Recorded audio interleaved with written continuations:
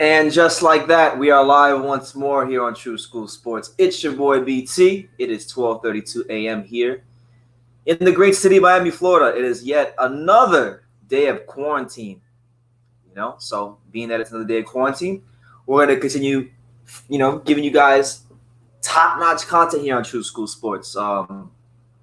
My pops is actually sitting next to me. He's eating right now, so what's up, guys? So my dad's here. So if y'all in the comments and y'all want to talk to Pops, he's here. He's definitely here. But just wanted to talk boxing. Just to let everybody know, this is probably gonna be another live like a couple days ago when I was live for like 7 hours. You guys can expect another 6 to 8 hour live out of me. So we have plenty of time. We have plenty of time to talk boxing. But while I'm here, there's 4 of you here right now. Make sure you smash that like button if you're just tuning in. Let me know what city, what state, what continent. Let me know where you're watching this live from, and I'll give you a shout out. Now, before we get into the topic of this video, because as always, we're going to talk about our favorite topic here on YouTube, and that's Deontay Wilder. And I know some Wilder fans are like, BT, you keep talking about Wilder. You must really like Wilder. And I've always said I do like Wilder, but I'm not hating him. But it's fun to wind his fans up. And honestly, like we're gonna speak some facts today. There's not an opinion, it's facts. Okay. Before we get into that though. Deontay Wilder's a model. Oh yeah, we'll get into that. We'll get into that in a second. But we got my main man, 50 grand. We got Sheehy. What's going on, Sheehy? Sheehy's always here. He's a loyal watcher and a loyal subscriber of the channel. I know that. So massive shout out to Sheehy. We can't say nothing but good things about Sheehy. He says there's already one dislike. Yeah, bro, that's how it goes. That's how it goes, man. I can't please everybody. I'm very sure at some point we'll have somebody cop on a live in favor of Wilder. My main man from Vegas, Johnny Cortijo. What's up, champ? He says, Johnny boy? Shout out to Prince. Yeah, shout out to Prince. R.I.P. to your dog, Prince, Johnny. Good to see you in the chat. She says Pops is here. Sure. Yes, Pops is here. He's here, so you know it's gonna be a special live when Pops is here. That's what I'm saying. Like it doesn't happen as much as it used to, but so now when it happens, you guys gotta appreciate it just that much more. Any kind of question that can possibly try to So any questions, anything you want to say to Pops? He's right here next to me. He's eating. What kind of chicken is that, Pops? It's a dead one. That's why I'm eating it. I feel you. Okay, well, let's get into the nitty-gritty. Let's not waste any time. If you guys are here, make sure you smash that like button, subscribe, super chat if you feel led to. I'm not gonna beg, but super chat if you feel led to, and we'll definitely appreciate all things we get. But the topic of today's video is once again Deontay Wilder, because listen, today it's just the day as it's turned on the East Coast. It's now March 24th. Which means it's just over a month, because Fury Wilder 2 was before you got his ass whooped, February 22nd, which means that it's the 1 month anniversary of Wilder getting his ass whooped by Tyson Fury. So for everybody here, happy anniversary, happy 1 month anniversary of Tyson Fury beating Deontay Wilder and saving the heavyweight division. For the 13 people that are here, go in the comments and type in happy anniversary. Please just type in happy anniversary, because that's what it is. It's the 1 month anniversary. Now, I'm going to get some comments. I've gotten a couple of comments from the Wilder fans, and, I appreciate all the comments from the Wilder fans and the Fury fans and just boxing fans at large. And I've gotten a handful of comments from Wilder fans saying, BT, True School. Tyson Fury's really quiet right now, and I'm like, is he? The guy was just on Instagram. He was celebrating St. Patrick's Day on a bus with his kids. So is he really? Is he really hiding? He's been, he just came out today with a whole video encouraging people to stay indoors because of the coronavirus. So when they say he's quiet, I don't get that. Yeah. So I wanted to say this. I say that to say this. I've got a couple of videos from the Wilder fans trying to actually say the opposite. Wow. That it's Fury. In actuality, it's Wilder. Wilder's only came out once since the fight. He didn't address the media post-fight, and he's only came out and addressed the fight once since he got out the ring, which was when he had the message, the message where he was like, "My bomb squad nation." In fact, if you guys forgot, hold on, if you guys forgot what Wilder said and what that rant was like when You know, he came out in the hoodie. Let me refresh your memory if you forgot. Let me refresh your memory if you forgot, okay? All right. So we're on Wilder's Instagram page. He's only made about 4 posts since the Fury fight, okay? You know, obviously there was this famous, you know, little rant. His other 2 posts have been, you know, to promote his modeling in Africa. And then he's made a couple things recently about the fight. But this is one of the only things he's posted since then. So let's refresh your memory on what Deontay Wilder was saying post-Fury fight. If you didn't know, if you've been under a rock, let's just revisit it. Let's just revisit it.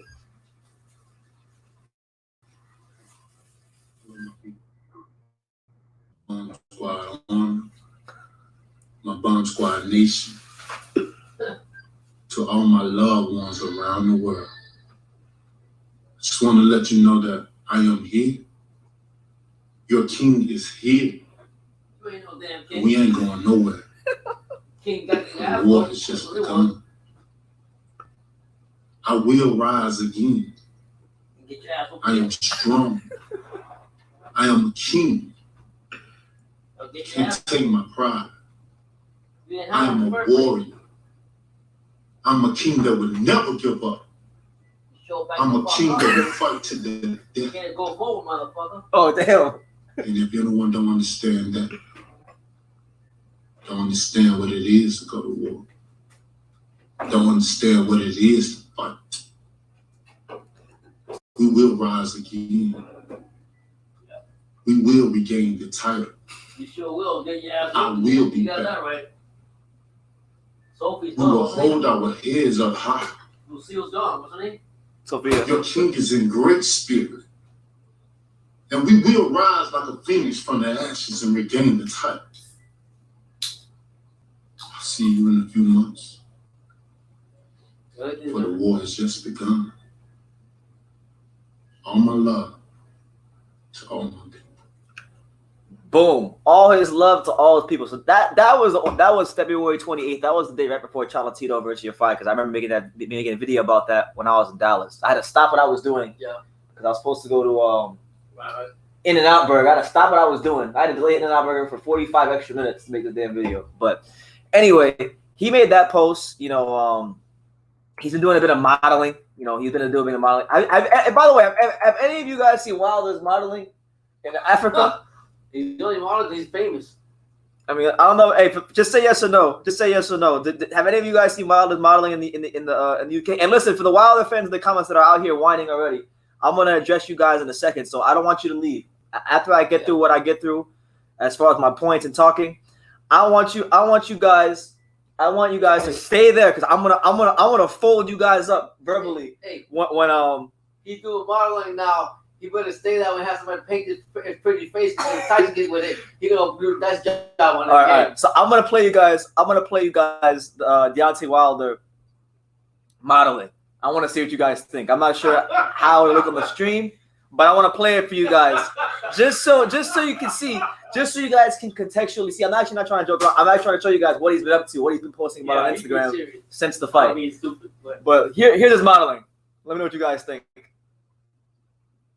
So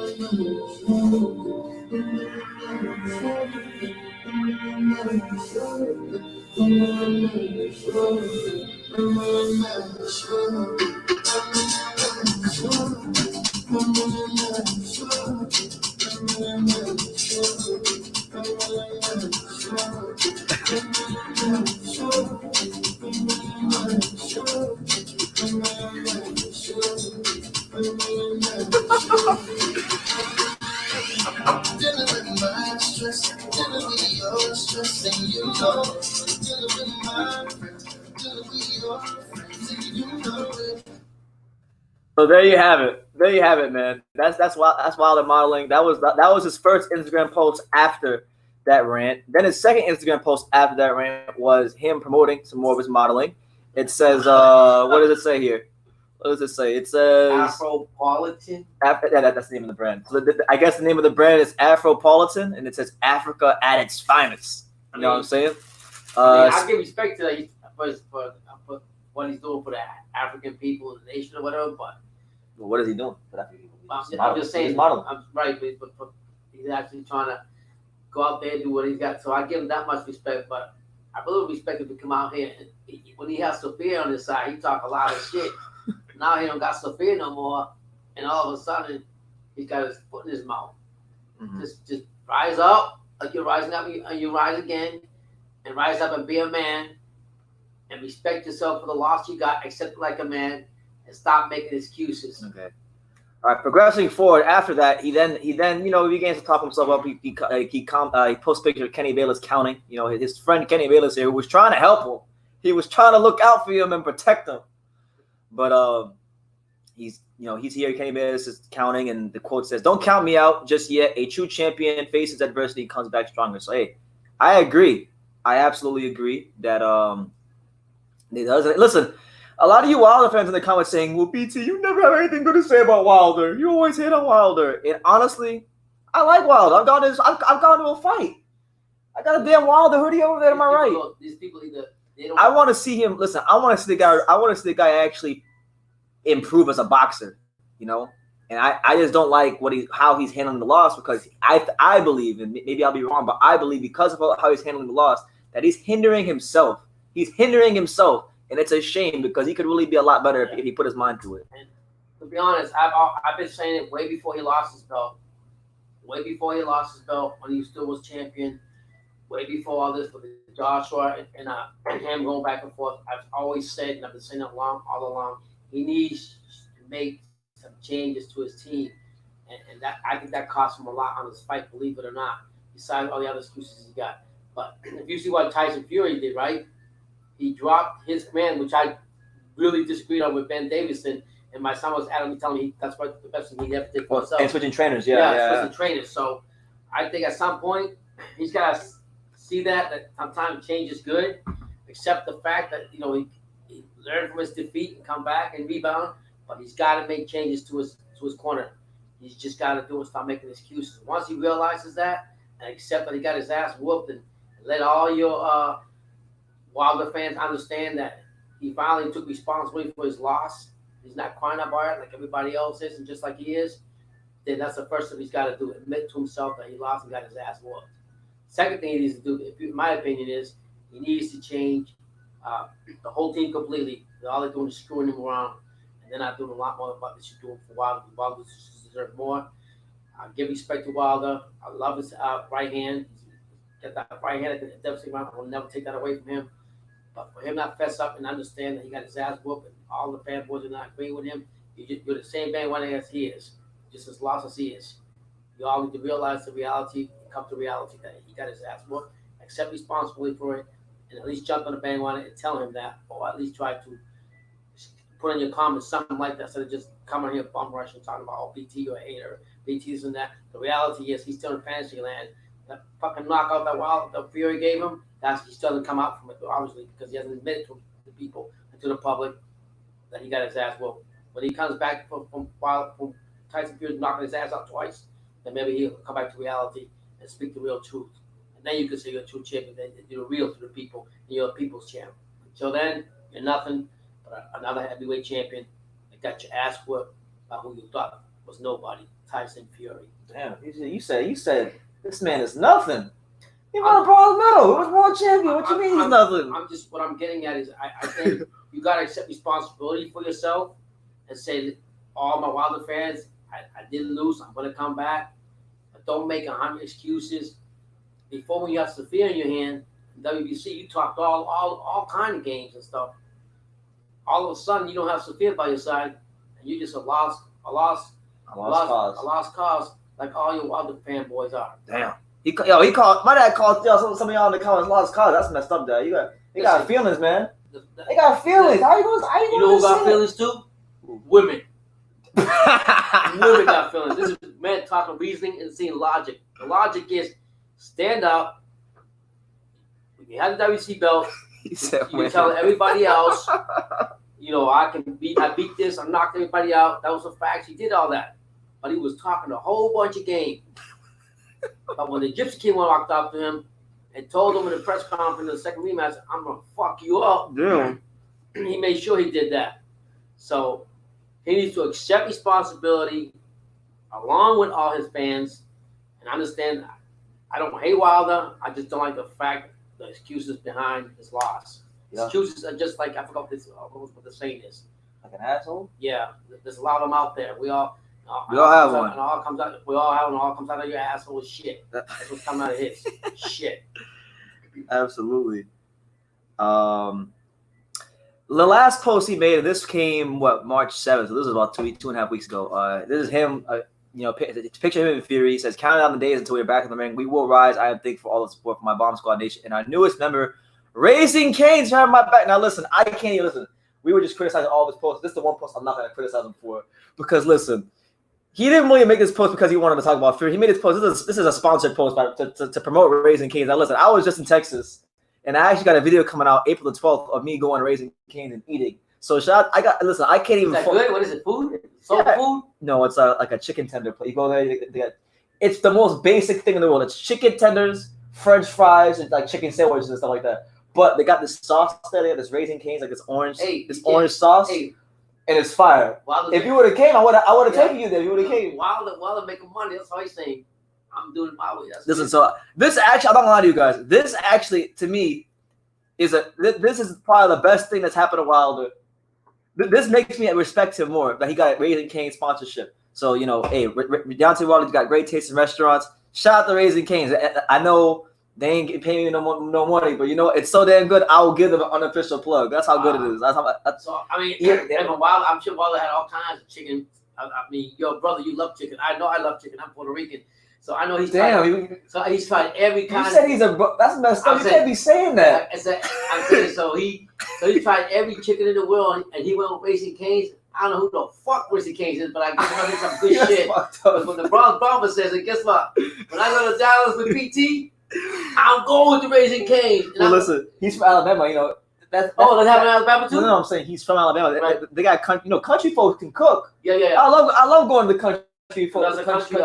No, Raising Cane's. I don't know. I think it's a Dallas thing because I've only ever seen it in Texas. Yeah. Hey, somebody in the comments educate me. Is Raising Cane's only in Dallas? I've only ever seen him in Texas. But never heard of that. Yeah, Deontay Wilder got that Raising Cane's sponsorship. He's out here talking about I can't wait to come in the ring. Thank you, Nathan. So he's making some changes. He's making some changes. Shout out to Wilder. He out here. More sponsorship. He's doing his thing. So he out here winning. He out here winning. But it's your boy BT. We're live here on YouTube. We're talking about, we started off talking about Wilder. I put Wilder in the title because it's just to get you guys in here, to be honest with you. Because I know we're gonna get some good comments once you guys come in here. But leave your comments down below. Make sure you smash that like button. It is your boy BT. This is another freaking quarantine live. We're here once again on quarantine. Yesterday, me and Pops, we actually went to South Beach. Oh man, we went to South Beach because a good friend of ours, a guy by the name of David Flat Sparks, he used to box at the Mayweather gym, and he's like 3-0. You guys may know him as a dude who was trying on the glove in that Wilder Glovegate video in the beginning. Yeah. We interviewed him, and it's one of like the best interviews I ever did. It's one of the funnest interviews I ever did. Oh man, he touched on everything from being at the Mayweather gym, how Mayweather actually is, how Mayweather doesn't actually promote certain fighters, why he is the way he is. Then he talked about his career. He talked about his background, his sparring, who he sparred. He dropped some bars. He rapped. I think we talked about Wilder Fury. He told a story about James Toney, sparring in front of him. So it's his idol.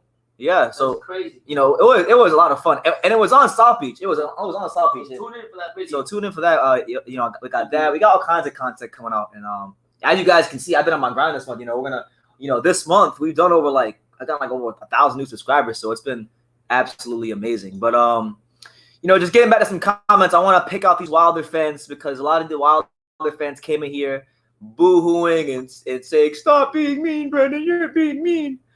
Here's what and I want to give a shout out to each and every Wilder hater because listen, I appreciate the haters. I appreciate the people who disagree with me just as much as I appreciate people who agree with me. It's boxing.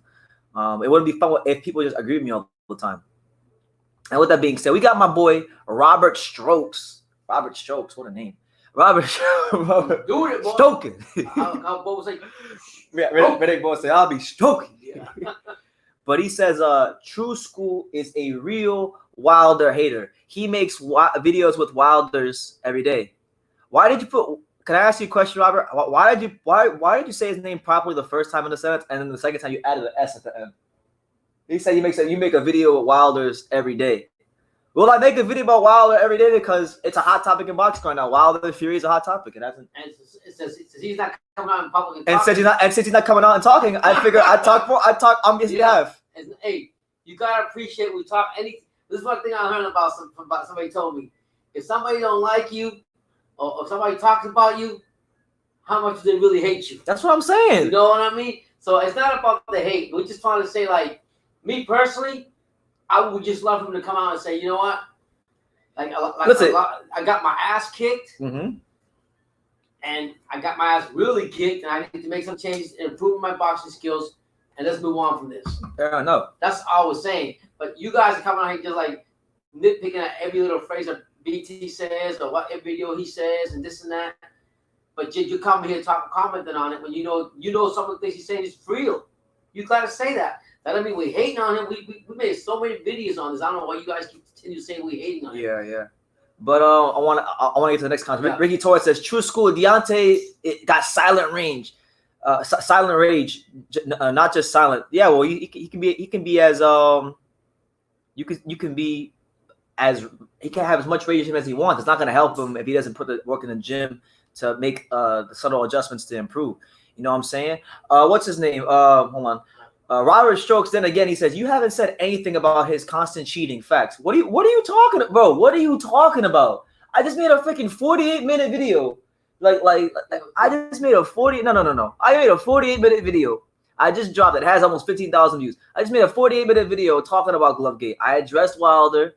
I addressed Fury. I gave you my opinion. All right. You're saying facts. No, it's not facts. I've talked about it almost too damn much. I've talked about it so many damn times to the point where I'm almost tired of talking about it because you Wilder fans are ridiculous. I mean, I don't know how any of you guys could have played sports here or not. Because listen, when I was a kid, right? Shout out to Frost Park. When I was in Dania Beach and I was playing baseball and flag football, roller hockey, soccer, basketball, anything I played growing up. Okay, when you win or lose at the end of the game, they had the kids shake hands and say good game. That they instill this thing we call sportsmanship. Okay, Wilder got no sportsmanship. So at the end of the day, you guys are just like Wilder. You can't accept the facts. Facts. Accept the facts. He got his ass whooped.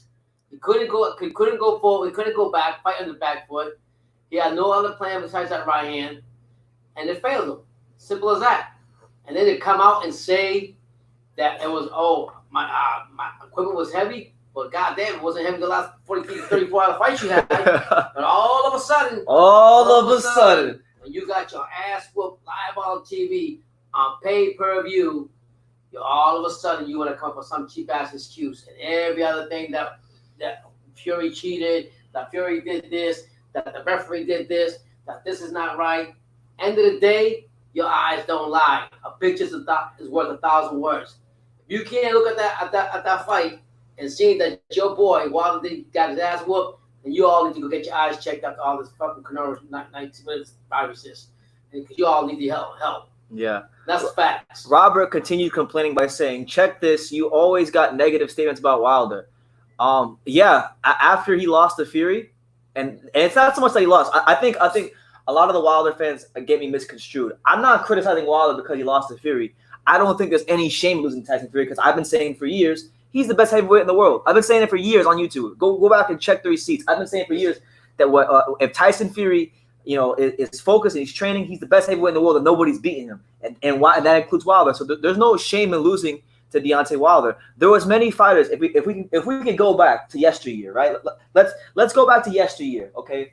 There was a fighter by the name of the great Jersey Joe Walcott who fought the likes of Rocky Marciano. He fought, Evan Charles, and although he was a great fighter, and if you would have put him in many other eras, Jersey Joe Walcott, he might have had, he had a successful career, but he might have had a more successful career if he wasn't in that era with so many great heavyweights. And he lost those guys, but does anybody say Jersey Joe Walcott's a bad heavyweight? No, he's looked at as an all-time great, a legend of the sport, as he should be. But the difference between a Jersey Joe Walcott and the difference between a Deontay Wilder is how he conducted himself in defeat. And that's why I have a problem with Wilder, is how he conducted himself in defeat. Hold on. Jersey Joe Walcott became friends with Marciano after they fought. He gave him all the respect in the world as a great champion that Marciano was. Whether you guys want to say overrated or not, the reality is Rocky Marciano was a great heavyweight champion. And Wilder, look, yeah, you were with me. You were with me when the fight was going live. Yeah. Before those excuses came out of his mouth, wasn't I saying positive about Wilder when we were at the WB boxing? I was like, yo, he actually went on his shield. He's showing toughness. He's showing, that he's not going to fold. Yeah. Obviously, his legs gave out due to his cutting quarters and training, but he didn't himself, in my opinion, fold up or quit. Yeah, but he made excuses, which is where I have a big problem because of all the stuff we talked in the past.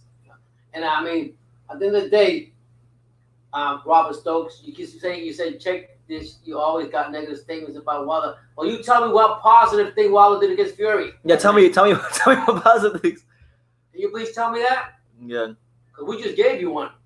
We told you he's fought for his life and he stood up there and he tried to make the best he could. To this day. But you tell me what positivity you got for your boy Wilder on that night.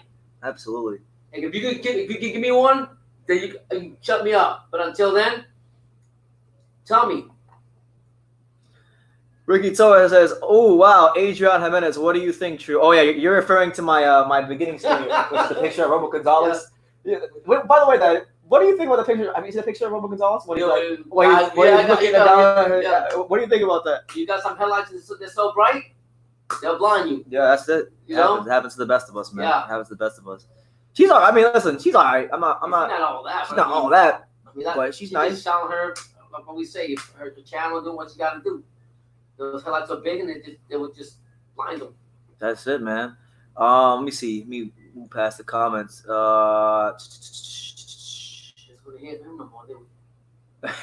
man, hey, shout out to my man Lawrence RBE. He says, Lawrence is an admitted Wilder fan, and listen. I got respect for Lawrence because we don't agree on anything. We don't agree on anything, but he comes to the channel, he drops his comments, he gives me his feedback, so I appreciate. I appreciate Lawrence. And Lawrence, I want to tell you this, man. It was actually your comment on my community post that inspired this live because he was the first one I heard say, Fury's been really quiet recently. Yeah. And I'm like, what are you talking about? Wilder's been way more quiet than Fury. So it's actually Lawrence who inspired this live. So I'm not talking reckless Lawrence. I'm talking the reality of the situation. Lawrence, the TBE says the RBE. Lawrence is probably one of the coolest Wilder fans I've come into contact on YouTube. So nothing but respect for Lawrence. Okay, we got my man Don Kennedy, and I'm not talking about the rapper. He says, just answer one question: how is he a bum, but Fury gets the glory for the win? The man started boxing at 19, won a bronze. What he lost is life wins and losses, bro. Oh no, I agree 10,000% with you. And I don't want to be misunderstood, so I'm gonna answer each one of your questions and statement piece by piece. The first question is, okay, so we'll answer the first part. How is he a bum? I'll say this: he's not a bum in the sense of he's not a bum because he lost to Fury. I want to clarify that. I don't call fighters bums because they lose to fighters. If you ever hear me call a fighter a bum, which some people say, oh, you shouldn't call a fighter a bum, but honestly, sometimes these fighters, their behavior gets so ridiculous. You have to call a spade a spade. I called him a bum because of the fact that he talked all this crap. Listen, I'll quote you. I can pull up tweets from a month, a week, two before a fight. This guy's talking about, not even God gonna save you in the rematch. I'm gonna baptize you, and then you said Fury had pillow fists, and then the same pillow fist guy comes and stops you, and he didn't even give any credit. Like if he would have made his excuses and at least said, you know what? Yeah, I had these things going on in camp, but Fury was sensational. If you would have said that, something like that, Fury was great. Yeah. Fury was better than me. Fury had the right game plan. I didn't, just anything along those lines. I mean, I'm not going as hard as on him. You answer that question. How is he a bum, Pops? I'm gonna tell you like this. I'm not gonna say Wilder is a bum. What I'm saying is you have to be man enough to accept the fact and accept defeat. Okay, with no excuse. If I get into a fight with you, Don Kennedy, and you whip my ass, and I'm talking all this shit when I have Sophia on my shoulder, and then I could do this and I could do that with my right hand and everything, and then I get my ass kicked, you know what, Don Kennedy? I will tell you, you know what? You whoop my motherfucking ass, respect to you, and I keep and hold my head high, and I'll be back. But he hasn't done that. He's made every excuse in the book. Okay? And let me tell you something. I've watched a lot of fights with BT, and I've tried to discredit a lot of fighters, and I said, oh, he's a bum, and BT come out and tell me that. Don't be saying that. Don't respect the fighters that go in the ring. But it's not about that. Now, for the other point you made about Fury getting all the glory for the win, well, why don't you backtrack that? How about the first fight when Wilder got all the glory for that gift from Fury? Think about that first fight? No, you ain't thinking about that. You just we're not hating on Wilder. Wilder came from Dude, Alabama. Wilder, listen. He came from the shelves. He was working on the. Wilder was delivering sodas and beers him. and became world champ. So I'm not gonna call him a bum for that. About that. But what I'm saying is, be man enough and say, you know what? Okay, I got my ass kicked, and kudos to Fury. I'll fight you the third time, and I'm gonna come to beat your ass. But admit it. Don't make excuses, and then don't come back on Instagram or on public eye like you were before.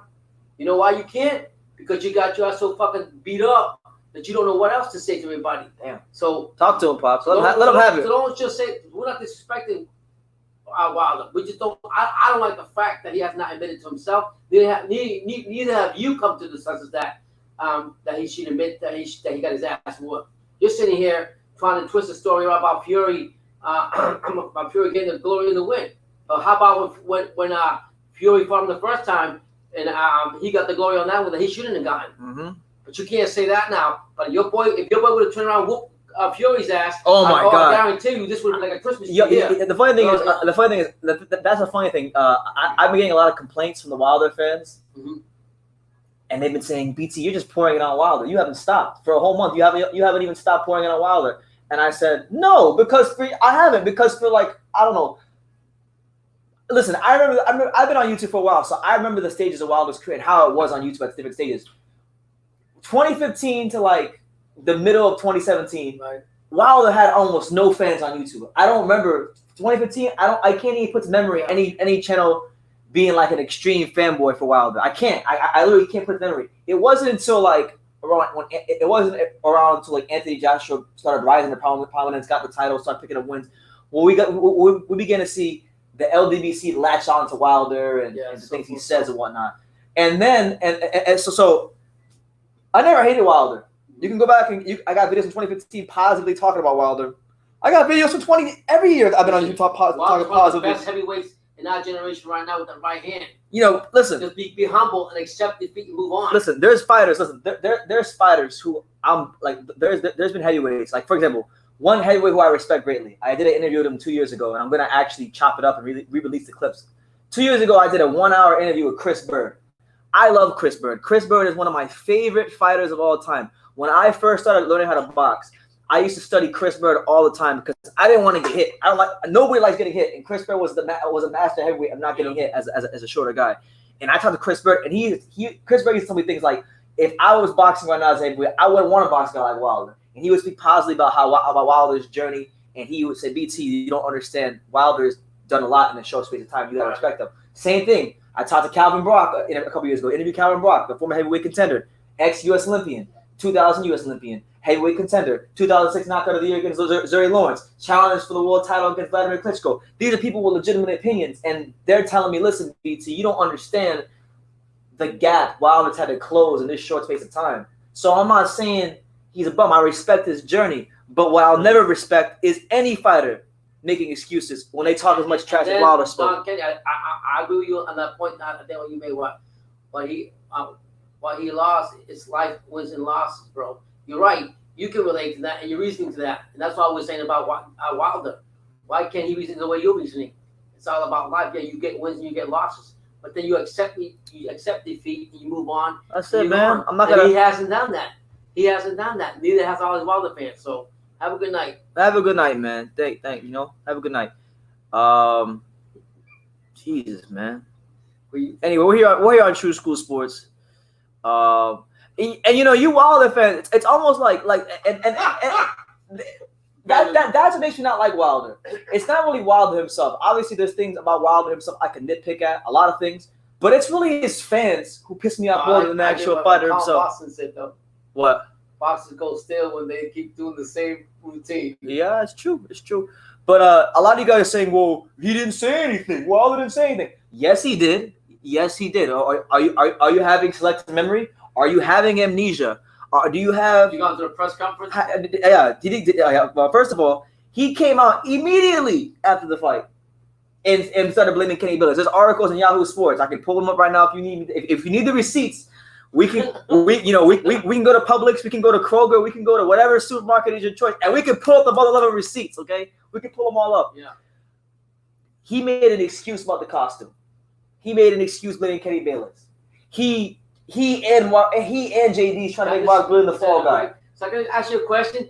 Did the costume actually cause the blood, the cut behind his ear when he's bleeding? Did the costume? Did the mask? Did the mask all of a sudden just blew wind behind his wind and just knocked him out twice? Yeah. Is that what happened? Yeah. I mean, come on, guys. That's what I'm saying, Come back man. from La La Land, just like him. Come back from La La Land. Come back from Candyland. If you don't like what I'm saying, you could hop off this channel and you can, you can run away just like him and not accept reality. That's it, man. All right. Or you could be in your house and you can start doing the 10 for 10 push-up challenge and you could be a happy person. Have you seen that, by the way? Have you seen they got this corny ass thing now where some people will film themselves on Instagram doing 10 push-ups and they're like, I nominate whoever. And then they gotta do 10 push-ups. I don't know, it's just BS. I'm like, yo, this fake ass working out. Just freaking be real. Just be real, work out on your own. You don't gotta broadcast it for the world to see. Anyway, you guys can continue talking about Wilder if you like. I'll respond to comments here and there. Hold on. Oh my God, Mike. By the way, shout out to Mike in Boston. He's always here. He says, you've been hating on Wilder forever. You were interviewing Spence talking about he couldn't knock you out. Yeah, because that interview took place way before the second fight. If you actually do your homework, Mike in Boston, and read, because I know a lot of you guys don't like to read dates and titles and look at things in context. That interview came, I'm going to say about a year and some change after, about a year and a half after the first fight.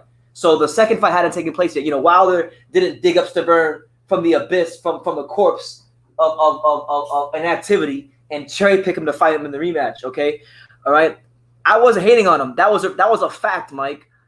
He didn't knock him out. He couldn't. The reality is, in the first fight, Stavern had a ridiculous dehydration problem. He was basically a dead man walking, and Wilder had him right in front of him, just shelling up for 12 rounds, and didn't knock him out. That is a fact. Whether you like it or not, whether it hurts your feelings, whether you say it's hating or not, it's a fact. Hey, Mike, that's not hating. And you're back in your back name from Boston, from New England. You know what I'm saying? No, you know what? Scratch that. That's how I know you're from Boston. Your teams cheat. The teams have no honor. Okay. The Bruins shut the lights off that one time against the Panthers. The Red Sox are cheaters. The Patriots are cheaters.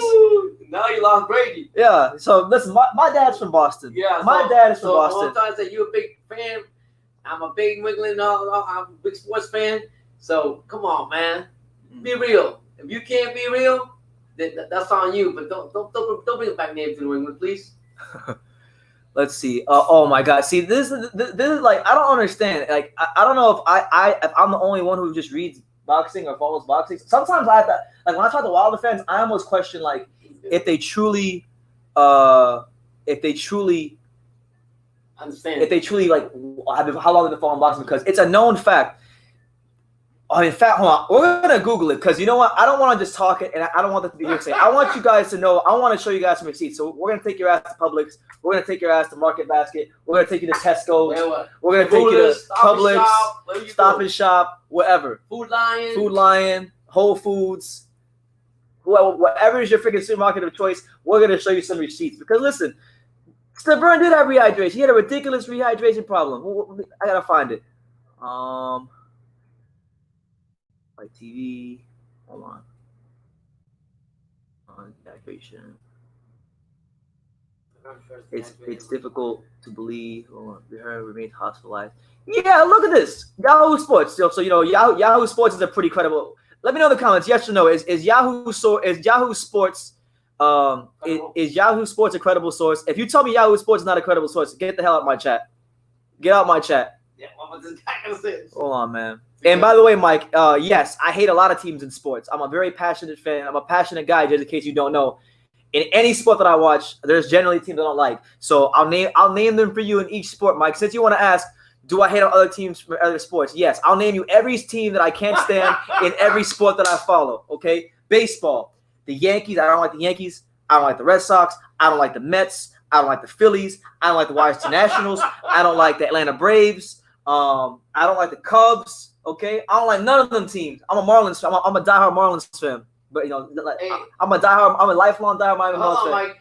So you'll say you don't just like NFL. Hold on, NFL. Let's keep going.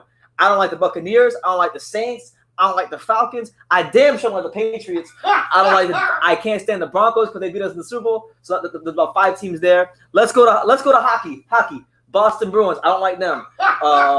You do like the Toronto Maple Leafs. Montreal Canadiens. Tampa Bay Lightning. Who else? New York Rangers. Tons of teams. Pittsburgh Penguins. I don't like none of them teams. Who else? What other sports? Basketball. Any team LeBron James is on. The Lakers. The Heat. Even though I'm from South Florida, I'm a Hornets fan. Unfortunately, the only team I like in South Florida is the Heat. The Heat. Who else is there? Who else? I used to hate the Celtics, but Kemba Walker's on there, so I can't really hate Kemba Walker. I gotta support Kemba. Soccer. Liverpool, Manchester United. Tennis. Rafael Nadal. Yeah. Okay, because I'm a Djokovic fan of tennis. Yeah. Okay, so yes, to answer your question, Mike, there's other teams, other sports I don't like either. So at least, if you're gonna call me a hater, you can now see you now have information about me, and you can now see I'm consistent across the board. So I'm glad I could disclose that information with you. I'm quite sure a lot of sportsmen are the same. But that's the whole nature. That's the whole nature of sports, though. That's the whole nature of sports. You have your team. So generally speaking, if you have a team that you don't like, that you're a fan of, and that you love and you support deeply, then you're not gonna like the rival teams. And then I'm not lying to you. There's some teams that I don't like just because I have friends that like those teams.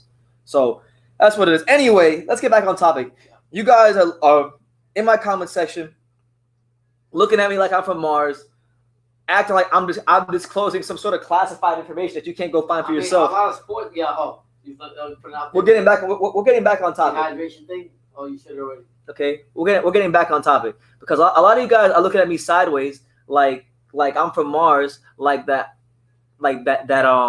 I'm somehow sharing some sort of hidden information that's never been out there about Stavern being dehydrated in the rematch, because he was dehydrated. Okay, now I'm away from my computer to load, but he was dehydrated. It's a known fact. All the Wilder fans who think I'm just pulling stuff out of my ass, like bro, you know what's crazy? These Wilder fans think that they don't do no research. No. Well, yeah, that's obvious, but no, they think that I'm so smart. Look, they think I'm so smart that I can come up and create this stuff on the fly. Like, listen, guys, I'm smart, but I'm not that smart. Yeah, I'm not that smart. Now, look, January. What is? Hold on. Hold on. Let me get this comment off the screen. Okay, hold on. Mike says you're a hater. It's all good. Whatever you want to call it, Mike. Mike, thanks for being here, though. You're from Boston, New England. He says, I don't hate on anyone. It's called being objective. I'm objective, too. Wilder got folded up. Wilder got his ass whipped in the rematch. That's objectivity. Yeah. That's some objectivity for you. But listen, January 19, 2015, the illustrious and well-renowned boxing writer Kevin Iole, okay, he wrote this article. He wrote this damn article. And by the way, for those of you who are getting to see me talking about Wilder, we are going to move on to other topics, but this is what I titled the live, so we're going to have to camp out here for a second. Okay, this is the title of the article. You guys think that I'm just making this stuff up. Do your research. Bermain Stavern remains hospitalized. Let's highlight this for you guys, because I know if I don't highlight this, you won't see it. Bermain Stavern remains hospitalized after a title bout with severe dehydration. Do you guys see that there? Do we need to read the article verbatim? Okay. Do we need to read the article verbatim? You might break that down to them. Verbatim, like word for word. Word for word. We're gonna read it verbatim. We're gonna read it verbatim. Since I'm a hater, and since I'm a hater, let's read. You have on there for you. You do your research for you. Yeah. Okay. Las Vegas. Bermain Stavern, who was listless and didn't let his hands go nearly enough Saturday when he lost the WBC heavyweight title to Deontay Wilder, remained hospitalized because of severe dehydration. Stavern was taken to the University Medical Center following his wide, unanimous decision loss to Wilder at the MGM Grand Garden on Saturday. He did not attend the post-fight news conference and was taken to the hospital for a precautionary examination. But the doctors discovered he was badly dehydrated and admitted to him he remained hospitalized on Sunday, though trainer Don House said he was in good spirits. Promoter Don King was puzzled after the fight why Stavern, who entered the bout having been impressive in back-to-back exciting high-action victories over Chris Arreola, was so reticent to punch. King told Yahoo Sports Sunday that former heavyweight Larry Holmes had texted him during the fight and urged him to tell Steven's corner to pour water on him because he noticed something was wrong. It turns out Larry Holmes is a very wise and observant man and knows of that which he speaks, Don King said. I came over to the hospital as soon as I heard, and they're saying it was amazing that he was able to stand up. They're giving him an intravenous, but this explains to me why he fought the way he did. In watching it, I'm saying to myself, where is the guy who fought Areola twice? Why didn't we see that guy? And I was shocked. Now we know why. House said Stavern was coherent during the fight, but admitted he was unable to get punches up like he wanted. House said Stavern trained hard in camp, but he didn't monitor his nutrition and fluid intake the way he should have. He said that will be a priority for Stavern moving forward. He said that he wasn't bothered too much by Wilder's punches, but he was unable to get off of his own, House said. We knew in the corner that something was wrong. He was talking to us, but he wasn't able to perform like he had been. King hopes to get a rematch. He said he doesn't want to get in the way of Wilder, who wants to face Tyson Fury. Wait a second. Hold on a second. Listen to this. This is crazy. I never even knew this. This is an article from January of 2015. Okay, January 2015. This is just after Wilder captured the title. Okay.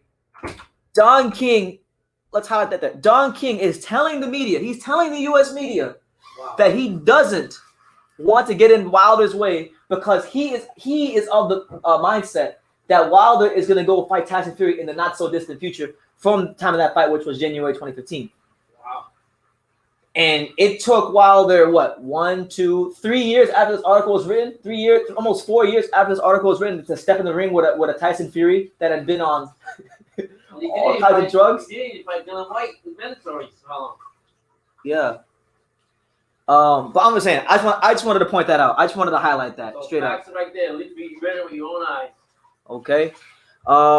If he is not required to face mandatory challenger Brian Jennings, Jennings' team is in talks for a bout with unified champion Vladimir Klitschko, which could give Wilder the opportunity to face Fury.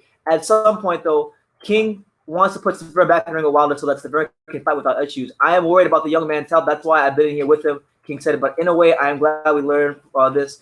Everything I saw in the fight contradicted what he has done in other fights, but this explains it. I like Deontay, and I don't want to get into his way, but I think at some point when he's back, he's feeling better. Bermain deserves a rematch, and I'm going to talk to Mauricio Suleiman about that. And obviously, as we know, he definitely talked to Mauricio Suleiman because for Stavern to get that rematch, man,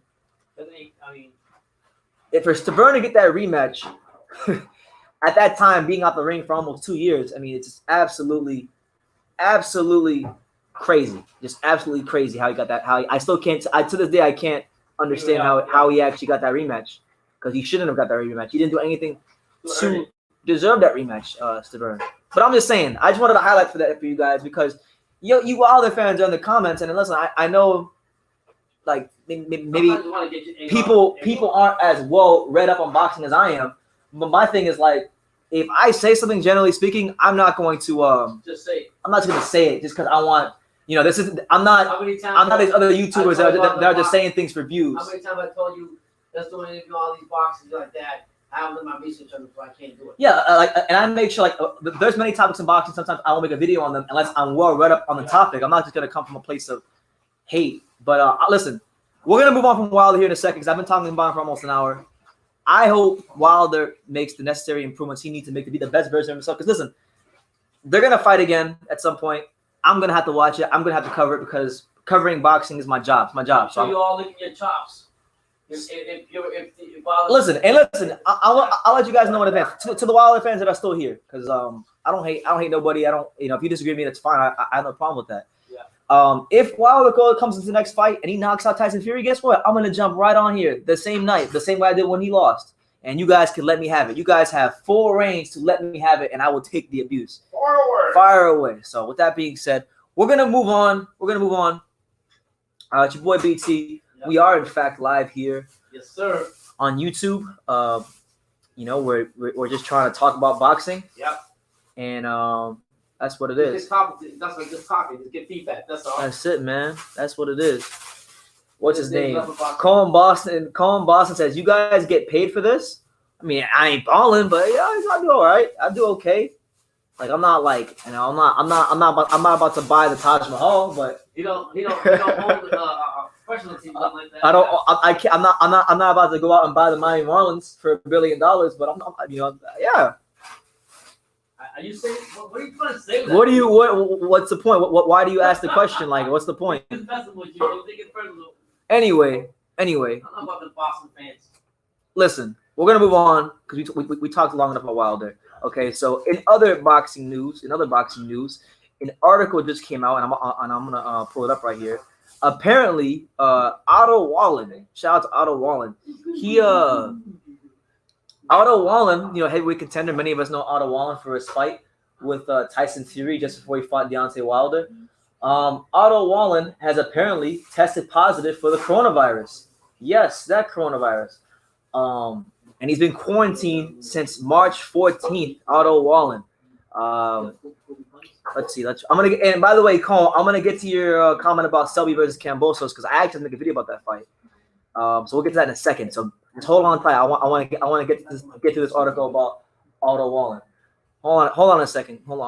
He got coronavirus. He's got the coronavirus. Yes. The first boxer, or I don't know if he's the first boxer, but he's definitely the first in the heavyweight division that I know of that's gotten the virus. So Boxing Scene says Wallen told Boxing Scene Monday night that he has numerous symptoms of the coronavirus, which has caused a pandemic. He hasn't been tested because the symptoms aren't bad enough to warrant a trip to one of New York's overwhelmed medical centers.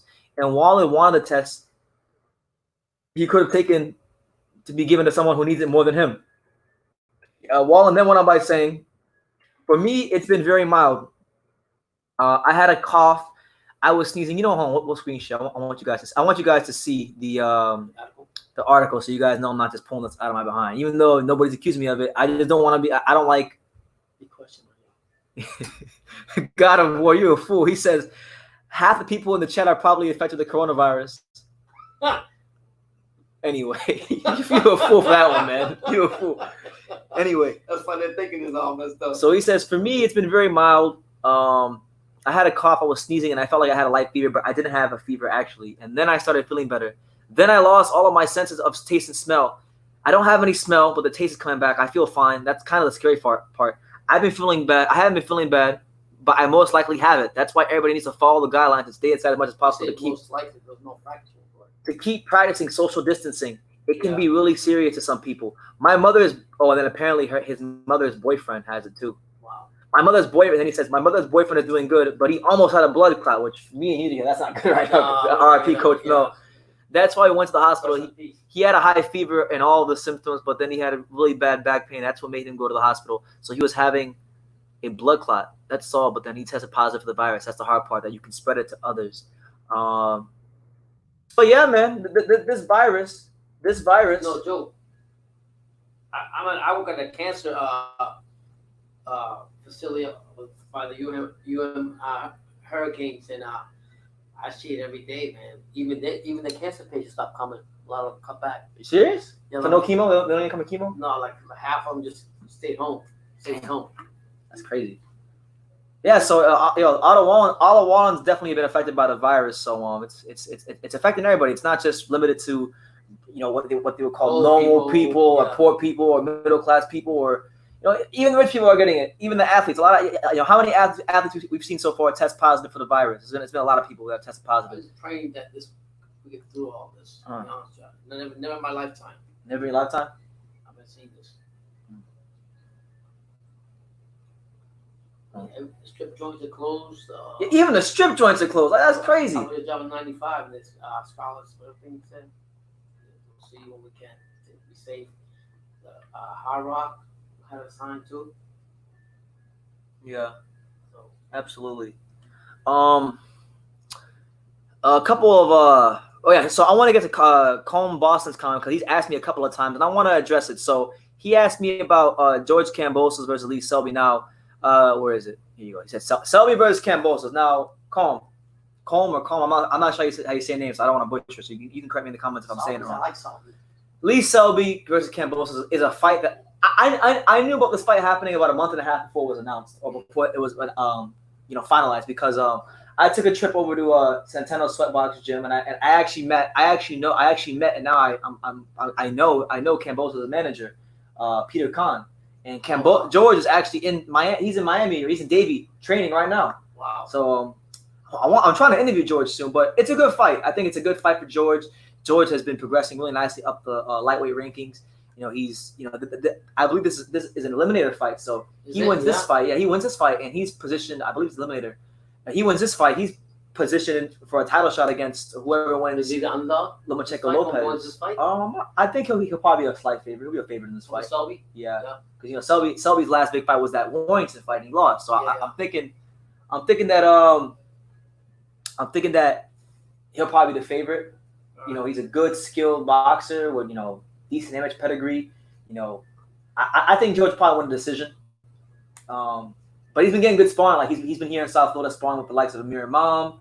He's been sparring with Amir Imam. Who else? Xander Zayas. I believe he's probably did some rounds with him. Okay. So he's getting good work. And that's what it is. And it's a good test for him in his career because, as you said, Calm.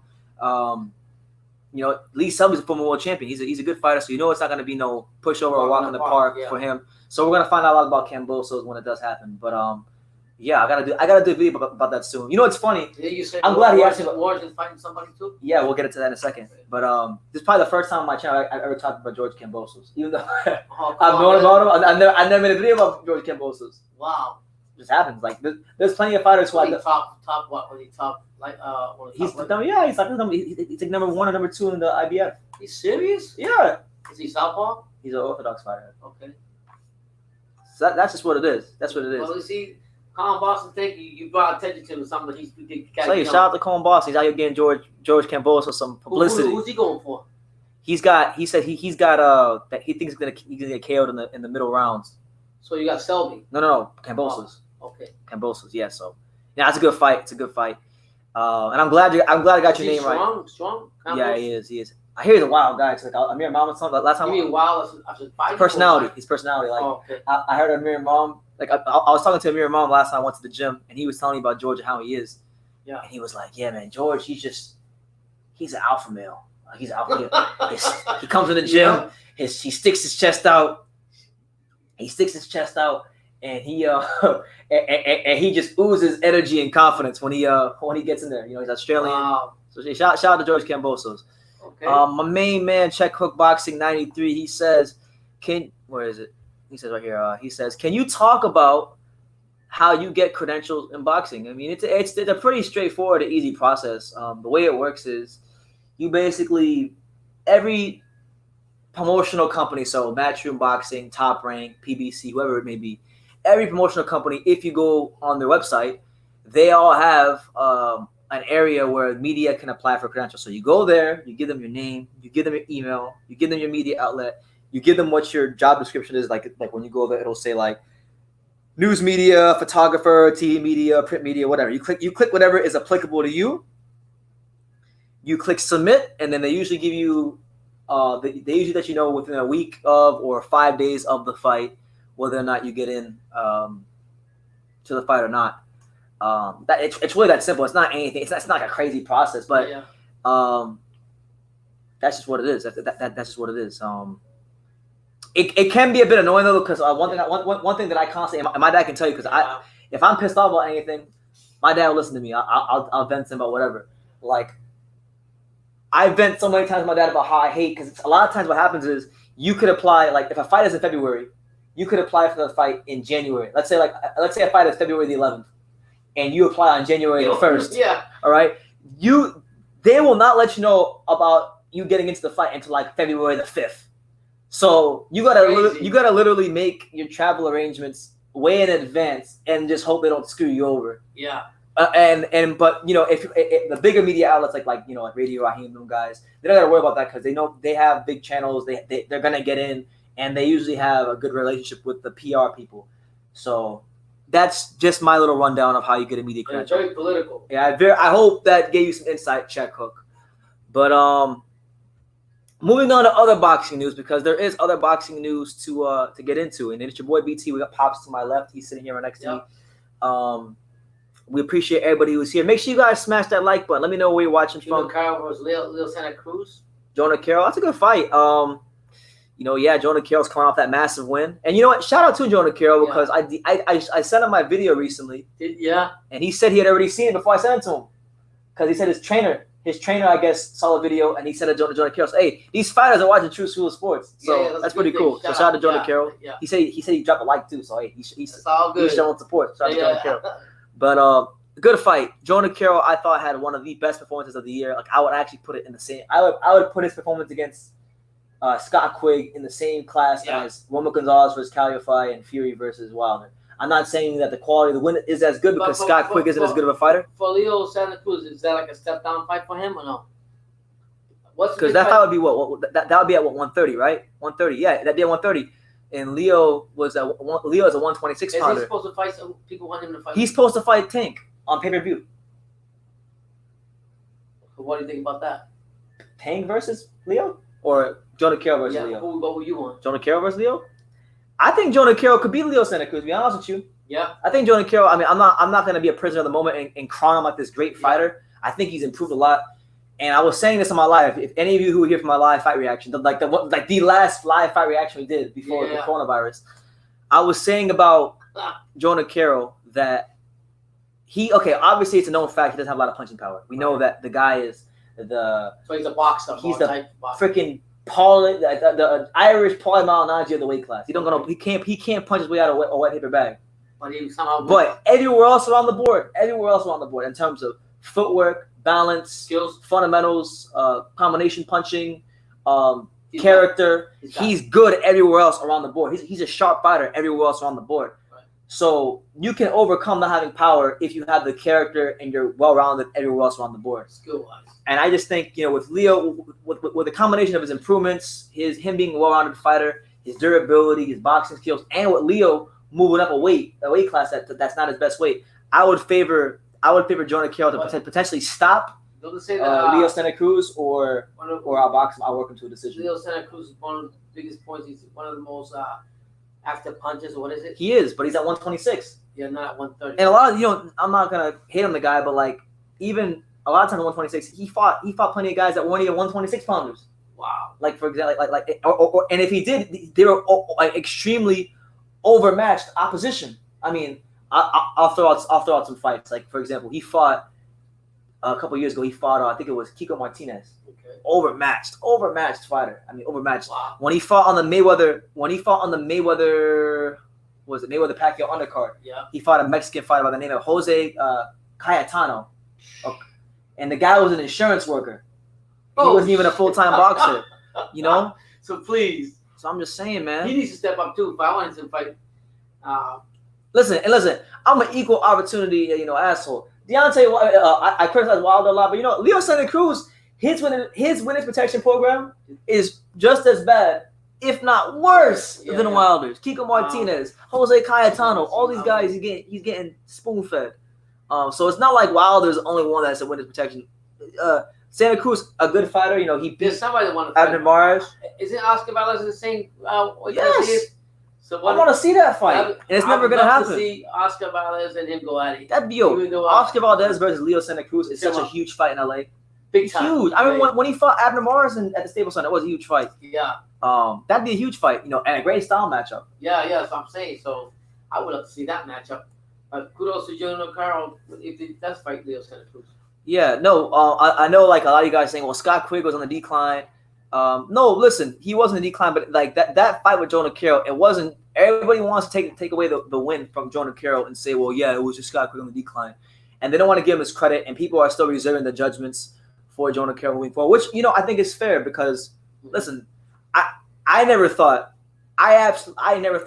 in my life the whole time Scott Quigg was I never looked at him as a great fighter. That's why when Carl Frampton won Fighter of the Year, because Carl Frampton won Fighter of the Year in 2016, he got it from everybody. Right. He was getting it for everybody. They were saying, "Oh yeah, Scott Quigg is this, Scott Quigg is that." I never looked at the Quigg win as a great, it was a good win, but it wasn't a great win because Quigg was weight bully. Yeah. He was a weight bully. And what do you do about and very limited. Somebody brought up Gary Russell. What he should do? Who he should fight next? What do you think about that? Gary Russell fighting. Who you want to see him fight? What would you like to see him fight? Gary Russell? Yeah. Tank Davis. Tank Davis will kill him. No, he won't. Are you serious? Russell is quick. Oh, fast, what are you talking about? Is more powerful. Huh? Tank Davis is a lot more powerful. Tank Davis is not. Tank Davis is the mulatto Adrian Broner. saying. He's the mulatto Adrian Broner. This dude has no dedication to the sport. He's powerful, though, Brandon. Okay. Power versus quickness. I'm telling you. Gary Russell way faster than Tank. Gary Russell way too fast, way too sharp for Tank. Gary Russell will not get in front of a Tank. Gary Russell's been calling out Tank, and he's been ducking him like a sissy. Oh, wow. He's been calling him out. They'll make the fight. Mayweather. He was calling him out on Twitter and everything. He wants to fight him. It's not him. It's Mayweather. It's Heyman and Mayweather. They're not gonna put him in there with no damn Gary Russell. Yeah, Warrington's a beast, Kambosos. Ever since he beat Lee Selby, Kambosos is speaking the truth. He's been tearing up asses on everybody. I mean, so he's no joke. People would wake up on him. They give him enough credit to him. They better give him wake up and realize that this guy is no joke. Warrington earned all his way up, so kudos to him. Absolutely, man. Absolutely.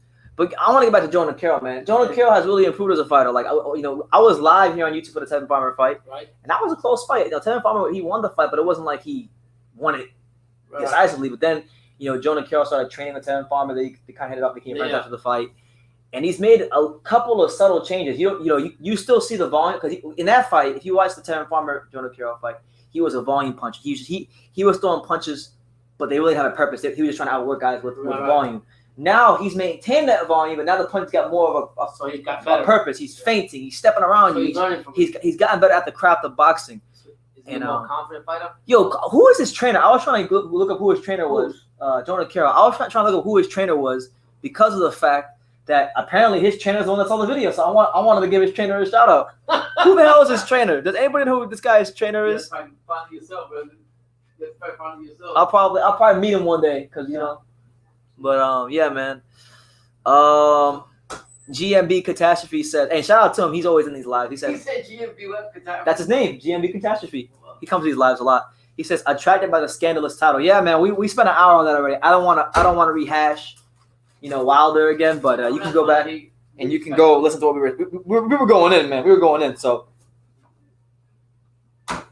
yeah, he says What was it about? I mean, not to change the subject, but Carol. No, you had something about that Crawford changed his tune on. Oh yeah, man. So listen, I made a video recently. I don't know if you guys saw, but I made a video recently, and I made a video because Terrence Crawford has changed his tune on the whole Earl Spence fight. Is that like fight. facts? Or? Yes,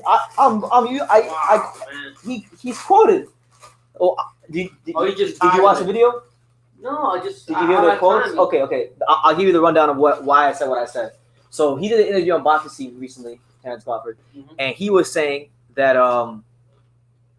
basically the fight with Spence is all about money. It's all about money for him, and that for PBC, how PBC has all the welterweights. Yeah. He was saying, this is Crawford himself. He's saying, yeah, that PBC making all those fights in house is great for boxing. It's a smart thing to do. He was like co-signing like the business practices of PBC. Is he just trying to say that like to get Al Hammond's good side? I don't know what he's saying, but like honestly, when I was reading it, I said, you know what? I'm just fucking done with this fight. I'm done with it. I'm done with it because first we got Derek James talking like a manager, talking about how many bars Terrence Crawford has. So he's talking like a manager and a promoter. You got Earl talking about like he's a manager. Now you got Terrence Crawford, the rival fighter, co-signing PBC. So I think this might be a hint that maybe he's going to try to finesse something and maybe get out of his contract. I haven't seen Earl Spence like any live on Instagram. No. As far as boxing, because you haven't really been around, but he did a live the other day. How you look? Oh no, not a lot of talking, being drunk. Oh, he was drunk. I'm saying in the ring, actually, Derek James or whatever. Oh, they won't show anything. And so I want to know. Listen, is he listen, I'm not going to disclose it. Somebody, I'm not going to disclose it because I don't want to say anything to get me in trouble. But I was told by a very reliable source that things aren't right with Spence. I'm not going to say what I know. I'm not going to say what I know about Earl Spence. And I'm not going to say who told me anything. Right. But let's just say I have a very, very reliable source that has told me recently, within the last 2-3 weeks, that something is wrong with Earl Spence. Yeah, because I'm looking at it like this way. He come back. What was it actually? A few months ago. Mm-hmm. He came up to that live. Came to that live fight. They showed him a little bit here and there. Then he came out and he spoke. But we haven't seen nothing as far as training. Yeah. So, do you just think that Crawford's just tired of the whole thing? What's up, PD? Pat, what's up, champ? How you living? Or you just think that just Crawford is tired of this whole back and forth shit and never's gonna happen? He wants to move on? No. Do you think he should fight Pacquiao? Who? Crawford? Is he deserving? Of course, I think he's deserving of it. But honestly, man, like as far as Crawford Spence, I can't see that fight happening because you gotta understand that's not a fight that you can. Everybody's saying, well, you gotta build it up to a big pay-per-view fight. That's not a fight that can really you can't really afford to wait much longer because there's so many factors. You got Errol Spence, who, you know, I'm not trying to talk bad about. I'm an Errol Spence fan, but the reality is the guy's a freaking alcoholic. He is. The guy drinks a lot. The problem has been well documented. Okay, so from drinking alcohol that you put on weight when you drink a lot. Okay, and it's hard to lose it. So putting it on, losing it is not good for him. So he's probably going to outgrow the 147-pound weight class any month now. Okay, he's 30 years old. He's been there since he turned pro. Crawford is 32 years old right now as we speak. So a year from now he's 33. 2 years from now he's 34. But if it's all about money, my question to you, BT, is which of those fighters will actually sell anything? Earl will probably sell in Dallas only or anywhere. Like who's more reputable? Probably Earl. I'll say Earl. Yeah. I don't know, man. I don't know. Listen, if you have the fight in Nebraska, you already know, but that's a small place to have it, right? Just take it out there. Yeah. That's a New York, Crawford, Dallas, LA kind of fight. But both fighters. If you just give me an estimate on both fighters as far as their careers, who sold out or who's had more people in attendance, who would you pick? Oh, Earl. With a long shot? Earl, because when he fought Porter, when Earl fought Porter, I believe the pay-per-view numbers were like Porter's not a big name, right? Porter's not really known as a big name as a guy who he's big in the sense that boxing fans know, but he's not big in the sense that he's gonna sell out pay-per-views on his own. So Earl was the A side in that fight, and they did well over 300,000 pay-per-view buys. Right. So he's a more established pay-per-view star than Crawford because Crawford's fought pay-per-view twice in his career. He fought first time against Postal, which shouldn't have been on pay-per-view, but that was one of the worst pay-per-view as far as buys ever. 60,000 in New York. He fought him in Vegas. He fought him in Vegas. That fight only did 60,000 pay-per-view buys. Wow. Horrible numbers. Horrible. Even worse than Golovkin's first pay-per-view. Okay. Wow. Earl's first pay-per-view was Mike Garcia. That did like I think 450 or 500,000, something like that. It was good numbers, but people say, oh well, Mikey carried it because he has a Mexican fan base. So then the first true test of Earl Spence as a pay-per-view draw, as a standalone pay-per-view draw, was the Porter fight, and it did about 300,000. So wow, you got to say it's Earl. But regardless, to me, none of that even matters. I'm gonna tell you why it doesn't matter. It doesn't matter because we just saw Fury and Wilder, two fighters from quote unquote different sides of the street. Right. Okay. They fought. One's a top-ranked fighter, one's an ESPN, one's a PBC fighter. Right. They came together, and with the co-promotion of ESPN and Fox together, they successfully helped to build those guys' profile even better, and the fight was bigger on the night. Wow. It's the same scenario.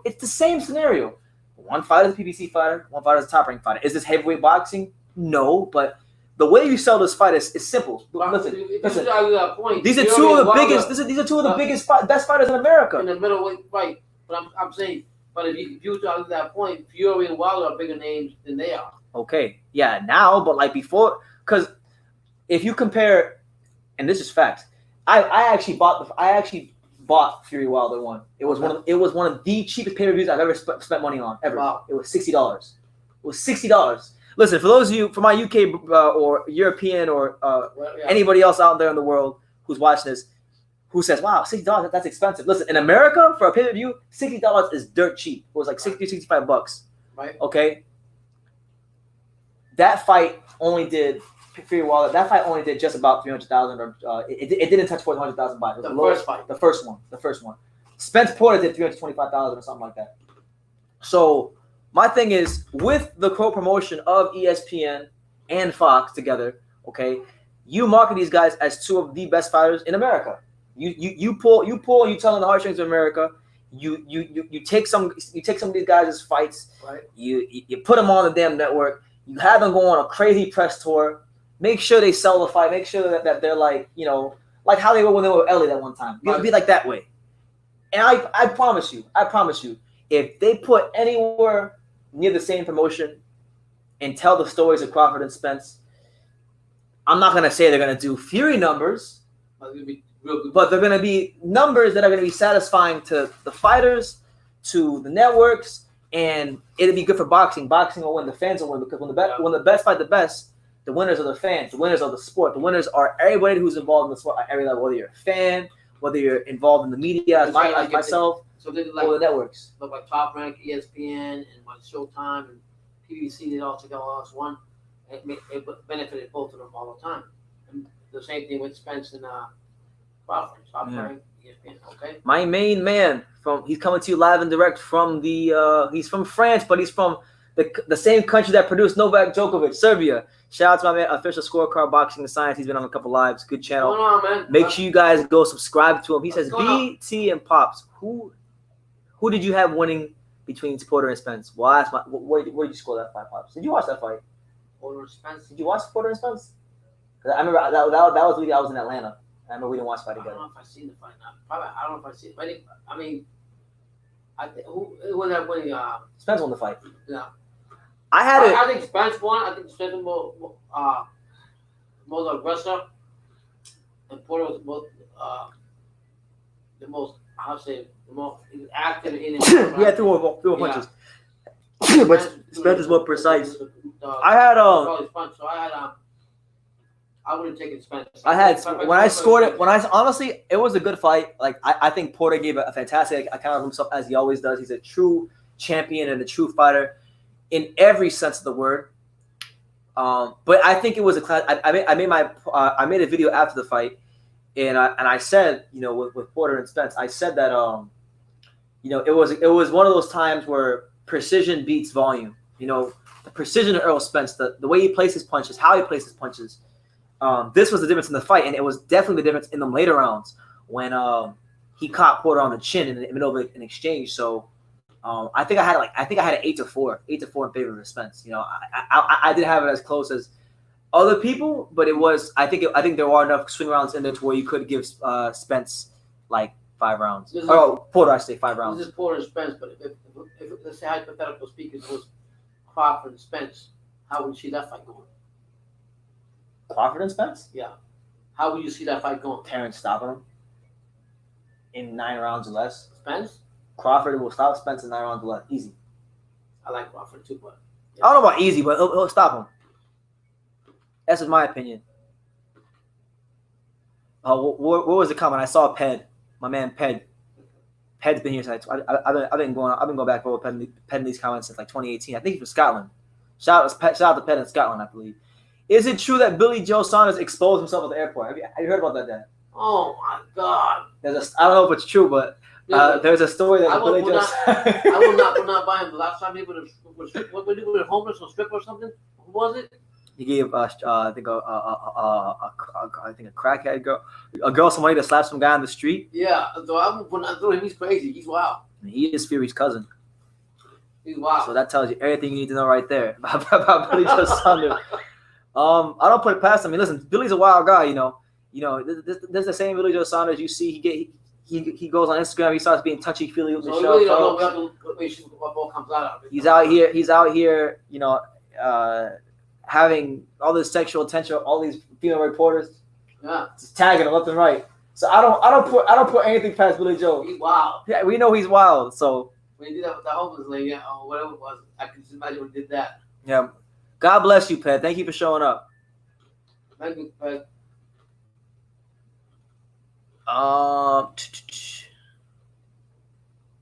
He's a funny guy. Effing typical Billy Joe. I could have did what I wanted to Billy Joe. I don't want to see Canelo and SSB 28. What's up, champ? What's up, champ? SSB 28. I don't want to see Canelo and Gigi trilogy. I want to see Canelo fight Andre. Who Andre? Yeah. He needs to. It doesn't matter what you want, like the Rock would say. Philippians 4:13. That's right. He says, question: why does Porter always seem to get the big fights? Last time I checked, he's been losing. Well, Porter gets the big fights because Porter is vulnerable. Porter is very beatable. Porter gives a good account of himself. Porter's a former champion, so whenever a fighter beats him, they can say they beat a former champion. And listen, he's entertaining, so he's gonna get the big fights. I respect Porter more than a lot of other welterweights. To be honest with you, Porter's fought everybody. He fought Kell Brook, he fought Thurman, and to be honest with you, I thought Porter beat Keith Thurman. I thought he deserved a decision, and they didn't give it to him. In my opinion, I thought he beat Keith Thurman. So Porter to me should have wins over Danny Garcia and Keith Thurman, but sometimes fighters like Porter, the fans come to want to see him. You know what I mean? I love Porter. I had a chance to meet him. You know, I met Porter twice. I met him once in. Maybe humble. No, I met him twice in 2017. I met him multiple times in 2017. First time I met Sean. I was my first time going to Vegas. I went to his gym. For those of you who don't know, his gym is private. You can't just walk up to the Porter gym. But I knew somebody. I was at an event. I was at the Bada Boxing Hall of Fame event. They announced the Hall of Fame class that year, and I covered that event. They had Michael Carvajal was there. I interviewed him there. Right. They had Floyd Mayweather's old cutman, Rafael Garcia, he passed away. He was there. All kinds of people that were there. So I ran into this one guy, and listen, I haven't heard from him in years. But if he's out there, if he watches this, it was a guy by the name of Russell Neigermeyer. That was his name, Russell Neigermeyer. So Russell, if you're out there, shout out to you, champ. He actually gave me Kenny Porter's number. And he said, text, yeah, because I told him I was trying to get to the Sean Porter gym. So so I text Sean Porter, okay? Kenny Porter. I text Kenny Porter, and I told him I want to come by the gym. So I come by the gym, nobody's around, and they let me in. Just me and Sean Porter and Kenny Porter. And I interviewed Sean Porter, and it's one of my most popular interviews. I did an interview where he talked about Pacquiao sparring sessions, has like 300,000 views. So Sean Porter's cool. I got no problem with him. True fighter. Great guy. Can't really utter a bad word about him. I thought he got a gift against Ugas, though. Ugas beat him, in my opinion. Yeah, that fight, I think I had Ugas too. Oh, Spud Joyce. Spuddy, what's up, champ? He said, what's my video? It's already dropped. It's already dropped, Spuddy. You didn't see it? Which was it? I made a video with Potato. You don't know what I'm talking about? No. So there's this guy on YouTube. There's this guy. Okay, so you see that Potato on the screen right there? Yeah. Okay, so there's this guy named Mark, Irish guy. He's always in my lives. I think you told me about that. Okay, he's always in my lives. Uh-huh. Mark is a great guy. Okay. Bit of a wall. He's a bit. He's a bit of an idiot, but you know. You like him, yeah. But no, at least that's what Spuddy tells me. Yeah. Okay. So Spuddy is talking Potato, and he knows more boxing than me and everybody else. Wow. Yeah. So he was talking about he made a Max Kellerman diss rap. We were talking about this blonde female boxing Ebony Bridges. Okay. He talked about all kinds of stuff. Luis Ortiz. He said, but he's from the U.S. But from the U.K. No, he's from Ireland. Okay, that was when you two guys last time talking. Yeah, he's from Ireland. Okay, what did he say about you, about my boy King Kong? He said Luis Ortiz is overrated. Overrated. I know you like Luis Ortiz. You like the normal. When he was in the period, prime, right? Just period. He's overrated. He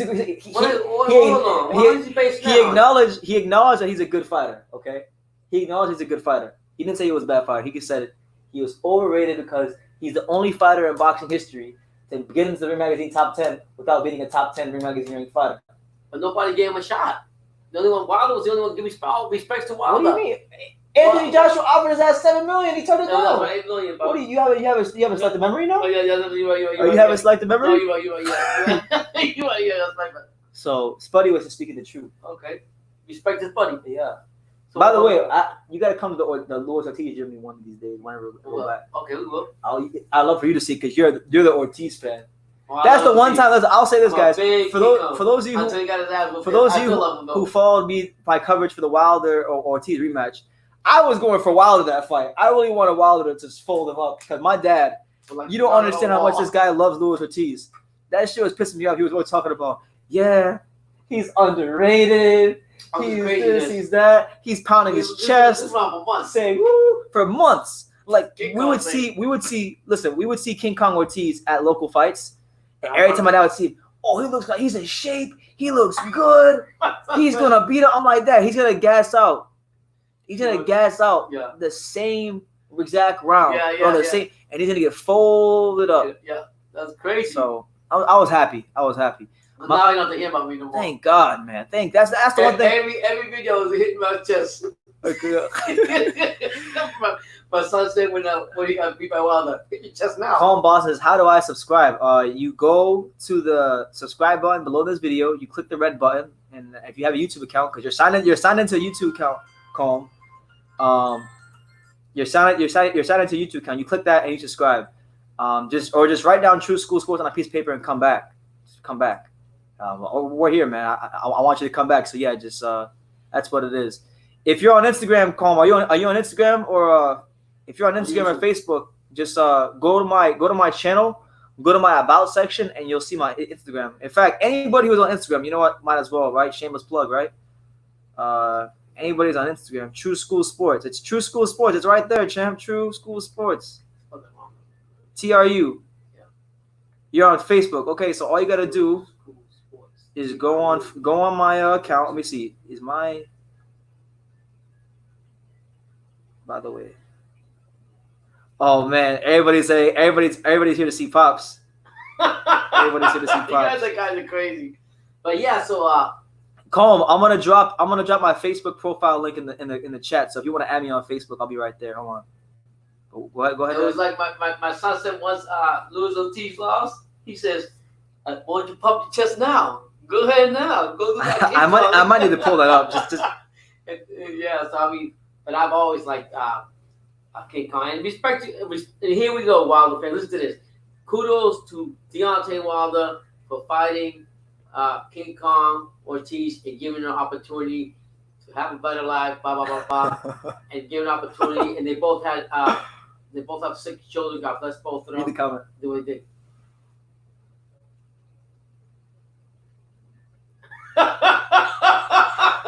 yeah. He's crazy. Yeah, man. Thank you, man. He said you're a king. I just like to have fun, man. Hey, you know what? In the chat, let's take a poll. Who's a bigger king? Because Wilder calls himself a king. Who's bigger king? Pops or Deontay Wilder? Are you guys going with Pops? You guys going with Wilder? Yo, answer that one. I mean, respects to Wilder, like I said, he comes back fine. Who's gonna fight next though? That's the real question. It's probably Fury, but no. I'm not talking about like let's say he fight Fury, he beat Fury, or let's say he doesn't beat Fury. Let's say some boxing talk hypothetically. Let's say he doesn't beat Fury. Calm. The Facebook link is right there, right here. Well, this comment right here where it says add me on Facebook. So anybody who wants to add me on Facebook, that's my profile, and you add me there. I'm pretty easy to get a hold of. I'm always near my phone. So, yeah.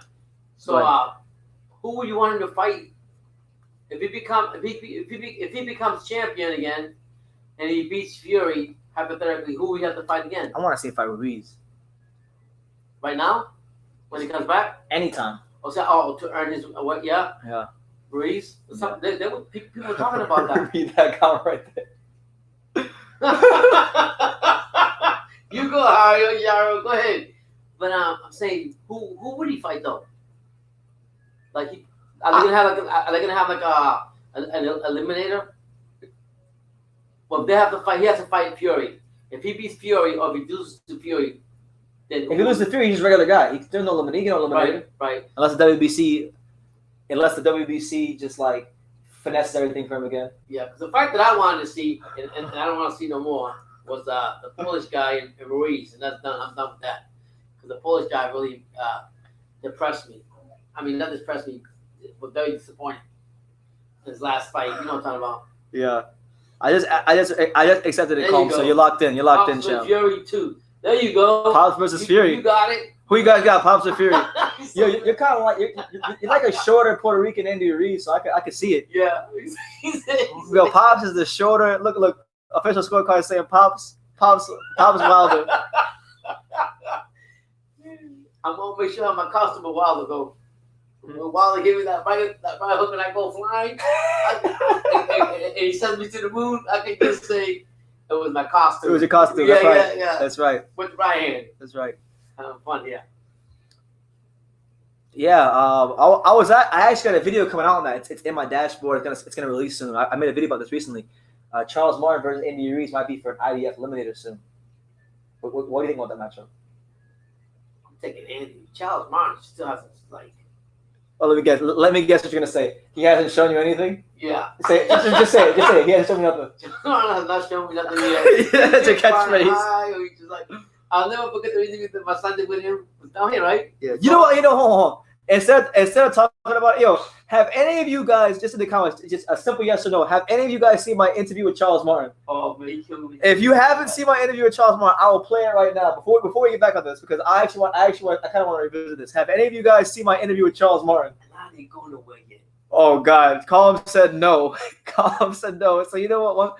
We gotta go through the archives. It's so funny. He's like, and I ain't going nowhere. He was gone for how long, brother? When he was going all crazy. He made big money on the Joshua fight. Cash, he bought I think he bought a Lamborghini or a Bugatti or something like that. Wow, he started smoking their off, didn't he?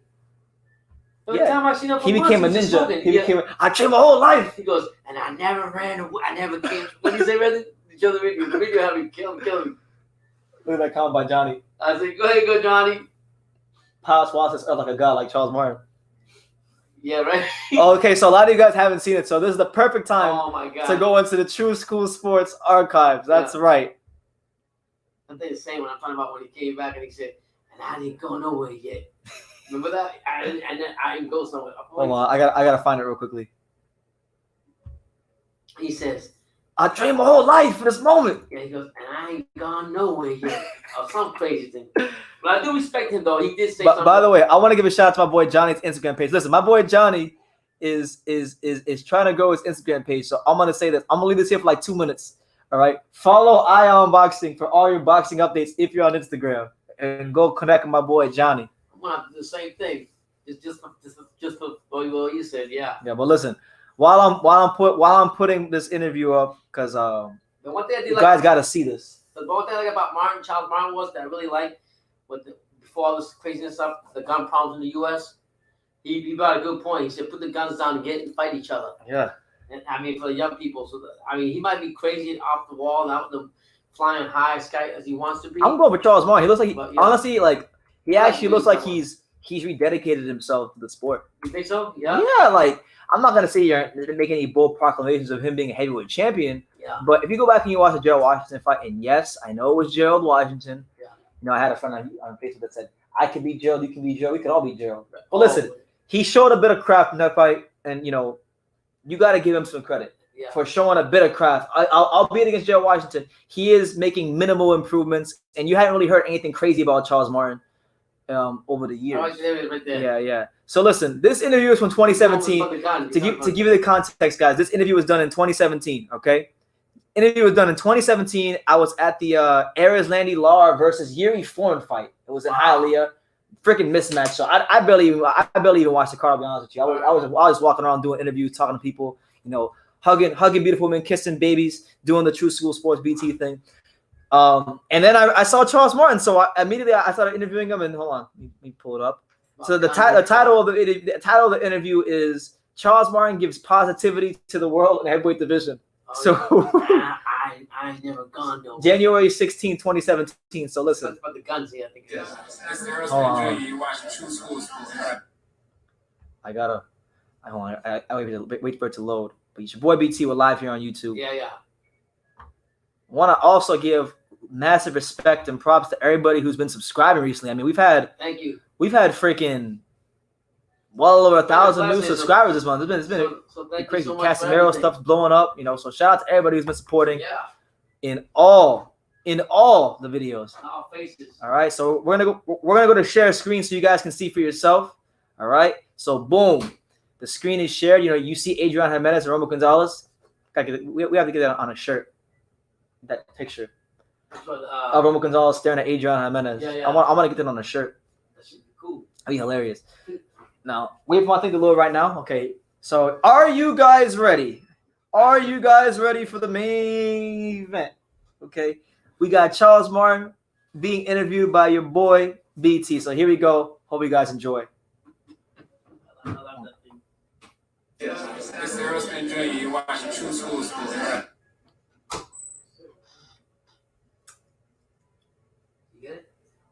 Here you go. All right, we're continuing here at True School Sports. I'm with Charles Martin. How you doing, Charles? How you doing? How y'all doing out there, man? How y'all doing? Pretty good to see you, man. We've been seeing you on Instagram. Just for people out there have been seeing you. You know, maybe they kind of. I like them. How is Charles Martin? What kind of frame of mind are you in right now? Well, I'm in a positive state of mind, you know what I mean? And I'm doing very, very well with myself and, you know, staying collected and staying grounded. And, you know, I was just displaying some of my acting skills because I'm going to be headed into acting right after my boxing career. But I got another many years in boxing. So. Well, you got a little kind of personality, so I can see how, you know, acting would work for you. As far as your boxing goes, what do you plan on being back in the ring? February, ASAP. Anyway. That's all you need to know. I'm here and I ain't never went nowhere. I like that. This ain't a comeback.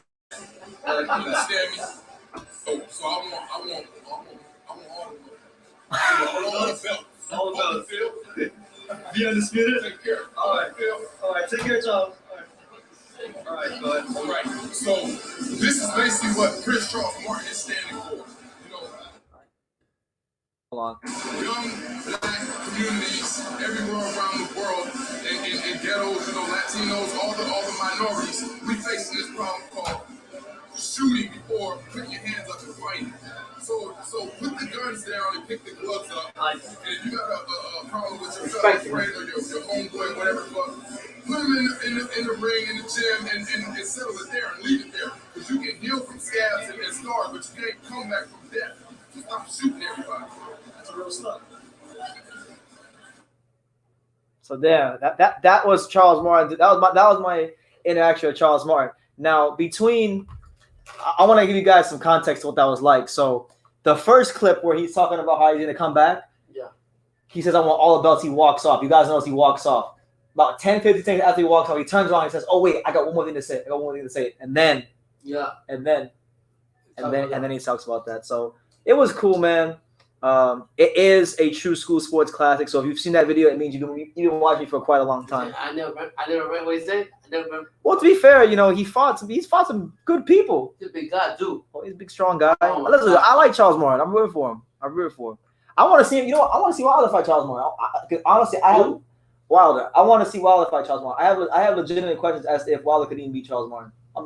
I pick Wilder. I have questions. Wow. Because Joshua beat him. Why can't Wilder? Because Joshua is a polished, good technical boxer. That's why.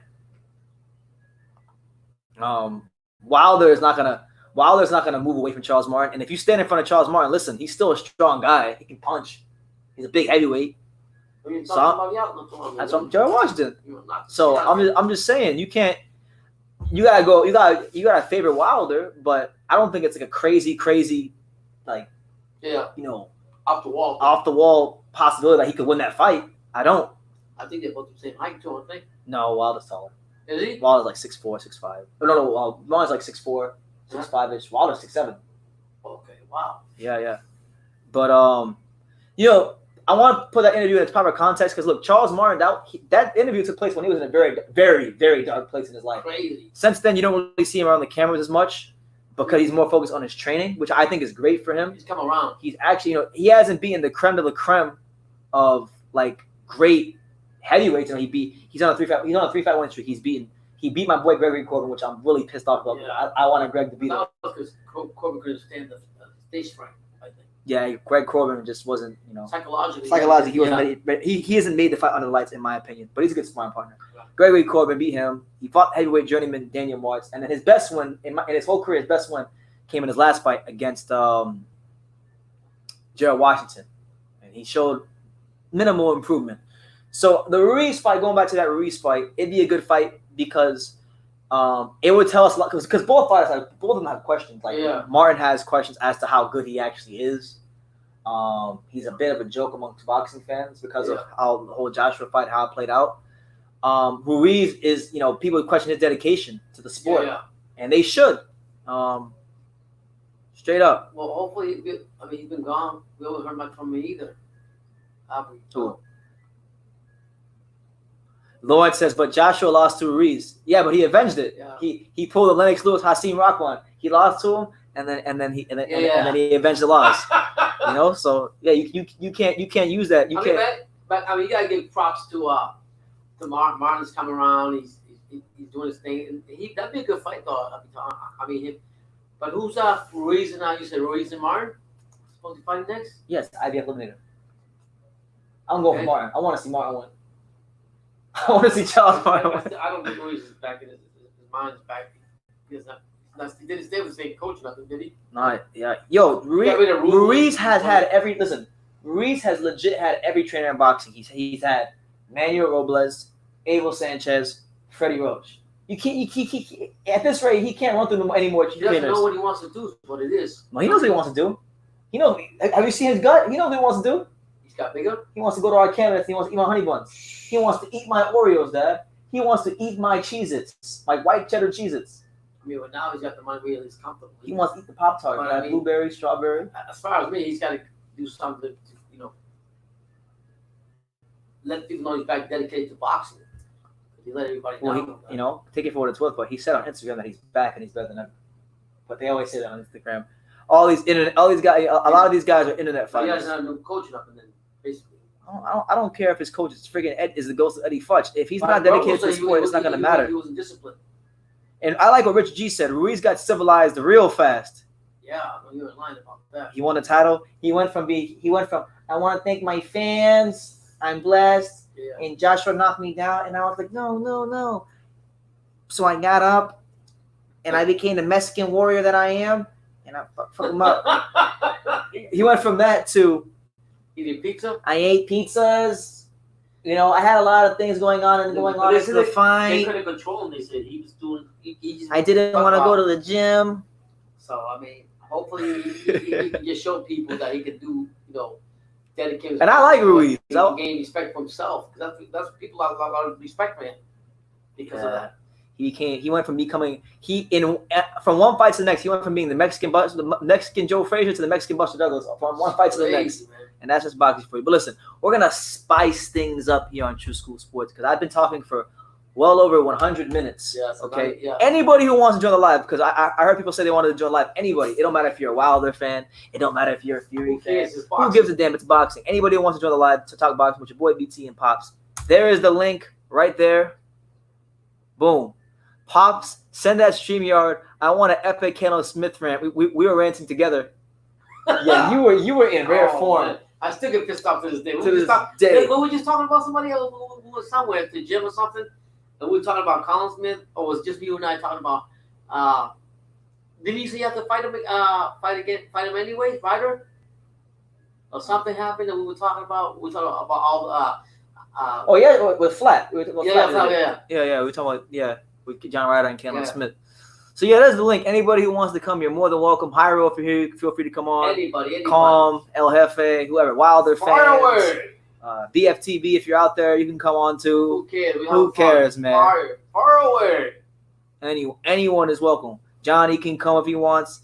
He said, Johnny with the comment of the year. My boy Johnny speaking the truth words. I gotta find it. Oh, you saying that crazy? He said, "Where is it?" I just hold on. I scrolled past it. Where is it?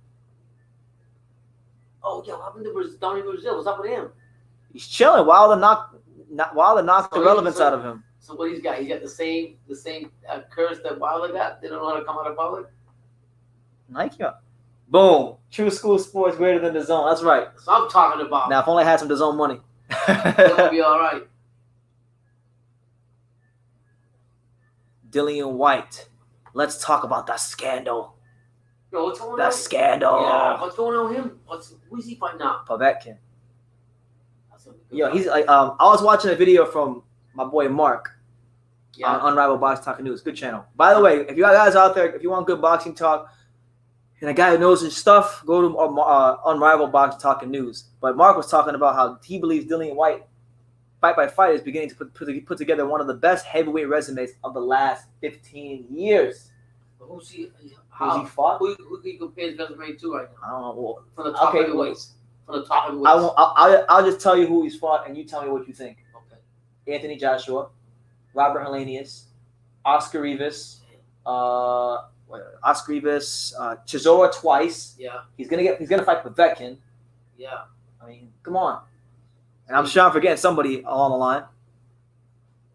He's big and strong. You think Yusuf could beat him? Who? Skills with power. Who? Dillian White. That's a great fight. Dillian White. We got to see how he does against, and I mean this respectfully. We got to see how he does against the off-brand Dillian White, which is Derek Chisora. He's like the bootleg Dillian White. He's a good fighter. You know what I'm saying.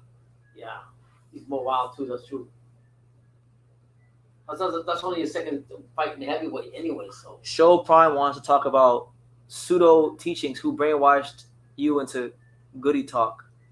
Oh, he's talking about the guy. So I know you know who this is because I haven't even watched many of his videos. But have you heard of a guy named Jay Farrell? You know who Jay Farrell is? Sounds familiar. Did we talk about it before? Jay Farrell is the guy he's the guy who started the Glovegate thing. He before the Glovegate thing, before he started the Glovegate thing. Yeah. Oh, he never made a boxing video in his life. Do you know what he makes videos about? What? African kings and queens and astral projection. You know what astral projection is? What's that? Astral projection is like when I think it's when you Astral projection. astral projection. Okay. It's like when your spirit can leave your body and it goes I don't want to traveling. hear that bullshit. That motherfucker's out there. He's way out there. I don't know what planet he's on. But when Wilder, what is Venus, Mercury, Mars, Pluto? There's something out there. Well, Pluto's not considered a planet anymore. You know that, right? No, I'm saying it's a planet beyond that. I think there is. Yeah, I think it's called Sedna. That's where he's from. He's from. That's where that motherfucker Oh. from. Sound fun. G Boogie, shout out to G Boogie. G Boogie's hilarious. We were live. Me and G Boogie were live. It's like 4 a.m. Yeah. 5 a.m. that one You day. guys? 4 a.m. hours. And we were just joking around about Wilder. You're not fun about everything. Yeah, he's a hilarious guy. He's like your age. Okay, so He's you like in get his 50s. Yeah. Ray D-ology says Wilder has the most rematches of all time. I mean, I don't know about the most, but he has the most pointless rematches of all time. I'll give him that. Yeah. And Dillian White is a very improved fighter. Yeah, Dillian White's really won me over. Oh, and Joseph Parker, that's another guy. So Joseph Parker, Anthony Joshua, Povetkin, Rivas, Hellenius. He was yeah, him. And he wanted Wilder. How long did we wait for Wilder? Almost 1,000 days. Jeez. That's a Colum says he's from Cardiff and Wales. You know what's funny, Colum? I went to the UK in December because I live in Miami. I live in America. I live in Miami, and I went to the UK in December, and I was supposed to go to Wales, but the trip became kind of a tragedy because I was really poor planning, and a bunch of things happened to me right before the trip. So I didn't have many years, much money to travel around and move around. I actually had an interview planned with Joe Calzaghe. I was supposed to go to Wales to interview Joe Calzaghe. So but even the crazy thing was, even if I would have had the money to go, he was giving me the runaround, fucking Joe Calzaghe. Slappy. Nice. Straight up. Pissed me off. So hopefully it happens one day when I go back. This is dangerous. On God. It will brainwash you into believing something which is wicked. And he eating good too off the bots. Yeah. Well, anyway. Oh, never mind. We had a guest and then he left. I think it was Hyro. But Let's say, yeah, no, Jay Farrell. You know, I haven't watched his videos, but I hear about what he's talking about. Yeah. Somebody told me he made a whole 100-page PowerPoint on how Fury cheated against Wilder. That guy needs some help. Tell him to get his eye checked. Ask you something right now. But yeah, shout out to Wales. Shout out to Swansea City's very own Jay Harris, who just fought Julio Cesar Martinez. I interviewed him recently. He's a damn good fighter. I want to watch him fight Julio Cesar Martinez again. I don't think Martinez should move on and fight somebody else until he gives Jay Harris rematches. I think Jay Harris in the last 4 rounds figured him out. You think so? Oh, I think they fight Jay Harris will box his head off. Because Martinez, he's a good combination puncher, but he's very straight up and he's very predictable. They need to listen. I'm telling you guys right now. There's been a lot of talk, and I made videos about it as well, about Jay Harris moving up to 115 to fight Chocolatito, Gallo Estrada. Listen, especially when it comes to Chocolatito, they better keep that boy real far away from Chocolatito. Because if that happens, he's gonna get folded up. 6 rounds or less, he's going to sleep. Yeah. 6 rounds or less. Wow. He's too straight up and down. Special effects. Have you seen him fight, Martinez? He does he shows up like this, and then once his opponent has thrown a couple punches, he gets let go and throws 3 or 4 punches. Yo, we gotta actually watch. I have to actually rewatch Jay Harris and do a video about Jay Harris because that fight, it was like fight of the year. Yeah, I'm not gonna lie to you. I missed about 4.5 rounds of that fight because from round 7 to round 12, I met that chick. Oh, okay. The chick from Dallas. Yeah. She was nice too. I've been talking about her. I'll say that in a minute. All right, Hyro, absolutely. It's always good to have high. Yeah, anybody who wants to come on, you're more than welcome to join. You know, I don't care what your opinion is or where you're from. You know, we love talking to everybody. If you're here and you're just chilling and you're cooling, if it's your first time here, make sure you hit that subscribe button. Make sure you smash that like button, super chat to support the channel if you feel led to, and all that stuff.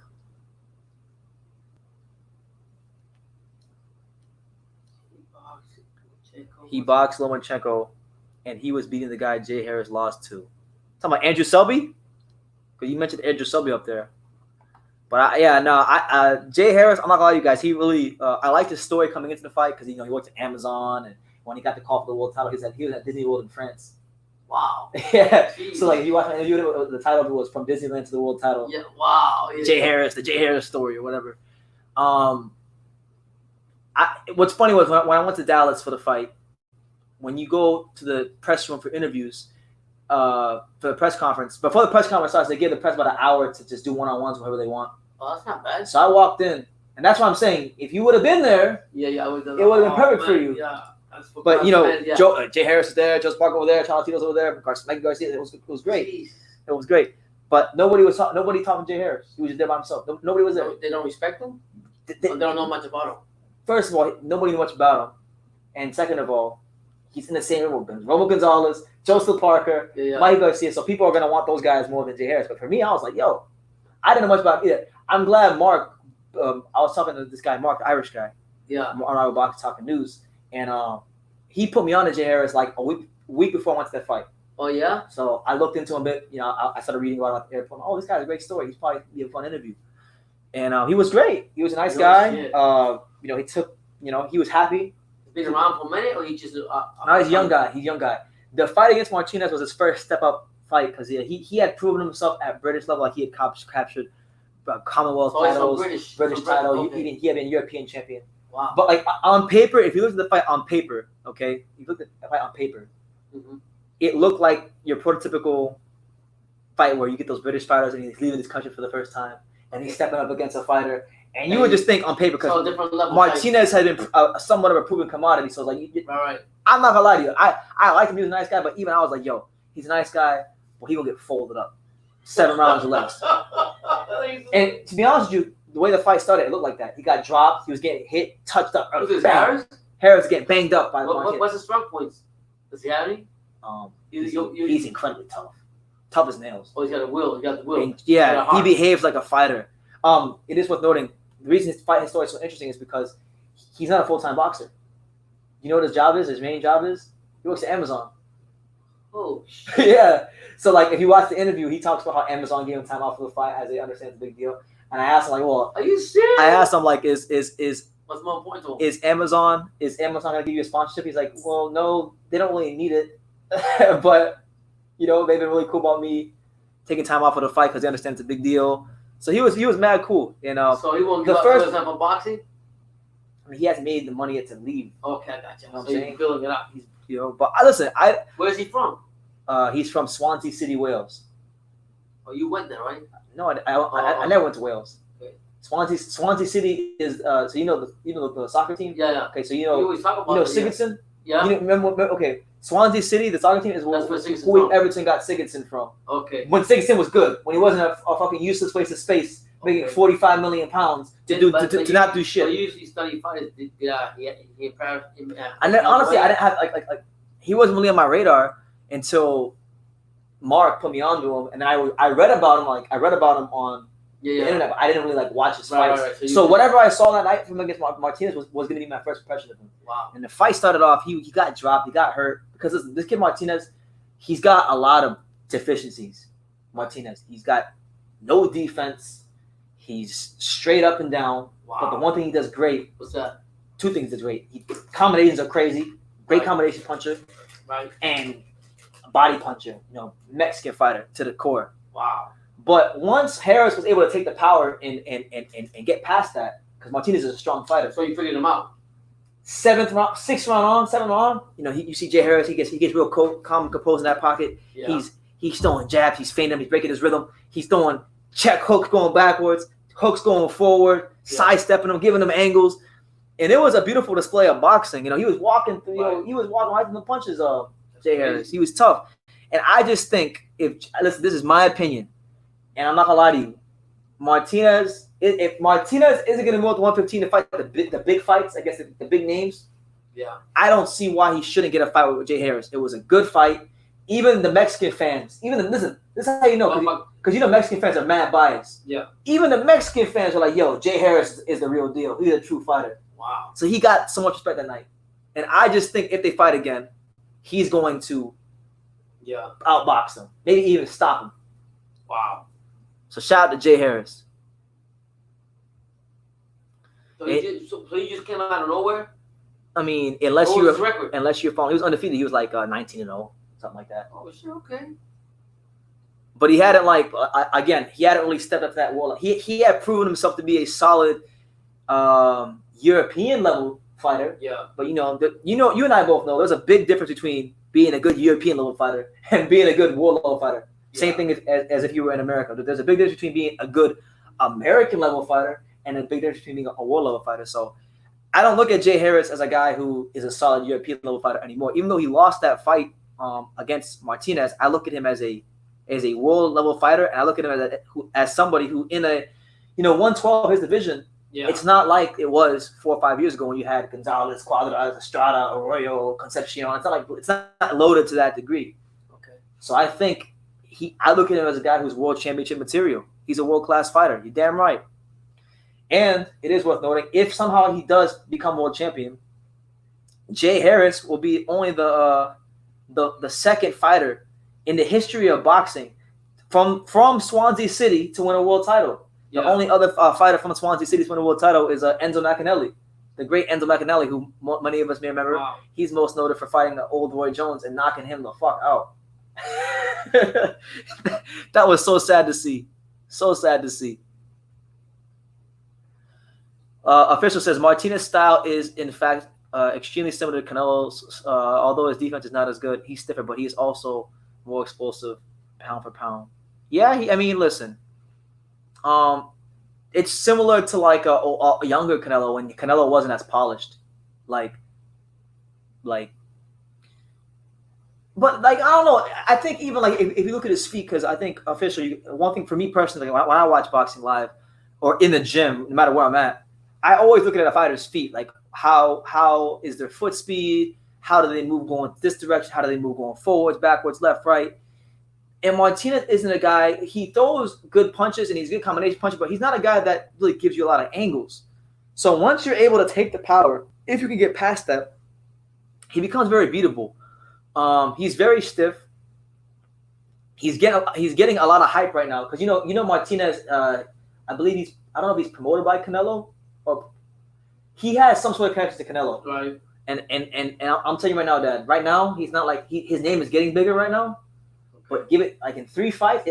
Let's say he has 3 fights. I'm telling you right now because you're gonna be hearing even more about.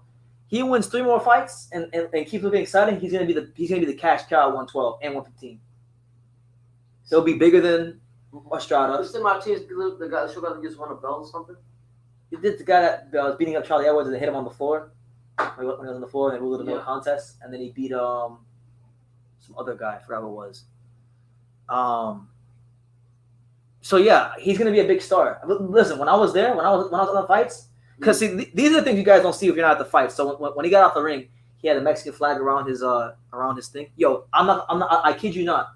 This dude Martinez, I think he got a bigger ovation than Roman Gonzalez did. Yeah. I think he got a bigger ovation than Calio Fai did. He got a bigger ovation than Jesse Vargas. I mean, he got an ovation on the way back to the locker room. That was, I'm not gonna say it was as big as Mikey. Yeah, but it wasn't too far off. No shit. So I'm just saying he's gonna be someone that's gonna be, if he keeps winning, a real, cash cow of the division. But honestly, they better keep if they care about his career at all, keep that boy away from Cholatito. Cholatito will fold him up horribly. Real quick. Horribly. Y'all don't understand, man. Listen, I'm making a prediction right now. Unless he fights Rungvisai a third time, and even if he fights Rungvisai, he might beat him. Yeah. Unless he fights Rungvisai, he's going to fold him up. He's not. I don't think he'll lose the rest of his career. That's my opinion. But listen, we got somebody here right now. I think this is GMB Catastrophe. So we're want to go to our main man, 50 grand GMB catastrophe. So let's put him on the live. Hold on. That's my opinion, but we got somebody here right now. We got what's up, man? I think this is GMB catastrophe. So want to go to our main man, 50 grand GMB catastrophe. So let's put him on the live. Hold on. What's up, bro? That's my opinion, but we got somebody here right now. We got what's up, man? I think this is GMB. Yeah. So want to go to our main man, 50 grand. Oh, GMB, I think you gotta plug your headphones in. I'm not sure. That's my opinion, but we got somebody here right now. We got this is GMB. Yeah. No, I'm not sure it passed the test. I'm not sure my computer passed the test. Yeah, mute me. Mute the tab. Sure. That's my opinion, but we got somebody here right now. We got this is GMB. Yeah. No, I'm not sure it passed the test. I'm not sure my computer passed the test. Yeah, mute me. Mute the tab. Sure. You gotta mute me, bro. No, not yourself. Don't mute yourself. Mute me. Mute the other tab you have open on your computer while I'm talking. I can, yeah, bro. I see you, but I can't hear you because you muted yourself. Okay, so that was GMB. Yo, GMB. You gotta mute your YouTube. Don't mute me. Don't mute me on the StreamYard. Mute whatever other window you have open while I'm talking. But hey, listen, we're not all the most tech savvy. Honestly, I swear to God, I thought I was watching him. I was watching my pops for a second because my dad don't know what he's doing half the time. Yeah, you know. Mute me. Just turn the volume up on the right, to turn the volume up on you. Yeah, GMB, just mute your YouTube and come back in. Don't mute when you come on the StreamYard. Do not mute your StreamYard. Just mute the tab or close the tab or whatever. Just whatever you can to prevent the volume. But the best case of action, best scenario for you. Okay, I think he's back. So let's see if he's gonna be better this time. Let's see. So we want to go to GMB. Or whatever, just whatever you can to prevent the volume. But the best case of action, best scenario for you. Yo, he's back. So let's see if you gotta mute yours. Okay. Can you hear me at all? I can hear you. Yeah, just whatever you can to prevent the volume. But the best case of action, best scenario for you. Yo, he's back. So let's see if you gotta mute yours. Okay. Can you hear me at all? It keeps on rolling over, so I don't think it's going to work. We can hear you. So let's see if you gotta mute yours. Okay. Can you hear me at all? I can hear you. Oh, try again. Can you hear me at all? I can, yeah. Oh, really? Oh, I see. Yeah. I just want to get rid of the other one. No, because the thing is, I guess you had it. I guess you had the on your computer. You probably had the other tab open. It was hard to get your instructions because the sound was kept on rolling over. Yeah, I know. I'm like, wow. But what's up, man? I'm not sure that I can add value here. You can. Anything you say is value. Well, I've just been thinking about what a boxer should look like, and obviously he shouldn't look like Andy Ruiz because Andy Ruiz looks like me, and I can't box for shit. Don't feel bad. Like the guy you're listening to is Pops, and he's not too far from you. I'm Brendan's dad, and I look just like you. So we're in the same boat. Well, you know, a Snickers shouldn't really go into a boxer's mouth, should it? You know, and he's I don't even think he got promoted. He got a sponsorship. He didn't get a sponsorship of Snickers. Yeah, he's got to get rid of the Snickers thing, and he's got to be supporting ribeye steaks and. Yeah, you got that right. I mean, he's got to be sponsored by the Grass-Fed Cattlemen's Association of North America or something like that, you know. So you're basically saying he needs to eat better than what he was eating. And do some sit-ups too while he's at it. And stop eating pizza too, right? The pizza, you know, see, like, I called the Wilder fight couple of weeks out because, you know, I analyzed it and I listened to Big Tom, you know, Big Tom, the new social lion, Okay. of the world, and Big Tom Fury, and I had to call it for the Gypsy because particularly when he had a cook who was feeding him all the right stuff. You know? Yeah. So you're saying the nutritionist played a big part. Yeah. So I've been thinking about what a boxer should look like. You know, I was just watching Senator Manny Pacquiao. working out with his family, and he's got these huge calf muscles. Oh my God. They're just fantastic, you know. And you think, well, why don't you other boxers understand that your first form of defense is your footwork? So why the fuck don't you have the calf muscles that Manny has? Yeah. You know what I'm saying? Yeah, you're man. right. His calves are bigger than most heavyweights. 'Cause I've seen heavyweights in the gym. They're just beautiful. And you know, like, so he doesn't float like a butterfly, but he sure stings like a bee. But he has these staccato fucking foot movements, and they're just terrific, you know. They are. Because you've got to ground your back foot before you whack some motherfucker, right? Yeah. So you've got to move your feet into place, and I actually think that his footwork is better than maybe floating, because like you just got to, you know. So he's set it up for he's got his back foot set up for the punch in so many instantaneous time periods. You know what I mean? Yeah. He's it's a lot of like he's really good at shifting his weight like really quickly and turning. Yeah. It's like fighting 6 of them. Yeah, it's like fighting 3 little fucking Filipino motherfuckers. Yeah. You know? The motherfuckers be hitting you from all sides. What you gonna do? You know? Yeah. You might as well just fucking take the gloves off and fucking walk out of the place.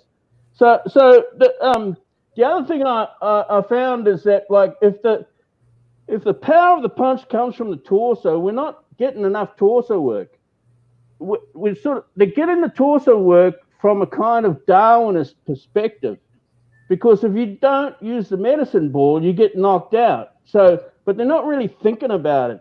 You got to have the bigger torso, and the reason I think this is because I was looking at a lot of Julian Jackson fights. Okay.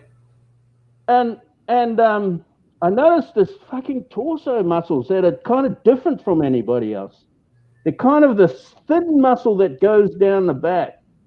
And I've seen it before because I was a swimming coach, right? And I had to leave because the pool got taken over by other people. And then I come back to visit my best swimmer at the Sydney National Champions. And at that stage, my best swimmer was 17. And he was a great swimmer, but he was overshadowed by a guy a couple of years younger, a guy called Ian Thorpe. Okay. I wonder if you've heard of this fella. Who? So this fella, Ian Thorpe. Ian Thorpe. Have you heard of Ian Thorpe? No. I never heard of him. He's an Australian swimmer, right? So he's a big shot. He might have been overshadowed a bit by Michael Klim in later years. But when Thorpe was 15, he had the same kind of torso muscles that Julian Jackson has.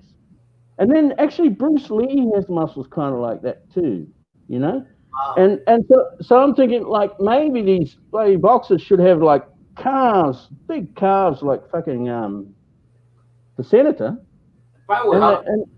And they should work. They should work a little bit harder on getting those torso muscles just really good, you know. You think that would help more? In your opinion, that would help them a lot more, and it will benefit more in the ring. Is that what you're saying? Well, you kind of got to analyze what it is you've got to achieve, you know, and that's the separation of the fellow's brain from his spinal cord kind of thing. Okay. And so it's kind of like, yeah, if you've got to have footwork like Manny, then you want to have calves like Manny. And if you're going to have that punching power, you want to just really fantastic torso muscles. See, I like where Joshua is going now, because he's kind of like, before he was like bodybuilder Joshua. Yeah, you know? He was all that sports science and nutrition and weights, like. Well, some of it's good. I like it that he would wear these heart monitors, and of course they're going to get broken every other day. It's going to toss them away, but at least that he can tell them to sort of bring the heart rate down so he can pull the volume up, kind of thing. So I like that part of it. But it's really, I think the best thing that happened to Anthony Joshua was this little fat guy went and beat him up really badly. Yeah. Because then he had to just say, well, am I a bodybuilder? Am I a boxer? He's got all these big biceps that are just like fucking, what do you call it? Kind of investments in Thor. It's like Thor.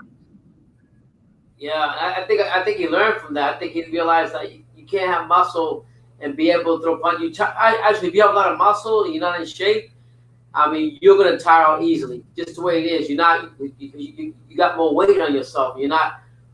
Actually, the muscle requires blood and oxygen.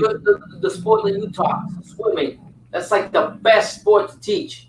I mean, we know one of my good friends. He went to the University of what was it, Brendan? South Alabama. Alabama, and he's now a weatherman. But that kid, he could swim forever and ever, and he's to this day he's still in shape. And I have a friend of mine. He was about 62, 65 years old from New York, and he was a swimmer.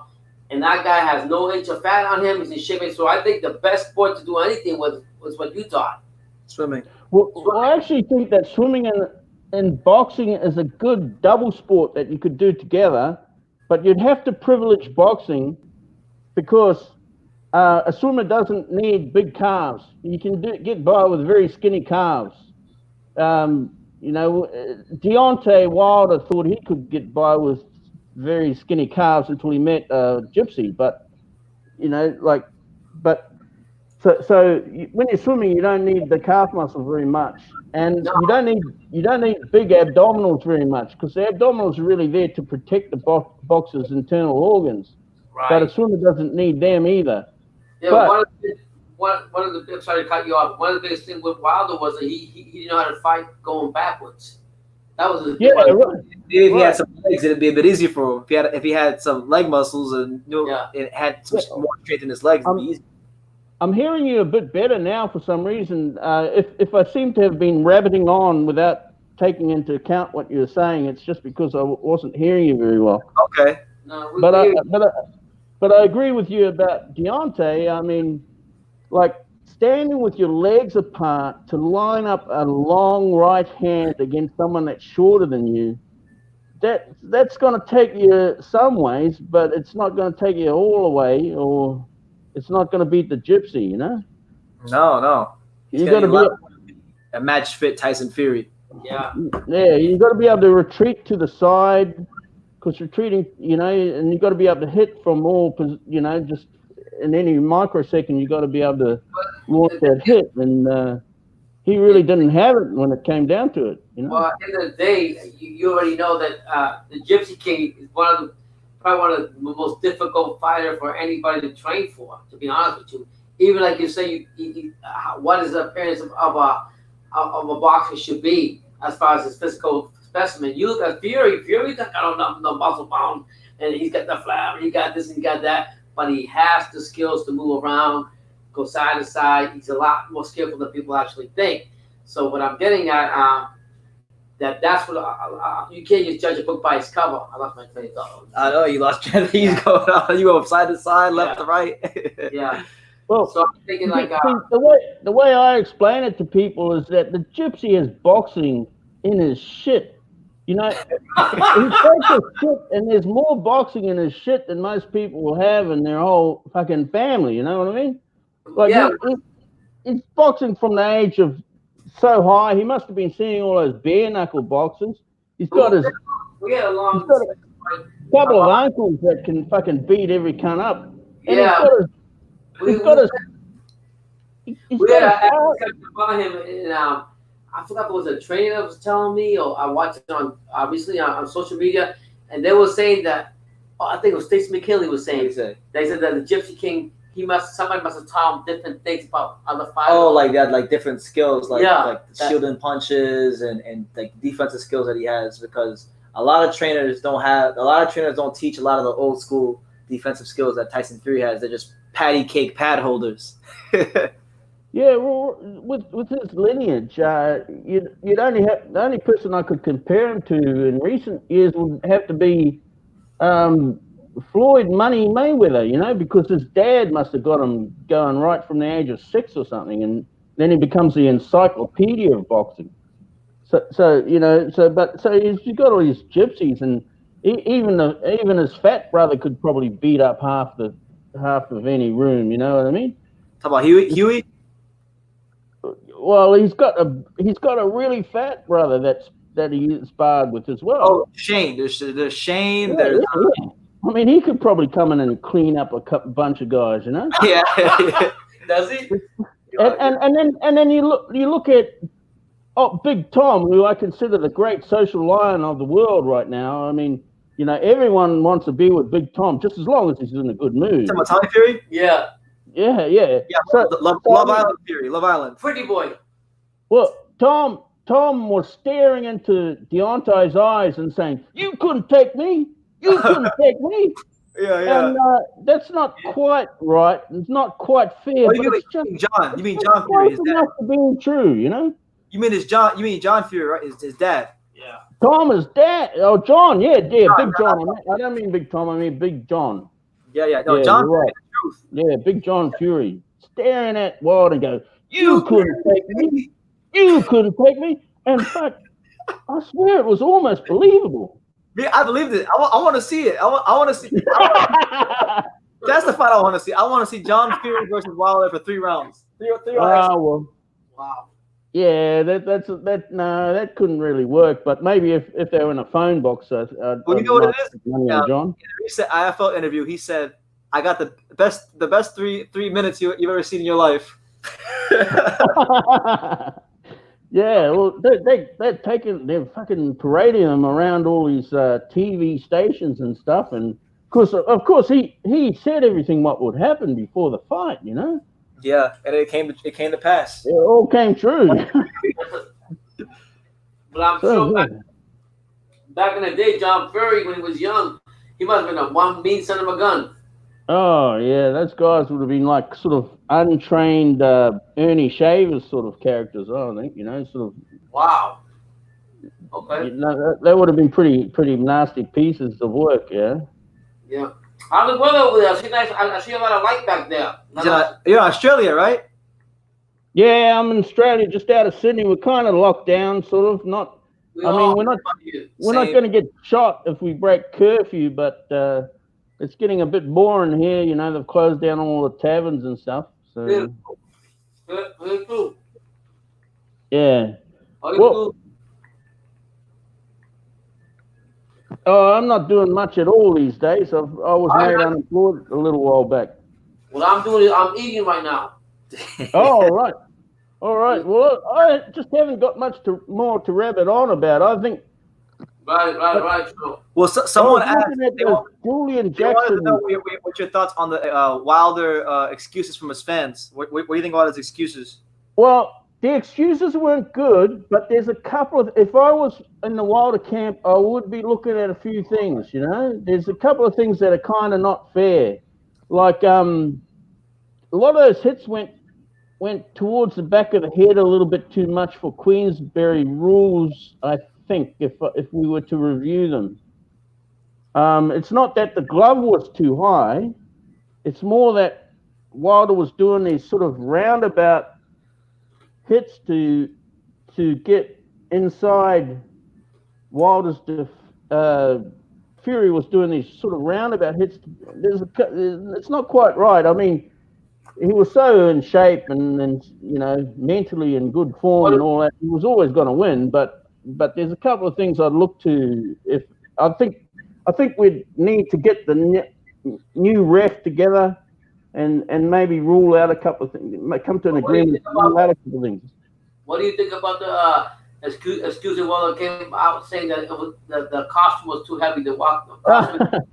Well, see, The dude doesn't do road work. I mean, I mean, He doesn't jump rope either, apparently. if he doesn't jump rope and he doesn't do road work, then, fucking walking up the stairs is going to be trouble for him. I mean, Let me ask you that question. I'm way too fat right now, right? So I notice when I try and run, my calf muscles are so tired, but Right. he's a slim motherfucker, and he's probably going to get the same problem just going for a jog. Look. And what do you think? Go ahead. I'm just saying, like, you can't rely on your strengths. You got to plug up your weaknesses, because your opposition might decide not to fight with your strengths. You know what I mean? True. Like, What do you think about the Gypsy King's entrance? Oh, well, that was fantastic. That was just magnificent. One of the greatest entrances of all time. Break his whole body and get the Sheilas doing the work. You want the women doing all the fucking work? Fucking hell. Don't we? Well, that was an example of manhood in the modern era. Get the women doing the fucking hard work. Yeah, that's right. You get out there and you fucking bring down the give it to them. You've got to get out there and you've got to kill an animal or something, That's right. Get the woman sort of beneath your feet, the wind beneath your wings, or whatever it is they fucking say these days. Yeah, so he got the rest of his legs if he ever needed to. So that was fantastic, It should have been the other way around. Yeah. Do you think that ring entrance is better than what's the guy's name? Prince? Prince Nassim when he. You know who Prince Nassim is? Of course. Yeah, he's I'm not that familiar with the boxers in the post Marvin Hagler era, but I think I'm pretty sure I know who. He came to the ring in one of his entrances. If you YouTube it, he came to the ring on a floating magic carpet. Yeah, it was one of the best entrances of all time. But I think that's fucking fantastic. And he could have done a roaring trade in magic carpets afterwards if he had thought to get his marketing team happening. Yeah. So yeah, great. Yeah, fucking great. Just stay relaxed the whole time. Yeah. Just chilling. In your experience, when you're a boxer, do you need to take a piss halfway through? Like you get to round 6 and the dude's been hitting you in the you need to take a piss. I remember when I used to spar, like the most rounds I ever sparred on a day, I think I did 7. One time I got up to 7 rounds. I used to be able to get to 7 rounds, and I remember I never really thought about that kind of stuff. Like I just didn't want to get hit, man. I just didn't want to get hit, and I was so focused on hitting whoever I was sparring with that I didn't think about anything else but just being in the ring. But I could see it. I mean, I'm sure there's a fighter at some point in time that's been in the corner saying, "I gotta take a piss." Right. Well, I probably wouldn't be able to make it, other than being like Homer Simpson saying, "Oh, just wait a minute, I just got to take a breath." But other than that, it'd be like, round 6, fucking got to take all the tape off so I can take a piss, Yeah. But do you watch any of the Australian boxers like Jeff Horn or Tim Tszyu and all them guys?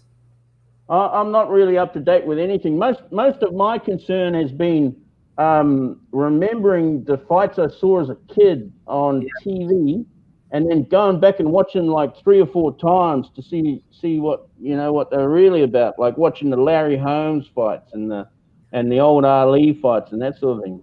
And Marvin Hagler and Hearns and Roberto Duran. So I'm kind of completely out of date. So I was sort of a bit worried I couldn't add value to your podcast. No, you grew up in my era. That's the era that I grew in. I grew up in those era, in that same era. So we're about the same age. We were both good looking, so we got all the women after us. Well, I'm a bit older than you guys, I believe. I'm born exactly on the same day as Jimmy Thunder, 3rd of February, 1966. Jimmy Thunder, he's from New Zealand. He boxed Chris Bird. I was just watching Jimmy Thunder. Yeah, he's dead now. Yeah, I know. I was just watching that recently. Yeah, right. Well, if you want to laugh at someone, I should tell you about my own experiences with boxing. So like I was fit, and I was slim, not like now. I was fit, slim, and I was a really good skipper. And I'd done all the swimming training. So I had really good torso from all the swimming training because I used to be a swimmer. And so I get in the boxing ring, and it so happens I could hit really hard, you know, a right cross was very right hook to the body and the right straight to the face. These were very hard punches. And so these guys would kind of humor me because I was inexperienced. And then, you know, so then I'd hit them really hard and they'd just beat me up. I mean, so it doesn't actually pay to get in the ring with a very hard punch against experienced people that are trying to help you out because you're just going to get beat up every time. So I wish I could go back. So I've been just watching, right? I've just been watching these guys. I've been watching Loma, and I've been watching the old Ali fights and Willie Pep and all this sort of thing. And I've sort of got a philosophy of the way you should box now. And I wish I had that when I did try to get in the ring because I just got beat up so bad, you know. Did you? I'd just be upsetting people. Yeah, I remember. Like, I mean, I still train here and there. Like, I'll run and I'll shadow box and do stuff like that. But like when I was like, I mean, sparring, like training for real. I remember one of the first guys that really put it on me in sparring was this kickboxing guy. His name was Diego. He used to punch him all these weird angles I'd never seen before in the ring. So I'll never forget. He threw a jab. He sidestepped real quick to the right, and he threw an uppercut. Boom! Right on the chin. And I felt it tingle up my spine, and then it took me a second or two to get to my senses. And as I was getting my senses, he's throwing 5 or 6 punches, so that I had to tie him up, get back on my jab, move. Cause I'm a pretty quick guy. I'm not easy to hit. I'm a very hard guy to hit. Flush. Yeah, some of these dudes, it's like they'll hit you with the right hand. They'll be, you know, orthodox, and they'll whack you with the right hand right in front of your face, right? And it'll be like it's coming from the side if you're not used to it. It'll be like, where did that fucking come from, you know? So I never really got to be an experienced boxer. And these dudes would hit me, and I'd tend to have this thing where I'd close my eyes and stuff, you know? Oh, yeah. So it was just a terrible joke. It was just a tragedy. I hope you're having a good laugh about it because it's something to laugh at, you know? When I first started boxing, I remember there was one guy, I don't remember his name, but he was tall and he had this long jab and he would just pump it out there. It was really annoying. So like I would slip the punches to the right normally, and he would sail over my shoulder. But when it would land, I would close my eyes. Like back when I was more inexperienced, I would close my eyes, and eventually as time went on, I learned to not close my eyes and because they don't close their eyes and they see it, and once they see it, man, you know what's coming, you know. That's right. This is terrible. They smell the blood. Yeah, terrible experience. The only probably other thing I can say about it is I've grown a fondness for Hopkins. You know Hopkins? Well, see, he gets out of jail, right? He's about 24 when he gets out of jail, and he just he's come to this decision. He must have come to some decision that he was going to stay in shape forever, you know. Yeah. And so he'd be talking about how these boxers they fucking finish the fight and they might beat the guy up in just 4 rounds, and they think that they can go out and party and drink. But he said, no, you got to go home and you got to take a hot bath because you've been sparring with all these dudes in the camp for like all 3 months. You've been taking all these hits all over the place, and you want to bounce back, and you want to have a proper career. So I mean, wish Hopkins had gone back in time and whispered that into Duran's ears, or some of these other guys. Because he doesn't even drink soda. Like there's an interview he did. Bernard Hopkins, he didn't drink soda. There's an interview he did where he said that like soda is liquid crack. Like he's very serious about. Wow. Which one he said? Liquid crack? He said soda is liquid. Oh, yeah. He's got all these really good sort of work ethics, like soda is liquid crack. And he's talking about when you go out with your jab, jab him twice for every one he does. This motherfucking jab, you do 2 jabs for every fucking jab that cunt does, So I mean, he's just really good to listen to, Yeah, I was a big fan of him because The first Yeah. boxing match I ever watched was we watched Trinidad versus Hopkins on pay-per-view. Puerto Rico. Yeah, right. Who won that one? That must have been pretty exciting. Hopkins destroyed Trinidad. Wow. Who was the guy in their era that really sort of shone brightly for a short period of time and was better than everyone? 2002. That's like the tail end of like the Roy Jones Jr. era. Roy Jones. Oh yeah, that's what I meant. That Roy Jones Jr. Right? So he Lennox was Lewis. great for a short period of time, wasn't he? Yeah, he was. And by the way, everybody, Pops is going to bed. So yeah, I gotta get up early, so it's already 3:00 in the morning over here. I gotta go to work. So you all have a blessed night. My son's still here. Thank you so much. Keep talking. Yeah, catch it, bro. I'm thinking another favorite would be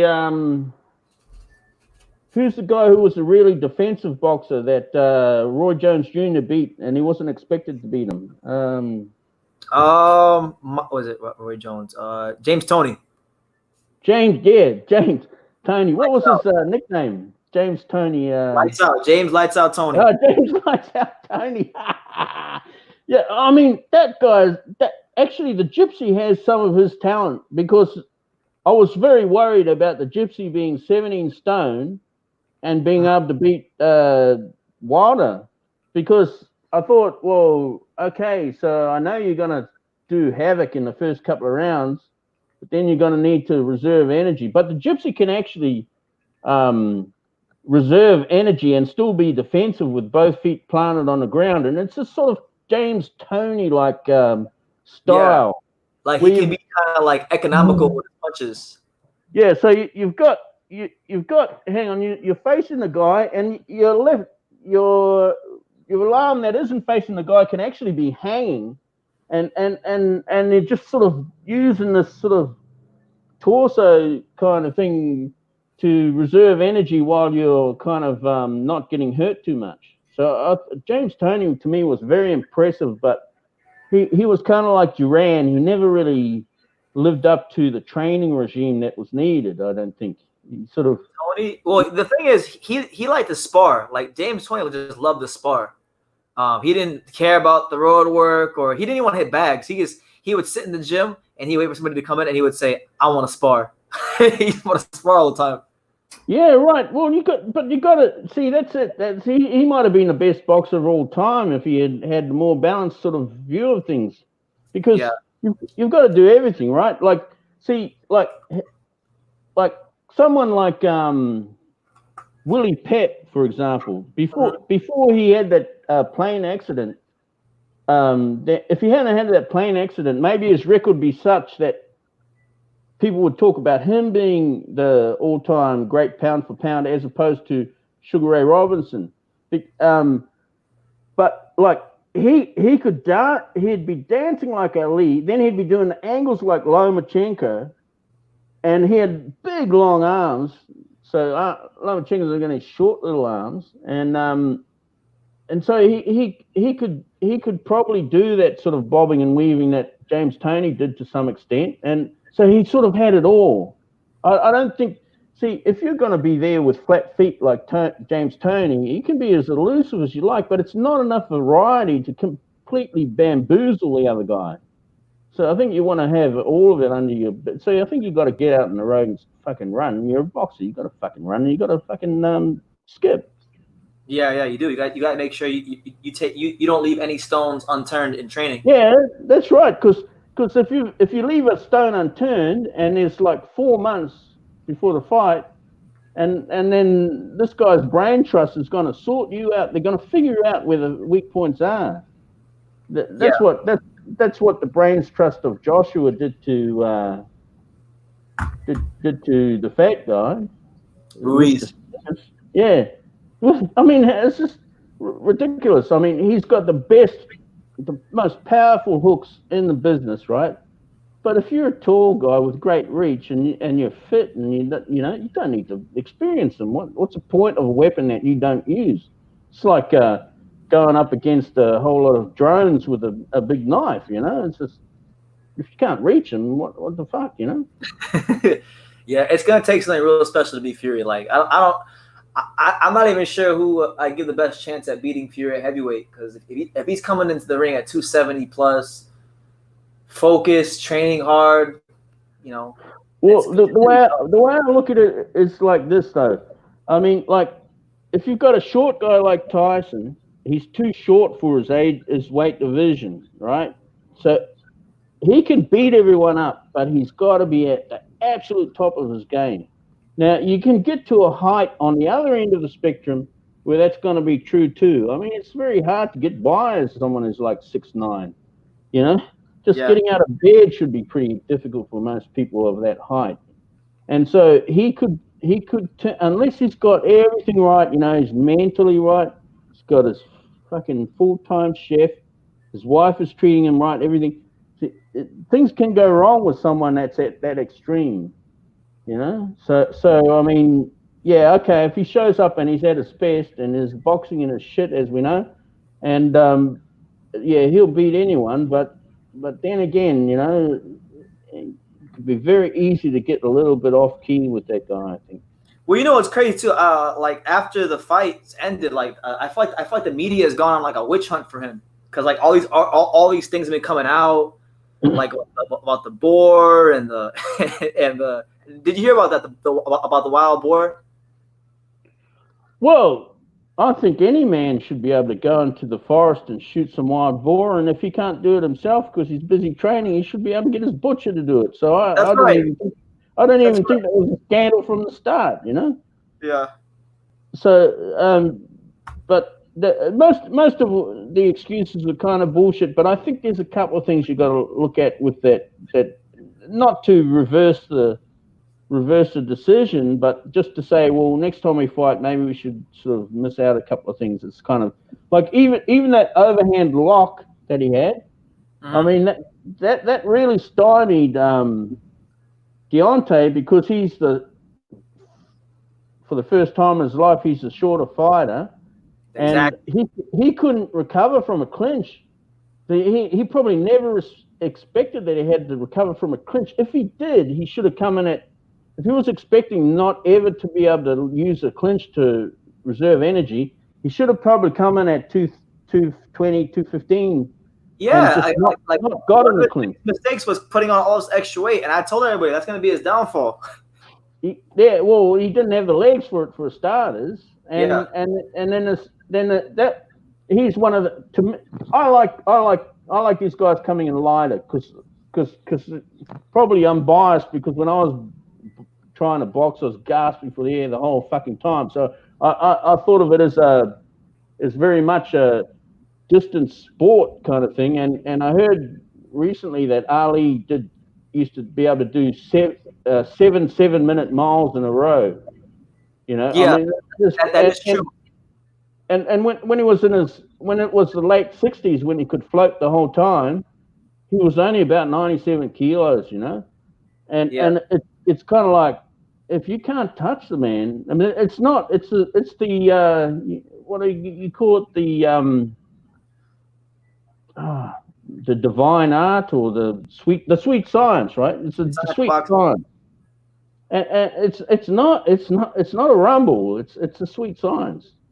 So I like the fact that, to me, when Wilder was winning, he was the only guy coming in light enough. I think all these other guys are coming in too heavy, and but it turns out that he should have another 5 kilos on each of those legs, and mostly on the calves, because. You know, okay, so he's light, but so I mean, like, I guess what I'm saying is that if he gets in the ring with the Gypsy again, he can't clinch with the guy again. Yeah, but I would think that they should be able to work something out to avoid these overhand locks, because that's kind of, I don't know, maybe it's within the rules. It's not really within the spirit. And these punches that are too much to the back of the head, and these punches where he brings both palms and then whacks them too. That's more like what you see in the comics when a couple of guys are trying to. Are you talking about Wilder? Yeah, Wilder. I'm not saying he cheated or nothing like that. I'm not saying, but I'll just say that you'd want to clarify these kind of borderline things that he does, if I was in the Wilder camp and I was gonna fight him again, or if I was another boxer gonna fight him again, some of the things are a little bit dodgy. That Wilder's getting hit too much in the back of the head, and it wasn't necessary because the Gypsy could have beaten him up in 10 different ways on that particular night. To answer that, a lot of times the hits to the back of the head normally come from a fighter ducking below the waist. So Fury might throw a punch and it's already in motion, and then Wilder might duck his head, and then he can't do anything in the middle of the punch, or if it's already if the punch is already 80% of the way there, like it's really hard to just pull the punch back, or And the same thing happened in Wilder fights. Like a lot of times, like when Wilder fought Luis Ortiz, he hit Ortiz in the back of the head a couple of times because Ortiz, he would throw a jab and then maybe he would dip to the right, or maybe he would duck below the waist and Wilder would catch him on the top of the head. It happens a lot in boxing. Yeah, I guess it just seems to me if I was in one camp and the Gypsies in another, well, I wouldn't be the boxer, but I'd just want to clarify things and get things straight and make sure it's all good. But I mean, it was so one-sided. It's not like it meant anything in that fight, but some of these things could mean something in later fights, I suppose. Yeah, in the future. Yeah. Clarification. I mean, you don't want to have a boxing fight where some dude's fucking just locking over the top of the head like that, even if it's sort of just kind of legal, Yeah. So, hey, have you seen a lot of Julian Knight? You seen that dude? Julian Knight? Yeah, he's around about the same. Is it Julian Knight or is it Julian Jackson? Julian Jackson. Julian Jackson. Yeah, I'm like, who the heck is Julian Knight? Oh, that was some guy who shot all these people on Hoddle Street in Melbourne. I got him mixed up. But Julian Jackson, I thought I've been watching him a bit, and that's where I noticed these torso muscles that Ian Thorpe had and Bruce Lee has and this sort of thing. And I thought, yeah, that's what you need, You need to have that kind of old time washing machine muscle that makes your spine go like that, and bang, And so I think he was around the time of Tyson, Mike. Someone said they're called obliques. What are they called? Yeah, we need to get this down. Obliques. Get that fucking shit down. Yeah, I fucking have to watch this. Make sure I write this down when I review this video. Yeah, oblique. Is that what it is? Well, you definitely notice that it's different with Ian Thorpe, with Julian Jackson, and Bruce Lee. Not we can quantify the capacities of Bruce Lee, but I think if you go after that torso muscle with real intention, because that's the force goes through the back of your back foot, through those torso muscles, and you've got to have the forearms to deliver it and pretty strong wrists in that, but you don't need much in the way of bicep as Anthony Joshua maybe has. Wilder needs to bring you into camp. What's that? I said maybe Deontay Wilder has to bring you into camp. Yeah. Well, why not? Fuck yeah. Why not? And yeah. But he probably has very good development in that area, I would suspect. On the other hand, because I'm not an expert in boxing, but I think I can adjudicate between the various experts, and he's got enough money to fucking buy as many people as he wants, Yeah, that's true. He got paid pretty nicely for that Tyson Fury fight. Yeah. And he's gonna get paid again really well for the third fight. I think he's gonna make upwards of $30 million. Holy crap! Oh man, you could employ people just to open and close the door and stuff, couldn't you? He could hire somebody to wipe the food off of his cheeks. I remember there was this Richard Pryor movie where he had to spend all this money. It might be kind of like that. Yeah. How did Money Mayweather spend all his money all of a sudden? People are talking that he might not be as fabulously rich as you would expect. How could he do that? You didn't need a tribe of people just running around spending money for them. It's like anything else. You know, you're spending more money than you make. I know with him, like I've heard the same thing. He lives a very extravagant lifestyle. He's got all these foreign cars from overseas that he pays all this extra insurance on. He's got a house in Vegas. He's got a house in Miami. He's got property in New York. He's got places overseas. And that's just what it is, man. Like he's living a very extravagant lifestyle. He's got a lot of yes men around him who are. Oh yeah, he's got to have a tribe of yes men around him sucking off his kneecaps. You know. Yeah. And for someone, he's got to have some bad influences around him to spend that sort of money. Him? Oh yeah. Well, I don't think I can add any more value to it if I've added any at all. You were absolutely lovely, bro. You were absolutely lovely. Thank you for coming on, man. I better leave you alone then. Okay.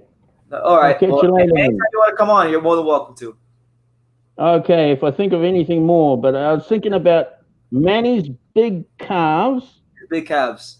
Swimmer's and body. Julian Jackson's, what was it, oblique something or others? Obliques. There you go. Write it down.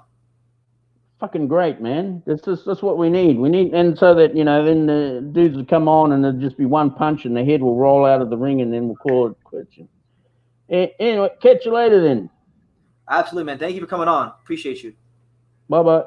Bye. Take care. So that was the main man, GMB Catastrophe. He came on, you know, one of Australia's very own. He was a great guest. So listen, shout out to him.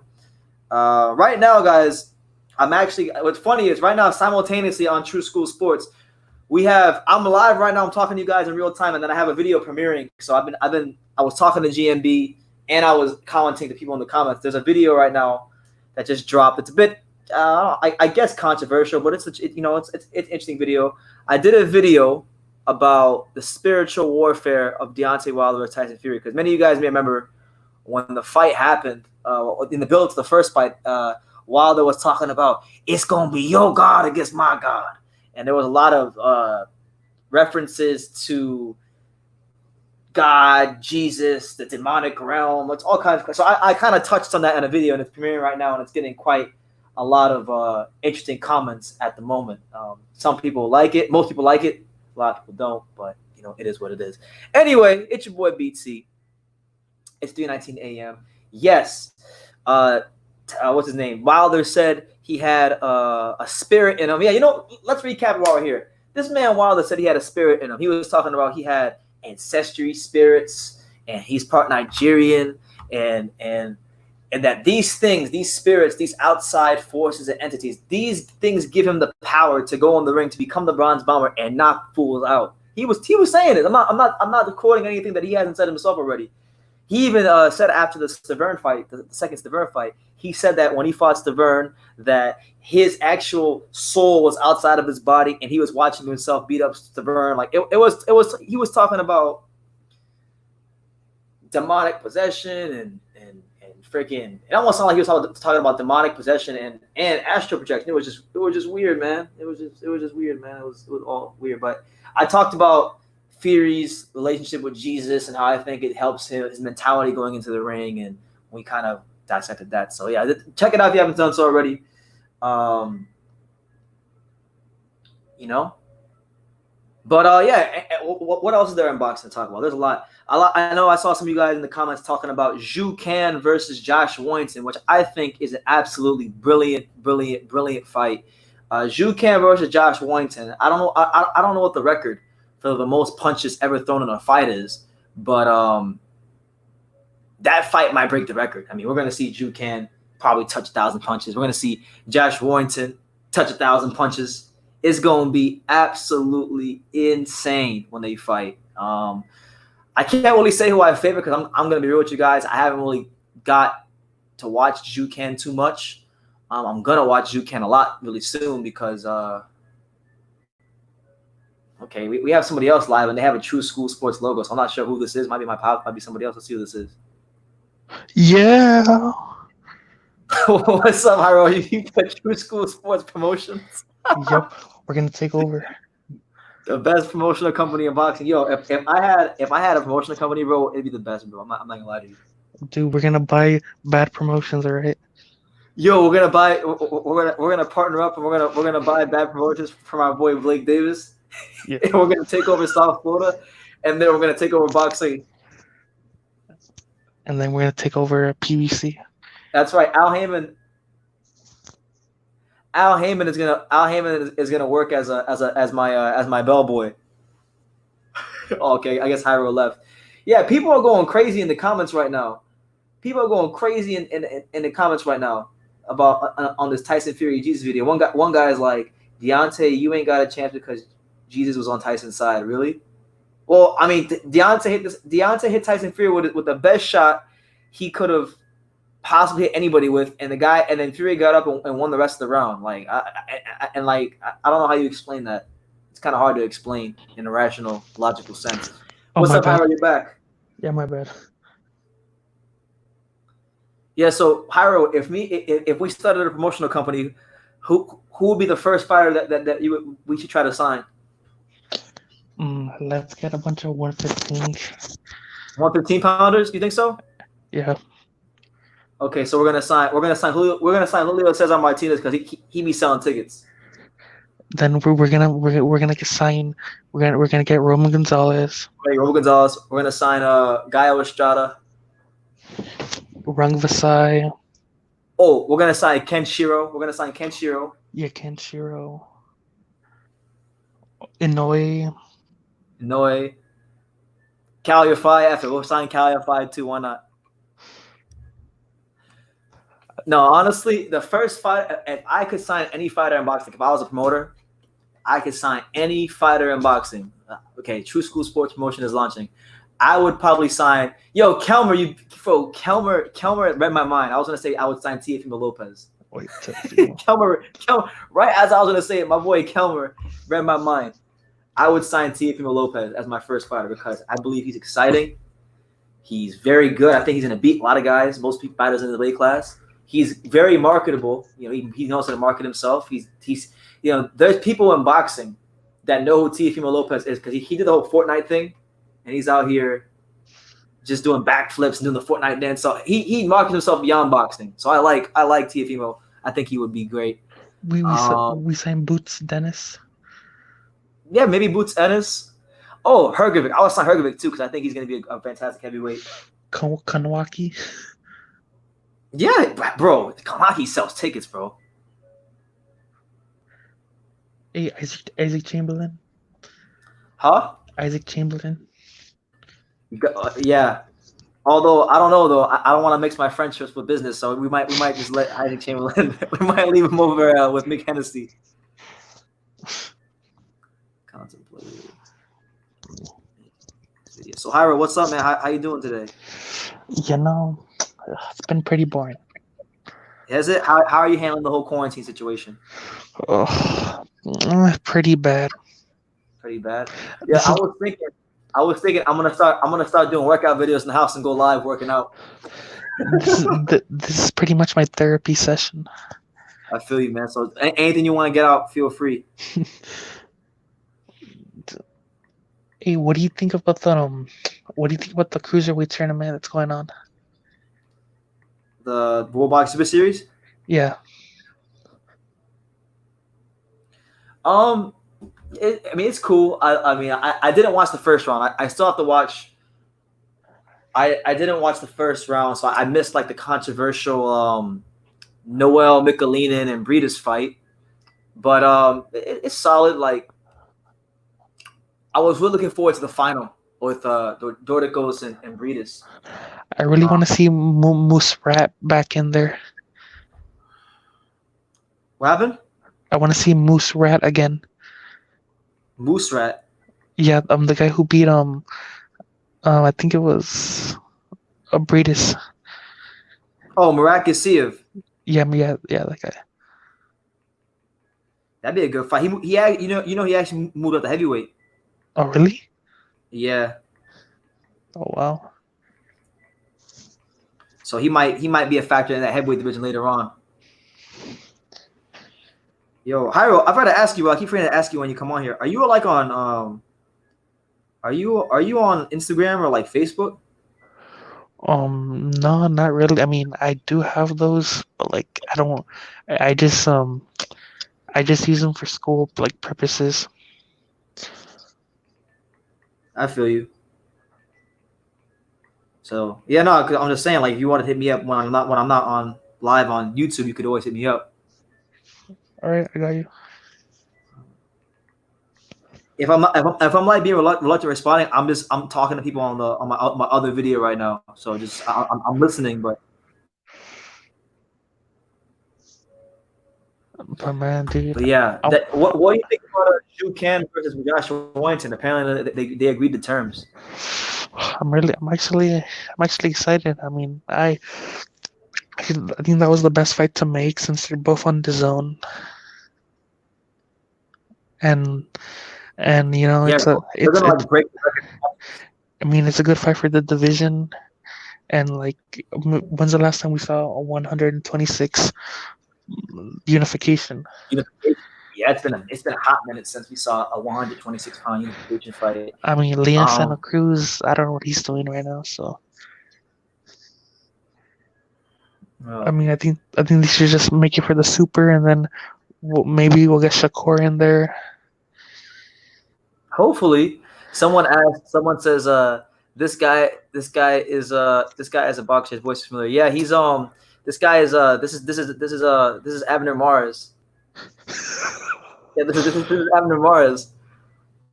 Yeah, bro. Yeah, call him. You called it. This is Abner Mars. This is Abner Mars. So we got Abner Mars here on True School Sports, the former champion. Remember, he was supposed to fight Tank Davis, but Abner, how come they didn't let you fight Tank Davis? What happened? You got injured. All of a sudden, you got injured. Because I heard Tank wanted to fight his baby mama instead of me, so you know he turned me down. You better chill out, man. Tank might watch this live and he might come after you. Yeah.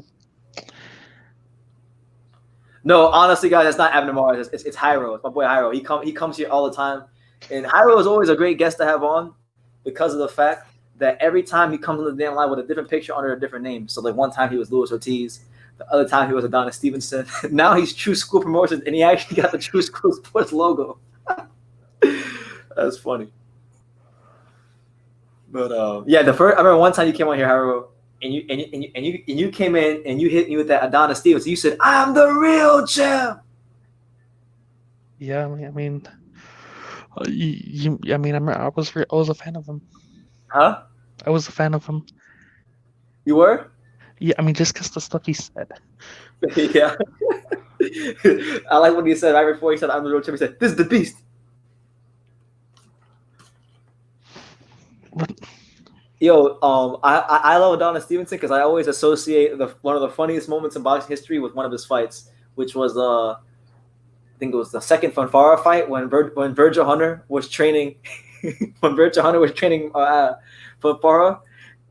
and this dude Fanfara got killed in the first round, and then in between rounds, this guy says, "Andre, I want you to go out there and don't throw a punch, don't throw any punches. You got a family, man. You gotta swim. You a shark in the ocean." Man, Virgil Hunter. I wonder when that interview's gonna come. Huh? I wonder when that interview's gonna come. What interview? Virgil Hunter. Oh man, yeah. I would love to interview Virgil Hunter. Although I don't think he'll want to do the interview with me because people talking boxing, so I'm sure he'll have heard about me before. Yeah, I mean the Andre Ward stuff. Same thing with Wilder. I guarantee you, Wilder, one of those people, I've definitely seen my video. Like it's not even like debatable. They've definitely seen something at some point. I mean, Andre Ward was is one of my favorite light heavyweights. I'm sorry to hear that. Nah, not because of his skill, because of the controversy. Oh, and the Kovalev fight? Yeah, he's pound for pound. He punched Kovalev in the nuts and became the pound for pound king. Oh damn! I never really got. Cohen Boston said he wants to know, who have you interviewed, Brendan? That's a great question. Oh my God, who haven't I interviewed? That's a better question. Let's see. Let's see how many names I can rail off. Riddick Bowe, Evander Holyfield, Larry Holmes, Vladimir Klitschko, Terrence Crawford, Earl Spence, Shannon Briggs, what's his name? Derek Santos, Ivan Ditchko, Charles Martin, Calvin Brock, Rantis Bartholomew, Tony Bellew, a lot of guys. John Riel Casimir, Romo Gonzalez, Cal Yafai, Gamal Yafai. Who else? I mean, I interviewed basketball players too. Kemba Walker, Steph Curry, Vince Carter. Chris Algieri. We did him. Bernard Hopkins. Nah, I never interviewed B Hop. I almost did in January. He saw. Eddie Hearn. I interviewed Eddie Hearn. I interviewed him. Hank Lundy. Danny Garcia. Who else did I interview? Danny Garcia. Oh, Devin Haney, Amir Khan, Amir Imam, Adrian Granados, Saddam Ali, Marcus Brown, Heather Hardy, Snisa Estrada, Clarissa Shields. It's a lot of people. Like I can't even like honestly, if I had to like name everyone, it'd be tough. Sometimes I'd be forgetting like who I've interviewed. David Flat Sparks, who's not a big name, but I'll name him anyway. David Flat Sparks, Trevor the Dream Bryan, Stacey McKinley, Jesse Robinson, Shannon Briggs, Jarrell Miller.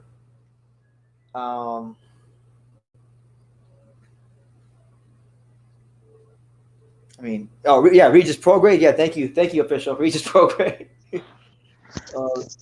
Who else did I get from that week? Regis Prograde, Chocolatito, Kamalia Fry. Oh, Diego Pacheco, Otha Jones III, Ammo Williams, Lawrence B.T. Newton, Antonio Bang Williams, Luis Perez, who's Jason Rosario's trainer. My dad interviewed Pedro Diaz, but I haven't dropped it yet. We interviewed him. Evander Holyfield's son, Evan Holyfield, who just turned pro. We interviewed him a couple times. We interviewed Bonnie Canino, who was my trainer. She was also women's boxing world champion. Fuck, man. It just goes on and on. Yashi in the UK, I interviewed him. Pat Benson, who was like this Irish amateur boxing trainer. I interviewed him in the UK. It's been a lot, man. It's like I'm sure there's about a ton of people I missed, but that's the gist of it, pretty much. You know, I named you a lot of big names. You know what I would ask Stacey McKinley? What would you ask Stacey McKinley, Hyro? When are you gonna hot box with Mike Tyson? Yeah, you know what's funny? I talk to him sometimes, and I ask him like, you know, do you still talk to Mike? You know, I asked him if and he says he hasn't talked to Mike in a couple of years. So, but he didn't say they were on bad terms or anything like that. I guess he just hasn't ran into a cross paths with Mike. But amazing podcast. I'd watch that. If he ever goes on the hot boxing podcast, I'm gonna ask if I can go with him. I need to meet Mike Tyson, bro, because I've interviewed so many people that have worked with Mike Tyson that I feel like I kind of know Mike Tyson myself. Oh, Floyd Mayweather Sr. was another one. Floyd Mayweather Sr. That was a big interview. That's probably one of my best interviews. Me and him were going back and forth in that interview. Because I met him because he was training Mickey Bay. He was training Mickey Bay. You know Mickey Bay, Hyro? No. Mickey Bay was this Mayweather Promotions fighter. I think he tested positive for PEDs once. But anyway, Mickey Bay was fighting Rantis Bartholomew on a Mayweather Promotions card. That was the main event, and it was in my area. It was right across the street from the Heavyweight Factory at the Hard Rock Casino in Hollywood. And I was there at the media workout, and there wasn't a lot of reporters there, which was kind of surprising. I was like one of the only reporters there. And I think in my interview, I told Mayweather Sr. that Mickey Bay is going to lose the match. I told him in the interview to his face that Mickey Bay is going to lose to Rantis Bartholomew. And he's like, man, he ain't got no power. What kind of power? What kind of power, man? Follow me. What's the name? Oh, that was one of the best interviews I ever did. That was a while ago. I was gonna ask your dad about I was gonna ask your dad that my favorite anthem is the Puerto Rican anthem when Bernard Hopkins and what's it called Trinidad when Bernard Hopkins was wearing a mask. Yeah. Oh, you mean the American anthem, the America the Beautiful? Or I think no, because there's like a group of like singers and they're like doing like a duet or something. Oh, well, that wasn't Hopkins' entrance for that fight because he came in with a mask and he came out to Ray Charles, America the Beautiful. Oh. Oh, Calm Boston. Two other names because you asked me who else. Luis Ortiz. I've interviewed Luis Ortiz and Arizlani Lara as well, and Ahmet El Bialy. Those are a couple as well. But they weren't like those interviews aren't what you would call memorable interviews, but they happened. Oh, John David Jackson too. John David Jackson, another one. I've interviewed him like 3 times. Let's see. Colin Boston says, I've always wondered how you two journalists get around and how much you guys have to pay for travel. You're asking the right questions, man. Me personally, I'll be honest with you, man. I am not rich. I don't know why people think I'm rich because I do a lot of traveling. I'm the furthest freaking thing from rich you could possibly imagine. I just have a lot of faith, bro. So like, I just pray a lot, and God provides.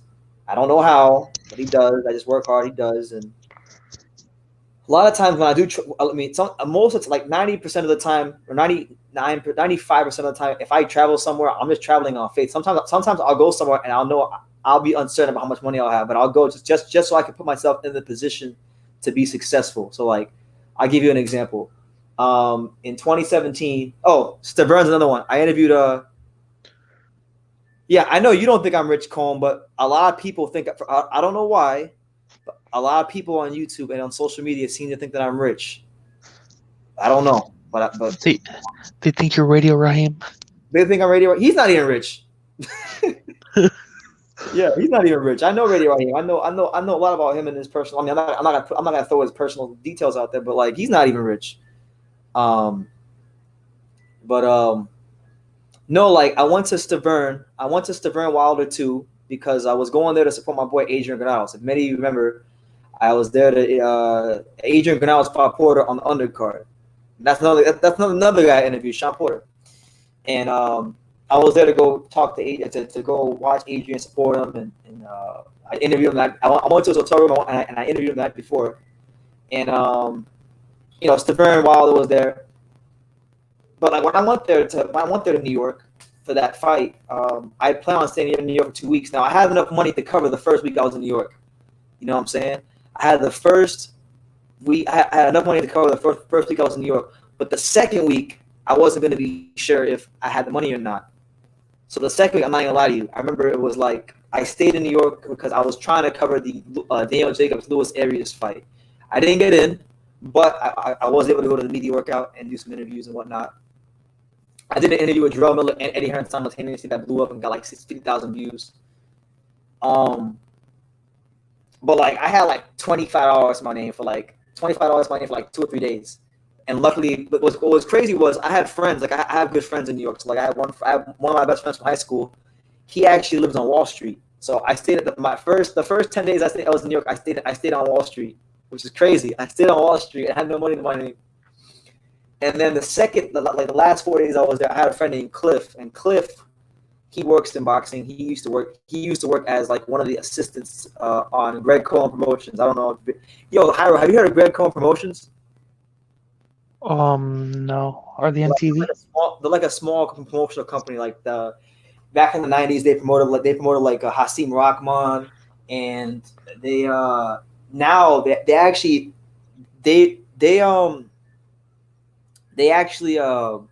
promote Jarrell Miller because they signed Jarrell Miller initially, but then Jarrell Miller has a working relationship with Matchroom Boxing, so they actually still get paid from the Jarrell Miller fights because they still have it under contract, but he works with Eddie Hearn as well. So like Jarrell Miller is probably the biggest name fighter they have now. But so I had a friend named Cliff, right? I'll tell you guys a story. the guy who lives on Wall Street, his name was Rashawn. I knew him from high school. We grew up together and stuff. So I stayed at this house for like 10 days, and then I was going to, I wanted to go hang out with my friend Cliff, who lives in Long Island. So my friend Rashawn lived in Manhattan. Cliff lives in Long Island. And there was one night where like my friend Rashawn, I was staying with him. He left to go to New Jersey to go visit his brother, but I was staying with him. But I couldn't just walk into his building because he lives like on Wall Street. I mean, so the building he lives in, you can't just walk in and go up to the room.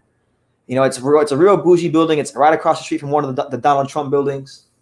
And so I couldn't just go there. So I had nowhere to go, and I had $25 for my name. So my friend Cliff, he let me stay at his house. And the crazy thing was, like, he wasn't even living in his house. He had his own house, but I guess he was kind of depressed about life, so he was staying with his parents somewhere. But he had his own house. He left me his whole house to himself. It was crazy. Somewhere along the line. It was like a $200,000 house. He left it to me to himself, And this house had like a crazy, like, the shower, bro. His house had the greatest shower of all time. Like, it had like a sauna in the shower, and then there was like a big shower head above the shower, and then there was also a handheld like shower thing that you could hold. So it was the greatest shower of all time. Like, I have never taken a shower as good as I did at Cliff's place. So shout out to Cliff, my boy Cliff Mass, wherever you're at in the world. And like, it was crazy. I was broke and I was having the time of my life. Yeah, he had 2 jet skis. He had 2 jet skis. He had 2 jet skis, and we went jet skiing. He had one jet ski that was like $30,000, right? And then he had another jet ski that was like $80,000. It was like a supercharged jet ski with a supercharged motor, and it went like 120 miles per hour. So he let me ride the supercharged jet ski. It was November 2017 in New York City. It was cold. I was freezing my ass off, but we did it.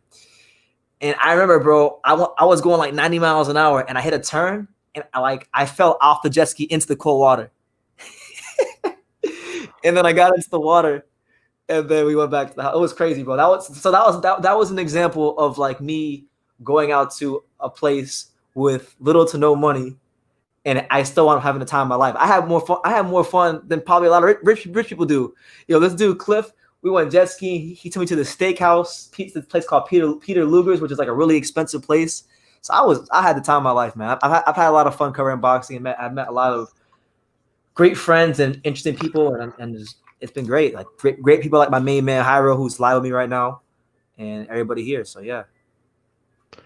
So you crashed in his bed, basically. Yeah, but like he left me it was crazy. He was going through a bunch. Like, I'm not gonna put his details out there, but like he was going through a bunch of stuff at the time, so he didn't want to be home by himself. He would stay with his parents. So he was like, "Yeah, if you want to stay here, you can." And bro, like he had it was a nice place. It was a real nice place. Were you gonna go to the Loma fight? Well, it wasn't the Loma fight. It was that week. It was the Daniel Jacobs Luis Arias fight. Oh. Would you have crashed at his place for the Teofimo Loma fight? Nah. Well, I wouldn't crash. I would probably stay at my boy Rashawn's house. I only crashed at his place that night because I know where else to go, and he felt bad for me. So, but it was cool, man. Someone said, Calm says, do you make a living on this, Brendan? That's a great question. Yeah, I make a little money here and there. I mean, I'm not balling, but I make a little money here and there. I've gotten paid every month. I'm not gonna disclose what I make. It's not a lot. I don't feel like talking about it, but I've made. Let's just say, because you get paid on the way YouTube works is you get paid every month. So like, for example, whatever I make this month, I'll get paid for whatever I make this month in the middle of next month. So that's how YouTube works. I've gotten paid on YouTube every single month since December of 2015. Calm Boston says, I'll get you Lee Selby's number so you can speak to him on Facebook. Yeah, that'd be great, bro. We can have him on live one day. It'd be cool. There's actually a couple of people that I'm supposed to go live with. Me and Isaac Chamberlain were supposed to go live, but I just haven't hit him up about it because I've been too busy running around doing interviews. Yeah, that would have been sick. But yeah, I mean, Well, the funny thing is, like both my friends, like that I was telling you guys about, like, well, because somebody said, "Oh, you have rich friends." Cliff isn't exactly rich. He's good. He's cool though. He's doing all right for himself. He's not rich. And then Rashawn, well, I don't know. Rashawn might be a different story. He might actually be rich, but it doesn't matter to me. They're my friends regardless. Like I don't treat anybody better or worse because they're poor or because they have money. Everybody's the same to me. Like I've been around celebrities. I've been around millionaires. I have friends who are millionaires, and I have friends who did 5 years on Rikers Island. So I've got a pretty diverse group of friends.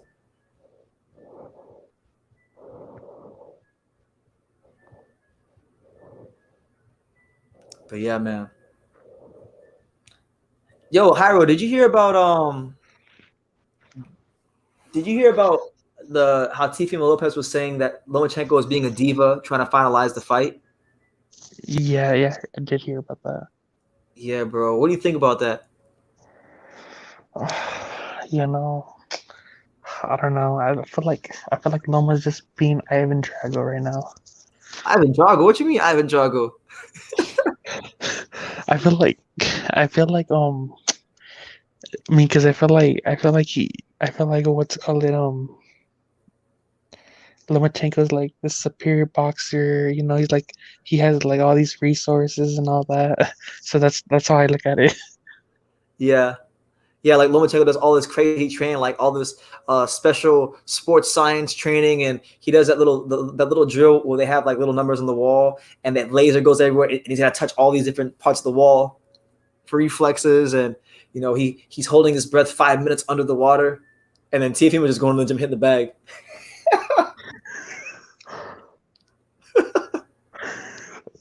And it's gonna be a good fight. Yeah, I mean, if it ever happens, honestly, I question. Like, this is gonna sound really stupid what I'm gonna say, but I think the coronavirus might have actually just put a fork in that fight for good, because Teofimo Lopez has been talking about how hard it is for him to make 135 for a while now. Like, and he said he's not gonna wait for Lomachenko. So you gotta think of it like this: he hasn't boxed since December, right? Yeah. He hasn't boxed since December. It's already March now. Let's just say the coronavirus goes a month more, all right? Let's say it goes a month more and the fight gets scheduled in July. That's 7 months of inactivity for Teofimo Lopez. And when you're somebody who's as big as he is for the weight class and you haven't found picking the weight, that's a long time. And that's enough time for him to outgrow the weight. So, and then not even just that, Lomachenko, if the fight's not finalized and Lomachenko is not contractually obligated to fight him, he might just say, you know what, F this. I'm going to go back down to 130 because he's been talking about going down to 130 for a long time now because that's his best weight. Yeah, I mean, I thought he left 130 because of politics. Well, because he couldn't get any big fights down there, but I feel like he probably feels like now it might be a bit easier because I guess he's a bit older, and I don't know, bro. I just want to see these fights. Like, honestly, I just want to see these fights. I've talked enough about Lomachenko and Lopez. I just want to see it. I want to see Teofimo fold this boy up already. Yeah, like you said, I want Gervonta Davis next. Yeah, I want the big fight. If Lopez get the belt, no problem. That's what he said. If he get the belt, no problem. But now he has a belt, and now it's still an issue. First he says, "Oh, it's got to be in Vegas," or no, it can't be New York. It's got to be in Vegas. Then Lopez says, "Okay." Then it can't be in Vegas. Now it's got to be in Cali. Then it's got to be in Ukraine. Next gonna say, yeah, it has to be Ukraine. if it's not in Kiev, Ukraine, there's gonna be big problems. Big problems. On God and them. Do you remember when Adrian Broner said to Pacquiao, "I'm gonna beat this boy ass on God and them." And then he actually came into the ring on his trunks. It actually said "on God" in them. Damn. Remember when he caught up Floyd Mayweather? Yeah, he said, "I'm talking about chicken wings and French fries." Oh no. He said no. He said, "I'm talking about water and cornflakes from the trenches, man. I'll never let another man disrespect me." Who do you think he's gonna come back? Who do you think he's gonna fight? I want to see him fight. These are the three fights I'd like to see most for Adrian Broner are Keith Thurman, Amir Khan, and Chris Algieri. I've always wanted to see Chris Algieri versus Adrian Broner. I always thought it'd be funny for some reason. My Keith Thurman, man, got to lose some weight. Yeah, bro. He was the man. He's like, you better not duck me, Thun. You better not duck me. I will come to the Barclays Center and strips you of your title, son. It's a once in a lifetime opportunity. Yeah. But he's a great commentator, though. Keith Thurman, that boy's a poet. I know. I always like his face to face. Bro, have you ever seen the video where he talks about how he dropped out of high school to become a boxer? Oh no. He's like in the gym. He's in the gym, and he's talking about I guess when he dropped out of high school, they wrote the newspaper wrote an article about him dropping out of high school to become a boxer, and I guess like in Tampa, like where he lives, there when you drop out of high school, you gotta like go to the principal's office and you gotta turn in all your books and whatnot. So, someone was like, oh well, it's gonna be very tough, and it's gonna be a very narrow road to become a boxer. You should have a backup plan. And then Keith Thurman was like, yeah, it's also a very narrow road to God. But does that stop the preacher from preaching on Sunday? I said, damn, that boy's a poet. And he always has a comeback. He's so smart, bro. I want to interview him really badly. Like, I want to go to his gym because his gym is like maybe 4.5 hours from where I live. I want to go. I mean, I wonder if he's there. What if he's there? Yeah, I mean, he hasn't. It looks like he hasn't been training it for a while. I don't care, bro. I would love to interview Keith Thurman. He seems like a fun guy to talk to. Yeah, man. I mean, he was the man, dude. He was. Huh? He was the man. I mean, he really was. Like, I really liked his fights. It was so entertaining. He's still the man. He's just not the man as far as it comes to like boxing in the ring. But I'll tell you right now, if he retires from boxing, like if he came out tomorrow and said, you know what, I'm retiring from boxing. If he came out like Floyd Mayweather, he said, I had a remarkable career in the sport of boxing. I made smart investments. If he came out and started saying things like that and retired, then if he became a commentator like tomorrow full time, he'd be the best commentator in boxing, no doubt about it. He would take everybody's spot as the best commentator in boxing. Yeah. Because he just has a way of breaking things down that's like not like everybody else. Very smart guy, very insightful. You can see why like he was at the level he was at. Even if it wasn't for like the longest period of time, you can see why he was. And even though he lost to Pacquiao, listen, I still think he'll beat a lot of welterweights, even now. I just question how much he still really wants to box. Because listen, most fighters box in the first place because they come from broken homes, broken dreams, broken promises. They have a hunger. They have that chip on their shoulder. So because of that, it drives them to push harder in the gym to become world champion so they can make money and get a better life for themselves, right? Yeah.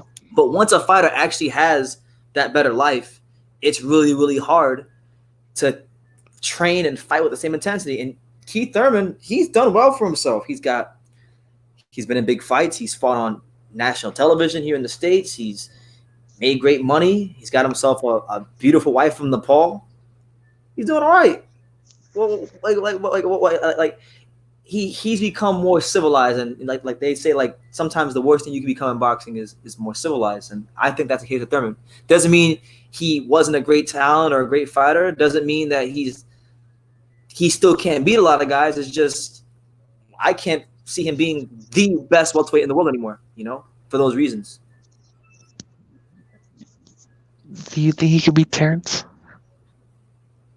Could he beat Terrence? Or could he give him like a little? Can he give him trouble? He could definitely give him trouble. I mean, he's skilled enough to give anybody trouble. I want to see that fight happen, man. You know what? At this point, because listen, if Keith is hard out of boxing, maybe he could. I wouldn't mind seeing Keith fight Kell Brook. That'd be a great fight. I always wanted to see that fight when they were both, in their prime. Mm. Thank you, Calm. So my boy Calm Boston just said he just messaged Lee Selby and I guess he's gonna give me his numbers. So I guess we're gonna interview Lee Selby soon. Shout out to Calm the plug.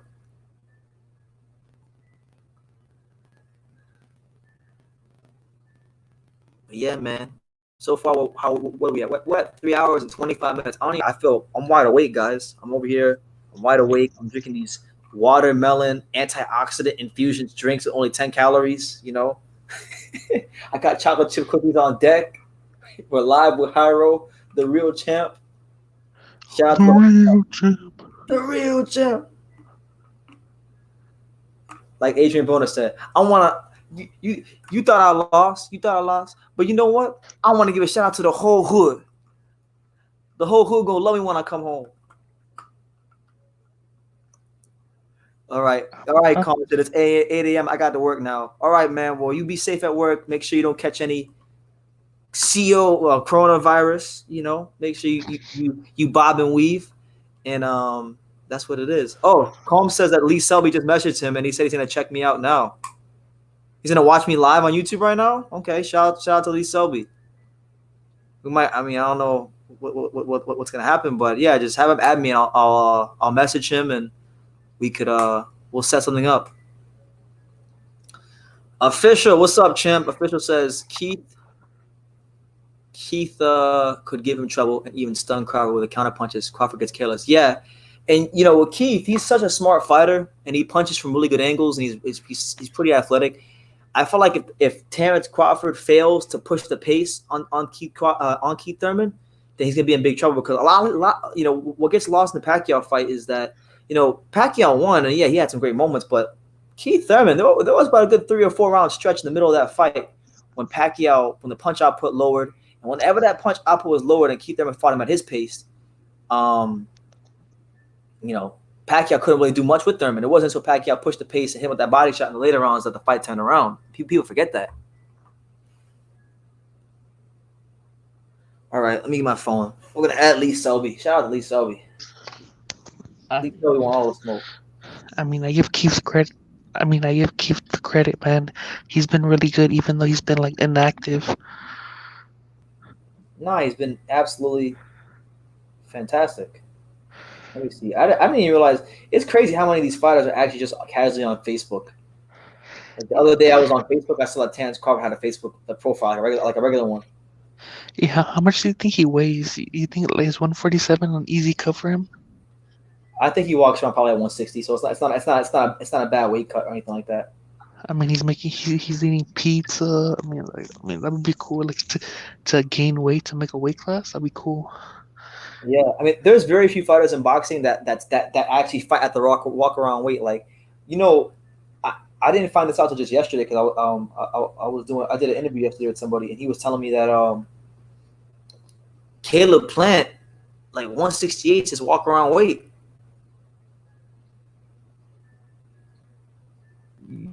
Like he went like 165, I think, last time. Yeah, and I believe it too because I've seen him in person. Calm. I just checked Facebook. It won't let me add him. It just says I can follow him.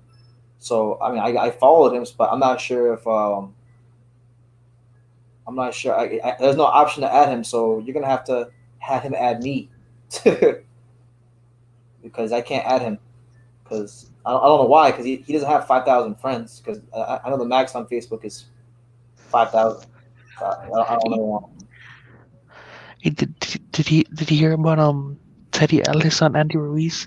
Yeah, I was gonna make a video about that. Like I was shooting videos earlier, and I was supposed to make a video about that. And yeah, bro. Honestly, like, look, I don't think Teddy Ellis is gonna, make much of a difference for Andy Ruiz if Andy Ruiz isn't serious. Because my thing is this, right, Hyro, freaking Andy Ruiz, he's had so many world class trainers. He's had what's his name? Abel Sanchez, Manuel Robles, Freddie Roach. Like this dude has had the creme de la creme of boxing trainers. I mean, the only world class boxing trainers he hasn't had yet are like freaking Teddy Atlas, Stacy McKinley. Who else is there? Eddie Reynoso. Maybe Eddie Reynoso. But the thing is, not everybody can train a heavyweight. You know, you gotta know how to train heavyweights because heavyweight boxing is different to all the other weight classes. Stacy McKinley. Stacey McKinley is a great heavyweight trainer. He's, you know, Stacey McKinley trained one of his most underrated training jobs was when he trained. You remember Samuel Peter, Nigerian Nightmare? You know about him? No. Oh my god! when you get a chance, go to YouTube. Go YouTube Samuel Peter. Who's next? He was like he beat somebody, and they interviewed him after the fight. He's Nigerian, so he's got a real thick Nigerian accent, and he was like, I want to be undisputed heavyweight champion of the world. Who next? Oh, he fought Klitschko. He fought Klitschko. Yeah, he gave Klitschko a tough fight, man. The first fight with Klitschko was tough. That was one of Klitschko's toughest fights. I think the first fight. Second fight was a bit easier, but the first fight was tough. I know he trained him. He won a WBC title, but I can't remember who he beat right now. I know, but he won like he was a WBC trinket holder at one point.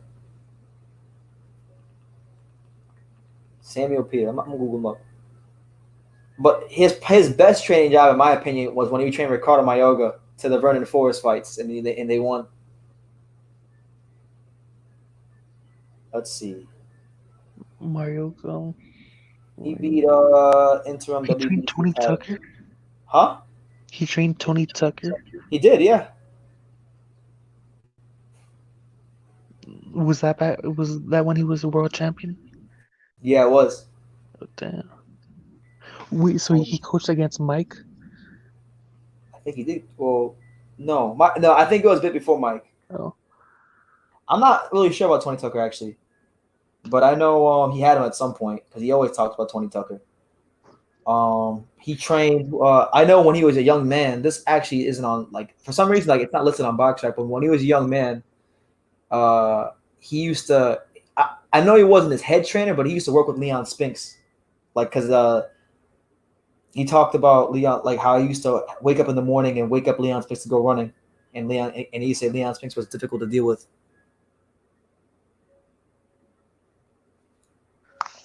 Let's see, Tony Tucker. Tony Tucker.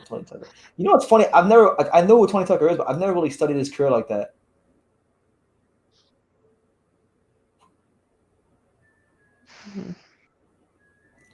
Oh wow, Tony Tucker stopped Buster Douglas. Never knew that. Yeah, he stopped Buster Douglas right before the Mike Tyson fight in the 10th round. Tony Tucker stunned James Buster Douglas with a right hand early in the 10th round, then finished him off with a flurry of punches to win the IBF heavyweight title. He was the IBF champion. That was like a brief title run, like Charles Martin. Yeah, but he's a more skilled fighter than Charles Martin.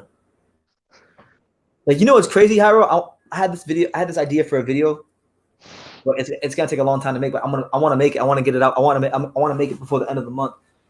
I was gonna do a video about Wilder, Fury, and Anthony Joshua, and it was gonna be Wilder, Fury, Anthony Joshua versus the '90s heavyweights, and I was gonna name a heavyweight, and I was gonna talk about how I think each of those guys would have fared against certain fighters of the '90s, And I'm not even talking about the best '90s heavyweights. I'm talking about some of the second or third tier guys like Ika Biabuchi. I mean, who would he give? Michael Grant. I would love it. Do you know who Michael Grant is? No. Bro, if you look at Michael Grant, Deontay Wilder is literally the modern day version of Michael Grant. Literally. Michael Grant was this long, lanky, athletic heavyweight in the 90s, but because he fought in the 90s and he had Lennox Lewis, Riddick Bowe, Evander Holyfield, Lennox Lewis, Mike Tyson, David Tua, Ika Biabuchi. There were so many killers in the 90s. Because there were so many, he never even sniffed a world title. He challenged for it one time. He fought a bunch of overmatched opposition and I guess bums. But he stepped up and fought Lennox Lewis, and Lennox Lewis stopped him in a round.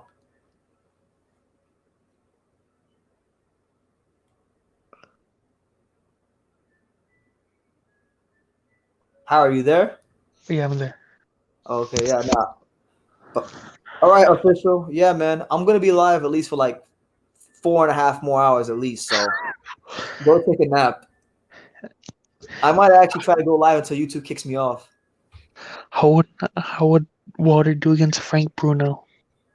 Oh, that'd be a great fight. That'd be a hell of a fight. See, Frank is a bit slow.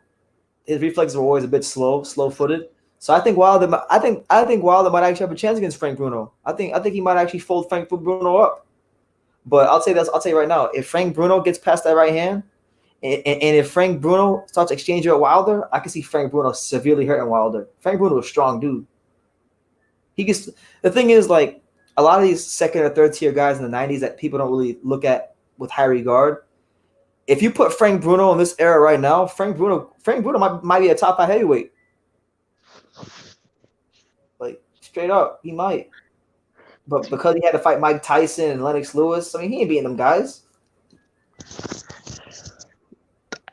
I think Water should fight Marius Wack. Oh my God! You know what? If PBC wants to get him a win, I think they might do that. But honestly, Marius Wack is not a bum though. Like he challenged for the world title. He's a strong fighter. He gave Dillian White some problems. I mean, that was 270 plus Dillian White. Bro, I'm telling you, Marius Wack might wind up pulling a Robert Helenius on Deontay Wilder. If Wilder don't take him seriously. But bro, the 90s was so good. Like Andrew Golota, I'll tell you right now, Andrew Golota would have killed Deontay Wilder. I think Andrew Golota would have severely hurt Deontay. What do you guys think? For the 15 that are here that watched Andrew Golota, what do you think Andrew Golota would have did to Deontay Wilder if they fought? I think that would have been a great matchup. Let me see. I'm trying to think of like third and fourth tier heavyweights from like the 90s. Oh, I interviewed Chris Bird a couple years ago, and I'm gonna re-release the interview soon because it didn't get a lot of views because I didn't chop it up, but I feel like because the interview was an hour long, so if I chop it up, I think it'll get more views. He was talking about Wilder a lot in the interview back in 2018, and he was talking about how he wouldn't want to fight him because he's so big and long and athletic. But honestly, bro, if Chris Bird, like the Chris Bird that fought Jimmy Thunder or the Chris Bird that fought David Tua fought Deontay Wilder, I think Chris Bird will make Wilder look silly. I mean, silly as him twerking and grinding. Yeah, like literally, bro. He'll make him miss so badly that he'll be twerking on accident. But if Wilder does land that right hand on Chris Bird's going to sleep, bro. Because Chris Bird's not a big guy. Because I've seen Chris Bird in person. He's the only heavyweight I met in my life that when I stand next to him, I don't feel small around him.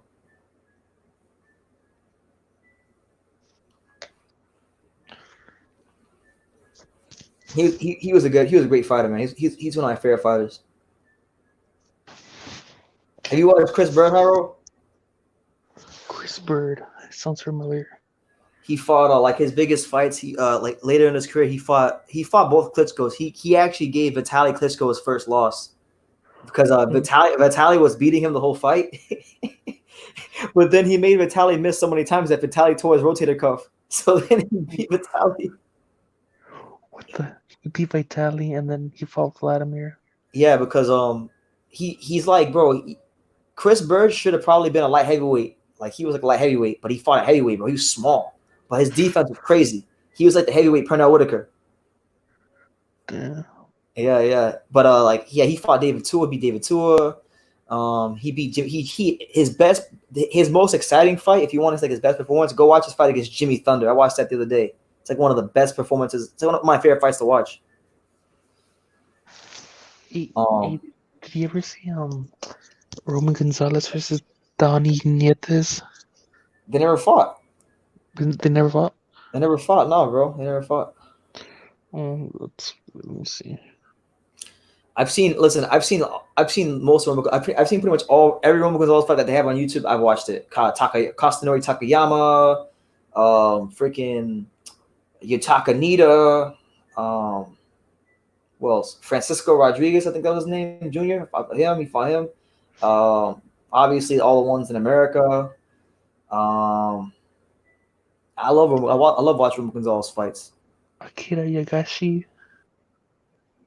Yeah, Akira. Oh my God, that performance right there, that's the one. That performance, bro, and Brian Valoria are two of the best performances. Yeah, and the Kastanori Takayama. Those three, in no chronological order. Valoria, Takayama, Akira Yagashi, all amazing fights. And then obviously Kalya fights a great performance. wow, that's a great performance. But yeah, bro, if you've never seen Chocolatito versus, have you seen a Chocolatito versus Akira Yagashi? No. Oh, it's amazing, bro. He fought on that fight was his last fight before he came to America. I think it was last fight before he came to America, and he whooped him. Agashi was the lineal flyweight champion, killed him. Rocky Fuentes. Yo, if Chocolatito, I'm gonna tell you this right now. If Chocolatito would have got the decision in that fight, I'll tell you this right now. If he would have won that fight, that would be my favorite fight of his. Because that performance was so good. The way he got on the canvas instead of whooping his ass. But they didn't give it to him, so to me, I can't call his best performance because it's overshadowed by the decision. Yeah, Akira Yagashi versus Chocolatito was a complete one-sided beatdown. Straight up, it was a massive just beatdown. But it was a great fight, though. Nonetheless, it was a hell of a fight. Somebody got mad at me, Hyro, because apparently they don't like the fact that I made a video about Triple H trolling Deontay Wilder. Oh, they don't like the crossover. Yeah, they don't like that. Did you see that video that I put out about Triple H and Deontay Wilder? Nah, I was gonna watch it later. Oh, it's hilarious, bro.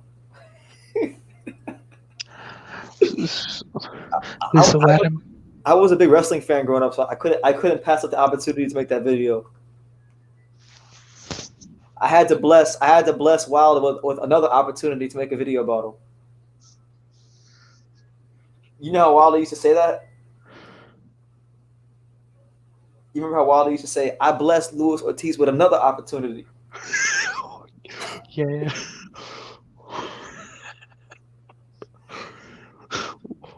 I could have fought other people. Everybody ran from Luis Ortiz. Nobody wanted to fight him. But I decided to bless him with another opportunity. Oh my God. Oh, damn. Oh, damn, bro. This Casemiro video is exploding right now. I mean, Deontay Wilder brought a life to the heavyweight division. Oh, he's like, I'm gonna do a Wilder impression. I'm gonna try not to laugh. He said, I'm bringing the excitement back to the heavyweight division because America have a great champion in Deontay. America have a great champion, and he go by the name of Deontay the Bronze Bomber Wilder. All right. What else did he say? Oh yeah, I'm bringing back the excitement. I'm bringing back the excitement back to the heavyweight division. And after I unify the division, I'm gonna fight Joshua. They could have ran. I could have ran from Luis Ortiz. I could have ran from Luis Ortiz like everybody else. But I said no. I'm gonna bless him with another opportunity. Remember when he said, "Just for the fun of it, I'm gonna take over the cruiserweight division"? Honestly, yo, I'm not gonna lie to you. If Wilder, and listen, I don't know how. He seems like the kind of guy that could lose weight and he could probably make cruiserweight. If Wilder wanted to rewrite history in his career, right now would be the perfect time to go down to cruiserweight. He would kill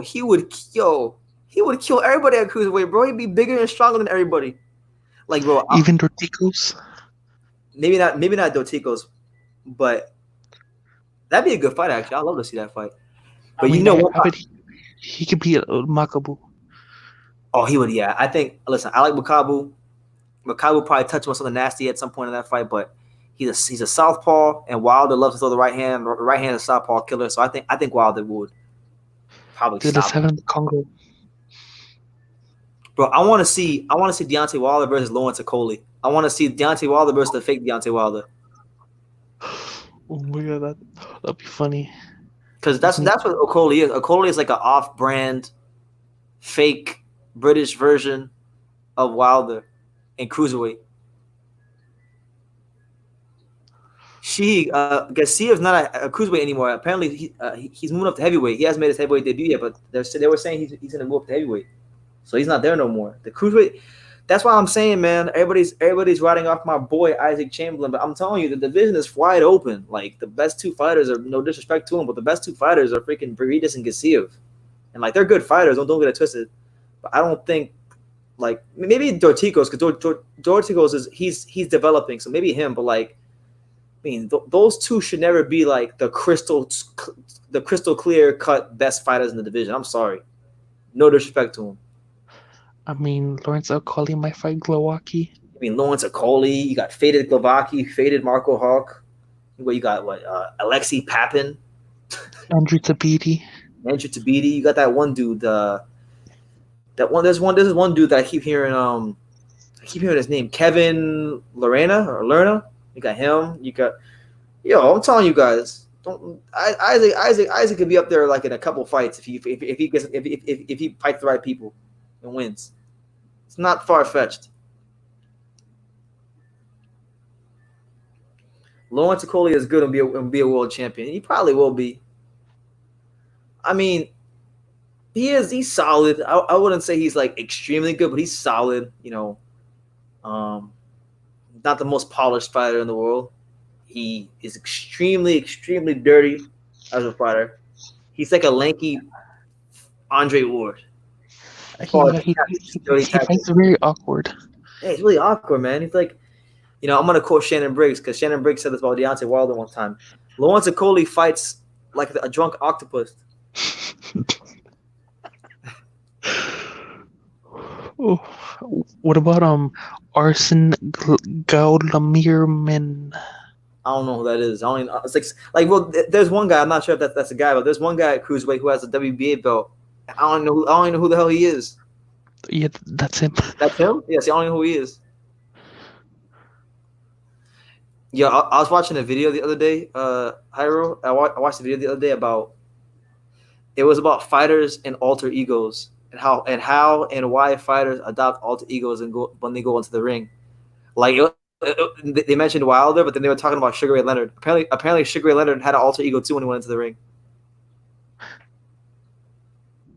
And they were saying apparently he used to stare. He was just staring into the mirror before all of his fights, and he said that if he saw a regular Ray Leonard, he knew that he was in trouble when he went out to the ring. But if he saw Sugar Ray, then he knew he was a killer.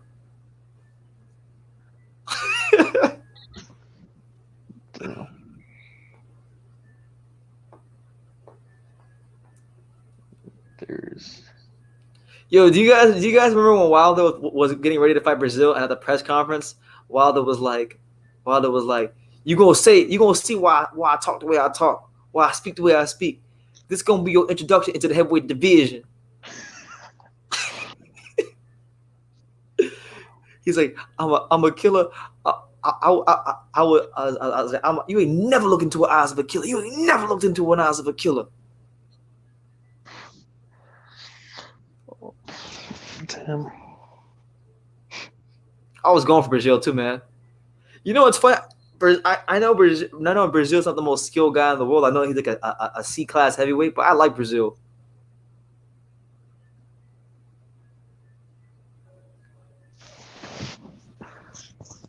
Hyro, are you there? Yeah, I'm there. Okay, now I'm saying I like Brazil. Because he didn't like Brazil. I mean, he's in a way he's kind of like Wilder. Like he got to boxing late. He came from football, so it was always gonna be a battle for him to even get to become a contender. But you know what? He did. He actually got to a decent level in boxing for his skill.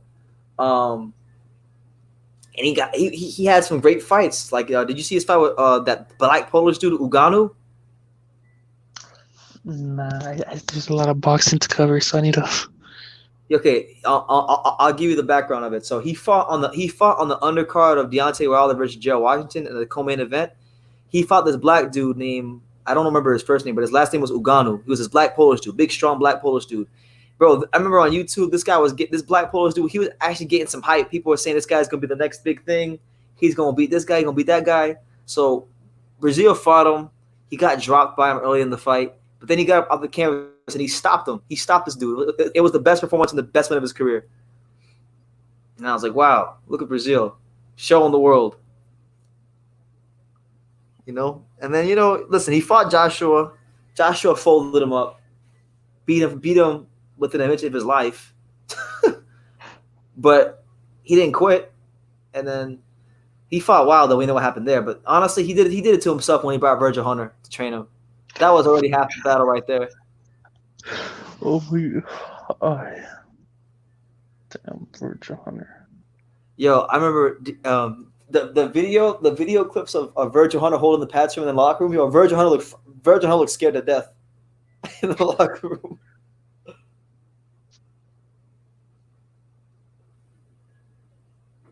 So it is what it is, man. But like, what else is there? No, Brazil did all right for himself, man. Like, I think if he retired, he could be happy with his career because honestly, he shouldn't even made it this far. To be honest with you, No. he didn't have the athletic gifts of a Wilder or the punching or the reflexes of Wilder, but he got there. So shout out to him. Was he in the amateurs? He was like he had a little amateur career, but like I told you, bro, he started boxing I think he didn't start boxing until he was like 19 or 20 or something like that. And he came because he was a football player in college. He played for USC, but he didn't make it. He didn't go to the NFL, so he started doing boxing, and he just decided to go pro, and that's what it was. Kind of like Deontay Wilder. Just like Deontay Wilder, but like I told you, Wilder is he's got some gifts you just can't teach, which is why I go so hard on Wilder, because if you actually decided to learn his trade and put some skills with the athletic gifts he has, he could really be something. But he wants to be stubborn. He wants to do whatever he wants. So it is what it is. There's a video coming out. I'm gonna give you guys a programming, I guess, heads up. It's not scheduled for premiere because it's a bit of a shorter video. But there's an interview clip with Stacey McKinley that's gonna come out where he talks about Deontay Wilder having sex before and after fights. I'm serious, because Deontay Wilder brags about it. He's like, yeah, I got my wife here in training camp. I do whatever I want. It's a myth, and I'm a myth buster. Serious. So Stacey has a lot to say about that. I'm sure you guys, whenever it comes out, it'll be a couple days. If he does whatever he wants, then why does his wife dress him? Oh my damn. Yo, you said it, not me. This man said if he does whatever he wants, why does his wife to him?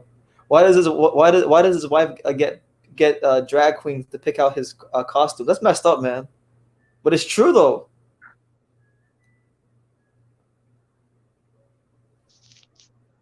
Yeah, man. Like, yo, when that video drops, I cannot wait to see the comment section. It's gonna be hilarious. Before I go, any recommendations I should watch? Any fights? Oh, I just gave you one. Brazil versus Uganu. That's a good one. Any more Deontay Wilder comedies? Deontay Wilder versus Calvin Price. It'll take you about 2 minutes to watch. Honestly, I bet you could watch the entire Deontay Wilder like fights. Yo, when I was in England, I remember when I got into an argument with BTFB and I made a video. So I started dating. He pissed me off, so I started watching Wilder. I started watching Wilder fights early in his career that I never watched before. Bro, I kid you not, I watched like 7 Deontay Wilder fights in 45 minutes. I watched like 7 fights in 45 minutes. You could probably get through about 20 Deontay Wilder fights in 4 or 5 hours. Yeah. Well, just keep doing what you're doing, dude. Roasting the LDBC, dude, and we can get through this. Absolutely. We're gonna keep roasting the LDBC because we need to pass time somehow. Yeah. Apparently, Barbershop says the WC called him a thief, but Wait, who called who a thief?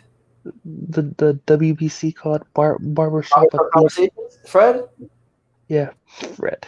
They call him a thief? Yeah, Why they call him a thief? It's I not don't know. nice. I didn't watch his video, so Yeah, don't do it. Don't torture yourself, man. Don't do that.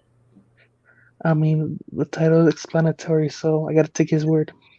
Yeah, he said No, he's we're gonna like, start this over. Make your oh, you watching the video?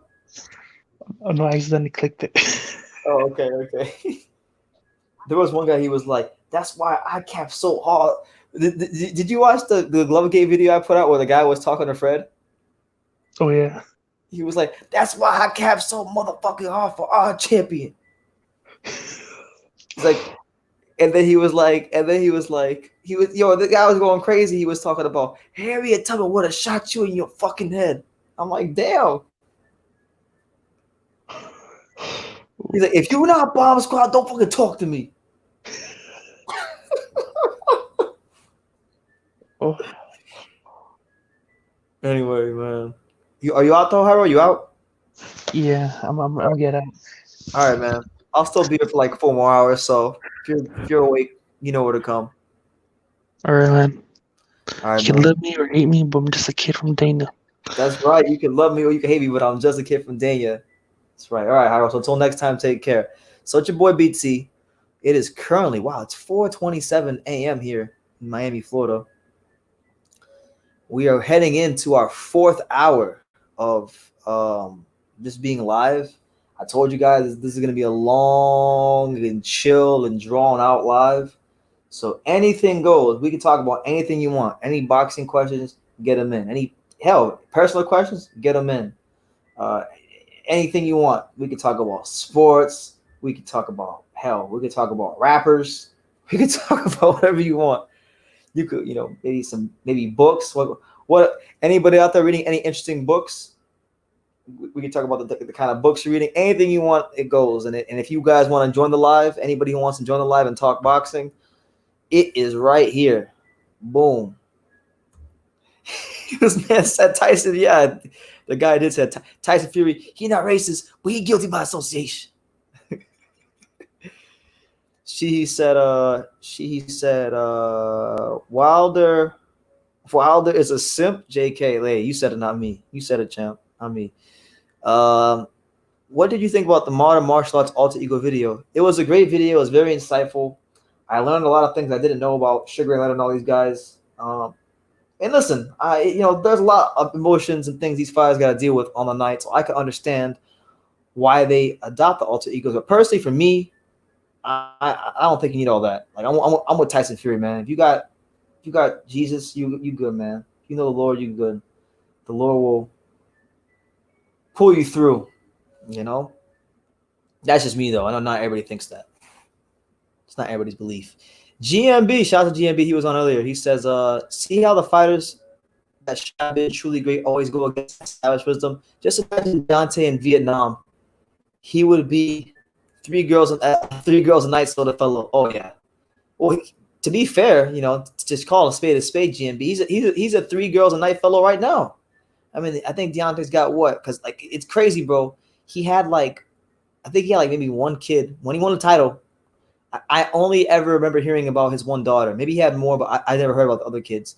This dude has 7 or 8 kids now. So in a span of 5 years, he's had about 7 or 8 kids. So he's got a freaking tribe. He's got a tribe of kids, 6, 7, 8 kids. Wilder. God bless him, bless his kids. But just calling a spade a spade. He's a 3 girls a night sort of a guy now.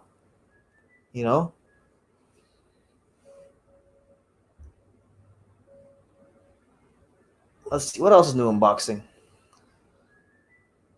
You guys are gonna see a video soon. It's gonna be it's scheduled. It's scheduled to premiere, I think tomorrow or 25th. I don't remember what day it is. I think it's tomorrow. It's basically about Tyson Fury. It's comparing Tyson Fury, Deontay Wilder, Anthony Joshua, and Dillian White, and where they were all at in the 25th fight. And it's titled Tyson Fury is far superior to Anthony Joshua in the heavyweight division. So there's a part in that video where I put a clip in there from the most recent Tyan Booth video. Tyan Booth is crazy. It's crazy. I am Booth hilarious. His last video is one of the best videos I've ever seen. One SS, yo, are you really gonna start True School Promotions? No, I'm not, bro. No, I'm not. I don't want to actually get involved in the boxing business because I just know way too much. I've thought about getting into boxing management, but after talking to managers, picking their brains, and seeing just how much work and how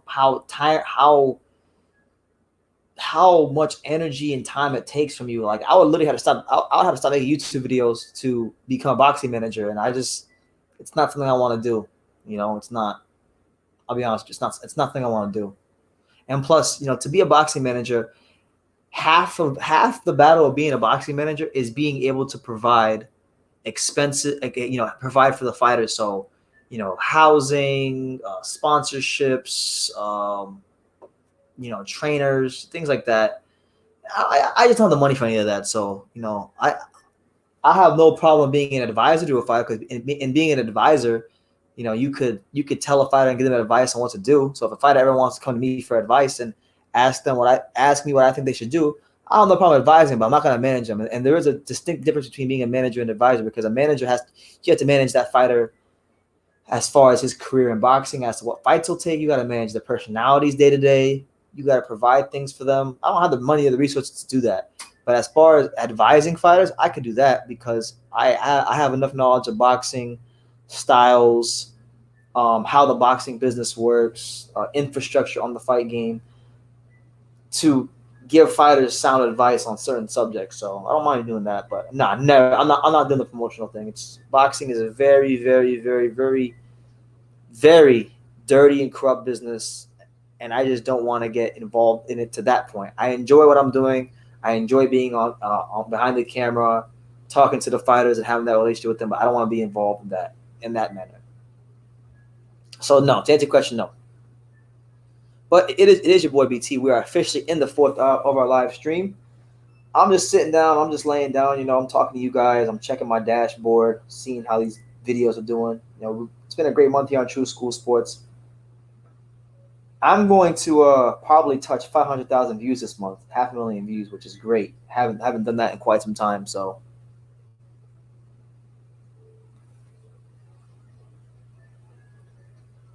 about probably gonna hit 27,000 subscribers by the end of the month, which is amazing. Which is just flabbergasted about the support I'm getting. So just thank you everybody, honestly.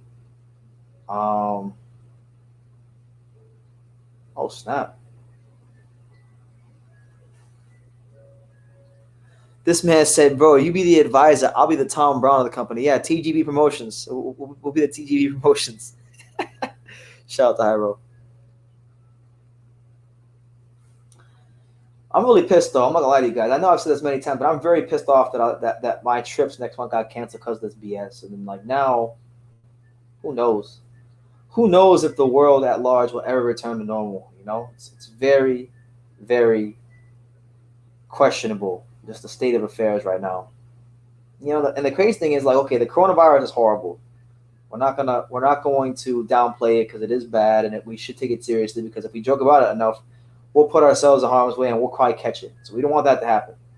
But with that being said, with that being taken into account, the flu kills hella people every year. There's hella deaths driving cars every year in America, but you don't see the government trying to outlaw driving, So I'm just saying.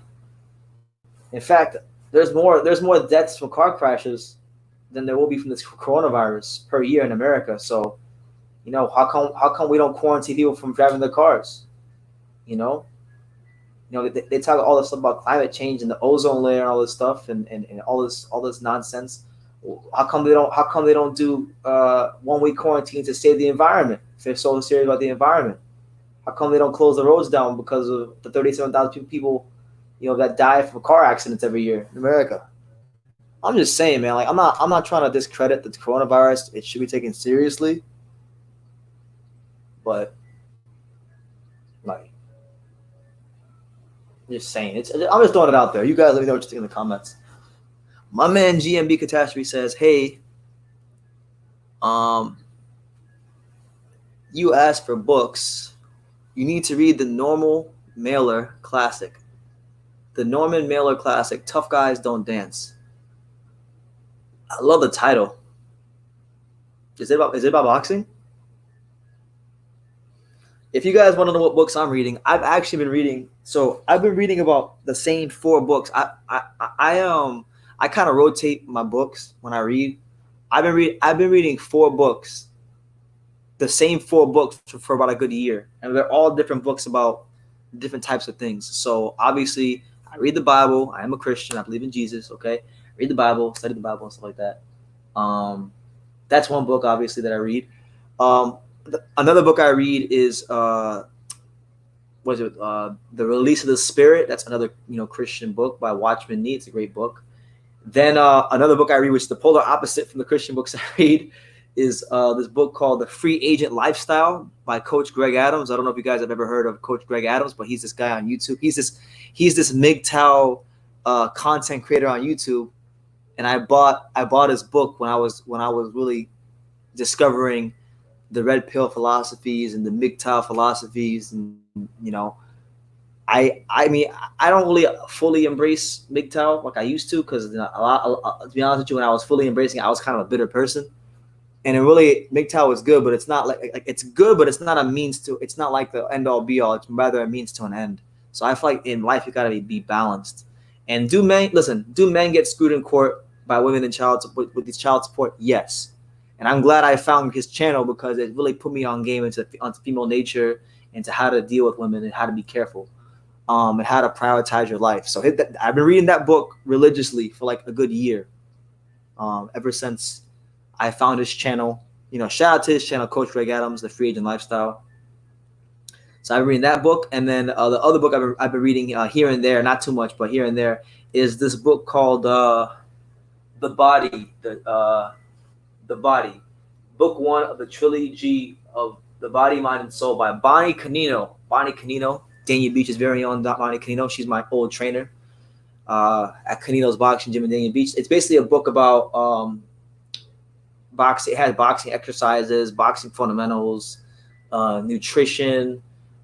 It's stories of her getting ready for fights and exercise she did, and she tells personal stories about her career. So it's an interesting book. I was reading it a little bit when I was in Texas for the Chocolatito fight.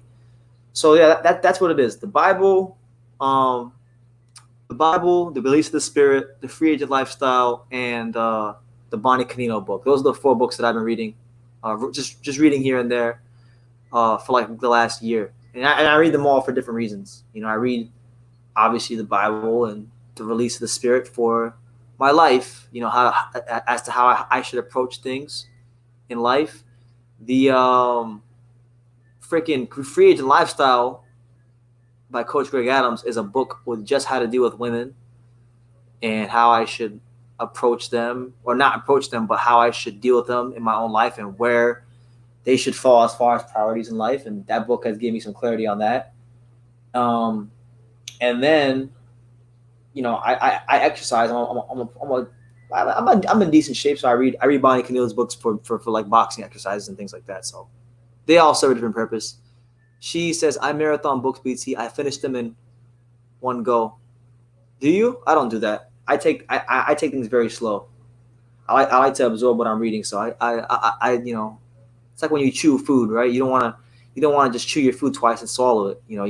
I chew about 37 times before I swallow it. James H. He says, my main man James H. He says, Mayweather versus McGregor 2 in November.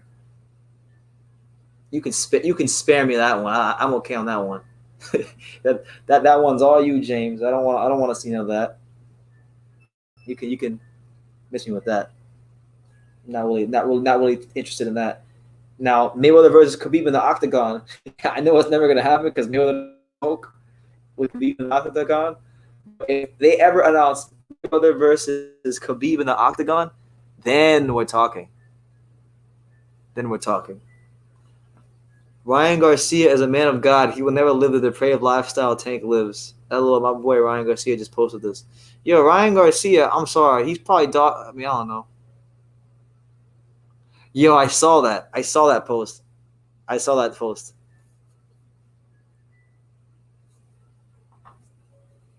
I saw that post. He says, "Dad, I want to act, talk, and be exactly like you. I don't want no originality myself. I am you, and you are me.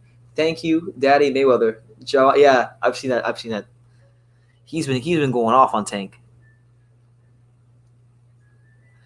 James H says he would rather see Pac versus Mayweather too. I'm good on that. I'm actually gonna respectfully disagree with you. I'd actually rather see McGregor versus Mayweather too, because that fight was a circus.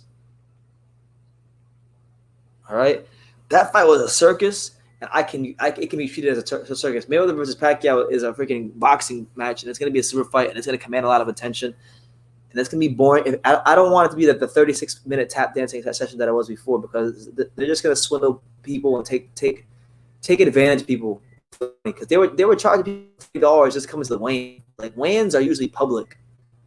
Any fight you go to, no matter how big it is, weigh-ins are normally public. You know, anybody can go. They were charging people $30 just to watch them weigh in. And then the pay-per-view was $100, and the undercard was horrible.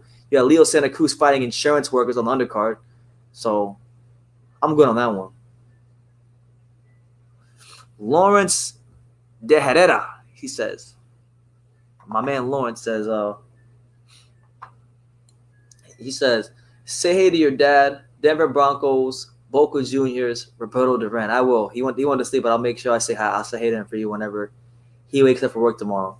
And yeah, shout out to Tigre. I like Tigre. In the Argentine league, I like Tigre because my boy Johnny, you know, we made an agreement that if I support Tigre, he'll support Everton. So that's my team in the Argentinian soccer. But yeah, Roberto Duran. And as for the Denver Broncos, listen, I'm not a big fan of the Broncos because they beat my Panthers in the Super Bowl 5 years ago, and I still haven't got over it. I'm still not over the Panthers losing the Super Bowl to the Broncos 5 years ago, because we ain't been the same since. We have not won a playoff game since we went to the Super Bowl. So that's what it is, man. GMB says there is boxing in it. There is an anecdote about Rocky Marciano and a mafia boss. Oh, okay. So it sounds like a hell of a book. I'll have to check it out.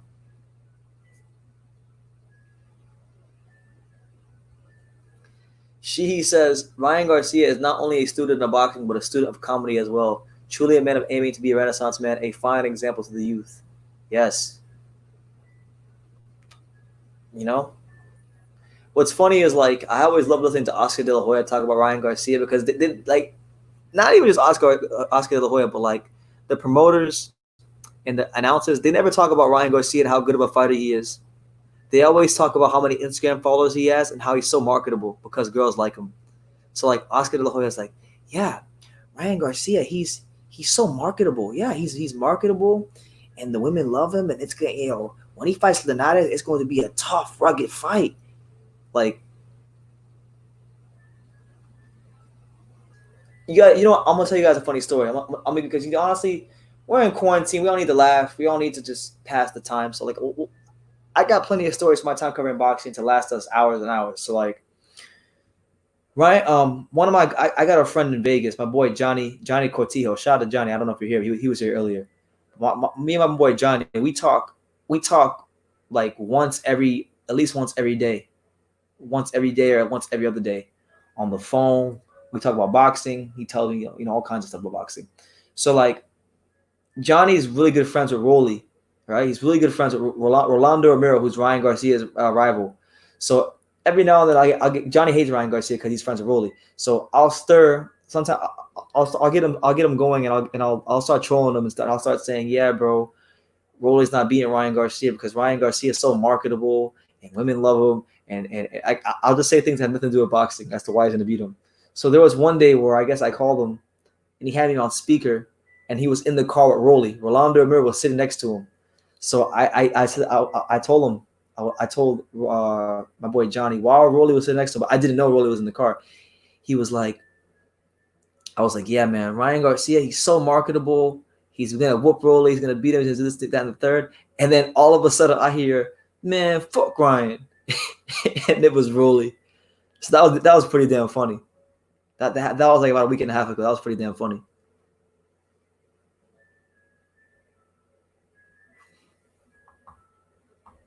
This man, she out here cursing, bro. She barely ever cursed. He said, fuck Oscar. Yeah, I'm not really a big fan of Oscar as a promoter either.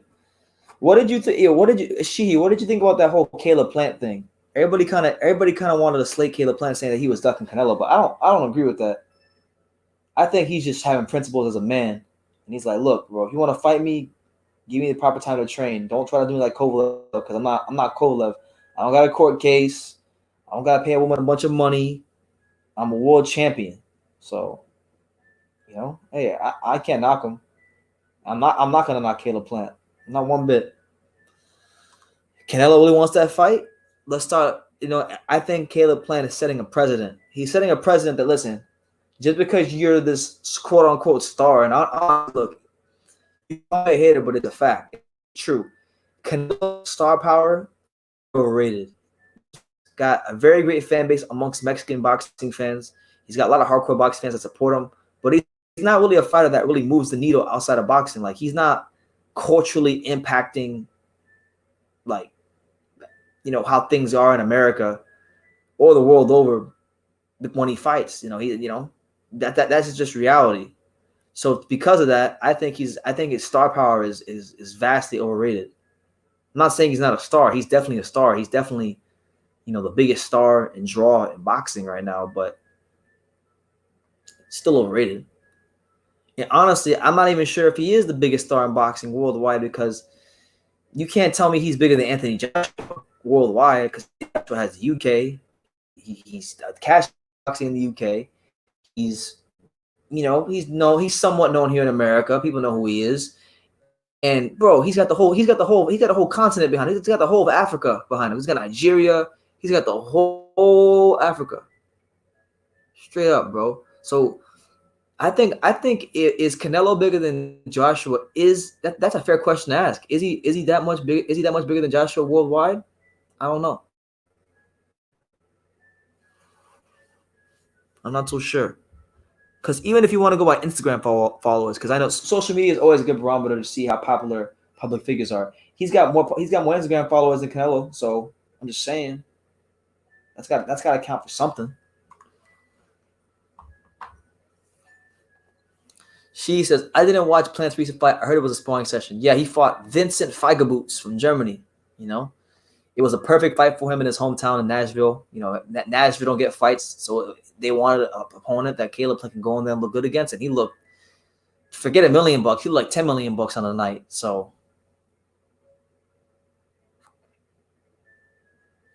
well, that fight wasn't that hard for him. It wasn't. He won the title against Uzcategui, who was a good fighter, a solid opponent. But he's made 2 defenses so far. His first 2 title defenses have been against subpar opposition. He fought Mike Lee, who never had a prayer. Mike Lee never had a prayer of beating Caleb Plant. Anybody who's watched Mike Lee fight knows that. And he fought Vincent Feigeboots. So it's clear to see that Caleb Plant, he took fights where he could just cash some checks, put them in his bank account. But they want the kind of fights that were going to challenge him. Hey, he still won them. They beat who they put in front of him. His manager, Louis Takubas Jr., is moving him perfectly. And I'm not mad at that. It's funny. People want to talk about Caleb Plant now, but there were a lot of guys when he was a prospect. And I did videos about this in 2016, 2017. When he was a prospect, there was guys that were ducking Caleb Plant when he was 15-0. Ducking him. Ronald Gavrilo didn't want no smoke with Caleb Plant. A lot of these guys at 168, when he was a prospect and nobody knew who he was, didn't want no smoke. None. Nunca. So he earned it, but he's earned it, but he could become champion. And you can hate him if you want, but he's just a kid from Nashville. NY Rob, what's up, champ? How you living, champ? You all right? Hope everybody who's watching this, hope you're well during this whole coronavirus pandemic. I hope you're safe. Find some time to better yourself during this time. We all have more free time now. So if you're quarantined and you're going crazy, just try to find some hobbies, work out, do some sit-ups, shadow box, push-ups. If you've got a significant other, make sure you have lots of sex. Read some books, write some books, paint. Watch boxing. Definitely watch True School Sports. Watch True School Sports. all that stuff.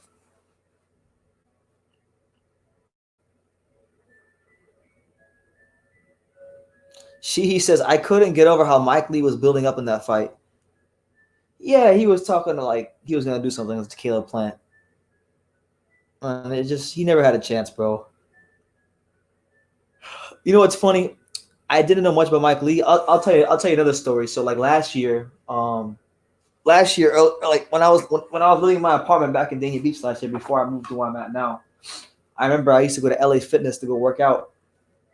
And I remember when I would go to LA Fitness, when I would go into the locker room, they'd have like the music on the intercom and they had like the little LA Fitness commercial ads. And I'll never forget, there was this one time, there was this one ad they used to always play, and it was like, hi, I'm professional boxer Mike Lee, and welcome to LA Fitness.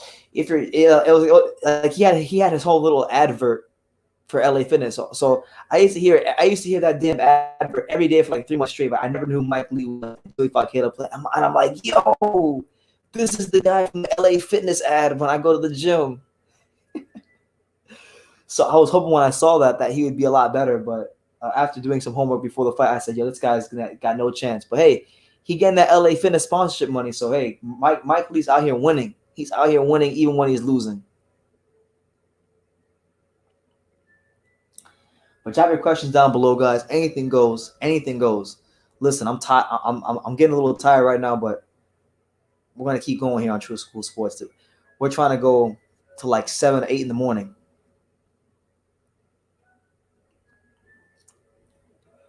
I need to give me some snacks. Maybe give me some coffee or soda or something. Keep me up. But yeah, man, it's been a great month, man. This month has definitely been one for the books. Coach Mel passed. Freaking Coach Mel's gone. Robert Helenius. Matt Casemiro. Coronavirus is here. So many things is happening. Just so many things happening this damn month. Casemiro, it's crazy, guys. Casemiro actually commented on one of my videos recently. Believe it or not. So Ariel Casemiro, you watch True School Sports.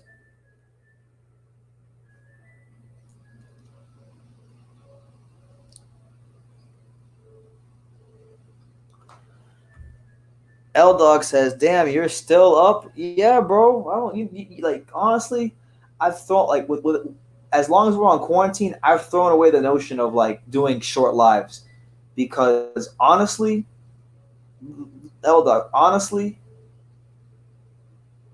what is there to do? There's nothing to do, bro. There's no boxing on. There's not much news. I mean, I have all the time in the world to edit videos, so we're just gonna talk, bro. This is the only thing keeping me sane at the moment. So yeah, I'm still up.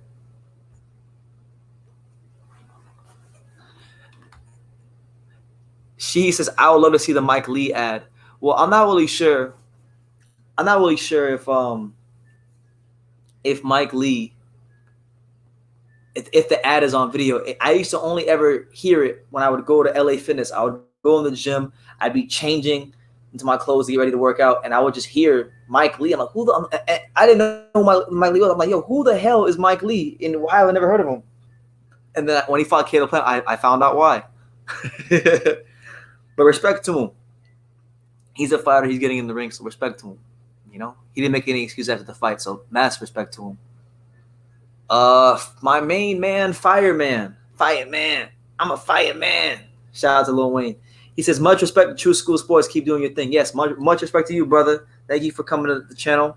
And thank you for the support. You know, Fireman, I've seen you in the comments quite a few times, so I appreciate all the support and just for you taking the time to comment, man. Appreciate it. She says, I love the Rolly story. Yeah, bro. Rolly's watched videos on my channel before. And Rolly was there when I told my boy Johnny that Ryan Garcia is so marketable. And he's so good.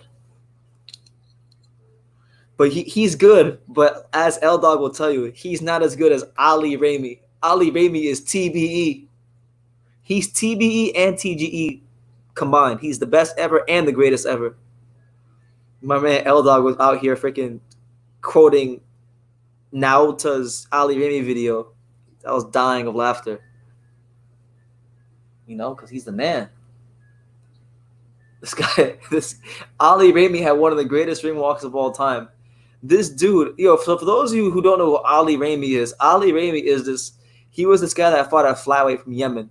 He fought nobodies. Like if you think Deontay Wilder had a padded resume, Ali Ramey's resume is like 10,000% more padded than Wilder's. This guy fought the same person 4 times in a row and stopped him 4 times in a row in Yemen. And this dude had one of the greatest ring walks of all time. This guy's walking from the blistering hot sun into the arena, and he's got 2 people, one guy on his left and one guy on his right, and they're both carrying M16 freaking guns. Like, bro, his entrance might be the only one that I think is better than Fury's last entrance. Here goes L-Dog. L-Dog is going in. He says, Ali Ramey. Ali Ramey has a more radical fan base than Wilder. He does. That is true. He makes the LDBC, his fan base makes the LDBC look like child's play. But L-Dog and I both know the best fighters in boxing. Well, it was Ali Ramey when he was, Guy Rush. So Ali Ramey, he was TBE, but now it's Filip Hrgovic. Filip Hrgovic is TBE. He's stopping everybody, bro. If he fights Joshua for the title, Joshua going to sleep. He don't want that Croatian smoke. He's going to take his right hand and he's going to say, "Zdravo, Anthony, zdravo."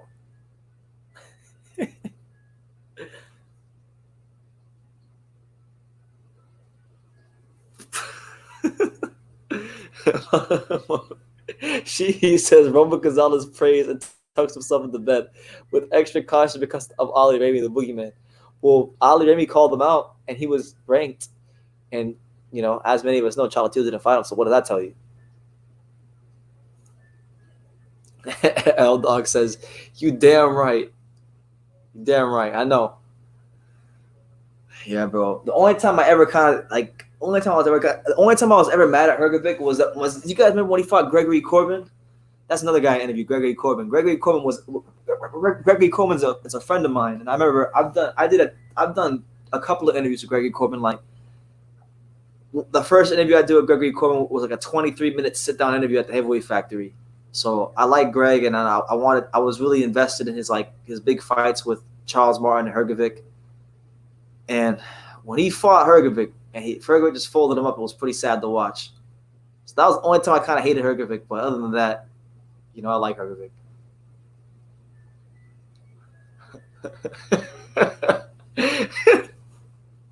L-Dog said Hrgovic is going to beat AJ up so bad he'll be selling bricks on the corner again. Yeah, him and Adrian Broner are going to be selling bricks together. Anthony Joshua is going to become the big drug dealer from Watford again. Because many of us have been following him for a while. We know that Anthony Joshua, before he was heavyweight champion, he was the big drug dealer from Watford. But now he's not dealing drugs anymore. Now he's learned to go to the boxing gym and to stay humble. So he's just telling everybody to stay humble all the time.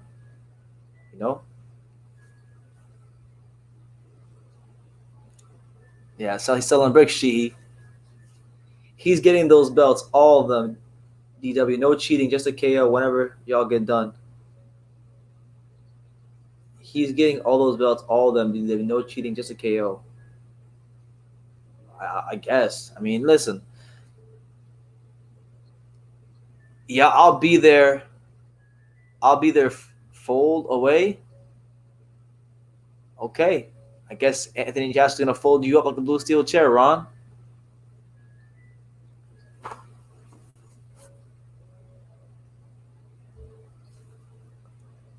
Is Gregory Corbin the same guy you were mad at? The one the one where you did a live and you got mad at someone for low blowing?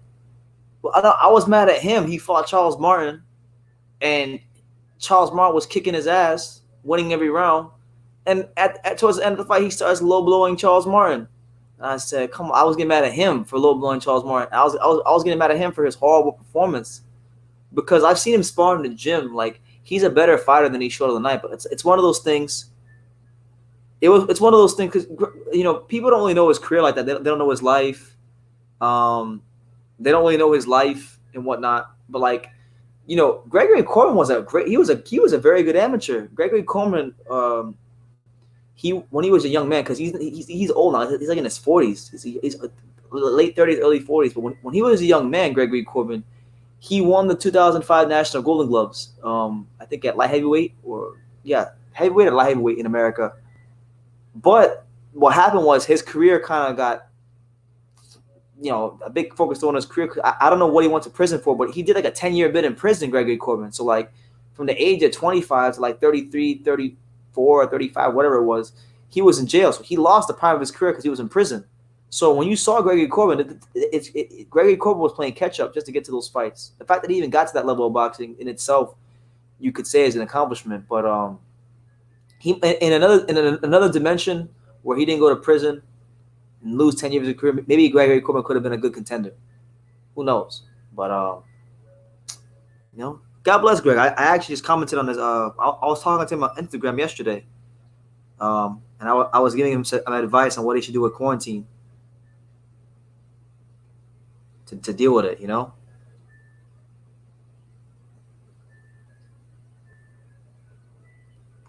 He's one of the nice people in boxing, and he's always giving me time to interview him and give his insight to what's going on. So I like Gregory Coleman. I mean, I don't think he's gonna be like a world champ or like upper echelon heavyweight, but whenever he fights, if he ever fights again, I'll be rooting for him.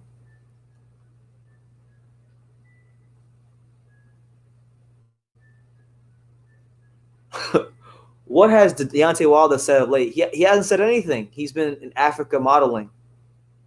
Have you seen Deontay Wilder's modeling ad? This dude out there in Africa doing some modeling. He's got like dashikis and shit on. He's got like all kinds of crazy stuff. He's made a couple of Instagram posts here and there, but nothing crazy. Like he hasn't really came out and gave him Fury credit or anything like that. My main man, David Mason. What's up, champ? He says, where is he? David Mason. He says, I was shocked that Hrgovic is even slower than Joe Joyce. I did not think that it was physically possible. Is he slower than Joe Joyce, dude? I mean, he's slow, but I wouldn't say he's slower than Joe Joyce. Nobody's slower than Joe Joyce. But hey, I guess that's your opinion. But I don't think he's slower than Joe. I don't think he's slower than Joe Joyce. In my humble opinion, I can't rock with that statement. Gareth Hancock. Shout out to Gareth Hancock. He's a loyal subscriber to the channel. He says, BT, how do you think Ike Abiabuchi? How far do you think Ike Abiabuchi would have gone? Would he have won a world title? He would have no doubt in my mind been a world champion. Zero doubt in my mind he would have been a world champion. I think he would have given all the upper echelon elite heavyweights of that time, of the 90s, a great run for the money. The Bows, the Holyfields, the Lennox Lewis's, Tyson's, because Ike had a crazy gas tank, crazy stamina. We saw that in the David Tua fight. He had great precision he was a great precision puncher, as we saw in the Chris Bird fight. Because listen, Chris Bird is not an easy guy to land flush against. I don't care how big and strong you are. He's not easy to land a flush punch against to knock out. And he hit him with some heavy shots. I mean, nobody, not even Klitschko, not even Vladimir Klitschko until the second fight. Nobody had ever done that to Chris Bird. So you gotta look at those things. I think he would have gone far, man. I think he had it in him to maybe even go undisputed and become unified champ. But that's just me though. I might rate Ike a bit higher than everybody else, but hell of a fighter.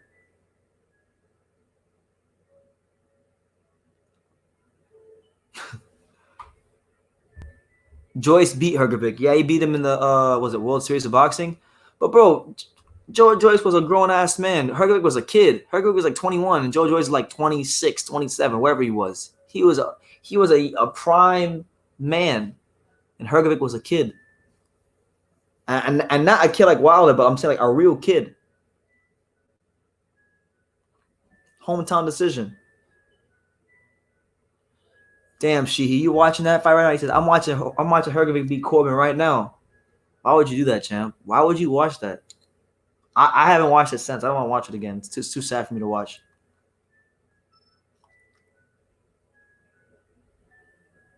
Yeah, 19. Like I know he was extremely young. That's a big gap because honestly, like, look, I'm 25 right now, right? And I actually remember like right now, I remember being 19. I remember who I actually remember how physically how I felt at 19, and how I felt physically at 19 is not anywhere close to how I feel physically at 25.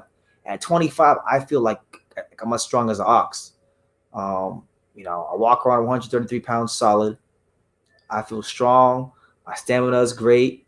But like at 19, I was a bit weak. I was a bit of a weak link at 19.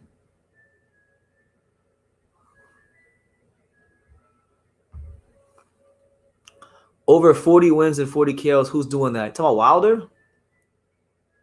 Who's doing that right now? I'm trying to think. Who is doing that? Can't really think of anybody off top. So you got to give him credit. Yeah, he's a big, great power puncher, and he's had a great matchmaker behind him in Shelly Finkel, great manager in Shelly Finkel, and so fair play to him. But he better change some things up. He better stop doing that African modeling and change some things up. Oh, you know what?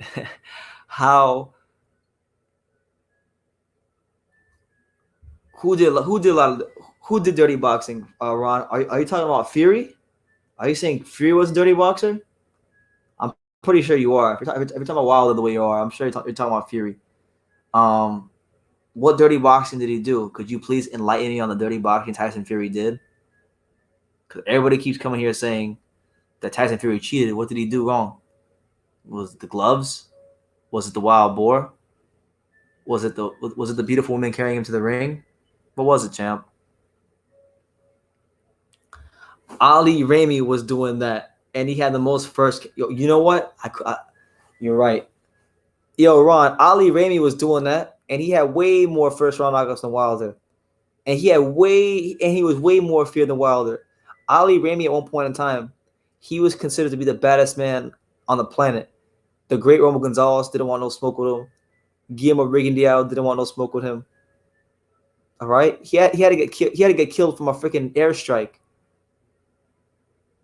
So that's what it was, man. It's all about Ali Ramey. I could be a Bucci versus David Tua was the best heavyweight scrap I've ever seen. It's bro. It's one of my favorite fights of all time too. That's why I like I could be a Bucci so much. That's why anytime I see his name in a boxing group, I always comment I could be a Bucci as TBE with the Nigerian flag because he's the man. He's the man, bro. Ike is the man.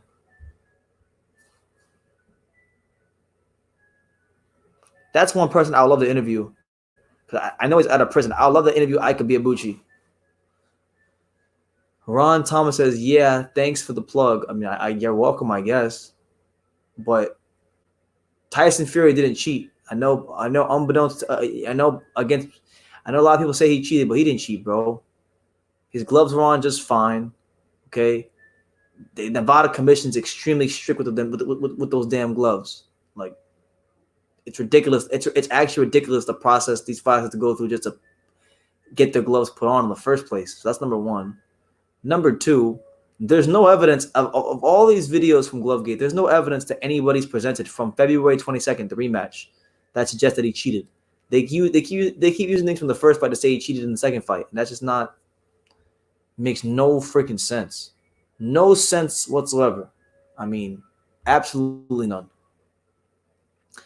I bet Romo Gonzalez planned out the airstrike. He didn't want the public sharing him for his constant ducking of the goat, shaming him. Oh yeah, bro. Chocolatier didn't want no smoke. He didn't want no smoke, and I could see why. Because in my Emmanuel Stewart voice, I'll tell you, Ali Ramey was one of the hardest punchers who ever lived. You guys ever heard of Emmanuel Stewart? You listen to Emmanuel Stewart talk about boxing, he'll start talking about some dude.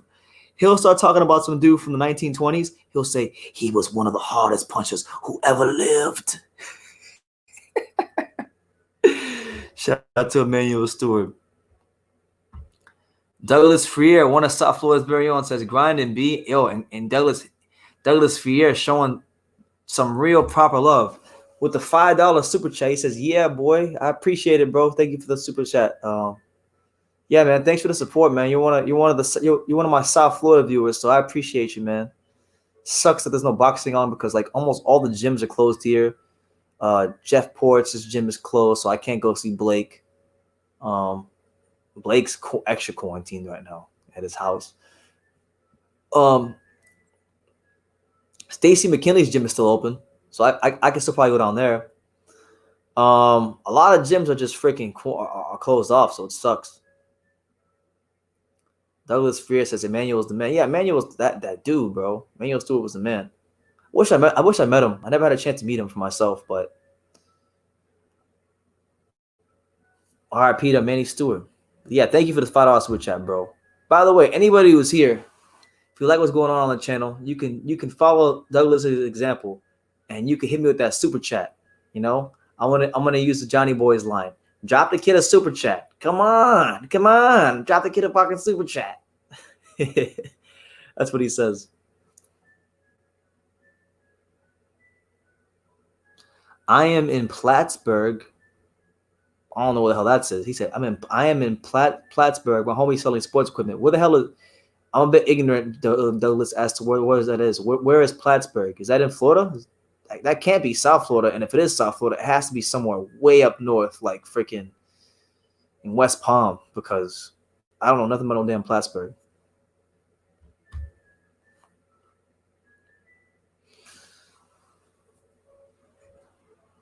Ugh. I'll tell you this, though. It's a lot easier to go live for the quarantine because there's a lot less to do. You know, I'm sitting here in my living room with my red light on, laying down with my Carolina Panthers blanket on, just talking. The lives are tiring because, you know, the fights are going on. I got to process what's going on with the fights. And I got all the lights on freaking just beaming down on me. That's tiring. It's just a lot different. My man, he says Ali Ramey is just magnificent. I guess I don't know. As Wilder, no, even more. Wilder gave Luis Ortiz 2 chances. Ali Ramey gave Prince Mas 4 chances. What a good Samaritan. Absolutely. He gave him, so you mean to tell me Wilder blessed Ortiz with 2 opportunities, but Ali Ramey blessed Prince Mas with 4 opportunities? This guy's a freaking saint. It's the salt of the earth. Douglas Freer says by Lake Plow, wow, see you up there, man. Probably freezing your ass off. Hey, be safe. Like Tyan Booth says, be safe. You know what, guys? Like, honestly, I'm not gonna lie to you guys. I'm getting a bit tired, and I'm not gonna get off the live. But what I'm deciding, what I'm gonna do now, guys? I'm not gonna talk. I'm not gonna talk for like 25 minutes. We're gonna sit here, and we're going to listen to a Tyan Booth video. So if you guys hear anything, we're gonna sit here and we're gonna listen to Tyan Booth's most recent video about Tyson Fury, Wilder, and Glovegate, because of a break just to recoup. So this is how we're gonna talk. This is how I'm gonna take my break. We're gonna listen to Tyan Booth because he deserves the publicity. He deserves everything. For those of you that don't know, because a lot of you guys are asking what happened to Tyan Booth. Well, Tyan Booth, he's on Patreon. So if you want to watch him, he's on Patreon. But what people are doing is they're taking his videos to Patreon and they're putting them on YouTube. So you know his videos are still getting on YouTube one way or the other. Like one way or the other, his views are still going up. But I found one of his most recent videos on YouTube recently. So I'm waiting for my computer to load. I'll play it. We're gonna do all kinds of new stuff. Douglas Freer says, I couldn't believe you were up, kid. Yeah, man. My last couple of lives have been extremely long, and my stamina doing these lives is getting a lot better. Like hours are just flying by. Like they're just flying by. So I figured, you know what, today, because I didn't go live for the last 3 or 4 days because I've been just editing videos and running around. So I figured, you know what, today we're gonna do like an 8-hour live. So I have still 3 more hours left, bro. And then I go to sleep.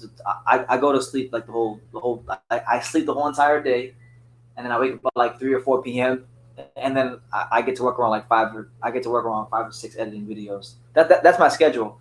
I normally go to bed around like live or no live. I normally go to bed around like 6, 7 a.m. Sleep the whole day. Wake up around 4 p.m. Then I wake up, eat, shower, and then I start working around. I work around 5, 6. And then into the night. So that's my schedule. I'm a night owl. It works for me. What works for me doesn't work for everybody, but that's what it is. Tie-in Booth, Wilder, White. He was going off, man. He was going off. So I'll play the audio. So if you start talking, I'll probably be in the comments responding to you guys.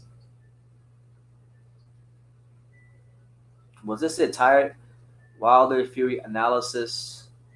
That wasn't it. It's called No Context Boxing. That's what it's called. No Context Boxing. That's the name of the channel. But is that really his channel? I'm not really sure if that's his channel.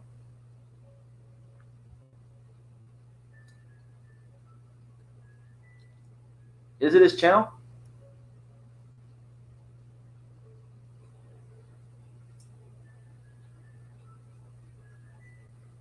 I gotta find the video he was talking about.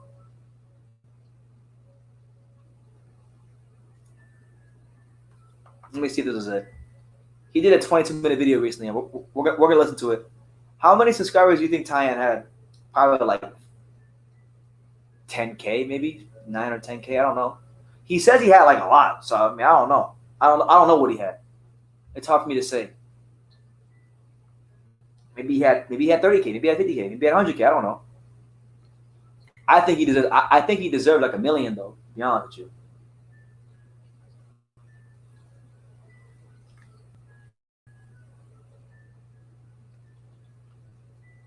So I'm just waiting for this video to upload live minutes, and you guys can comment, and I'll enter in the comments.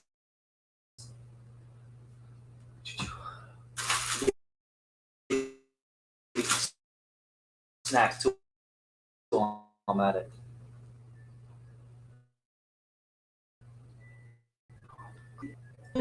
Why do I let myself go? Are you crazy for feeling? Shout out to Patsy Cline. Tyson Fury. He averaged like 80K views, probably 90 to 100. Maybe he did. I don't know, bro. I don't know. He never displayed them, so I don't know.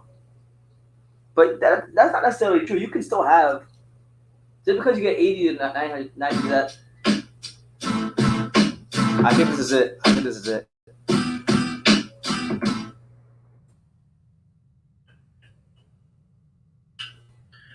Yeah, Tyson Fury did well, didn't he? Oh yeah, there's the video. So he did fucking well, didn't he? Tyson Fury, the Gypsy King. We'll listen to Ty and Booth. I just watched the fight back, for the second time just now.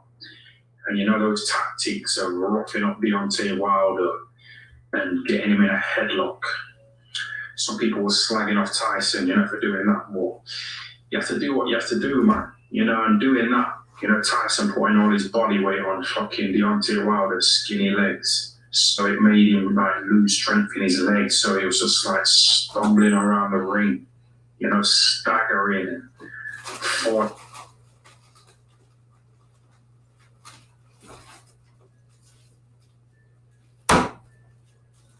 No. What the video stuff?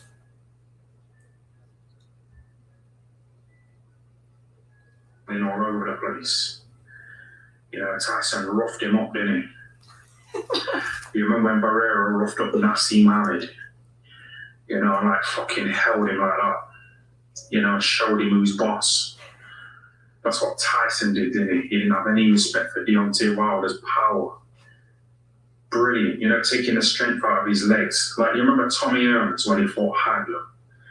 And Emmanuel Stewart said that's some little fucking do-gooder. before the fight was giving Tommy Hearns a little leg massage, and it took the strength out of his legs. It took the sting out of his punches. So when he got in there with Hagler, he didn't have that snap, that sting, like he normally had in his right hands. Because some little fucking do-good was giving Tommy Hearns a little rub down, rubbing his legs and giving him a massage. Right. So Emmanuel Stewart said that he went fucking mental and told the little do-gooder to get the fuck out of the changing rooms. Because he weakened his legs, and that's what Tyson did, didn't he? He fucking did well. Yeah, he did well, man. I didn't like him pretending to lick Deontay's blood, though. Yeah, I didn't like that at all. That was a bit too much for me, that. When Tyson Fury said that he wanted to become a professional pussy licker, that's more my thing. That's okay. That's fucking more my thing. But like pretending to lick another man's blood, it's no good, is it? It's no good, man. Deontay Wilder has been getting slandered, hasn't he? People making all these little memes and all these little funny posts, really having a guy, fucking blaming his loss on his costume. That's some baby thing, innit? That's fucking ridiculous. Fighters normally talk shit before the fight. And then after the fight, they normally embrace. The boxers normally become little fake mates, don't they? But Deontay Wilder, he's a bit of a bad loser, innit? He didn't want to embrace Tyson Fury, did he?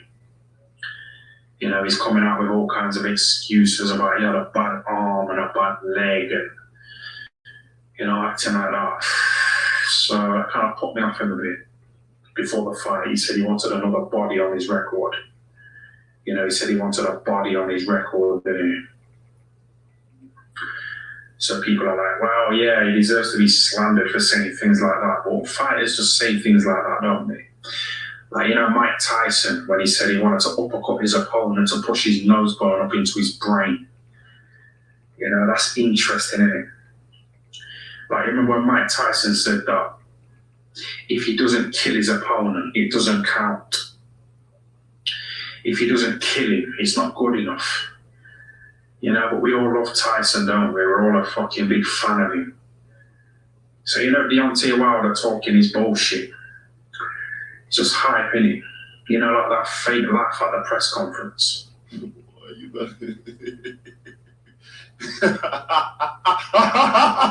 Why you He's fake, innit? It's a bit like Conor McGregor, like saying black people are monkeys in the build-up to the Mayweather fight. He shouldn't have said that, should he? But it just kind of built up the hype, man. Like Mayweather saying that Pacquiao's a little yellow midget. It just adds hype to it, don't it? And added another element to it, another little element, a racist element. So, Deontay Wilder saying that he wants another body on his record. That doesn't mean anything to me. That's nothing. It's just words, isn't it? Yeah, but interesting. It was crap. You see, Mayweather posting a tribute to Wilder on his Instagram. What's up? That's quite interesting, isn't it? Because Mayweather, when Wilder was fights and he was defending his title time and time again, Mayweather never ever congratulated him on his social media. Right. So I think Mayweather's put that up, offering his condolences to Deontay Wilder, to try and highlight his achievements, by fucking highlighting someone else's downfall. Mayweather's just glad, that Deontay Wilder didn't get to his 50-0 record, because Deontay Wilder wasn't too far away, was he? He was 42-0. I know he had a draw, but that's not really a loss, is it? So 42-0, he wasn't too far behind Mayweather, was he? So I think Mayweather's posted that on his Instagram. Bearing in mind he's never ever congratulated Deontay Wilder after his wins, after his 42 wins.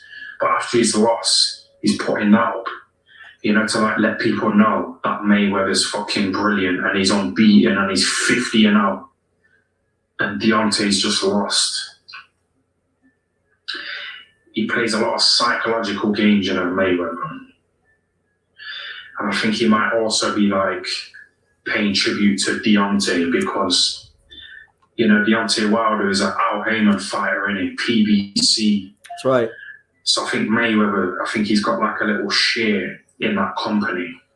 And, you know, because Al Heyman and PBC have lost Deontay Wilder now as a world champion, and fucking Andy Ruiz, you haven't got any heavyweight world champions, have they? The main heavyweights are in Britain. Anthony Joshua and the Gypsy King Tyson Fury. But again, Mayweather might be happy that Deontay lost, you know, because it just shows that he's up there and, you know, Deontay never got to his level. Mayweather's a bit sly, you know. He's a bit sly. You know, highlighting other people's defeats, you know, to highlight his own successes. Yeah, he's a bit sly in him, Mayweather. He's a bit sly.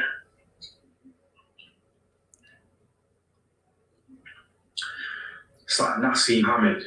You know, I've trained in the same gym that Nassim Hamed trained in for the past 10 years. And, you know, people who have trained with Nas, when I got to the gym, Nas had left by then. You know, the Inglewood gym. But people who were there when Nas was there said that, you know, when he was sponsored by Adidas and they kept giving him all these fancy tracksuits, people have told me that Nas, he would get sent some tracksuits from Adidas, but some of them he didn't like, and some of the trainers he didn't like. But, you know, instead of just giving them to like other boxers in the gym, he'd throw them in the bin. He'd say, no, I'm not giving them to anybody. They're going in the bin. You know, because he didn't want anyone else to like reap the benefits of the free clothing from Adidas. You know, like he wanted to keep other people down. And he wanted to be up there, you know, with the fancy Adidas tracksuits and the fancy trainers. And he threw the stuff away that he didn't want, you know, instead of just giving it away. You know, Kell Brook, he came up to me the other day in the gym and he asked me if I wanted any, you know, because he's got a load of fancy sponsors. So, you know, Kell Brook, he's a nice guy, man. You know, he's a nice guy. But, you know, fucking Nassim Hamed, he's a bit sly, you know, like Mayweather. But sometimes I feel like, you know, being like that, you know, wanting to be the best, wanting to be number one, you know, that's why them guys are up there, you know, because they have that competitive nature. So even though sometimes it might make them a con, you know, it fucking separates them from the rest of the people, don't it? You know, like when that Kobe Bryant died, that Mayweather didn't pay any tribute to him, but he posted about his strip club. You know, he's got money on the mind all the time, and Money Mayweather. That's right. TV. You know, but that's why he's fucking $1 billion. He's doing well in it financially. Probably got shares in Deontay Wilder. That's why he's posting a little tribute. He'll be back. Do you want to see the trilogy? I don't want to at all. Why would I do that? Fury first fight and they give it a draw. So the rematch, Tyson Fury's won it convincingly, back to Deontay Wilder, made him bleed from his ears, made him stumble all around the ring, made his corner chuck in the towel. You know, it was just a convincing one-sided beating. Why would I want to see a trilogy? Because, you know, if there is a trilogy, and just say if Deontay Wilder knocked Tyson Fury out in the trilogy, which you can't dismiss it, can you, after what happened in the first fight, then they'd have to fight again, won't they? because the first fight would be a draw. The second fight, Tyson won it. The trilogy, Deontay Wilder knocked him out. So then they'd have to do it again, you know, and it'll just keep going on and on and on, like Calzaghe. So I don't want to fucking see it again. I don't want to see a trilogy, man. Tyson Fury's the man in it. You know, fucking Rob Tebbett from Boxing Social. He interviewed Errol Spence. You know, and Errol Spence said it's 1-1. So he wants to see a trilogy. It's not fucking 1-1 at all. It's 2-0 to Tyson Fury.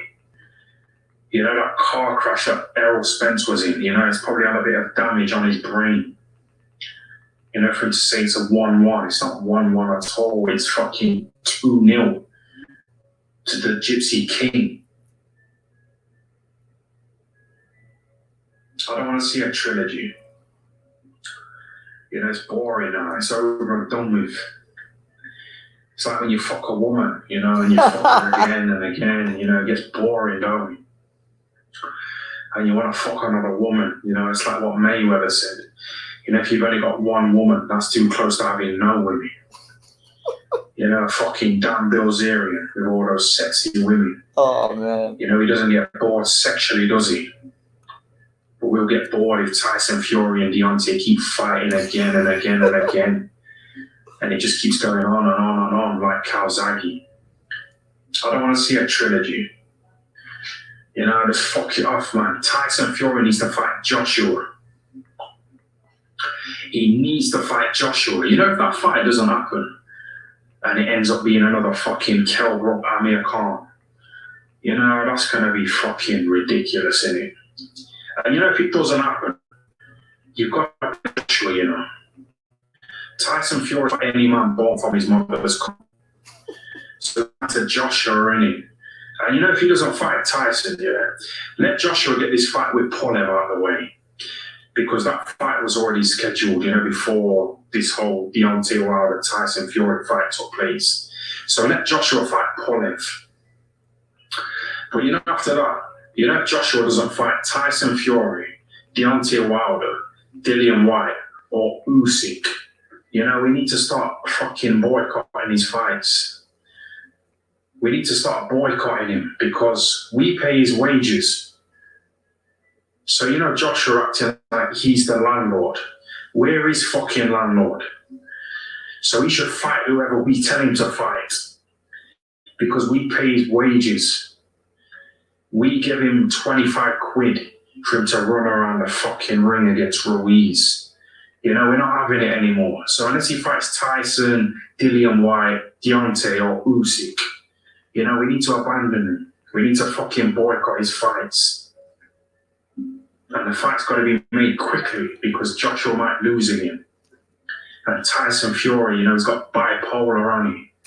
So he might try and drive off a cliff again. So the fight's got to be made quickly. Quick. You know, even forget Polev. You know, he's just chasing after women, isn't he? That's right. Sexually assaulting women. You know, he's another Coogan, isn't he? Fucking grabbing women and pussy and views and all that. So I think Polev needs to be fucked off. And the Tyson Fury fight's going to happen. You know, Michelle Hall Phelps, she got interviewed by Coogan the other day and she was talking about the Tyson Fury Joshua fight. And she said, like, how much does Joshua need? How much money does he need? Surely it's got to be more than just money now. Surely it's got to be legacy. And it has, hasn't it? Can you remember that press conference when Eddie Hearn said to David Hay, you're here because you need the dough. You've got no choice but to be here because you need the dough. You know, fucking, but Joshua doesn't need the dough, does he? Joshua doesn't need the dough. So he needs to just go for the legacy now. He doesn't need the dough like David Hay. So forget all this fucking, you've got to accept an 80-20 split. You know, just forget all that, man. Just go for the fucking legacy, man. You're not the A side anymore. Tyson Fury's the man. That's right. So that fight's got to happen, honey.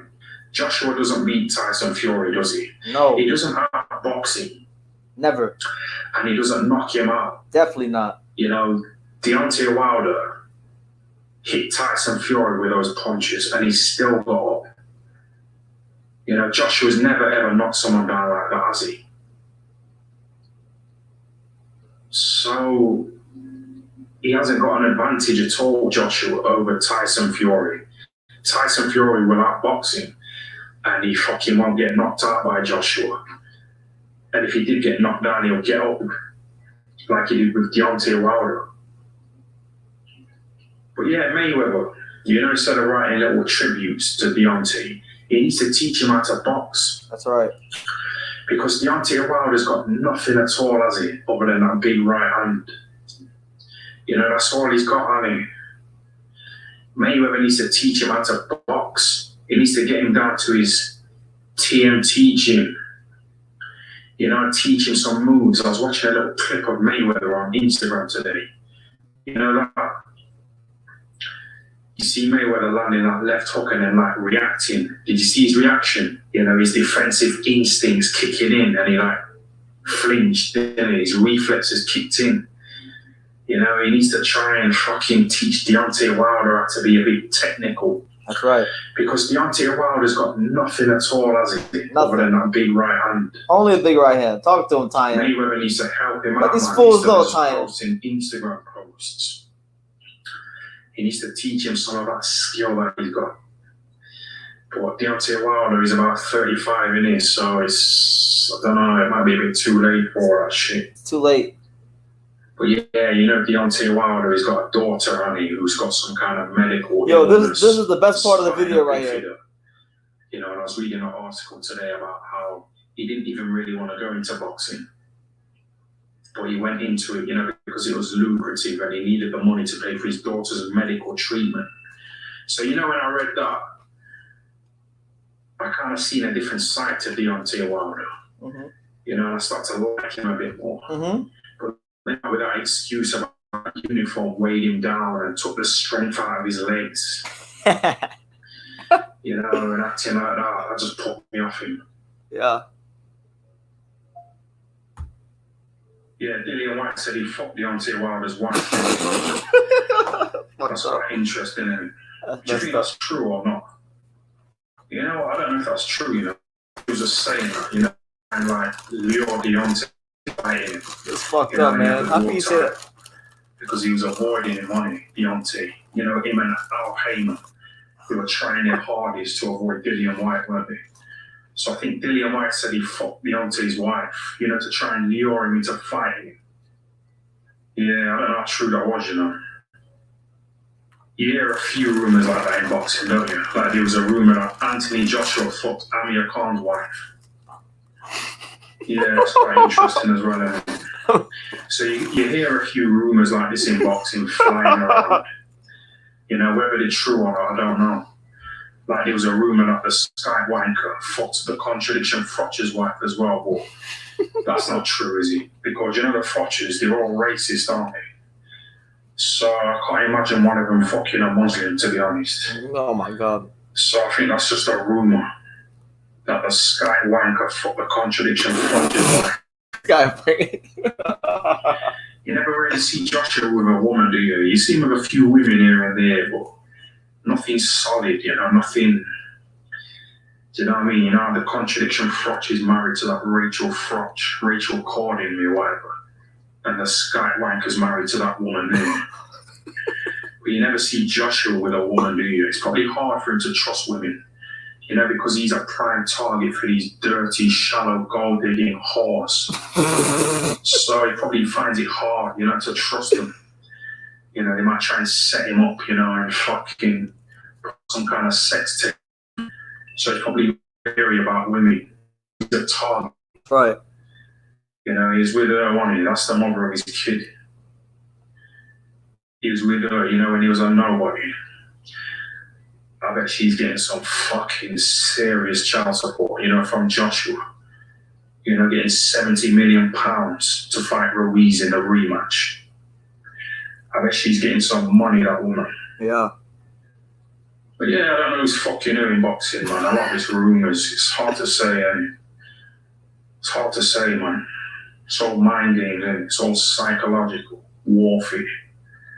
So I don't know who's fucking whose girlfriend and whose wife and this and that. But it's quite interesting, isn't it?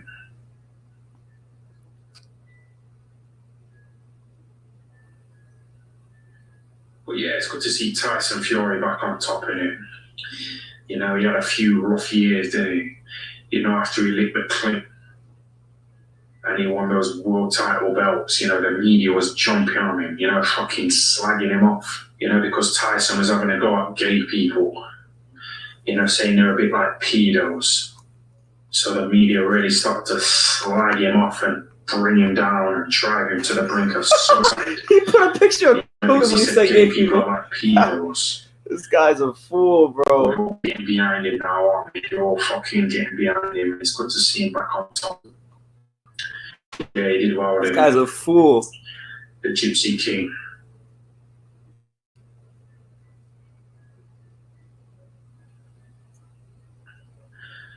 But yeah, that'll do, you know, just a little shit video today. Just a little shit video. But yeah, thanks for tuning in again, yeah? Thanks for that. All right. So there you have it. There you have it. That's time. That was Ty's most recent video. I thought it was hilarious. It was.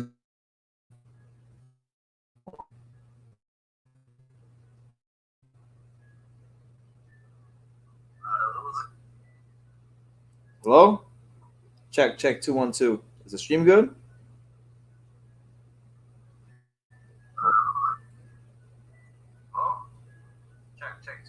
Okay, we're good. The stream is good.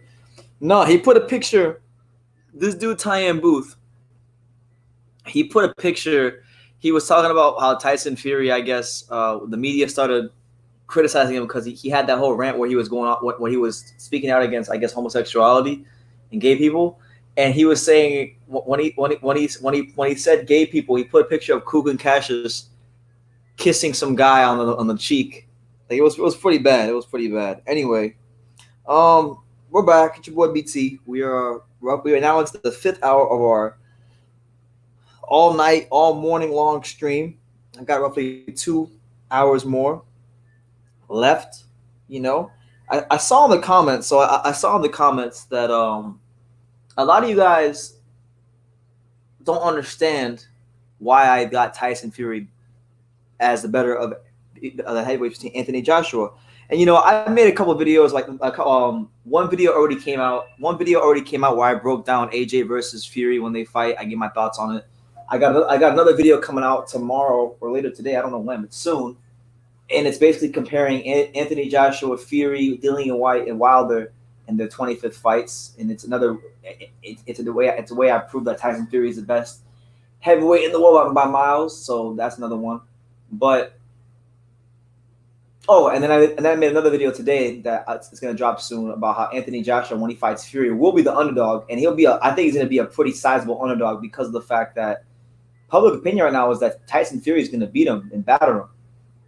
Now I don't know if he's going to batter him and destroy him and dominate him to the point where he's going to stop him. I just can't see that because Anthony Joshua right now I could see what I'm saying. I don't think it's going to happen. I think Anthony Joshua's power and his boxing skills. And he's too polished as a fighter for Fury to walk him down and fight like he fought Wilder. So I actually think you're going to see Tyson Fury dig a little bit deeper into his skill set and his game plan to beat Anthony Joshua. I think you're going to see Tyson Fury boxing in that fight a lot out of the southpaw stance, and he's going to be jabbing his freaking head off. I'm telling you what's going to happen. He's going to jab his freaking head off. He's going to jab Anthony Joshua from pillar to post when they fight. Anthony Joshua is good. He's improving. He'll beat a lot of heavyweights, but I'm telling you right now, Tyson Fury isn't one of them. He's not one of them. I mean, and he's gonna have the same problem a lot of guys have when they fight Fury. You know, he's used to being the bigger man, jabbing down or jabbing straight. He's gonna have to jab straight up. He's gonna have to learn how to throw an up jab. And Anthony Joshua I've never seen Anthony Joshua throw an up jab in my life. He doesn't know what an up jab is. So he's not gonna learn it in one training camp getting ready for Fury. And then also you got to look at too the mental state, the mental component of that fight. Tyson Fury's had 2 really big fights in his career. He had the fight in Germany with Dusseldorf, which had he fought in front of 55,000 people on the road against Vladimir Klitschko and boxed his ears off. Okay, easy work. Then he fought Deontay Wilder in probably the biggest heavyweight fight in America since Tyson versus Lennox Lewis, co-promotion, ESPN. Culturally, the impact was huge here in America. It moved the needle. It mattered. Tyson Fury versus Wilder. Both of his biggest fights, Tyson Fury, the bigger the stage was, the better he performed.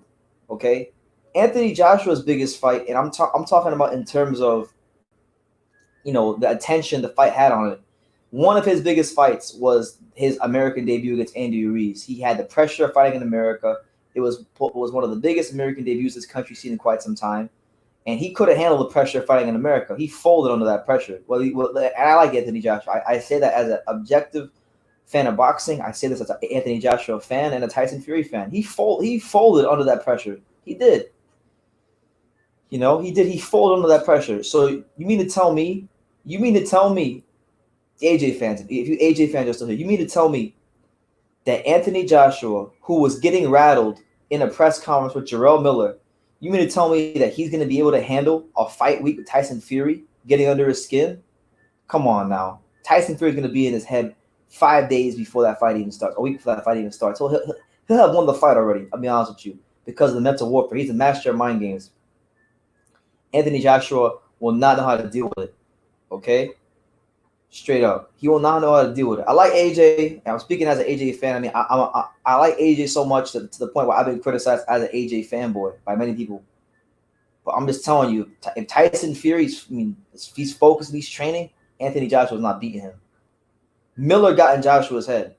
Tyson Fury's going to freaking be living rent-free from the minute that fight gets signed. And then you mean to tell me if they fight in the UK, it's the biggest fight in the history of British boxing, they're going to have, he's fought big names. He's been in big stadium fights in the UK before, but he's never been in a big stadium fight in the UK with an opponent who had a strong personality like a Fury that will get in his head.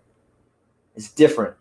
And it's going to be the biggest fight ever. It's going to be a different type of pressure. And, I'm not questioning AJ's heart. He's at the heart of a champion. He's a true champion. He's a fantastic fighter. He will whoop a lot of other fighters in the division. But when we're talking about him fighting a Tyson Fury, I just don't think he has the stamina, and I don't think he's matured enough as heavyweight to beat a Tyson Fury. But listen, if he won that fight, I would give him so much credit because, number one, I rate Fury as one of the best. I rate Fury as the best heavyweight in the world right now by a lot, by many miles, the best heavyweight in the world. I think, he's a couple of wins away from me being able to label him an all-time great without even having to think about it, because the dude is a complete fighter in every sense of the word. And if you can't see that, you might need to borrow my bifocals. Now, my main man, Wizard Sleeve, he says flatly Fury has been avoiding AJ and Dillian for years. He beats the bone, becomes number one. Really? Well, first of all, what do you mean he becomes number one? He was always number one. He was the lineage champion. He beat Vladimir Klitschko. The only reason Anthony Joshua got a trick in the first place was because Tyson Fury started snorting coke and had mental health problems. Okay, all right. That's the only reason AJ even became champion in the first place. Okay, so let's get that straight. Let's get that established. That's number one. Number two, avoiding him? Are you serious? Why would he be avoiding AJ, bro? AJ. I don't want to say AJ's tailor-made for him, but it's not like that. It's not the toughest match. I'll tell you this: Anthony Joshua is a great fighter. He's gonna go down as one of the, he's gonna go down as a fantastic fighter when it's all said and done. He's done a great job for British boxing. He's done a great job for boxing at large. But Anthony Joshua is not even the toughest fight for Tyson Fury. I'll be honest with you, he's not. It's a good fight. I think it's gonna be a great event if it happens in the UK. But I could definitely foresee Fury versus Joshua being the kind of fight that is anticlimactic and Fury gets an easy points decision. I'm not even South jabbing the crap his freaking head off out the southpaw stance. AJ won't know what to do. I'm telling you, maybe Fury gets comfortable and sees that AJ wears down and walks him down and folds him up in the later rounds. But I'm telling you, it's not as tough as fight. Now, Dillian White, different story. I actually think Dillian White would be a much tougher fight for Tyson Fury than Anthony Joshua because of the fact that he's got an absolute eraser in his left hook. Anthony Joshua, he's a puncher too, but he's not he doesn't have fight changing punching power. He's got to land multiple shots and beat you with speed and accuracy. Dillian White can literally land one punch and put your freaking lights out with that left hook. And his boxing skills have improved over time, and he's improved over time, and he's putting together, as time has went on, he's putting together one of the best heavyweight resumes we've seen in a long time. He's got a great resume. He's fighting all the top contenders. So when you're fighting top contenders, you're staying sharp. It's gonna make you a better fighter. And I really think that's a tougher fight for him. I think Dillian White might have the best chance of anybody heavyweight right now of the current top guys of beating Tyson Fury. More than Wilder in the third fight, more than Anthony Joshua in the undisputed fight. Dillian White, him. And then obviously you got the young guns that probably will never fight Fury, like Dubois, maybe a Hergovic. I think those guys could give him some problems later down the line. Dubois especially, he's one for the future. But yeah, bro, he didn't become number one because he beat Deontay Wilder. Okay, he was already number one when he became a linear heavyweight champion and ended the longest heavyweight title reign since freaking Larry Holmes when he whooped Vladimir Klitschko and boxed his ears off and made it look easy. Okay, the Wilder fight just reestablished what we already knew. That's what it is. But I want to see it though, because I'll tell you this, man. Anthony Joshua, his entire boxing career, he's been the favorite in most fights. And even if he was an underdog to some people, he was only an underdog by the hairs of his chin. He was a slight underdog to some people, depending on which fight you're talking about, who you talk to. But he's never had a fight going in where you could say, yo, Anthony Joshua is a crystal clear, massive underdog. And I think against Fury, that's going to be the case. Because, the Sun newspaper, I know the Sun newspaper has a bad reputation in the UK, but the Sun newspaper did a poll, and 72% of people in that poll voted for Tyson Fury, saying that he beat Joshua if they fought. So I think for the first time in Joshua's career, he's going to head into a big, massive stadium fight, the biggest fight in the history of British boxing for Undisputed as an underdog. And how does he approach that? I'm just not sure. And that's the intrigue of the fight to me. And if AJ could win it, I already think he's a fantastic fighter, but it would make him go up even more in my eyes. My main man, Johnny Cortijo, apparently he just watched my Tyson Fury video and Wilder video about spiritual warfare and Jesus. He said, that video was a cool piece of work. I'm on the 20-minute mark. Yeah, bro. I really took my time with that one. It was a fun video to make. I really enjoyed it, so I'm glad people are watching it and enjoying it. My man Lenny Harry, he says that metal needs to be removed from the bionic hand. X-ray is required on the bionic hand. Yeah, like, bro, and that's what gets me about some of these Deontay Wilder fans. Like, they want to sit here and talk about, Fury's cheating, Fury's got gloves, wild boars, costume, all those things. That being said, how come the Wilder fans never addressed the freaking steel plates in his hand? And when you pull up on him and you tell him, Wilder's got a steel rod running up his damn right hand, they'll say, oh, well, the rod is small. It doesn't matter.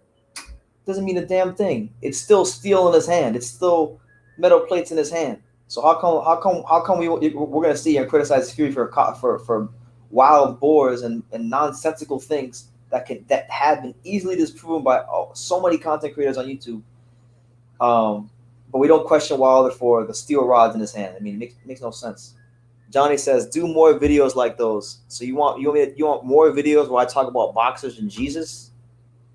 I might just do that. Honestly, there's so much time with this damn quarantine. We might do a freaking Romo Gonzalez Jesus video next.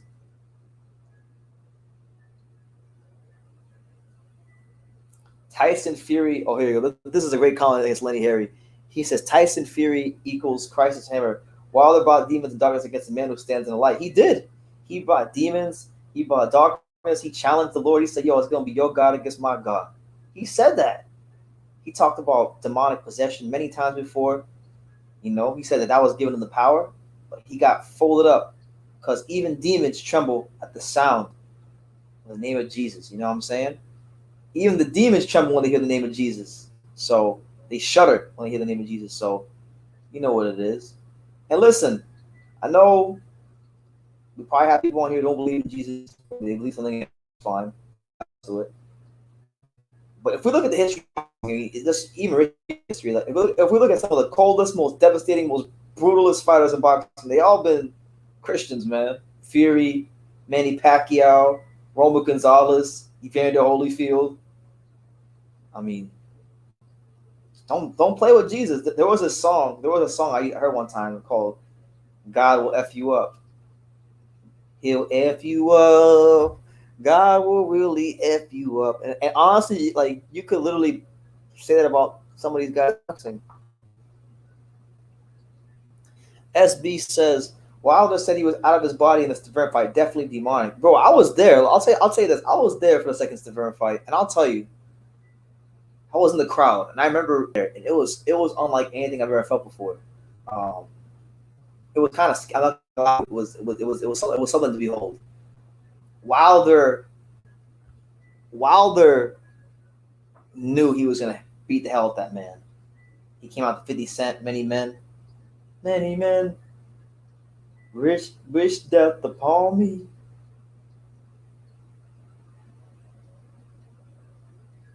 But yeah, he did say that. He said his soul was out of his body, and it was watching his body beat up stuff. It was weird stuff, bro. It was weird. So you can't play with that stuff and think you're gonna play around with God. God is not to be mocked, and he's not to be played with. Eventually, you get humbled, one way or the other. Lenny Harry says George Foreman turned to the Lord and regained the heavyweight championship at 90 years old. That's what I'm saying, bro. With God, all things are possible. George Foreman was heavyweight champion in the 70s, had a 20-year friggin' gap, and whoops Michael Moore. How do you explain these things? Wilder looked off before the fight started. Nothing compared to the Brazil fight. Well, first of all, he's not fighting a guy that he knows has slow reflexes and is levels below him as a fighter in Brazil. So that's part of the reason. That's number one. Number two, Fury had the spirit of the Lord, though, and you could tell Fury's whole energy and attitude and approach to the fight was different. He was serious. He wasn't coming here to play tip-top boxing. He was coming here to do a demolition job on a guy who's barely weighing above a cruiserweight in most of his fights, in Wilder. And he got the people behind him and Sugar Hill to do it. So, you can't overlook these things. Everybody says he's a man. He's a master of mind games, and he says all these things. But you know what? When it comes to the big fights, Klitschko and Wilder, everything he said he was going to do, he did it. Everything he said. So you got to take everything he says seriously.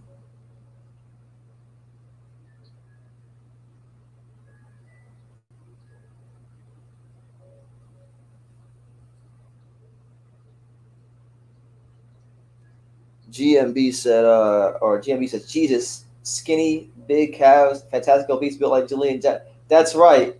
Don't mess with my main man, Jay Christ.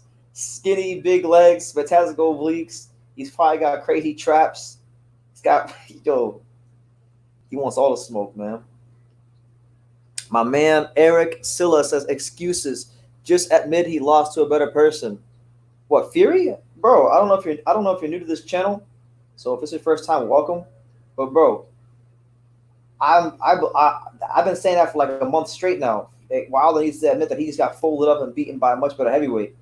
Much better heavyweight. He couldn't do nothing with Tyson Fury. Tyson Fury, the truth, the best heavyweight in the world by miles. Better than Wilder by he's a whole solar system better than Deontay Wilder. No disrespect, but he's a solar system better than Deontay Wilder. Okay, he's miles better than Anthony Joshua. He's miles better than Dillian White. The only way that's beating Tyson Fury at this point is himself. That's it. That's what it comes down to. His damn self. He'll be champion for as long as he wants to be champion. I'll put it like that. As long as he's in his prime and he's dedicated to the sport, he's champion for as long as he wants to be.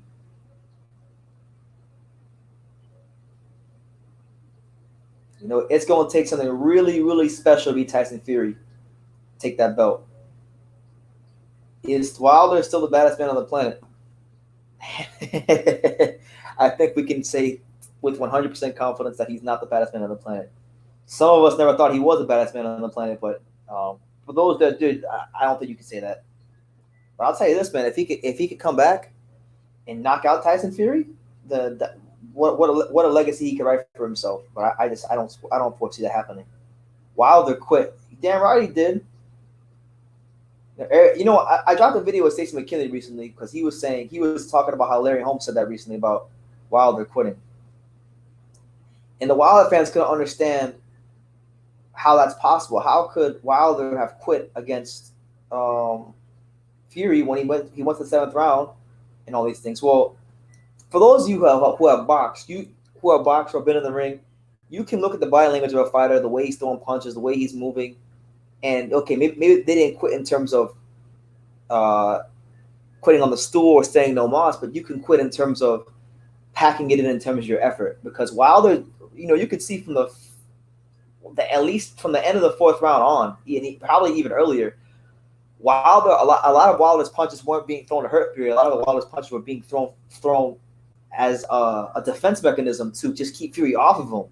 All right, just to keep Fury off of him. And that's another form of quitting. It is.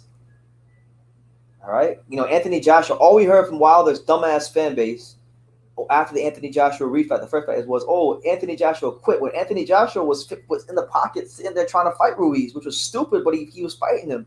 And he didn't have the tactical wherewithal, the hand speed to do it, to get his punches from point A to B faster than Ruiz in close quarters.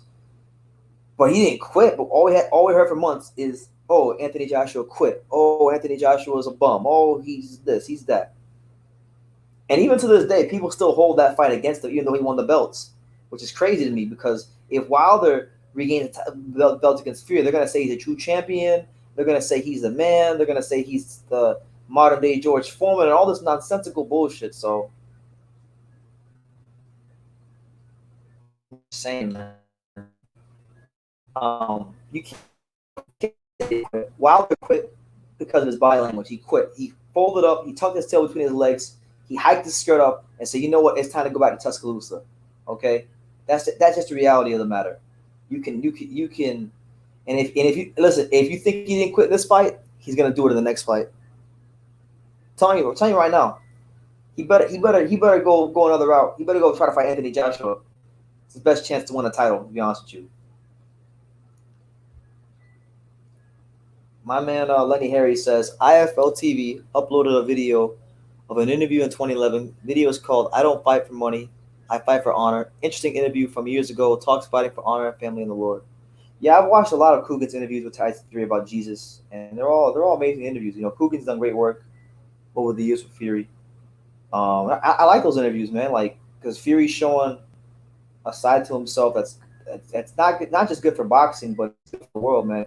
With perilous times, people want to reject God. People want to say, well, oh, there's no empirical data that some supreme being exists in the sky. They want to say, oh, well, these are just ancient scribblings and the Lord is not real. He's very real, man. He's very real.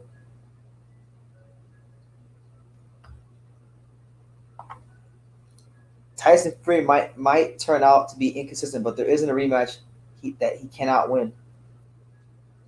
Yeah, I mean, everybody wants, like, people who hate Fury, they say, oh, well, he ducked the Vlad rematch. Okay, well, you really think he would have lost to Vlad? Old ass Vladimir Klitschko who was afraid to throw a jab, who was afraid to put a combination together because he was afraid that Tyson Fury was gonna counter him with something nasty. Come on, man. Let's be real. Just because Vlad looked $1 million against a young green Anthony Joshua doesn't mean he would have been able to do anything with Fury. A seasoned, confident, newly crowned world champion Fury had Fury, been focused in training. So I hate people try to pull that up, try to discredit Fury.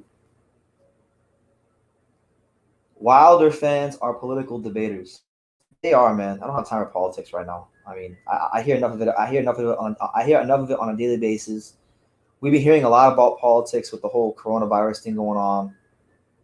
There's really no reason to talk about it. And plus, we're in boxing, man. We're not in politics. If you want to go listen, if you want to go hear about politics, go watch the Young Turks or go watch Alex Jones and InfoWars. Go watch some,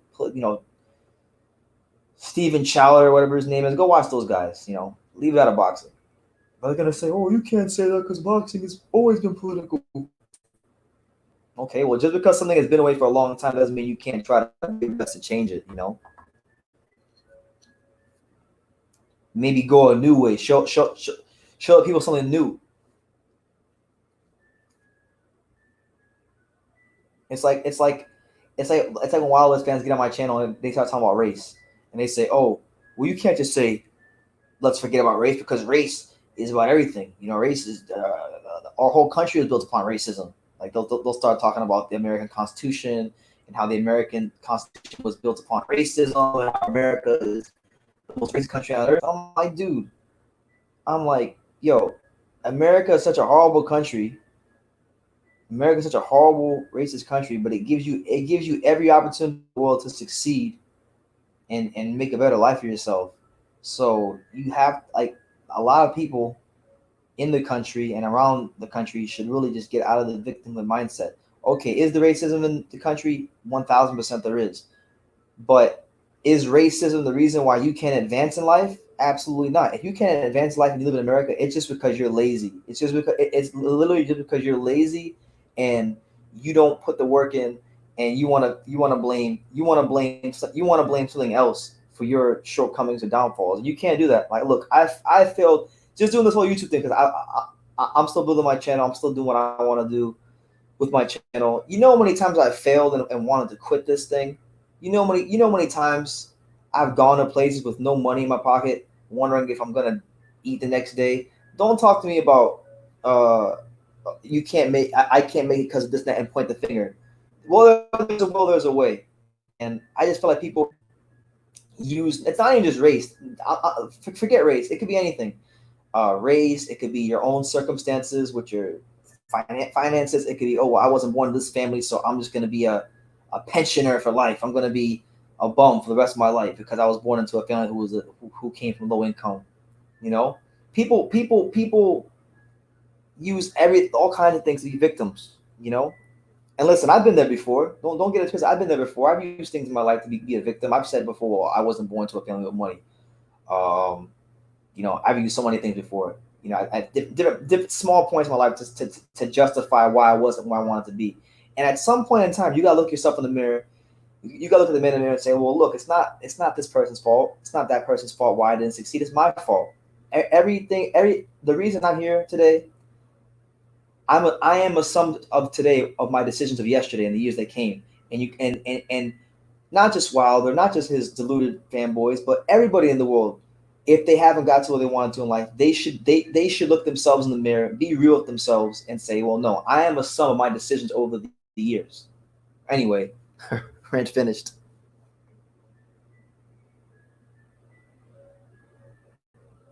Man, Pterodactyl says, first fight, Fury outboxed Wilder. Second fight, Wilder got beat up. And the third fight, Fury will do both, and it's over for Wilder. That's what I'm saying, man. I don't know why his fans are trying to get this boy hurt. They're trying to get this man hurt.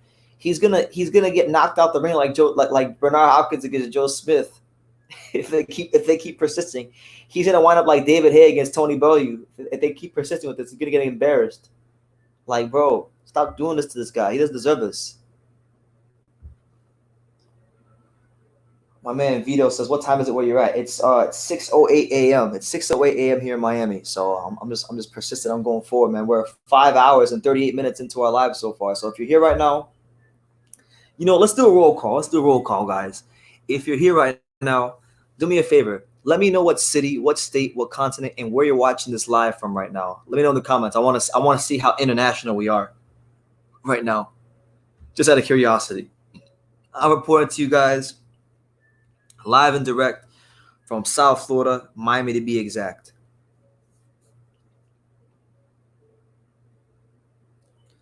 "1066 Keith says, Keith Fairman says, boxing is always political. Man, there's politics in everything, man. All right, so we got Montreal, Canada in the building. London, England is in the building. Shout out to Pterodactyl in London, England. Shout out to Vito Corleone, Montreal. Shout out to my man Pete in Auckland, New Zealand. Johnny Cortillo says that the 30th minute of the video is fire. We got Ed the Sock. He says, hope you and your family are in good health. Yeah, man, we're good, man. We're just trying to keep positive in these perilous times, man. Perilous times.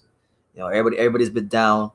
everybody's mental health is being affected by being quarantined. But listen, I'm stepping up as a channel, and I'm trying to provide as much content as humanly possible so you guys can just be entertained. We got my main man, Rex Righteous, Rafael Cabo. He says, Heat Nation. I'm in Henderson, Nevada, bro. Yeah, shout out to you in Henderson. We know all about we know all about Henderson, man. Shout out to Raphael. Johnny Court, Ed the Sock in London. Shout out to him.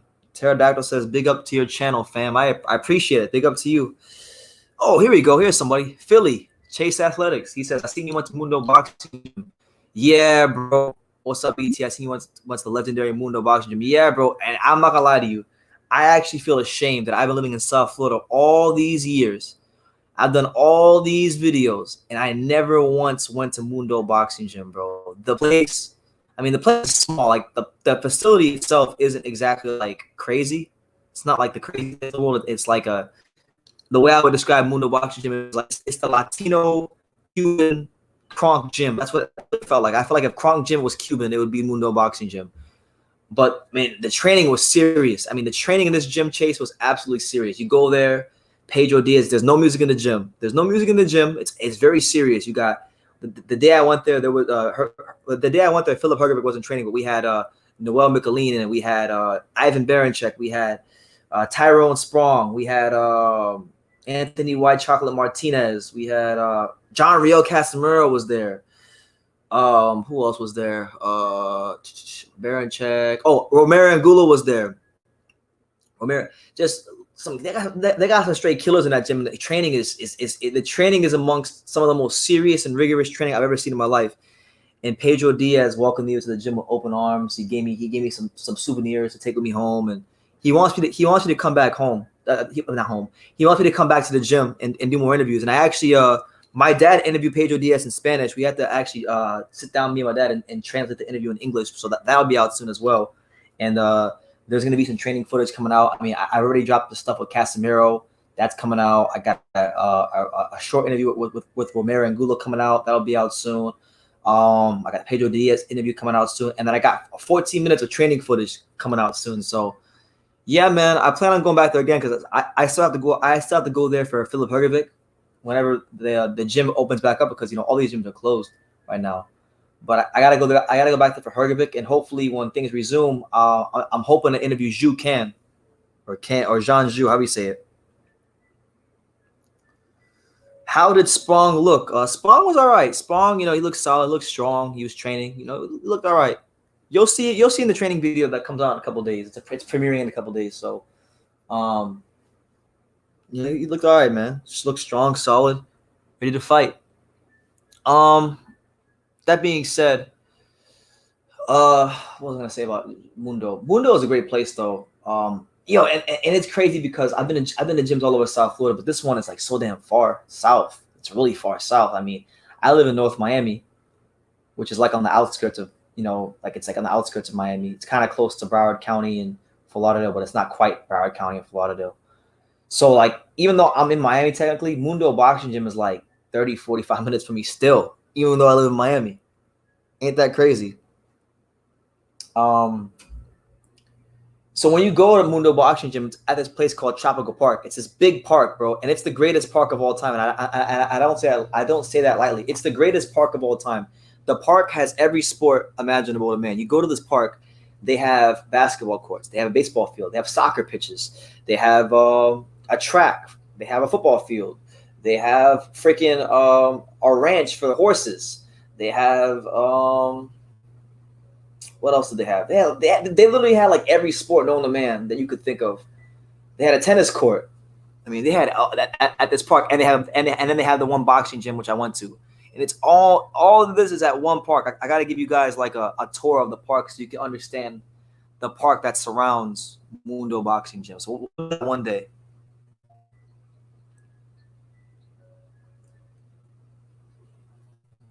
Yeah, we're international, man. Philadelphia is in the building. New Zealand. R.I.P. Uncle Roger Mayweather. Absolutely. Most people don't know shit about boxing. All day, every day. Yeah. Shout out to Rex. Shout out to Raphael. The Wilderettes are going to make something out of Fury's glove. So, what about we ask questions about the various metal rods inserted in Wilder's right hand? Unfair advantage. That's what I'm saying, man. That's why freaking he's been knocking these dudes out. Yeah. What if I started? How do you think Wilder fans will start to feel if every video I made about Wilder, I started to discredit his punching power and he's not a big puncher. He's a big bone bosser, and that he's only knocking guys out. He's got metal in his right hand. I would sound like a real hater, right? I would sound like a dumbass. I might start doing that. The next time a Wilder fan comes up in this live, the next Wilder fan that comes up in this live talking nonsense, we're gonna literally criticize his power. I'm gonna start saying that he has no. I'm gonna say he has overrated power and that he's only knocking guys out because of metal plates. Because then I'll sound about as dumb as they do when they talk about Fury and wild boars. Chase Athletics says Coach Diaz has a gym full of fighters, full of people from all over. He does, man. It's actually insane. He literally. I'm talking about Pedro Diaz. He showed me. He has like a book, and he literally like writes down and monitors every exercise all of his fighters do for training camp. And he has all these books. Like he showed me a book. Pedro Diaz showed me a book of all of Miguel Cotto's like workouts and exercises that he did for the Mayweather fight, because he trained Cotto for the Mayweather fight. And I was asking if I could film the book, if I could see what was in the book, like if I could make a video about it for my channel, and he wouldn't let me, of course, because I figured it was an old fight. Maybe he wouldn't care, but he did care, so didn't allow me to. Have you seen any of Young Pharaoh's videos? I haven't, bro. I've seen like maybe a clip or two here or there. You know what? Honestly, let's do this. You know what? Just so I can get a natural reaction. I can't believe I'm doing this, but you know what? We're all in quarantine, right? We ain't got shit to do. What do they say on Friday? It's Friday, and you ain't got shit to do. So let's do this. We're gonna go on YouTube and we're gonna pick a Jay Farrell video at random, and I'm gonna watch a 2-minute video of Jay Farrell, maybe 3, maybe 5, and you guys are gonna get my natural reaction. We ain't got shit to do, okay? And I keep hearing about Jay Farrell and about how Jay Farrell was speaking the truth. So we'll get to it. So you know what? Rex, Raphael, we're gonna definitely do that. All right, so listen, you guys might start cringing, so just be very weary that you're gonna start hearing some stupidity. How many boxers had he really knocked out cold? Most have been stoppages, right? Like the most boxers. I say he's overrated. Nah, bro. Like Kovic, he hit Sergey Kovic, and this dude was having a seizure on the ground. That was pretty bad. Spilka was bad. Spilka, Kovic, Kelvin Price was a pretty devastating knockout. He's got about 5 or 6 like really devastating. Vermaine Stavern, Duopa. I mean, he's got like 4 or 5. I could say like really, really devastating like knockouts. Especially that freaking that Liakovic one is scary actually. The because he hit him with a right hand or whatever it was. And he's on the ground and he's literally having a seizure on the ground, and you don't see that often. So you can't take his power away from him. But just imagine how stupid that would sound. Imagine how stupid I would sound if every time I talk about Wilder, I started talking about how he doesn't have no power and how he's only knocking guys out because he's got metal rods in his hand. But your boy BT, we're live here on YouTube. It's 6:20 a.m. here in South Florida. We are going to do this. I'm going to do something that I never thought I would do before in my entire life. I never thought I would do this. But I'm going to watch a Jay Farrell Deontay Wilder video. Okay? All right, we're going to watch a Jay Farrell Deontay Wilder video. So I apologize in advance for any stupidity you might hear. If you want to take 5 minutes to leave the live and come back, I suggest you do, because you are going to hear some stupidity. But I've never really watched his channel. I don't really know his I watched 50 seconds of a video and I said, yo, this guy he's lost his mind. He's lost his damn mind. But my man Johnny, he said, damn right, he said Jesus Christ. Yeah, man, because some people say, I believe in God, but like that's very vague, because you can say you can believe in God, but are you do you believe in Jesus? Do you believe in Allah? What do you believe in? What did Tupac say? Who do you believe in? Who do you believe in? I put my faith in God while I'm breathing. Who do you believe in? Yeah, bro. It's like you gotta, listen. I feel like, look, Christian, Muslim, whatever, claim it, wear it. If you believe in Jesus, say you believe in Jesus. No need to mince your words. Johnny says, I wish someone challenged me like that. Okay, Johnny. I assume you're still watching that video.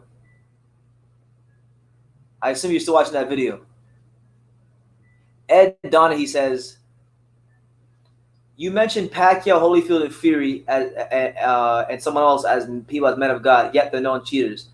Well, actually, you're wrong. You're wrong on 2 counts. Pacquiao has never ever failed a drug test, and Pacquiao, he's been VADA tested on numerous occasions. So, legit, all that's just hearsay. People want to hate on Pacquiao because when he was in his prime, he was knocking fools the fuck out, right? But he never actually got proven that he cheated. So until he actually fails a drug test, it's all just hearsay. Tyson Fury, the UCAD thing, listen, it's documented that UCAD is incredibly corrupt and that UCAD are scumbags, okay? And if you don't know what I'm talking about, then just go Google it. Google it. Like Wilder told Radio Raheem.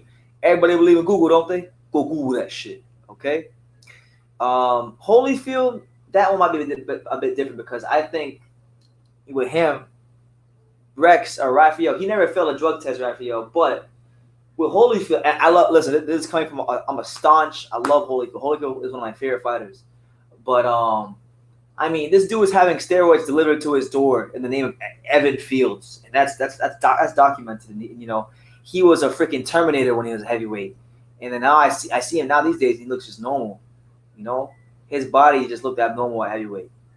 So, I mean, but technically he never failed, but at the same time, the boxing drug testing wasn't as advanced as it is now. So you can't really claim, I don't know, man. I don't know.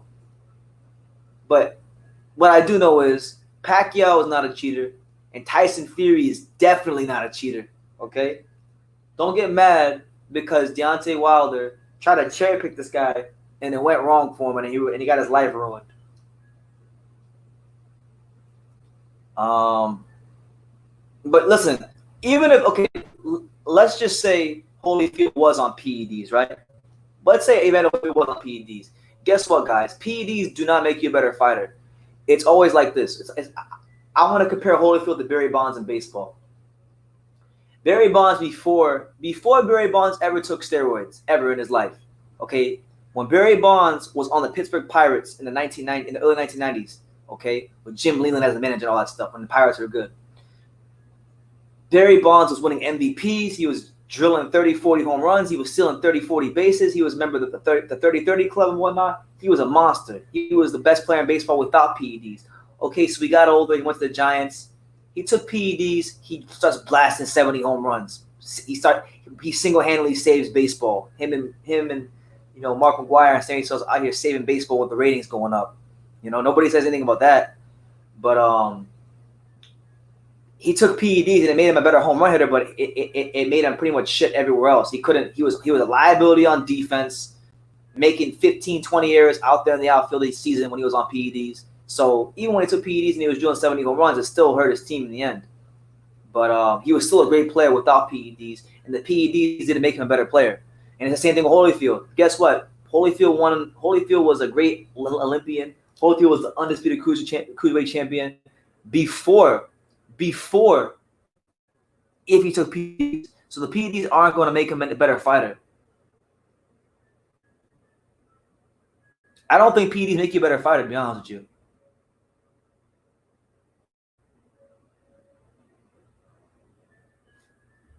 Ed Donahue says, bro, you speak out of both sides of your mouth.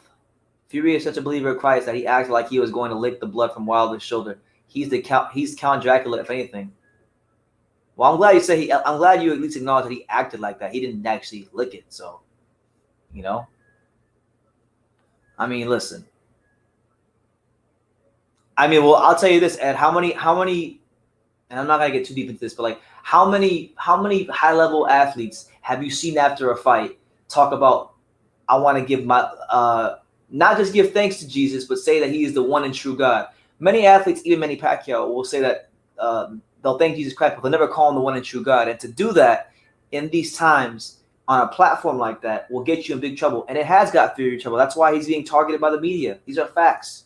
That's why the media is out on a witch hunt for him, because Tyson Fury, he's the kind of guy that everybody will like. And he's the kind of guy that will influence people for good. And anytime somebody influences people for good, the elites can't have that. So just pointing it out. But anyway, I want to watch Jay Farrell right now. Well, I'm not going to say I want to watch him, but we're going to watch it because we ain't got shit else to do. And Raphael asked if I watched him before. So I said no.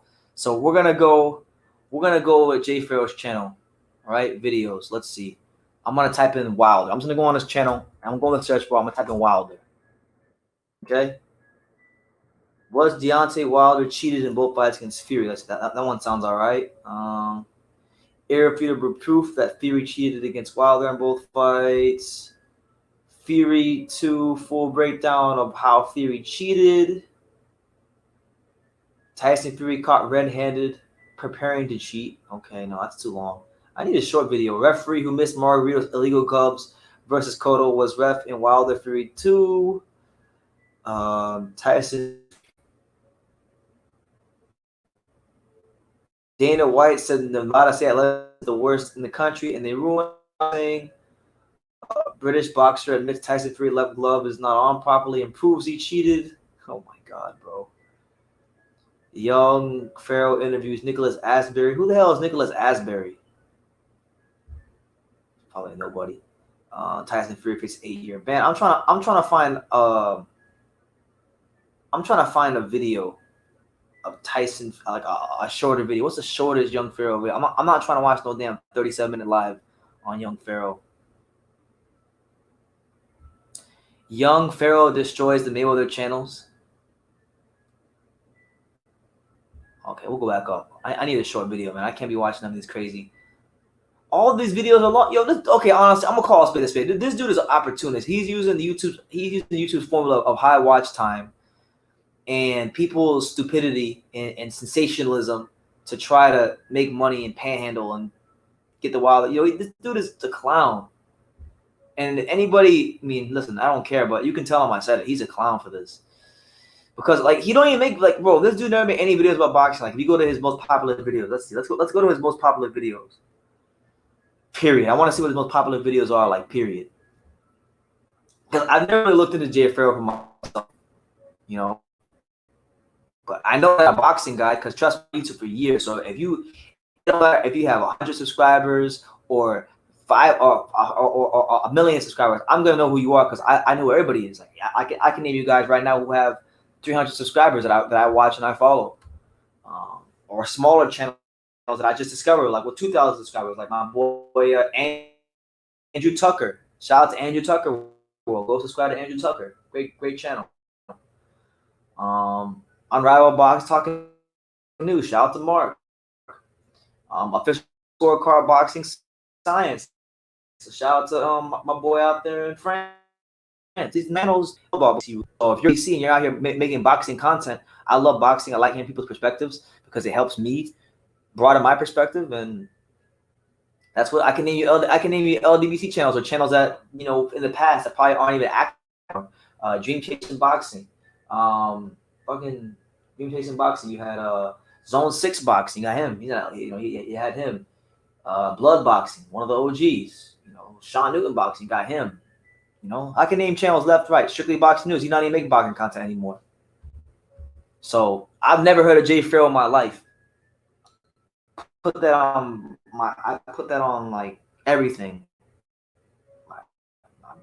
unborn daughter, my future wife, whatever you want. I've never found a video. So I don't know what it was. I want to see what he would make. What was this guy getting views on before he started panhandling for Fury? Like, what was he talking about? What was his main topic of discussion? I know I've seen things about like African kings, and I heard he makes videos about astral projection. So like when Wilder was fighting, when Wilder and he's bro, what the hell?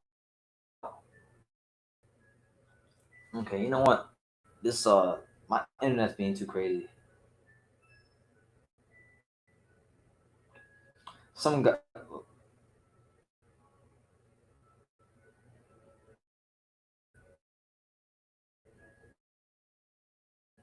Computer can blow. Jay Farrell's channel on my phone. I'm gonna go on my phone because it's a lot faster. Jay Farrell, where are you at? Jay Farrell. Jay Farrell.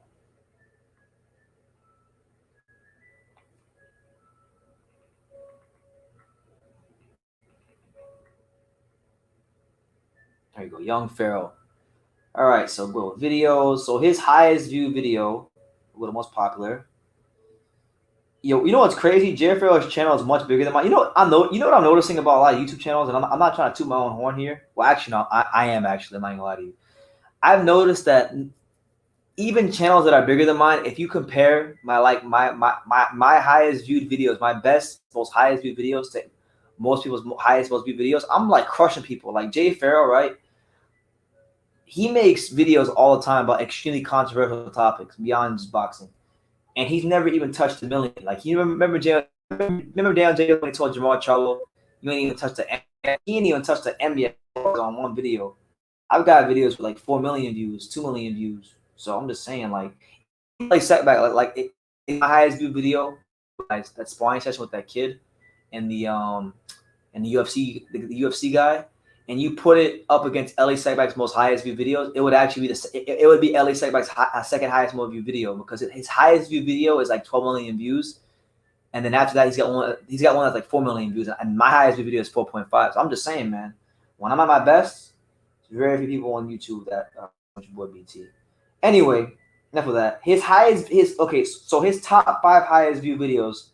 These are his highest view videos. I'm gonna read you the titles of Jay Farrell's highest viewed videos. Okay, number 1, Get Movie Hidden Message to Black People, 500,000 views.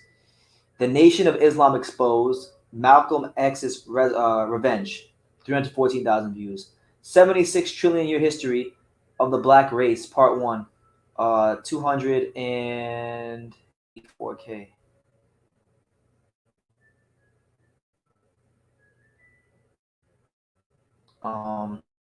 What's the next one? I mean, his whole channel is built on sensationalism and racism. That's what it is. That's what it's built on. I mean, and then he's got Why the Illuminati, Melanin, Umar Johnson, Life After Death, the Black. Oh my God, yo, this dude. Oh my Lord, yo. Let me know what you guys think about this in the comments. This dude, Jay Farrell, he's got a video he made 4 years ago called "The Black Woman is God." No cap. I'm being serious. Jay Farrell has a video called "The Black Woman is God." Unbelievable. I've heard it all. I have heard it all. Just when I thought I'd heard it all, I hear this bullshit. Anyway, okay, so his channel is built off it's built off sensationalism, racism, and extreme radical views. So with that being said, we are going to go to videos, and I'm just going to find the first Wilder video I can find. I'm gonna pick it, and we're just gonna fast forward to a random part in the video, and let's see what he's saying. Okay, here we go. We'll go to Wilder versus Fury 2, full breakdown of how Tyson Fury cheated. Okay, Wilder First Fury 2. Okay, I'm just gonna fast forward to a random part of the video. Okay, goodbye, bitch. Please, man, when you calling into my show, explain. Please explain how 30 punches to the back of the head, as well as the left hand not being on all the way, is not cheating. It is cheating, Pharaoh. Y'all know that. Okay, well, you agree. I don't no disrespect to you, but I don't want to talk to you. I only want to talk. I want somebody to explain. I got one question though. What? Listen, don't ask me no questions. Don't ask me questions until you state your name and where you come from. My name is Mike, and I'm calling from Georgia. Okay, thank you very much, Mike. Now you can ask whatever you want to ask. If Wilder took the money, because you got valid points. The world fucking with your shit, man. You got valid shit. But if Wilder took the money, he accepted the loss. Why can't we? First of all, we don't know. Okay, first of all, I haven't even breathed the same air in the same room as Deontay Wilder to say what he has not done. So I'm not gonna acknowledge anything that's not my business or that I have no knowledge of. You know, public. We don't know what Deontay Wilder did or didn't do. We don't know if or he got paid. Pause, bro. We don't know if he got paid before or after this fight. We don't know what he did. All we know is that he was cheated. That's what we do know. Oh my God. Here to speculate. My thing is, I'm not here to calculate. Listen, I don't give a fuck if Deontay Wilder got $100 quadrillion for this fight. All right, pause. Yo, okay, so this is my first time really like hearing Jay Farrell and like I guess like my first time hearing him, bro. He sounds like he needs to put some bass in his voice, man. Like he needs to put some bass in his voice. He's on, yeah, I don't know if Wilder he cheated or not. Like, come on, bro. Yo, this is the guy that Wilder fans have decided they want to follow. This is the kind of stuff that they decide they want to co-sign. But I'm gonna go for about 5 more minutes, and then I'm gonna stop because I need all the IQ points I can get. I'm not here to count another man's pockets. I'm here to count the fairness of the sport because it's not about Deontay. Errol Spence is undefeated. So what happens when Errol Spence is 40-0? People feel like they don't want him to records and they rob him. So my thing is, people keep calling in talking about everything up there. I don't want to hear about the guy paid. I don't want nobody taking no money. I don't want to hear about none of that. The man was cheated on national television and he was robbed and it was racially motivated. That's all I want to hear about. If you agree that he was cheated, that's all I want to hear. So we don't even you know, right now I feel like Sean Newton because I'm listening to somebody's channel who I don't really like, and I'm just pausing the video and giving my point. So hey, shout out to Sean Newton because he does this like all the time with the LDBC. He literally just admitted. Jay Farrell just told the guy that called into his show who's trying to tell him that he's wrong. He basically just told the guy that I don't want to hear anything about what you have to say because we know that the whole Wilder thing was racially motivated. Like he's not even open to the fact that he could be wrong, and that's like that's not how discussion should go. You should be open to things that will change your mind. So I don't know. We gotta have a conversation. I appreciate you. I love you for calling in, but I only want people who disagree to call in and tell me why they think this is not cheating. Oh, okay. See, okay, all right. Much love, family. 716-218-9882. Y'all call in.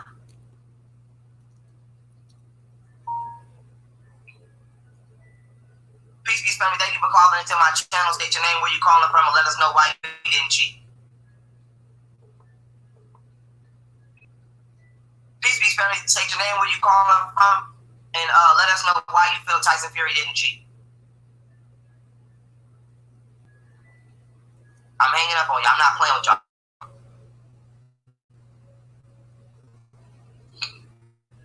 I'm not playing with y'all. You explaining the evidence, and so if y'all can't. Oh my God! This dude literally has pictures saying second fight Fury cheating evidence. You can say no. I can't. Yeah, but stop me. Yeah, go ahead, bro. I'm gonna let you do your thing. That's all I really want to come on here and preach about. You niggas be your shit. New Earth is coming, and you niggas, I'm gonna make sure you niggas not gonna be on a New Earth when New Earth is. That's all I'm gonna say. Peace up, like, you know what I'm saying? I respect you, young girl. I respect in the chat. Keep on preaching that real shit, bro. Much love, family. Have a good one. Peace, family. State your name and where you calling from, and let us know why 30 rabbit punches. Oh, they hung up. 30 rabbit. Okay, I'm sorry. I can't put myself to any more of this mindless dribble. So, if you guys are, for those of you just tuning in, if you're wondering what the hell I'm listening to, my boy Rafael Calvo, he told me that he asked me if I've ever watched Jay Farrell. I told him I've only watched about a minute of his content ever. I couldn't get through it. We just upped it up. We just upped about 3 or 4 minutes, Jay. We just upped about 3 or 4 minutes. And I can't make it through. I legit cannot make it through any more Jay Farrell content because this dude is like an opportunity. Like that's all I can see him as because of this. Okay, I got no problem with people talking about boxing, being into the sport, but he's out here panhandling and he's talking about how everything is racially motivated. Like how was Wilder feel racially motivated? Wilder had a referee. He fought in his own country, nothing but his own home judges. Okay. And he fought a guy who, in the first fight, he dropped 2 times, and in the last round of that fight, damn near had him out of there. Okay, so he had everything stacked in his favor to win this fight. How is it racially motivated? Okay, I bet you before I wish I could say, let's look, and that's the thing. That's how I know Jay Farrell's opportunist, because I was on his channel just now, and I typed in the word Wilder on his in the search bar on his channel to see if he made any videos before the fight, and I couldn't really find any video before the fight. So I wish he made a video before the fight so I could see what his thoughts were before the fight. But that's how you know he's an opportunist. He saw that this fight was being heavily talked about, that the cultural impact was significant. I'm sure he probably heard of Wilder in the past because he heard the whole "to this day" thing, and being that he's really into the waves and he thinks the black, like, yo, this dude has videos on his channel talking about astral projection and the black woman being God, and that's who the Deontay Wilder fans want to basically come to my channel and say that this guy's telling the truth when he doesn't know shit about boxing. He knows nothing. You know when Roger Mayweather got arrested, so when Roger Mayweather said people don't know shit about boxing, he was talking about motherfuckers like Jay Farrell. He was talking about them. Straight up, he was. Because dude never talked about boxing ever on his channel. Never said nothing about liking boxing ever on his channel. All of a sudden, he sees that there's a lot of division going on with this fight, and he sees an opportunity. He probably even might have heard about the LDBC. He probably maybe came across them and said, "Oh wow, there's these guys panhandling racist views," or in his mind, he's not going to say race. He's going to say pro-black. There's these guys putting out pro-black content. I'm going to start putting out pro-black content to support our brother Deontay Wilder. So he saw the opportunity. He probably went to like Black Fight Fans channel and saw all the super chats he was getting and stuff like that. And he said, you know what? I can get that because my channel's bigger. And now he's talking about Wilder's theory. Now all of a sudden he's a boxing aficionado. He's a boxing savant. So I'm just saying, you guys got to be very careful and very wary about some of these guys on YouTube because they're not who they say they are. I mean, with me, I do my best to be transparent with you guys. I'm not saying that I'm no perfect guy because I'm not, but I'm transparent. Like, y'all know that I love the sport. Y'all know that I've traveled. I've been on the grind for years covering this sport. I'm not in this for money. I mean, I do get paid, but it's not like I'm in this for money because I could go get a job, like a regular 9 to 5, and have what they would call more steady income. But I love what I do. And it's beginning to pay off slowly but surely. People love what I'm doing. Like boxing fans like what I'm doing. People who aren't boxing fans don't like the thing is, people who are race baiters or people who have political agendas don't like my channel. They don't because they're not boxing fans. But boxing fans love my channel because I provide boxing fans values, things that they would want. Now, my main man from freaking France, I told you I was still gonna be live.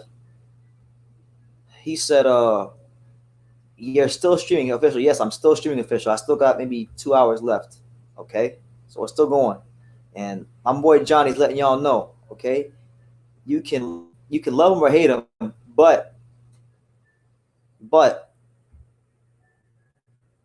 There, you see what it says. He's just a kid. Okay, that's South Florida. If you did, shout out to Dania Beach. GMB Catastrophe says, imagine James lights out 20 with the work ethic of Bernard Hopkins. He'd be like a Marvel character. Yeah, bro, he would have been insane. But he just likes sparring too much. He's the real sparring world champion. Hey, Johnny, I know you might be here right now, and you say your boy Rolly was a sparring world champion, but freaking James Toney's the real sparring world champion. I felt bad for him. Honestly, bro, I felt bad for Wilder. Like I legitimately felt bad for him until the excuses. Legit, I felt bad for him until the excuses. Then I was like, yo, fuck this guy. Because you can't talk all that crap and then get beat like that and then you know, all that stuff. You know, it is what it is. It's 6:46 a.m. We are currently 6 hours and 16 minutes into the True School Sports BT quarantine live extravaganza. So I'm guessing we're here. It's my time to talk boxing with you guys. If you're new to the channel, make sure you subscribe.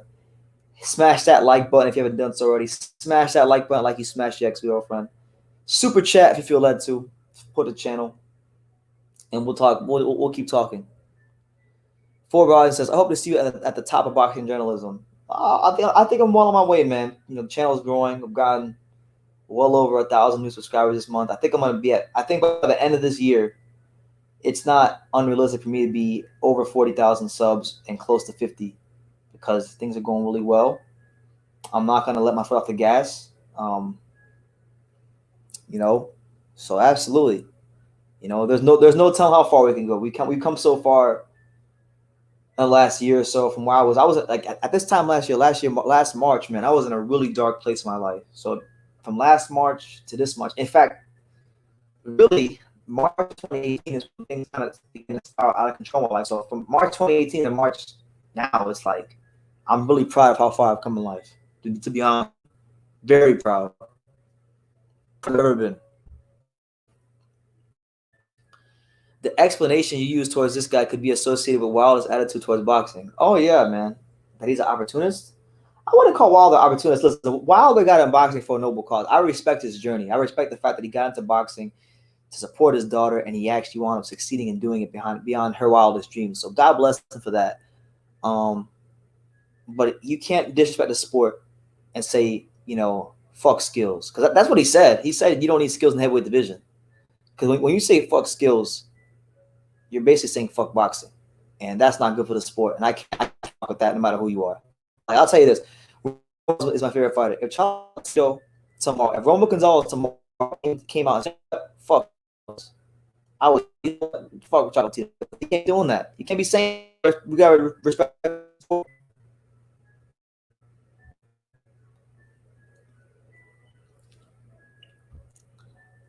We have Oliver's Army. Wilder is a way by Nigeria to ask the voodoo doctors to conjure up some spirit from the shadow realm. I mean, I put it past him if he's talking about spirits and all these ancestry spirits. You know, it is, you know, funny enough you say that. He was talking to Fury. He was talking about ancestry spirits and the fact that he's from Nigeria, so he's going back to Nigeria to conjure some stuff up. So you can't play with that stuff, man. It's not good to play with that stuff. Really isn't.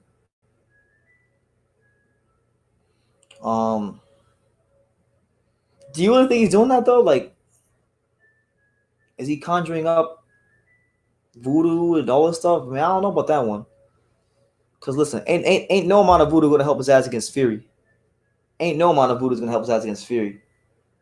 You can't bring darkness against the light. You can't bring that demonic satanic world into the light of Christ. You can't. It's not gonna work. He'll get folded up even worse if he tries that again. Because God is not to be mocked or played with. Jesus is not to be mocked or played with. Speak it, believe it, receive it. 6 words spoken 3 times, 666. Absolutely. And honestly, too, like, you know, on Instagram has really got people fucked up. Okay? Instagram really has people fucked up. Like, and I'm going to tell you why Instagram has people fucked up. Because people are going around saying, speak it, believe it, receive it 3 times real quickly, not knowing what the hell that means. You know, like I saw Clarissa Shields talking about that. the other day. I'm like, yo, she's freaking ridiculous. She doesn't know what she's talking about right now. Tunde Ajayi has his own version of that where he says, dream it, believe it, become it. You know, the law of attraction, all these things. These are all like the law of attraction. If I'm not mistaken, the law of attraction apparently comes from it's like witchcraft. So you gotta be careful with that stuff, man. Like, you gotta be careful with that stuff. It's only gonna take you but so far in life before you get found out. When you get found out, you're gonna get really messed up. So I'm just saying, man. Listen, I'm not trying to preach, nor am I trying to impose my views on anybody. You are entitled to do whatever you want, and especially if you're an American living in America, you have the freedom to express whatever you want. But I'm just saying, just from my experience in life, as somebody who didn't believe to now believing, there's only one. There's the way, the truth, and life, and that's through Christ. That's all I'm gonna say. I won't get too deep into it, but give your life to Jesus. X Ace 99X says Wilder is being haunted by his costume. Maybe he is, man. He's being haunted by the ghosts of the Black History costume from the fight.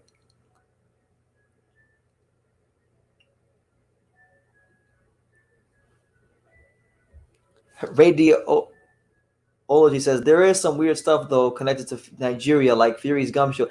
I'm still trying to figure out why the hell he had a Nigeria gum shield.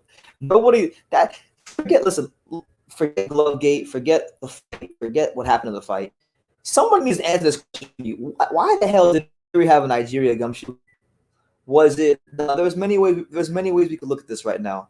Okay, either he had a Nigeria gum shield because he was trying to taunt Anthony Joshua, or he had a Nigeria gum shield to taunt the Nigerian spirits Deontay Wilder was talking about, or he just has a friend that he loved. Maybe he has a friend in Nigeria, and that was a way of paying homage to him. I don't know. There's a million things it could be, but somebody needs somebody. It don't gotta be me, but it could be anybody in the world. Can somebody get Fury to answer why the hell he had a Nigeria mouthpiece during the fight? Because I can't find that. I can't figure out why for the life of me. I have my theories, but until he actually answers, there's no way of absolutely knowing.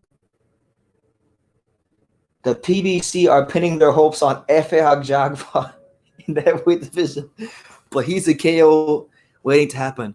Vastly overrated in the heavyweight division. I agree with you. You know what's fun? I'll tell you a story about Efe Agjagba, because I never met Efe Agjagba, but I have a friend who's really, really well connected with him. So I have a friend, a guy that goes by the name of Nelson Azor. Shout out to my boy Nelson Azor. He is a boxing manager. He has a company in boxing called LPMG Boxing. And he manages a lot of African fighters. So he's managed Habib Ahmed, who fought Gilberto Ramirez for the super middleweight title when he was at 168. He's managed Habib Ahmed. He's managed Rafael Mensah, Isaac Ekpo. There's a lot of African fighters. He just recently signed Anthony Yigit from the UK. So one of his good friends is Efe Agjagba, and he was just telling me about Efe Agjagba, and I was talking to him because he's a boxing manager, and a lot of times, I feel like I could be a boxing manager if I want. I think I'd be a great boxing manager. I feel like if I was a boxing manager, any fighter would be lucky to have a boxing manager. For me, Agjagba was 10 fights away. Like, I'm talking about 10 fights away from even being ready to contend for a world title, for fighting for a world title. He's so raw. He's got a lot to learn. I'm not saying he's a bad heavyweight, because I don't think he's a horrible fighter. I think if with the right time and seasoning, he could be a solid contender. Not no dominant heavyweight, but a solid contender. But PBC really needs to take the time on him. If they're gonna pin all their hopes on him and rush him into a big fight, he's gonna get fucked up horribly. Like, I mean horribly, really horribly, in the worst way possible. My man, I saw a comment from my guy Bones. I highlighted it, but I didn't get a chance to acknowledge it. My man Bones said, True School is that guy with the sickest content. I appreciate it, bro. Hold on, guys. Hold on.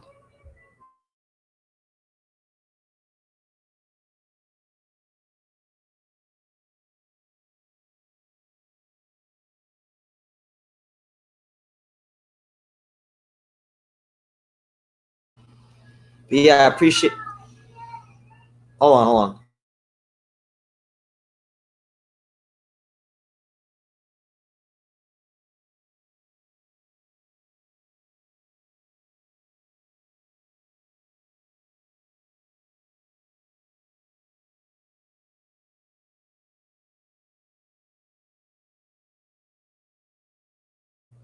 All right, so if you guys hear any noise in the background, I'm just giving you a heads up. If you guys hear any noise in the background, that's my sister. She just woke up, and my sister's incredibly loud. She's Puerto Rican and Cuban, so if you hear anything in the background, my sister. But anyway, True School says you're that guy with the sickest content. I really appreciate that, bro. I appreciate people like yourself that come here and leave positive comments. I appreciate all the comments, even the negative ones, but definitely the positive ones. All right, straight up. Johnny says, I just finished. This was my favorite BT video of all time. Yeah, the one about Fury. I told you, bro. I told you it was gonna be worth watching. I told you when I scheduled it, you were gonna want to watch it. So I'm glad you liked it. Official scorecard boxing science says maybe it was a subtle way to call out AJ, or even crazier, it may be like you said, Wilder and his spirits. I think it's one of those two. It can't be anything else. Like I don't. Fury's a smart guy, so I don't think it's. I don't think he's just wearing that because he wants to pay homage to one of his friends in Nigeria. I don't think it's like that. Wilder's costume keeps calling him bump squad in this. You crazy, man. Y'all are fools. Here's a good question, guys. Which fight do you think is more pointless? A third Fury Wilder fight or a third Ruiz AJ fight? Personally, I'd rather see a third Ruiz AJ fight before I see a third Wilder Fury fight, because at least Ruiz actually won a fight with AJ.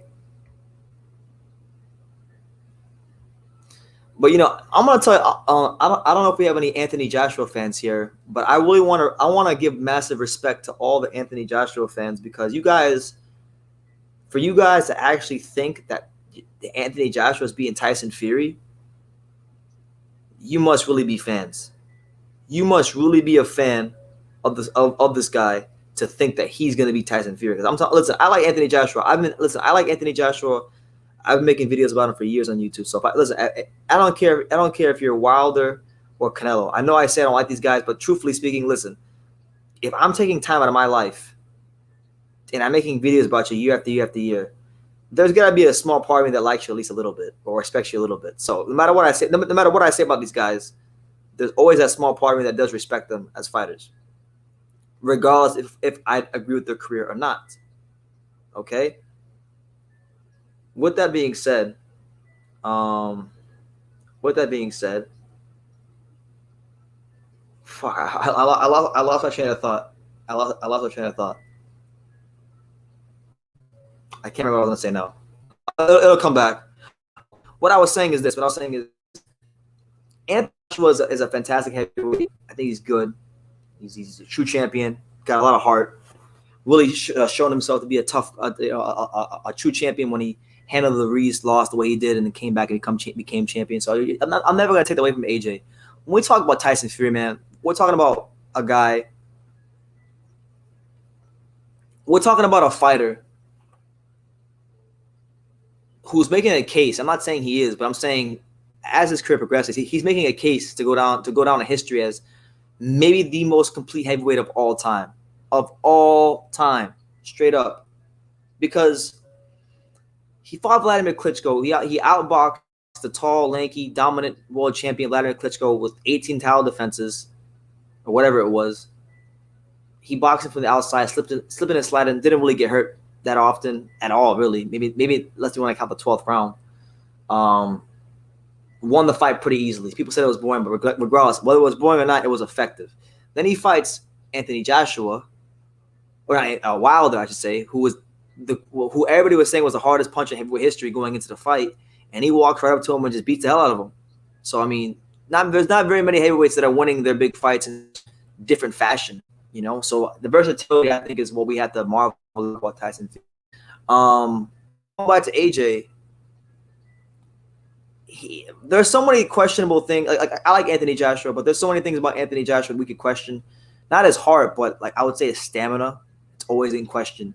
It's always in question because listen, let's be real. Ruiz was having some success against Anthony Joshua, despite being the Mexican Jabba of the Hutt. He was having a lot of success against Fury. He managed to pressure on him in spots, but just didn't have the mobility to cut the ring off because he was fat. He was Jabba the Hutt. Tyson is gonna put some serious pressure. He's gonna all his tools to beat Joshua because you guys don't understand what this means for Fury. Much like the Wilder fight, in a different way, but it's the same thing in a way. But that Joshua fight, when and if it happens for Undisputed, it'll be much more than a boxing match to Tyson Fury. He's gonna say in the media that it's just a boxing match, but it's gonna be much more than a boxing match because of what it means for the country. It's gonna mean in British boxing because it's gonna be an event, the biggest fight in British boxing. 2 British heavyweights fighting for Undisputed. It may never, ever, ever, ever happen again. So, with that being said, Tyson Fury is going to go into that fight, and he's pulling out all the stops. You guys got to also remember, if we look at from 2016 all the way to basically from 2016 from 2015, even when he was champion, from 2015 all the way to like 2019, 2018, Anthony Joshua was the golden boy of the heavyweight division of heavyweight boxing in England. And even when Fury was champion, Anthony Joshua, in many respects, still overshadowed Tyson Fury because of their polarizing personality, of their different personalities. So different. Anthony Joshua is the clean-cut, politically correct. Okay, the clean-cut, politically correct, marketable fighter from London. Big, strong fighter from London. The women love him. Women want to be with him, and the men want to beat him in England. Okay, he's that guy over there.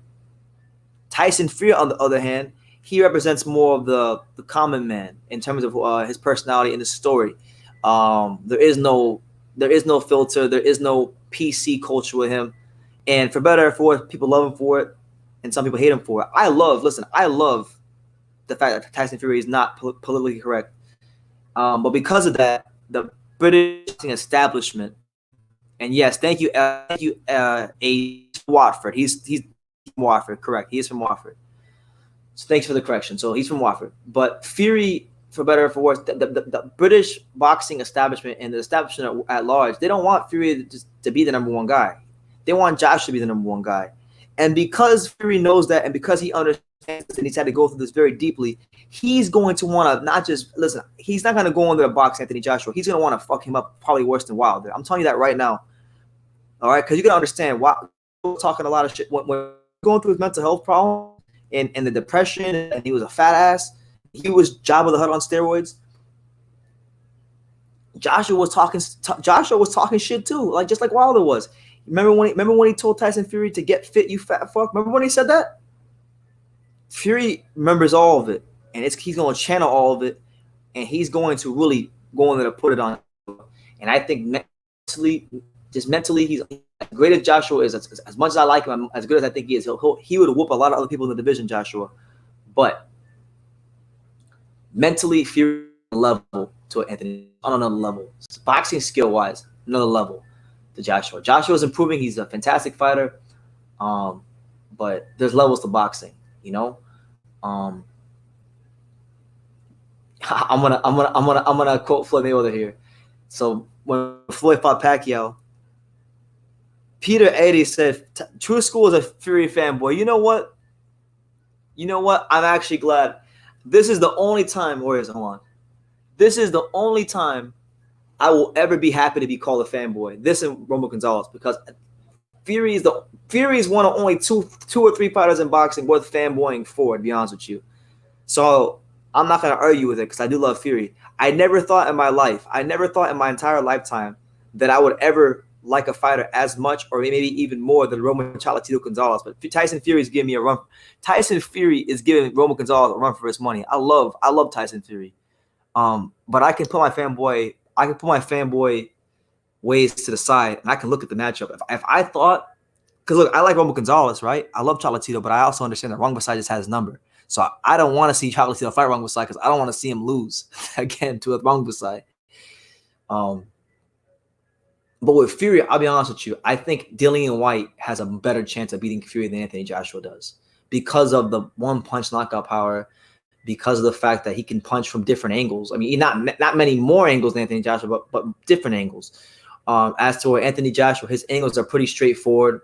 He's a stand-up, 1-2 strong boxer.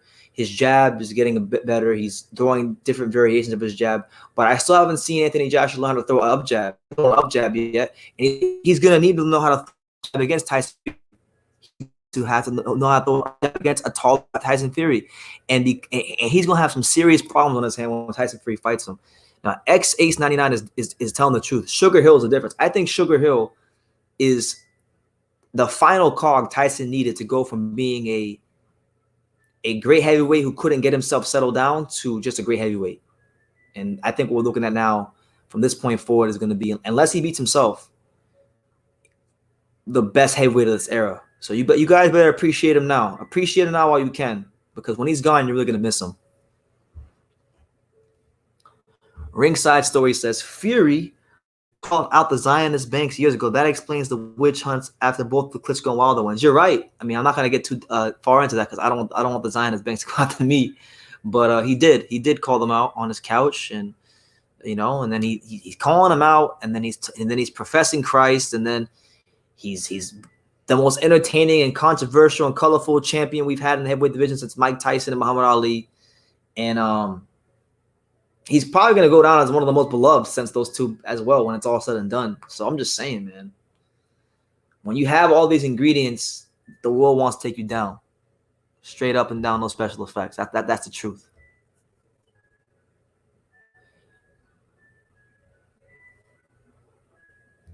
Come on, man. Everybody keeps saying this. Everybody keeps saying, I'm not sure about that, BT. Anthony Joshua bashed up Fury when he was a novice amateur. Okay. But Tyson Fury... I mean, listen, Tyson Fury just came out Tyson Fury just came out recently talking about David Adelaide, the heavyweight prospect from London. And he was saying he gave him great work in sparring. So listen, it's one thing to bash somebody up in sparring. It's another thing to be under them lights. And when it comes to being under them lights, it's going to be hard. It's hard for me to believe that under the lights in a big worldwide global event like Fury versus Joshua, for two British champions, kind of undisputed. The way that I'm not convinced that Anthony Joshua will be mentally prepared to fight on a stage like that and outperform Tyson Fury. I just don't think he's on that level mentally. Oh, you know what, Johnny, you're right. We can't ignore. Where is it? We can't ignore Alexander Usyk. Okay. We can't ignore Alexander Usyk because he's a great fighter, but I'm going to reserve my judgments for him until I see what he does against Derek Chisora and other heavyweights. But skill for skill, he can give a lot of guys problems. But he's not beating Tyson Fury either. He's not beating Tyson Fury. I don't honestly look. I'm not trying to be a fanboy. I don't really think any of these guys can beat Tyson Fury. I know it's the heavyweight division, so all it takes is one punch for me to change my tune, but I just can't see it, man. I can't see it. He's the only fighter in boxing that I'll say this for. He's the only fighter in class in boxing where I can sit here and say I can't see any one of his contemporaries actually beat him. Like even Roman Gonzalez, for those of you who follow me, y'all know I love Cholatito Gonzalez. That's my favorite fighter ever. Okay, when I was boxing, I used to watch when I was training every day before I went to the Caninos boxing gym in Dania. I used to watch Cholatito videos every single day. I used to study Cholatito inside and out. Okay, but there's people in his weight class that I think could beat him. Okay, I think Guy Estrada could beat him. I don't think he's going to because I don't think he got the style to do it, but I can see it happening. Rungvisai for sure. A lot of guys, man. So not being biased. I just don't think. I think Fury, and I've always said this. Go back and listen to my Fury videos from even a couple years ago. I've always thought Fury was a special heavyweight, even when nobody believed.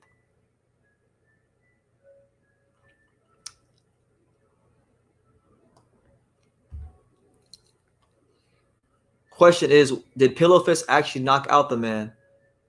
I mean, he didn't need to. He beat him within an inch of his life. That's worse. That's worse in some cases. He beat him within an inch of his life. I think Dubois would be a good. I mean, if Dubois becomes what everybody thinks he's going to become, I think he's going to give people some serious problems, man. He's an amazing talent. Have you seen the interview from the arena just after the fight? Sugar Hill said he's going to retire from training pros and train amateurs only. He feared we need to find a new coach. He said that. I'm not so sure, man. Money talks. You know, my pop said this thing. He says money talks and bullshit walks. I'm not sure that's going to be the case. I think at least for the Wilder fights, or at least if he fights like Wilder and Anthony Joshua, I can't see Sugar Hill just leaving Fury after just one fight. He seems like he's enjoying what he's doing with him too much to just leave him after one fight. They really seem to enjoy working with each other. And when a fighter and a trainer have that mutual respect, they're not just going to separate, no matter what he says in the media. How does Fury cope with being the favorite? He was an underdog in 2 of his biggest wins. True. You know what? That's crazy. Because I made a video today about Anthony Joshua being the underdog, but you brought up a great point that maybe I didn't consider enough. How does Fury cope with being the favorite? Well, he was a heavy favorite against Otto Wallen. And we saw how that happened. He won, and he won clearly, but like it wasn't exactly like he dominated, or it wasn't exactly like he folded all the Wallen up. You know, he had to work to win that fight. Listen, I just think Fury has reached that point in his career where he's been to the lowest of lows. Like he's been through the mental health problems. He's had fights where he's underperformed. He's been dropped, you know, against Steve Cunningham. He's been to the depths of hell with Wilder in the 12th round. He survived. He's been through so much. I think he's seen and done it all. You know, he had the tough fights with John McDermott, survived that, won the rematch. He's been through it all so much in his career that I just think he's reached that point where his mental state has met up with his physical state at his highest peak. When you get that, that's a fighter in their prime. And when you get a guy like Fury in the prime, it's just a very hard guy to beat. I feel like he's finally figured himself out. He's figured himself out in terms of who he is as a person. He's figured himself out in terms of what he needs to do in the gym. Sugar Hill has gotten the best out of him. He's really enjoying boxing, which is the most important part. These are all things that matter and count for something. And the thing is, I just feel like he's got more to fight for, because like Tyson Fury, whether you believe in his Christian beliefs or not, Tyson Fury is deeply convicted by his relationship with Jesus, right? On top of that, you have the boxing establishment against him. You have the sanctioning bodies trying to finesse him any way they can. You have UCAD trying to finesse him any way they can. You've got Eddie Hearn throwing things out there in the media to try to get Dillian White the WBC belt. You got everything in boxing, all the powers that be in boxing working against Tyson Fury. Okay? So in his mind, from his perspective, he's gonna feel like the whole world is against him, but if God is for him, who could be against him? That's what he's gonna believe. So I feel like he has more to fight for. As to what Joshua, I'm not questioning his love for the sport, because to make the kind of money he's made and still be boxing at this level tells you that he loves the sport. But is his fire as hot as Fury's fire inside? I'm not so sure, because he's made the money. He's got what he needed. He's made a fortune in boxing. He can make a fortune outside of boxing without boxing. So when Fury puts that pressure on him and breaks him off real nicely, how does he respond? These are the questions that I have, and I'm hoping to get them answered sometime within the next 12 to 18 months.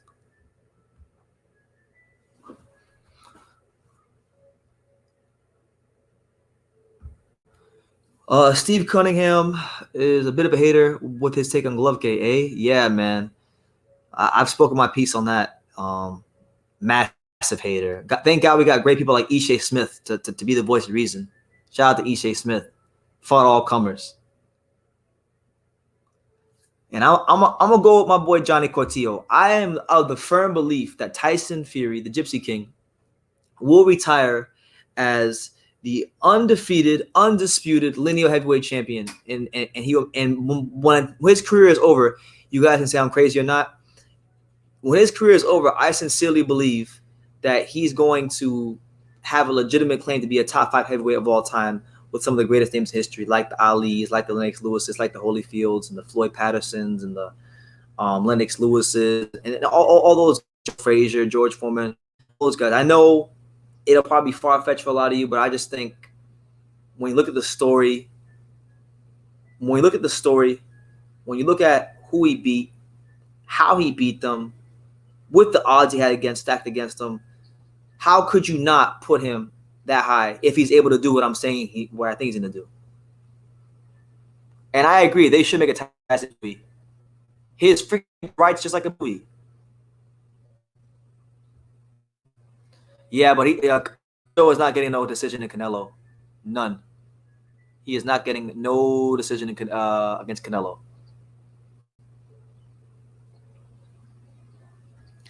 If Fury beats AJ and White, he retires and retires undefeated. He'll be top 3. He will, bro. But I'll be honest with you, and this is my opinion. I've said this recently in the video. That Fury better not. If that fight is in the UK, if that fight's in the UK, fight is in the UK. Fury better stop Anthony Joshua, and he better not let that fight close, because I know. If you look at the history of boxing, fighters get robbed all the time in fights they won. You know, Romo Gonzalez got robbed against Rungvisai. Larry Holmes got robbed against Spinks. And I firmly believe if this fight is close, Fury's getting robbed against Anthony Joshua. No doubt about it. The boxing establishment hates him. They hate what he stands for. They love Joshua. Joshua is younger. It makes all the sense in the world for them to rob Tyson Fury if they fight in the UK. Just saying. We've seen some shady stuff over the years in Anthony Joshua fights. Just calling a spade a spade. Just calling a spade a spade, man. Like, the referee wouldn't let Joseph Parker work in that fight. He wouldn't. Oh, my man, Pterodactyl with the $2, but the 2 pound. The 2 pound super chat. He said AJ would have to KO Wallen. Fury went the distance. AJ would have KO'd Otto Wallen. Fury went the distance. Okay. Probably. We don't know, because AJ's not fought Otto Wallen. Why don't he get in the ring with? Why doesn't he get in the ring with? Why doesn't he get in the ring with Wallen at some point? Let's see how he does in comparison to Fury.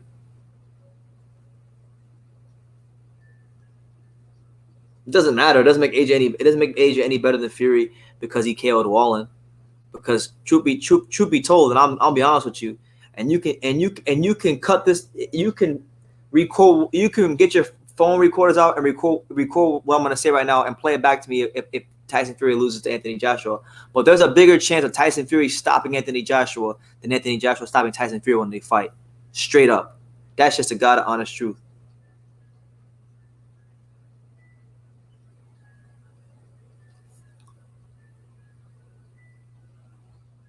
Anthony Joshua is good. He'll whoop a lot of heavyweights, but Tyson Fury ain't one of them. Tyson got out the sport as there was no one left to beat. He got back in because he saw AJ making noise, and I think it put the fire back in his. Yes, man. Like, great point. His whole career, his whole existence as a heavyweight. Even if you go back and you watch all the interviews he did when he was a young prospect with hair and his voice sounding differently with Coogan, he was talking about Klitschko. Everything was about beating Klitschko. So when he beat him, what else was it left for him to do? What fight? Who was he gonna fight? Charles Martin? That wasn't gonna get him motivated.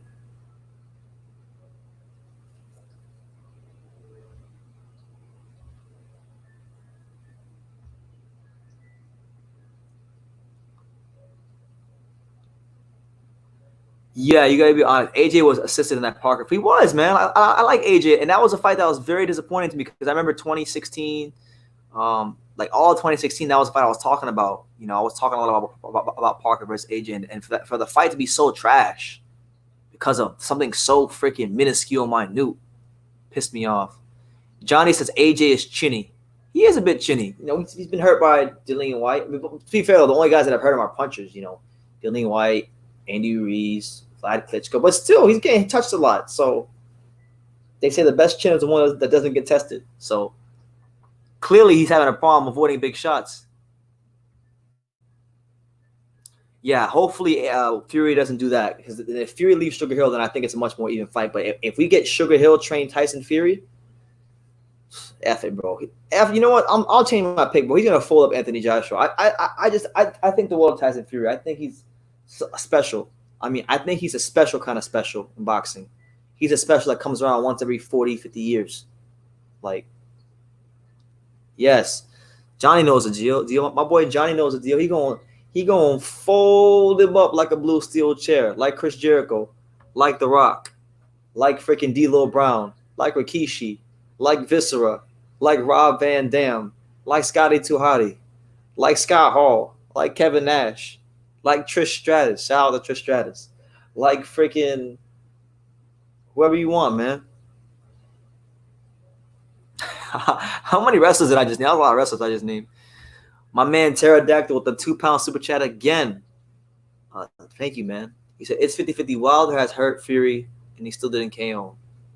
That's what I'm saying. Like, to beat Fury, you got to nail him to the canvas. And my thing is, Anthony Joshua is a good fighter. He's a champion. He's a true champion. But I just think there's too many. What I got Fury. I'm gonna compare Tyson Fury to Floyd Mayweather in this sense, okay? Because he is like Floyd Mayweather in this sense. Tyson Fury is one of those fighters where if he can just find one thing wrong with you, you're going to get beat. If he finds one thing wrong with you, you are getting beat. And Anthony Joshua doesn't just have one or two things or three things that he could pick. I mean, I can see it. So I know Fury's going to see it. Fury's a smarter man in boxing than I am. Just the stamina problems, AJ getting hit too easily, you know, not moving his head, lack of angles. He sees all these things, you know, the ability, you know, not moving laterally as well. Tyson Fury is going to take every last vulnerability AJ has and capitalize on all of them. I'm telling you right now.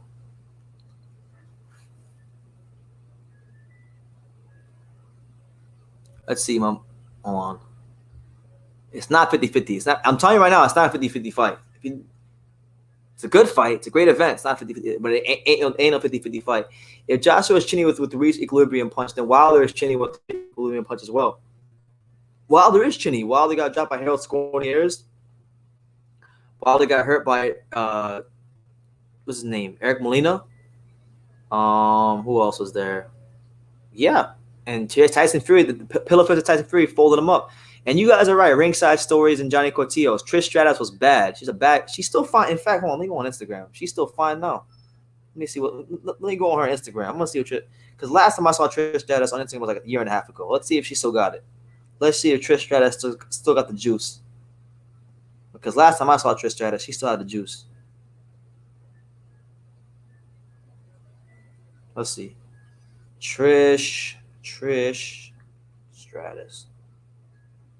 Trish Stratus.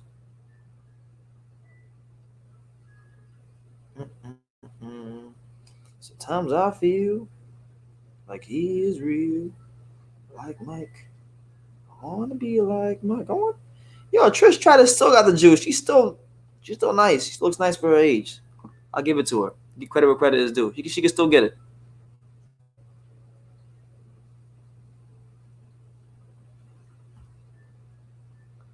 TSS is looking at it from just one point of view. I'm not looking at it from one point of view. Anthony Joshua, I've acknowledged many times. Anthony Joshua has improved. He's probably going to improve a lot more before the Fury fight. So, you know, maybe you're right. Maybe it's not a 50-50 fight right now with Joshua's current state, but it could be. If Anthony Joshua continues to improve, maybe it might be going into the fight. But based on not even just his last two fights, but just his last 5 or 6 fights, it's not a 50-50 fight. It's not. Based on his vulnerable, like based on his vulnerabilities, like the undeniable vulnerabilities he has as a fighter, it's not a 50-50 fight. No way in hell is it a 50-50 fight. Wilder Fury wasn't a 50-50 fight. Okay, to me that fight is more like a 70-30 Fury, 65-35 Fury. That's the kind of fight I look at it as, because of the fact that Josh has too many damn vulnerabilities.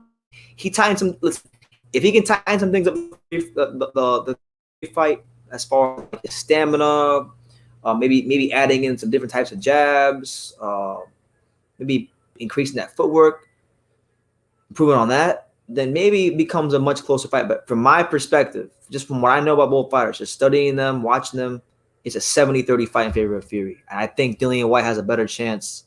I think Dillian White has a better chance than Anthony Joshua. You might laugh at that, but I'm just telling you. Anthony Joshua combination punches. Anthony Joshua's combination punch, one of the best combination punches in the heavyweight division. We give Anthony Joshua all the credit in the world for being a great combination puncher. But listen, you can't be a combination puncher if the guy you're fighting is going to break your rhythm, and that's what I think Fury's going to do. I think Fury's going to box out of the southpaw stance. You're going to see Fury feinting, giving him all kinds of foot feints, shoulder feints, herky-jerky movements. He's going to have Joshua neutralized with the feints. And he ain't going to be no damn combination puncher against Tyson Fury. None. Absolutely none. He's not going to be – he might get some stuff off here and there, but I'm telling you, unless he's able to control that fight with his jab, no – being a combination puncher he normally is. Now, he might be able to get some stuff off in spots.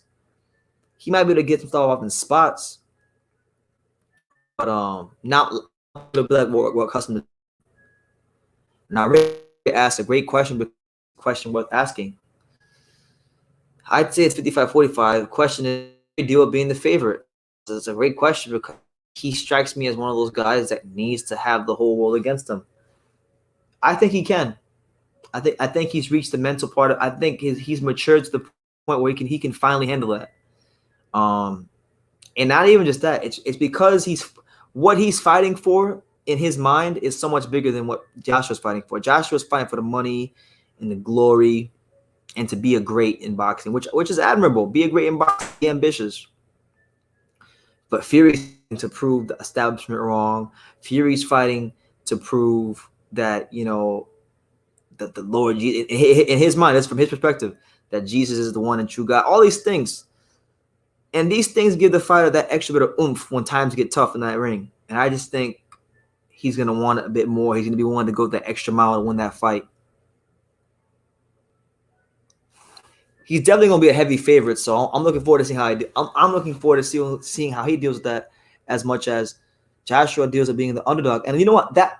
How does Joshua deal with being a crystal clear cut underdog for the first time in his career? Because this is Joshua, the guy that's pretty much encapsulated British boxing.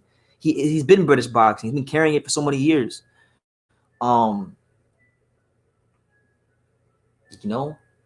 How does Joshua deal with being the underdog? How does he deal with maybe being the B-side in the eyes of some people?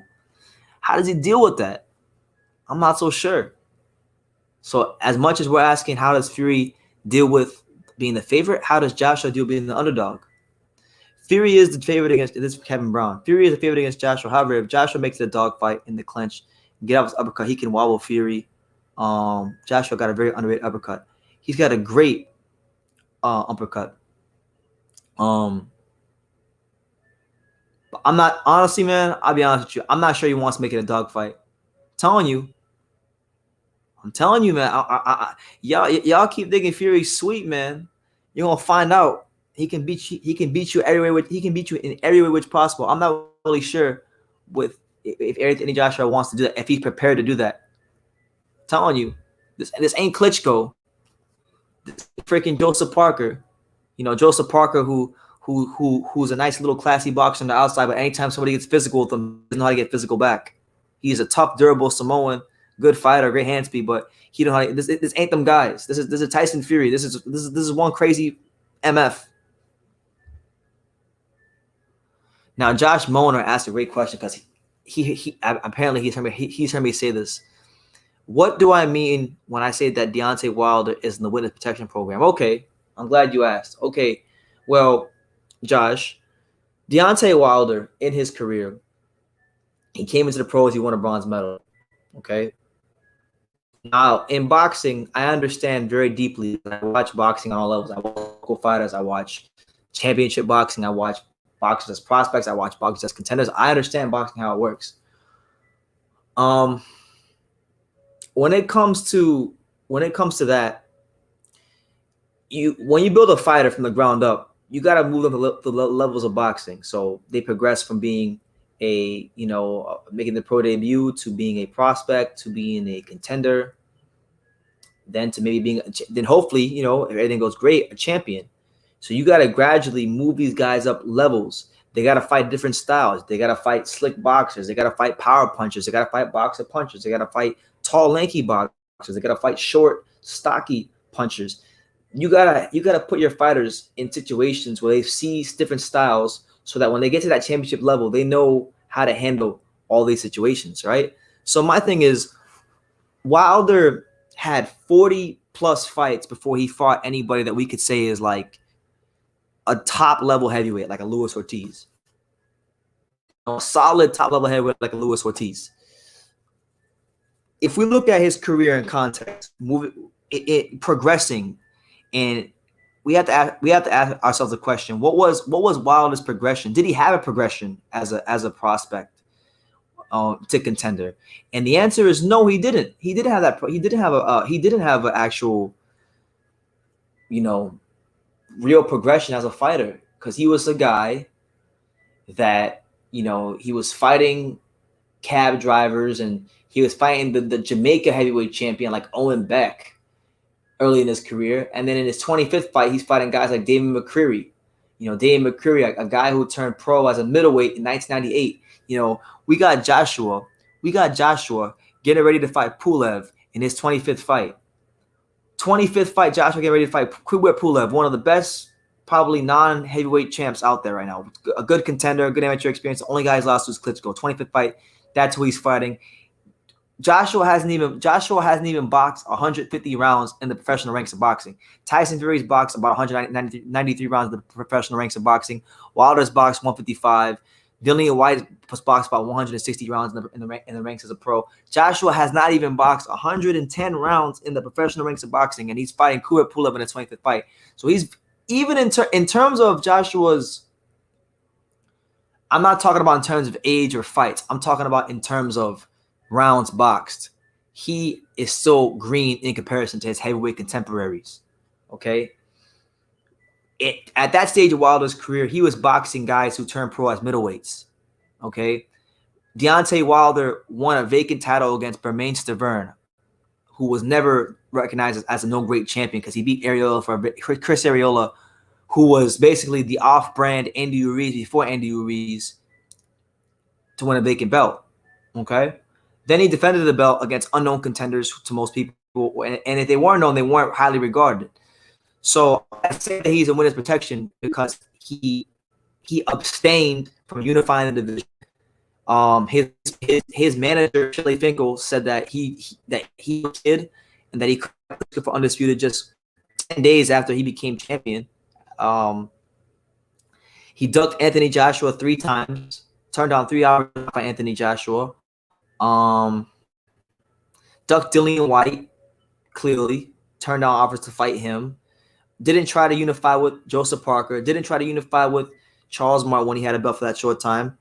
So my thing is, that's my thing with him. He was in winner's protection. He had no progression as pro. He was protected. He fought cab drivers, middleweight, heavyweight champions. He fought the mall. He fought all these places.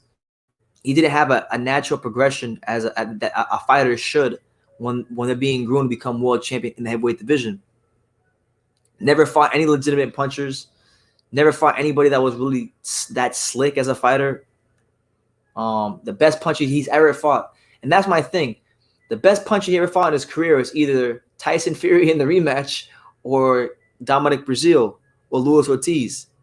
So I'm just saying, like, you can't say that this guy is of the level of a Fury or even a Joshua, because Joshua, when he was a prospect, You know, he fought the Kevin Johnsons of the world. He fought the Brats of the world. He fought Dillian White for the British title. He freaking Anthony Joshua fought Charles Martin to get a belt, an easy belt. You know, but then he winds up fighting the guys like Brazils and the Molinas, and then he steps up. He had a progression. Joshua had a progression at the stage of his career. Wilder didn't. Hence the reason why I say he's a win to protection. So I hope I answered your question as best as I could. Did you guys think that was a good answer? I thought I did pretty good. I mean, Stefano was just beaten by Joe Joyce, the big juggernaut, big juggernaut.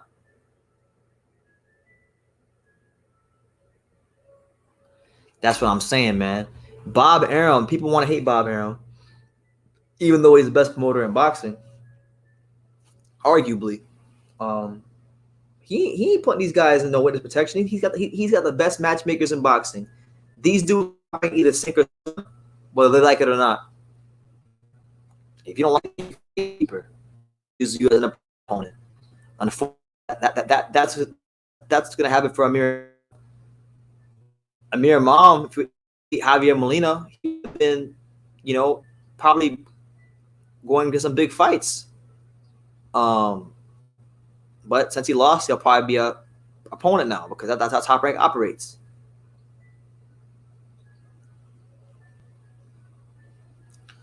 For Boxing says, I'll give credit to Wilder going to Russia, but that kid popped with Maldonia, which isn't a real drug. Yeah, he didn't. Another one. He ducked Alexander Povetkin. So there's just too many. Like how do you have a title? Explain to me how you have a title for 5 years.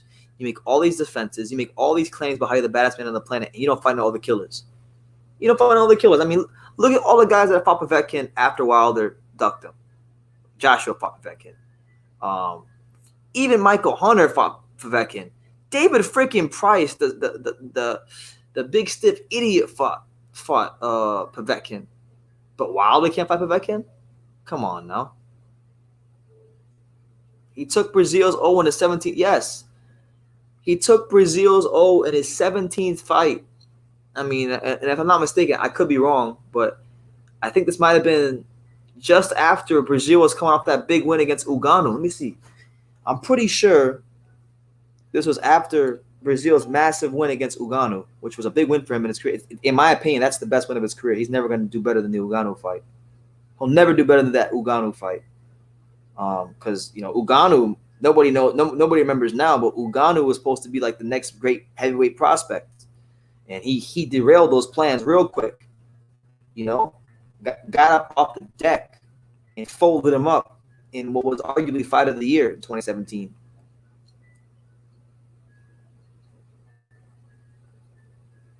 Let's see. Dominic Trouble Brazil. I want to see Charles Martin versus Dominic Brazil. I think that'd be a good fight. Random thought, but I want to see that fight. But yeah, right now we're in the 7th hour of our live. So it's your boy BT. We're live here on True School Sports. We've been live for the whole entire night. It's just flying right by. Smash that like button if you're here. You know, make sure you smash that like button. Get your boxing questions in. You know, subscribe if you haven't done so already. We're trying to get to 27,000 subscribers before the end of this month. We got 7 days to do it. I'm not sure if I will, but I'm trying. Super chat if you feel led to. You know, I ain't ever gonna be mad about no damn super chats. But let's see. Dominic Brazil. Okay, so I was wrong. He fought. He was coming off that fight. He was coming off 2 good wins though. He beat Fred Cassidy, tough guy. Beat him via decision. Stopped Amir Mansour. Gave Amir Mansour the second loss of his career. Then he lost to Joshua. Then he beat Uganu. So then he beats Uganu, Molina, Carlos Negron. Yo, Brazil's had a bit of an underrated career. I'm not gonna lie to you guys. For a guy who has such limited boxing experience in the amateurs, Brazil's done good for himself. People talk about him. People say he's a bum because, you know, Joshua battered him and Wilder embarrassed him. But you take away those 2 fights, he's got wins against Fred Cassidy, Amir Mansour, Uganu, Molina, Carlos Negron. I mean, these ain't no like. I mean, I know these guys aren't like elite professional fighters, but like these aren't Ricky Dink fighters. And Brazil is one of these guys, man. Let me tell you guys about Brazil. Brazil is one of these guys that if he knocks you out when you fight him, he ruins you. He straight up ruins you. Because if you look at his career, right? If you look at Uganu, the Polish guy, the black Polish dude that he beat, this dude Uganu was 17-0. He had all this hype coming in. He's supposed to be the next big thing. Brazil folds him up, destroys him, upsets him, right? Then he goes on to fight Fred Cassidy.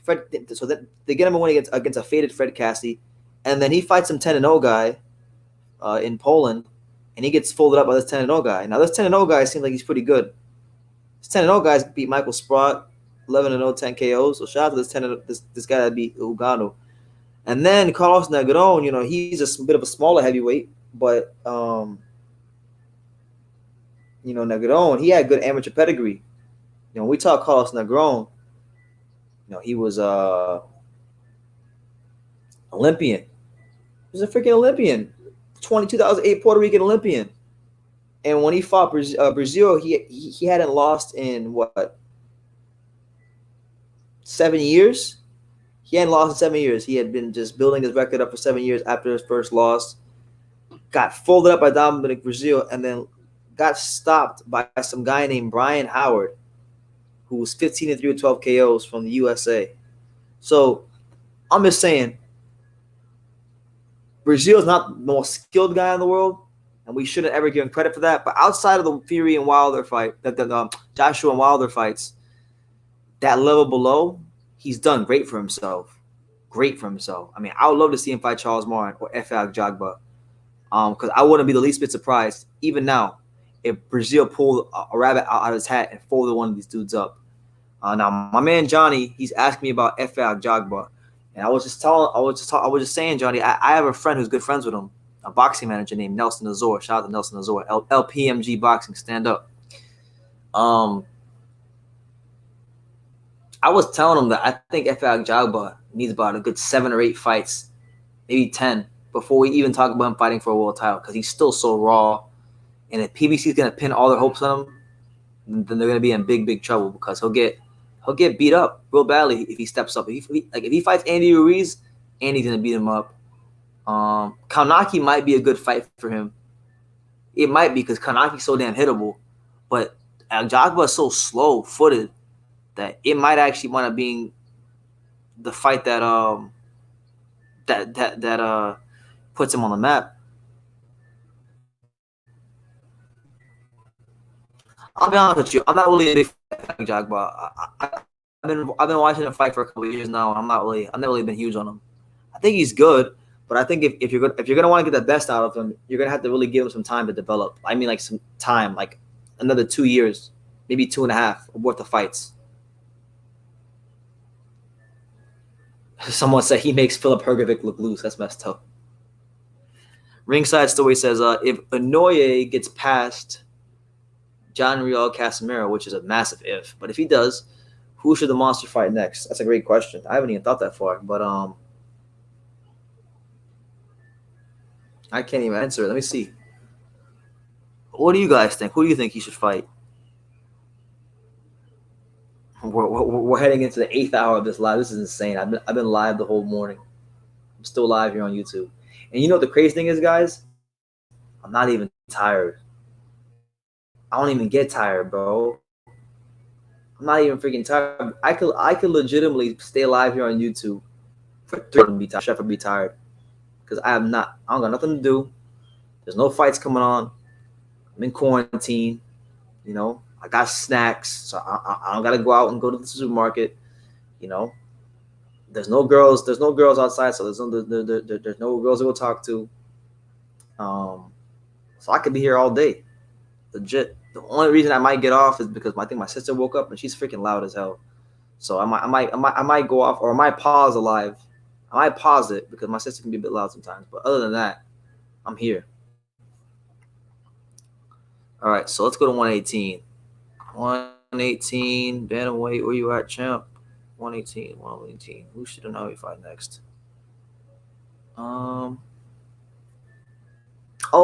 Ubali, whoever wins between Ubali and Donaire, that'd be great. If he fought that'd be a great fight. Him and Donaire in the rematch for undisputed, that'd be sick. That'd be sick.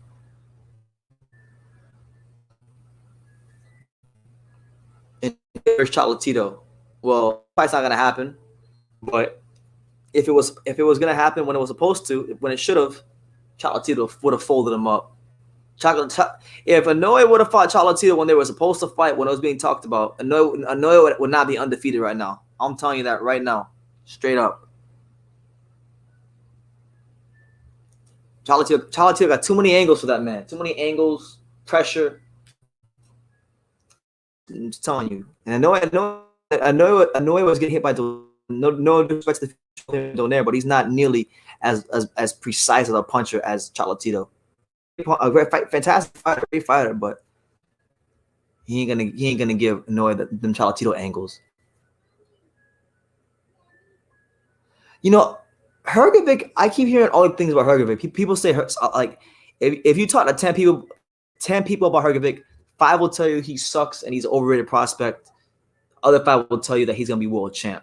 I'm probably the latter. I think he's somebody that has the potential to be world champ. First of all, his punching power is crazy. He's got great punching power. He places punches amazing. Pedro Diaz has really done well with him to tweak some things in his style. Me and my dad, for those of you who don't know, me and my dad, the guy in the picture, the handsome man in the picture of me that you guys see on the screen, we got this bet going on because my dad is a big Daniel Dubois fan, like Hrgovic. We bet who will become world champion first, Hrgovic or Dubois. I got Hrgovic, he got Dubois, so we'll see. Hrgovic took Wilder's right hand and ate it up in sparring. Yeah, man, he's the man. He's the man. Hrgovic's the man with the plan. And listen, for me, he came to the fight. He came to the ring with a Florida Panthers hockey jersey on. So for me, I'll always love Hrgovic. He'll always be the man to me. One of South Florida's adopted very own. But no, man, the thing is, yes, he's slow. We're not going to confuse him for freaking Muhammad Ali, but he can throw different punches from different angles, and he's big. He's got the size to compete at heavyweight. He's got the punching power to change a fight at the drop of a hat. He's got good boxing skills. I don't understand why people are so down on Hrgovic. Someone said Big Side Story. Shout out to Big Side Story. He said Hrgovic is the second coming of Vitaly Klitschko. Yeah, I mean, why not? He could be the second coming of Vitaly Klitschko. He's got that stone cold look in his face. He's not as good or as slick as Vitaly Klitschko, but he's definitely got some things going for him. So, holy crap, that video just dropped. I forgot I even had that scheduled.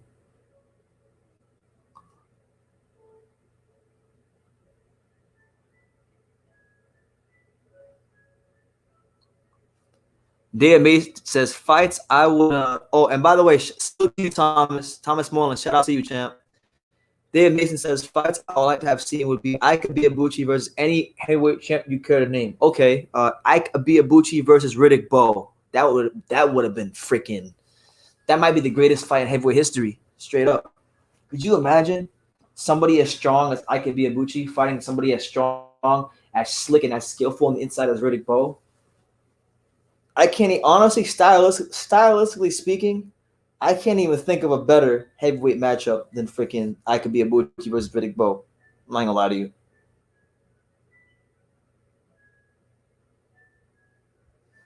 All right, Johnny, man. I'll talk to you soon, man. I don't know when, because I'm gonna go to sleep like probably in a couple hours, and then I'm gonna sleep the whole day away, and then I'm gonna wake up and edit videos. I don't know when I'm going to be free again, so I'll talk to you when I talk to you, Johnny. We'll talk soon. Thanks for coming and hanging out with me, bro. Ray D. Uluchi says the Russian that gave Wilder beating in the Olympics is 4 years into his. Yeah, you're talking about Evgeny Romanov. he's something, man. He's gonna be something to watch once he steps up. I want to see Wilder fight him. That'd be a great fight, but I bet you they won't call that. I bet you they won't call for that fight.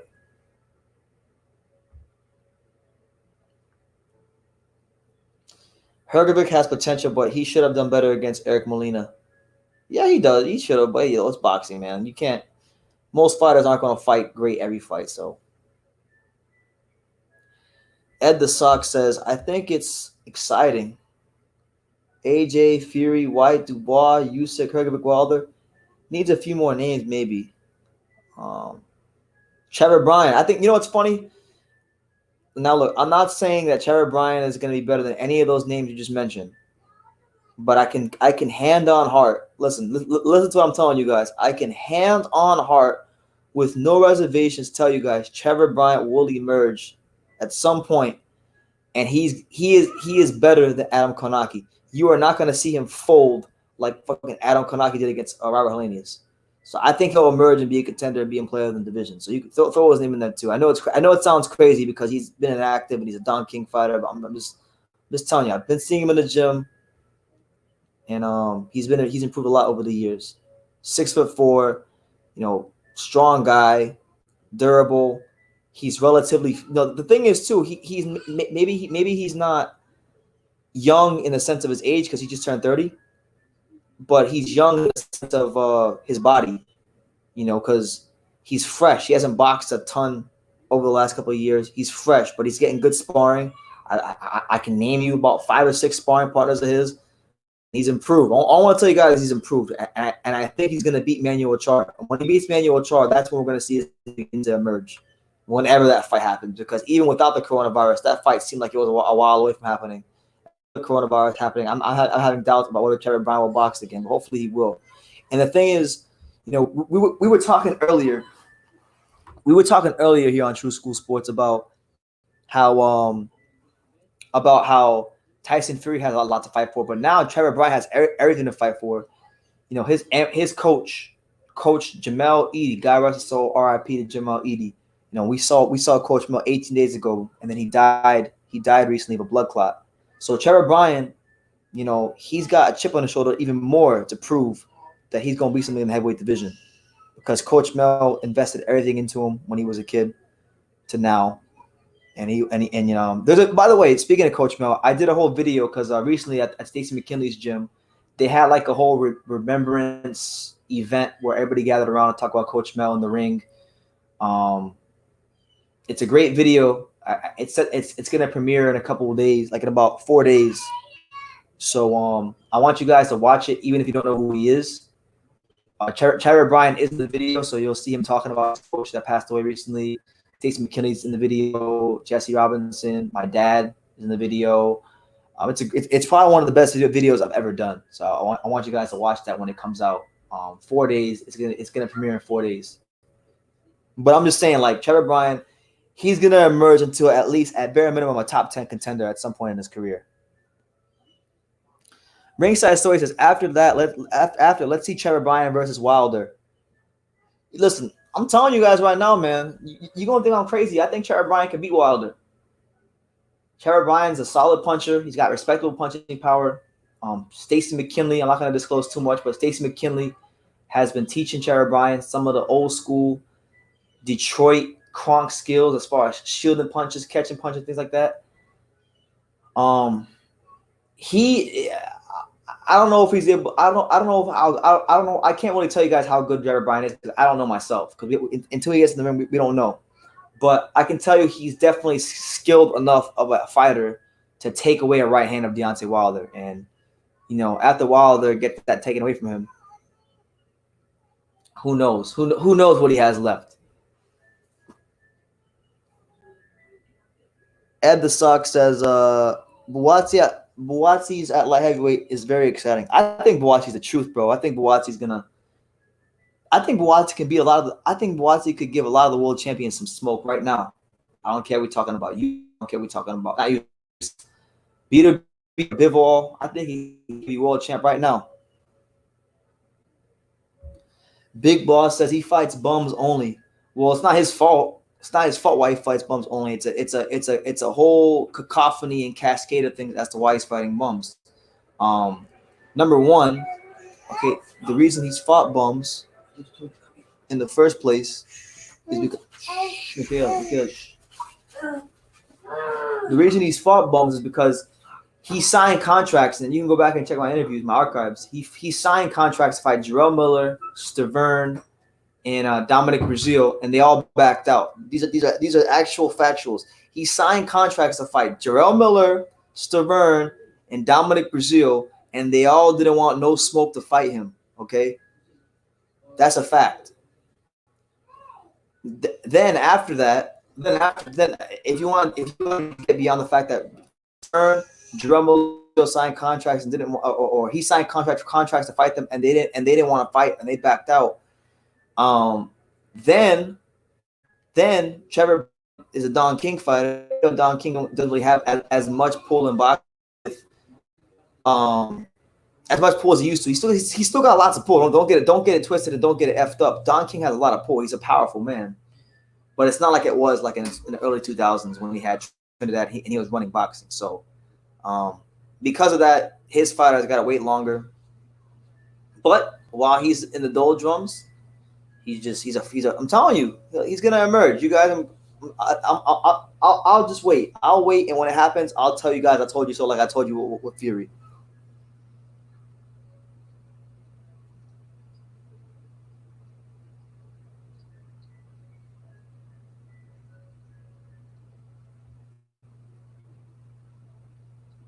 Trevor Bryant has competitive fights with bums. Forget about him. Okay, when he cracks that top 10, I'm gonna come back. I'm not even sitting here saying he's gonna be world champion, because I don't think. I mean, I like him. He's my friend. We're cool and stuff. But like, I don't think I'm not sold on him yet being world champion. But what I will say is this though: he ain't gonna if he whoever he fights, whether it's Joshua. One thing I can say about Trevor Bryant, even without him being in a big fight, I know that when he fights a big fight in his career, whether it's against Char or Wilder or Joshua, win or lose, I know he ain't gonna quit like Wilder did, and I know he ain't gonna make no excuses. So that right there is enough for me to respect him.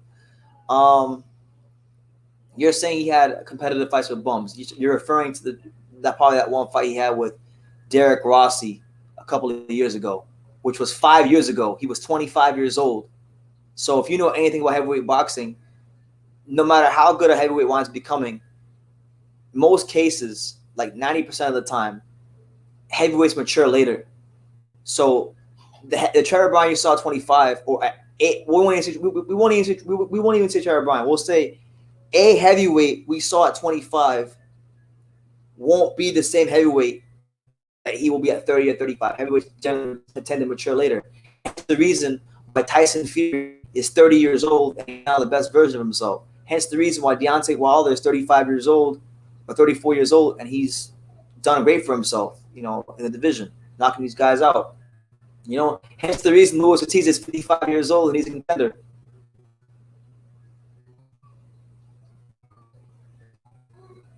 No, he quit, bro. He got outclassed, but he also quit. I mean, Larry Holmes said it, and I've been watching the fight. I've been watching his body language. I'm not gonna lie to you. I agree. I actually agree with him. I thought he was crazy when I heard it. I'm like, yo, Larry Holmes is just hating. But I actually agree.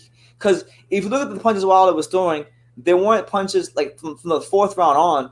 They weren't punches that were there to hurt Fury. He was throwing punches to keep Fury off of him, defensive punches. His body language was that of somebody who had checked out, that was defensive, that was just trying to survive. He wasn't in there trying to hurt Fury at fourth round on, because he knew we couldn't win.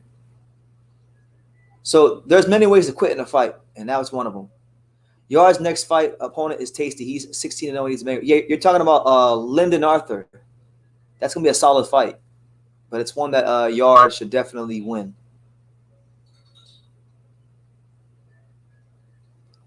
I don't know why people diss Joshua Buatsi. Like I made a video last year talking about Joshua Buatsi, and he's a fantastic fighter.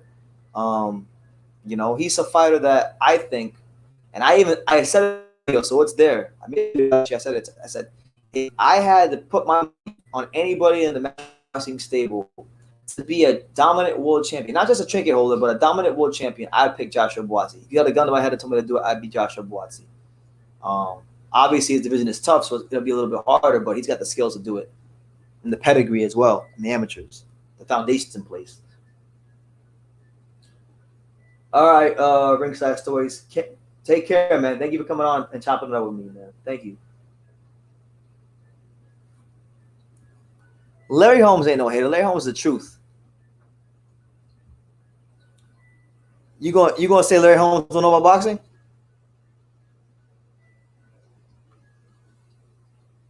Fury getting up after a while, they're knocking him over like hidden wires, pulling him up like a vampire rising up from a coffin. He ought to have got up. Yeah, bro. Like, how do you explain that? I still can't believe he got up against that fight, and that fight's been for a while. Yes, Joshua Buatsi is going to be a world champion and a fantastic world champion. I can't say if he's. I can't. It's going to be hard to beat Beterbiev. It's a special fight. Beterbiev is out here folding everybody up. Vazdik. So you can't just say. You can't just write out Beterbiev, but to give everybody in the division a run for their money when he gets up there. You watch. Any boxing fans who have not seen Tua versus Ibeabuchi need to watch that fight. Trust me, it's one of my favorite fights of all time. Amazing fight. It's the reason that I go on every Ibeabuchi picture on Facebook and I say that he's TBE with a Nigerian flag. Bro, Larry Holmes' jab was the best.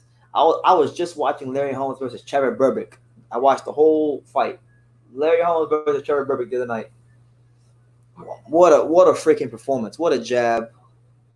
What class as far as talent. Amazing fighter.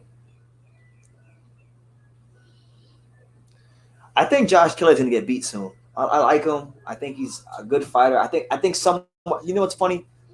I think somewhere in there is a good world champion boxer, but I think Matchroom Boxing needs to slow him down a bit. I think they're trying to rush his development a bit too much. Like I think the Ray Robinson fight was a big indicator that they need to slow his development down a bit quick because there's still a lot for him to get done. There's still a lot for him a lot of room for him to grow. The showboating has to stop. He's got to get more rounds in the bank, and Matchroom has to pull him back. If Matchroom can't recognize that they need to pull him back, then he's going to get beat really soon. I think that the David Avanesyan fight is going to be a bit tough for him. He should win it, but he will experience some difficulties in that fight. But I think once he steps it up, if he don't improve before then, it's going to be a big problem for Josh Kelly. I like Josh Kelly. I think somewhere in that body of his, there's a world champion fighter. But Matchroom has to recognize that they're on rushing him, and he's got to make the right adjustments in the gym. So it's a lot of things.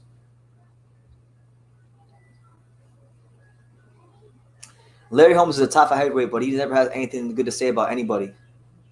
I mean, you do have a bit of a point. When I interviewed him, he was talking about. When I interviewed him, it was 2 minutes long. The whole premise of our interview was that if he had fought the guys Klitschko, that he would have had like 30 title defenses. That's what he said. He would have had 1 million title defenses. Larry demonstrated that he had an elite drop kick against Berbick too. He did. That's why he's the truth, man.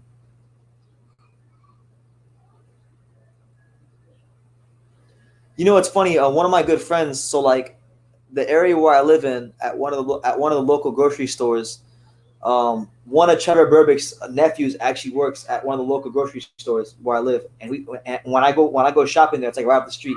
When I go shopping there, I stop by and we talk. He works in the pharmacy. I go by there and we talk boxing all the time. Shout out to my main man David Berbick. That's his name, David Berbick. Big, tall Jamaican dude, got dreads.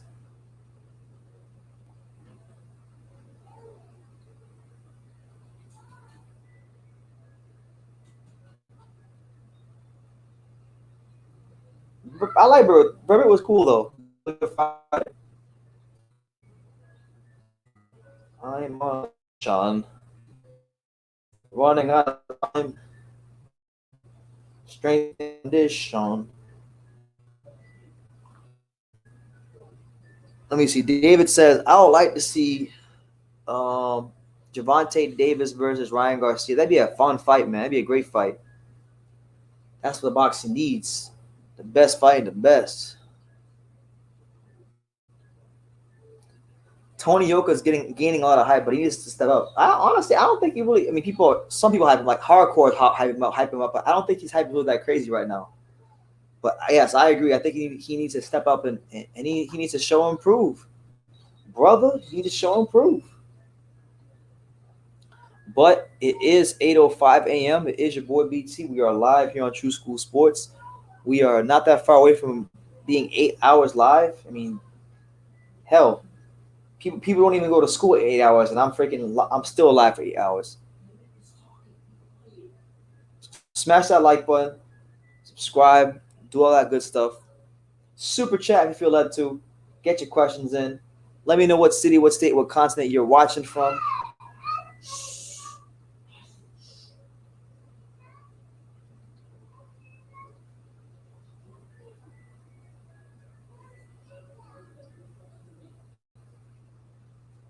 I really miss boxing, man. It's pissing me off. There's no boxing on TV.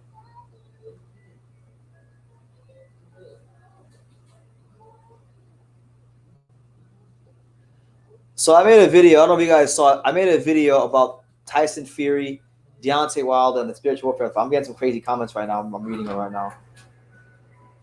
Some really interesting comments are being delivered.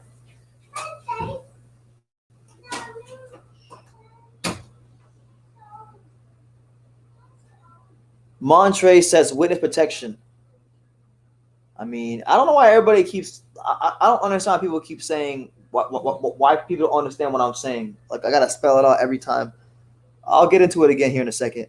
My two favorite American boxers at the moment are Andrade and Crawford. Me too. Boo Andrade, Terrence Crawford. Well, actually, no, scratch that. Boo Andrade, Terrence Crawford, and a young prospect out of South Florida coming up in the bantamweight division named Lawrence B.T. Newton. Best fighter out of South Florida. So those three right there. Lawrence B.T. Newton, Boo Andrade, and Terrence Crawford. Yes, bro. I was there. I saw his fight. He had a great performance. Madrimov. He's gonna be one to watch. You know, Eddie Hearn's gonna have a hard time getting him fights because he's looking really good. He's looking like your prototype, high risk, low reward European fighter. So Madrimov's gonna have to work his way up into mandatory position to get a title shot. I think at least. Oh my God, what a fight! What a fight! What fighters! You know, I have so much respect for Josh Taylor and Regis Prograis. They're both amazing fighters. Josh Taylor, you know, let's talk about Josh Taylor, man. I think if he stays on the course he's going on, you know, he's going to be a great. I mean, Prograis is going to be a fantastic fighter too because I still think Prograis is going to be champion. I think Prograis will come back and he will be champion at 140 again at some point. But Taylor, he's already done so much in his career. Like he's already been so many quality fighters in his career.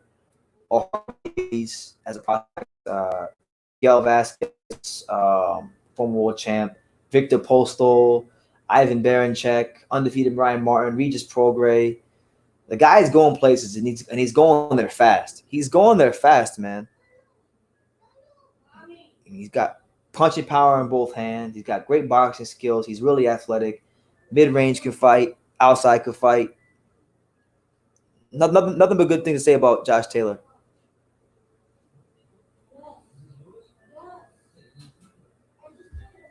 But as far as Wilder being in witness protection, like I just gave a long, thorough explanation on this.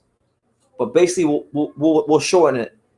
The guy never properly progressed through the levels of boxing as a prospect or a contender.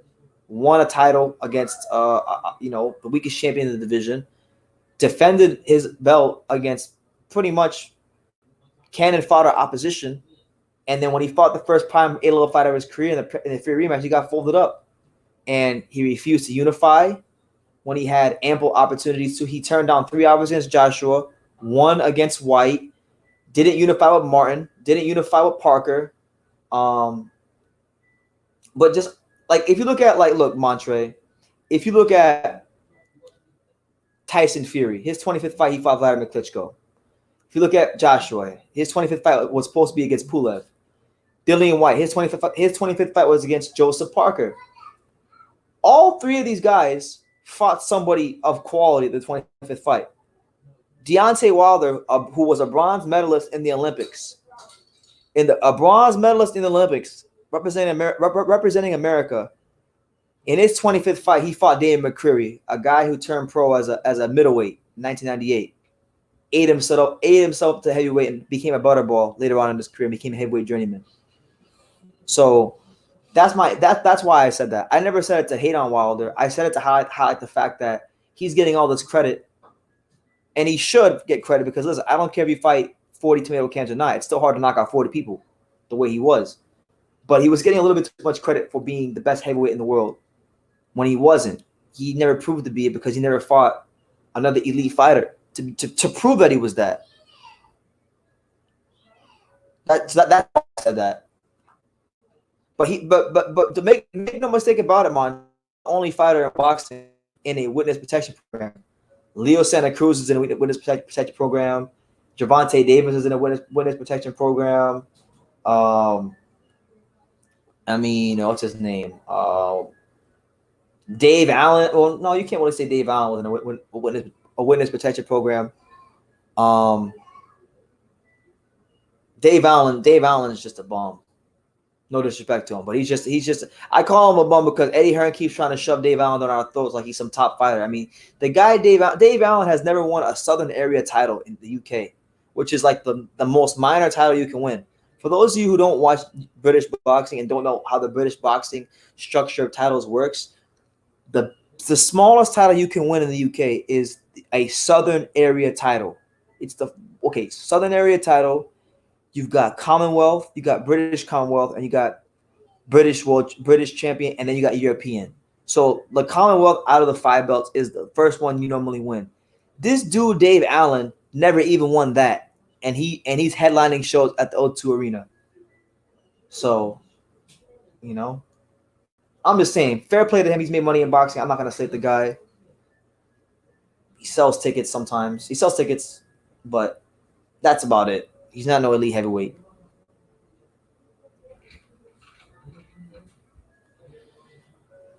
Montre says they give you the fights and you take them, right? Well, listen. The way it's supposed to work, the way it normally works is when you're the fighter, your promoter will come up to you and say, "Well, look, we got this fight, we got this fight, we got this fight." Okay. Now, your promoter and your manager, there could always be a conflict of interest because while your promoter might want you to take one fight, your manager might have other plans for you.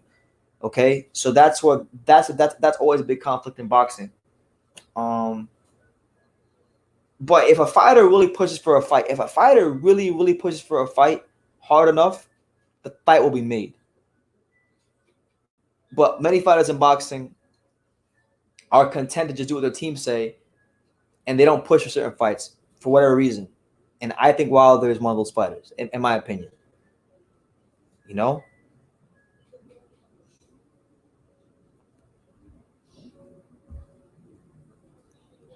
My main man, shout out to him, Trash Boat. God bless him. He says, I went to sleep and woke up, and BT is still live. You damn right I'm still live. And you know what's funny? I got a bottle of water next to me. I got this little box of Cheez-Its that I haven't touched. I got a Coke over there. So, I keep snacks on me handy. And that's how I get to these lives. But thank you. I appreciate the love, bro. Great to see you here. I'm not sure how much longer I'm going to be on.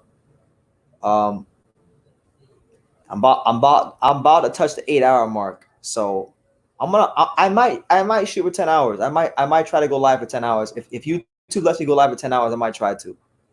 Just so I can say I've gone live for 10 hours. Break some records, make some history while we're on quarantine. What do you guys think? Do you guys think I should try to make history while I'm on quarantine for the longest True School Sports live of all time? Because I never gone live for 10 hours ever. Like, I went live. My dad was here live. Then he went to sleep. Now he's going to go to work. So you're probably going to hear Pop soon. And I'm still live.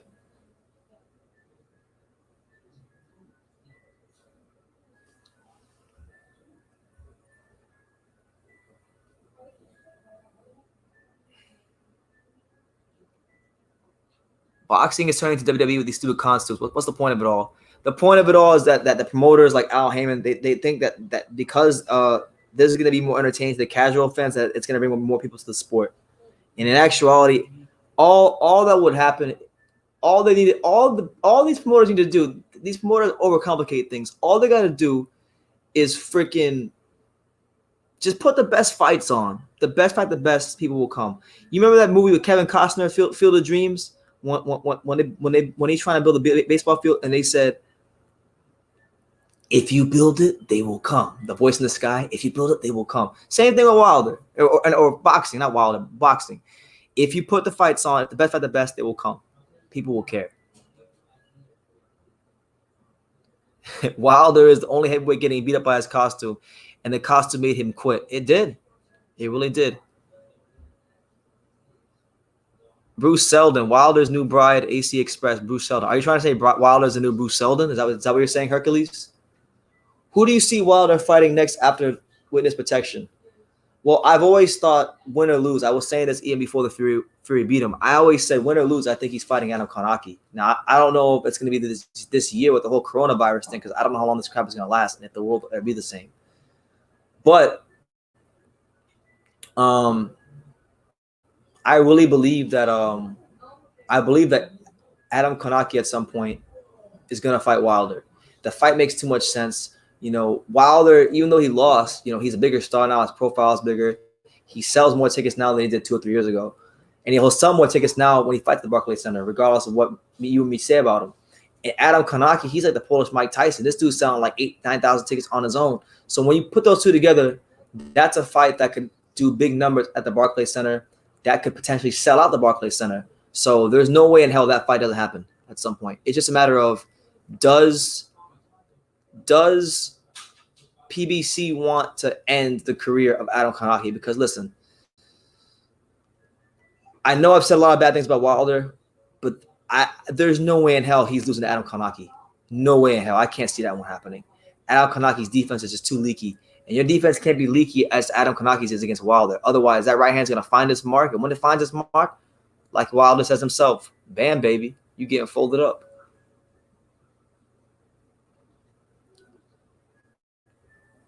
Someone said until Fury fought Dave Allen, until he fought Fury, until Wilder fought Fury, Dave Allen had a better resume than the Bronze Bomber. Facts. Yo, do you guys, Wizard, were you here when Dave Allen was, when I was live on YouTube talking about Dave Allen having a better resume than the Wilder, and the Wilder fans were going crazy? That was funny. Yeah, absolutely, Montre. There's no way in hell. I'll put it to you like this. Before Fury or Konaki retire, there's no way that they don't fight each other at some point. The fight, PBC doesn't have many fights within the heavyweight stable that could potentially sell out the Barclays Center, but that's one of them.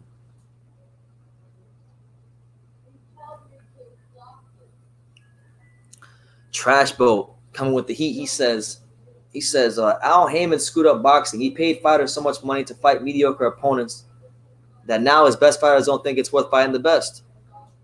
Well, they all became businessmen, you know. I feel like boxing's a boxing. This ain't basketball. This ain't freaking tennis. You can't be. You got to maintain a bit of an edge in the sport. And I just feel like most Al Heyman fighters, they're like, you know, I'm not knocking it, but they're businessmen more than they are fighters. They fight once a year. They go on holiday.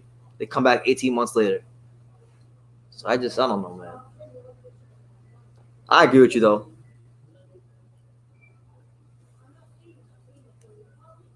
Wilder versus Ruiz, cool. Yeah, bro. That's a great fight. That's another one.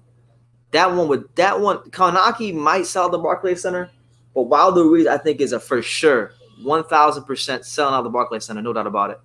They're both big stars. They both have held heavyweight title. They both been in some of the most notable fights. They both have exciting styles. That fight is guaranteed fireworks. Truthfully speaking, if PBC was smart, if I was PBC, if I was Al Heyman, I would make that fight immediately, because whoever wins that fight, you can parlay into a big fight because they'll have a win against another top heavyweight. So if Wilder beats Ruiz, if Wilder, let's just say Wilder knocks out Ruiz, right? Then Wilder can then say, I knocked Ruiz out when Joshua danced around the ring and had a 36-minute tap dancing session against Ruiz. If Ruiz beats Wilder, then he can say, well, he's the only guy besides Fury to beat Wilder. And if he stops for less than 7 rounds, that's a feather in his cap. So it's a fight that they should look into. It really is. And I will look into it because, like I told you, it's a good TV fight, so that the networks would be very pleased with the fight. You know, then they're not going to get cheated out of, you know, an eventful night of boxing. And in the event that Ruiz wins, I think it's great for PBC because of the fact that Ruiz is Mexican, and he was only one win away of being the cash cow of boxing. You know, if he would have beat Joshua the second time, he would have been the cash cow of boxing right now. He's cash cow of boxing right now, sitting on the throne. But he blew it, pissed it away, he ate it away.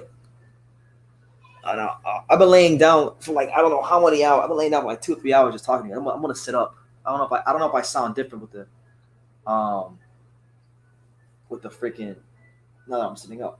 Ugh, I gotta stretch. The sun is coming up. That's crazy. When I started this live, it was like freaking 12 something my time. And now the sun is coming up. Let's see. Hold on, guys.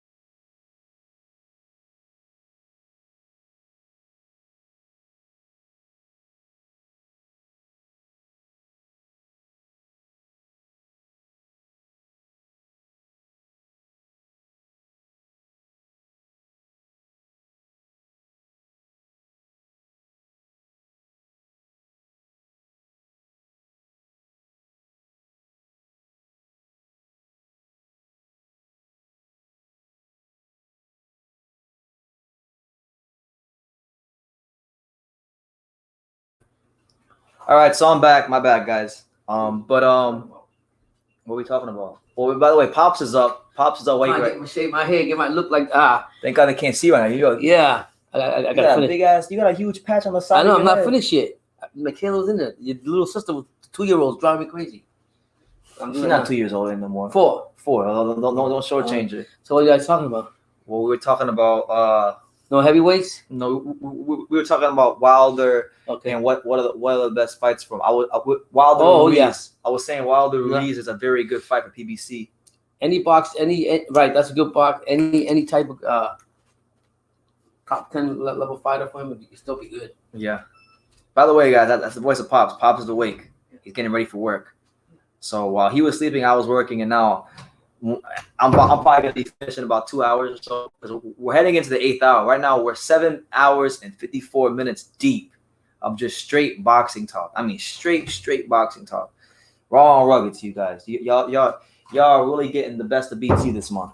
Disciplined, coming at you live and direct, giving you guys hours and hours of content while we're all on quarantine. So let's see. Dave Allen is garbage, but the resume thing is true. Before Wilder and Fury fought, Dave Allen had Dillian White, Luis Ortiz, and Tony Yoka on his resume, a better resume by far. Well, but by that logic, Kevin Johnson also had a way better resume than everybody. Kevin Johnson fought Anthony Joshua, Tyson Fury. He fought all the greats. Kevin Johnson, TBE. Hercules says Mark Breland was too soft. He needs a coach to put his foot down. Absolutely. 100%. He needs, like, hey, listen, Stacey McKinley offered to help Wilder if he opened the door. He didn't beg, but he opened the door if he wanted it. Stacey McKinley wouldn't tolerate nobody. Stacey McKinley slapped fighters before. Like one time I was watching, I think it was Trevor Bryan versus who was it? Derek Rossi. And he didn't like the way Trevor Bryan was fighting. He literally slapped this dude. He slapped Trevor Bryan in the corner. Probably one of the greatest boxing clips of all time. He was like, "You can win the fucking title." And then he slapped him. He said, "Bang, bang, bang." And then he was like, "Fuck wrong with you?" Amazing.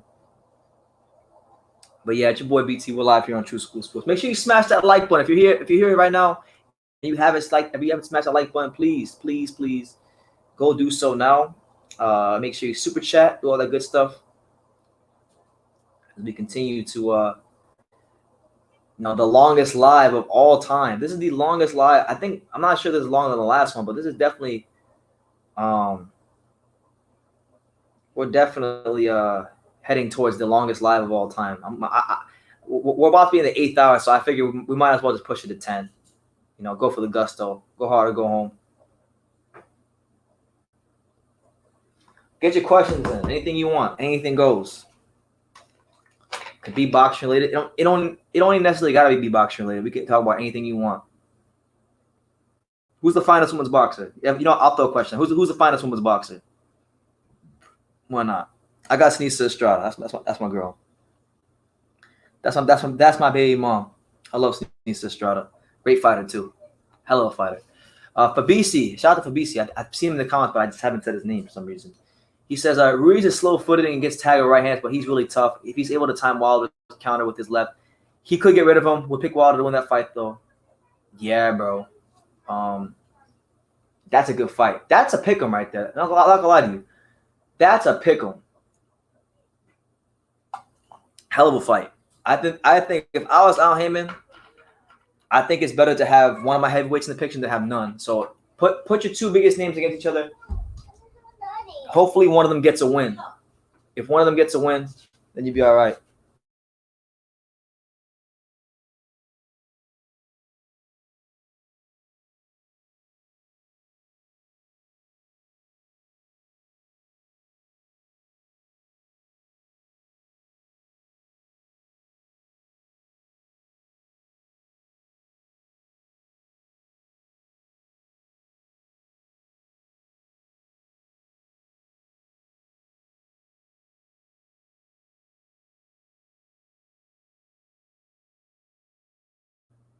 All right, so I'm back. But this man said Alicia Bumgarner. I almost posted a picture of her the other day on my community post. I forgot why. There was a reason I was gonna post a picture of Alicia Bumgarner. And the funny thing was, the reason I was gonna post a picture had nothing to do with her, but I can't remember what the reason was. I had a picture of her because I post my community post. In the community post, I post every day. I post like every single day. If you guys follow me, you know that I'm very active on there. And it's a great way to interact with me. But yeah, Alicia Bumgarner, beautiful woman. This man said Katie Taylor. I mean, not my cup of tea, but who am I to tell someone who is beautiful and who isn't? He said, I always have a bottle of Echo Falls ready for boxing reasons. Hey, Echo Falls is the way to go. I actually don't even know who this chick is. Christina Lindenthal. Let me see who this. I never heard of her. We're gonna Google her Instagram. I like Ebony Bridges too. She's nice. Really talented fighter as well. Let's see, Christina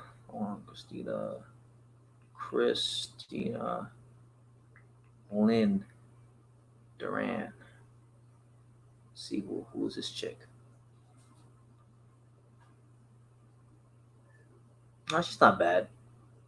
She's alright. Not my cup of tea, but she's alright.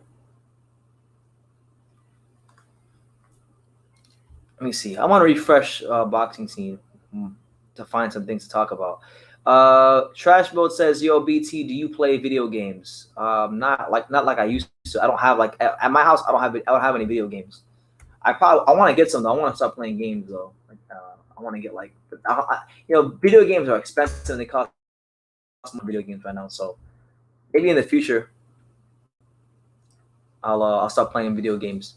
I normally only play video games when I go to my friend's house because all my friends are like nerds. They all play they all have video games on games on games on games. So like we play a lot of 2K, NBA 2K, fight. I'm not any good at them, but I like playing them. I'm no good at the video games, but I like playing them. What's your favorite type of fighter? That's a great question. I appreciate boxing in general, but I would definitely say I like intelligent pressure fighters. So like I enjoy watching obviously Chocolatito Gonzalez. He's my favorite boxer of all time. I liked Holyfield and the way he boxes and put pressure on fighters. I like watching Joe Frazier. But then also, I can't really just say it's one type of fighter. I like long, rangy boxer punchers. Michael Nunn, Terrence Crawford, guys like that.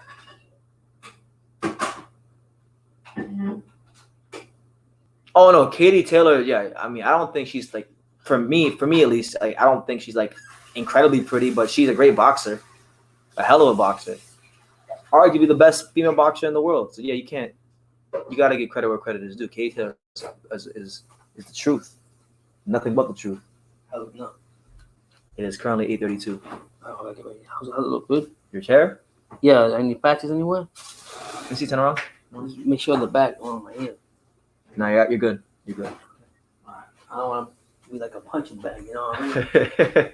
What's up, guys? Y'all better have some real coffee. I'm having some Cuban coffee. You guys have UK coffee. You can have Switzerland coffee. All kind of coffee, but there's nothing but like a Cuban coffee. They drink tea in the UK.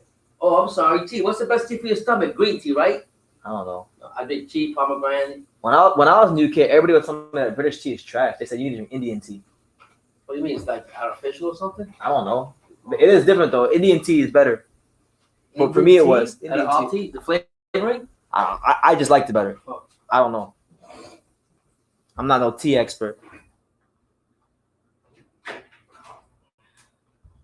I can't believe there's still 28 of you guys here. Yo, just by like a show, just like in the comments, have any of you actually been here the full 8 hours? I got a question. Can any British heavyweight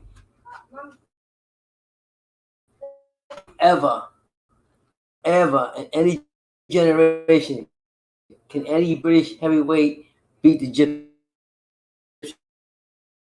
King? In any era. Lennox Lewis? Yeah. Frank. Ed the Sock says Nigel Benn versus Gerald McClellan is the most brutal fight I've ever seen. That fight was pretty bad. That messed Gerald McClellan up for life. Ed the Sock says Echo already. Yeah, Gerald McClellan's out here eating through a straw for the rest of his life because of that fight.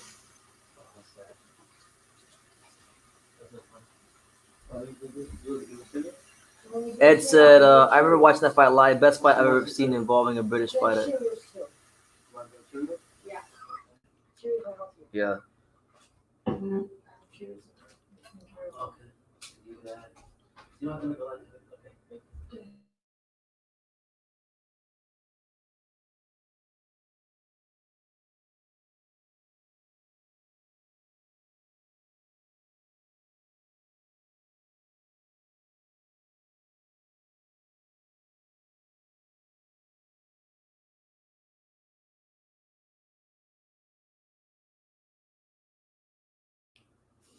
Yeah, nothing was as good as Gotti versus Ward 1 though. You'd have Lennox Lewis for BC. Yeah, I mean, I don't know. I got Fury in that fight too. I got Fury versus a lot of heavyweights in history. There's only a handful of heavyweights I think I'll pick over Fury to I rate him. I rate the guy. I really do rate the guy highly.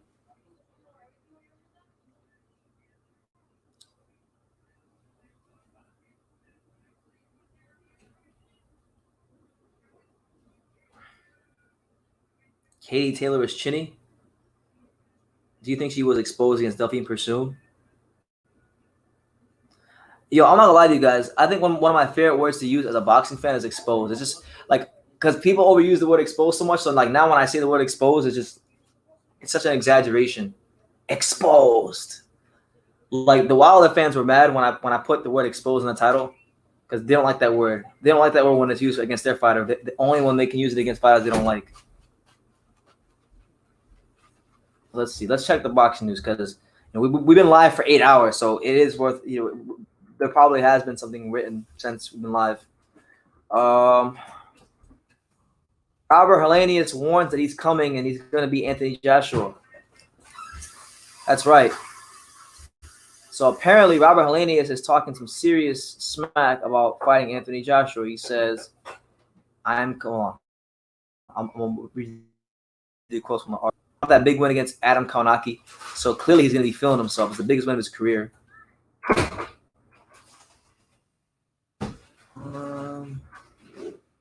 Let's see what Robert Helenius had to say. Said, I quote, I think it would be a very interesting fight against Joshua. I would like that very much. It would be fireworks and tactics, of course, but I think it would be a very, very interesting fight. I was very surprised that he got knocked down by Andy Ruiz. He made mistakes, but he did well in the second fight. Ruiz and me are very different fighters. We have the same height. Anthony and me, I've been there in sparring camp with him. I have nothing personal against him. He's a very good guy. I think very highly of him. I like him a lot, but I think I would beat him. I think it's because I've been training injury-free for a couple of years now. I've had a lot of problems with my shoulder and my operation. Dealing with a lot of problems with hand operations and stuff like that. I was sick. I had a lung disease, and I think I am bouncing back. I hope I will get the biggest fight. I really don't care who I'm fighting next, so I'm going to be ready for whatever comes in my way. And listen, Robert Helenius, whether we like it or not, is going to get a big fight at some point because he beat Adam Kaunaki. And I believe he will get a big fight at some point. I'm not sure as far as boxing rankings with the sanctioning bodies, what that win did for him, but I'm sure it did something because Kaunaki was up there in a lot of the sanctioning bodies. As for that matchup, I don't see him beating Joshua. He's a bit too slow. But I don't want to just say that. I'm not gonna write him off. So it's heavyweight boxing. I didn't think I have it. I'm not even gonna write him off because I didn't think he was gonna beat Kaunaki. I thought because Gerald Washington folded him up that he was gonna get destroyed by Kaunaki. But Kaunaki and Joshua, the levels in class and talent are much different than that of a Kaunaki. So, hey, respect to Finland's very own fighting pride of Finland, but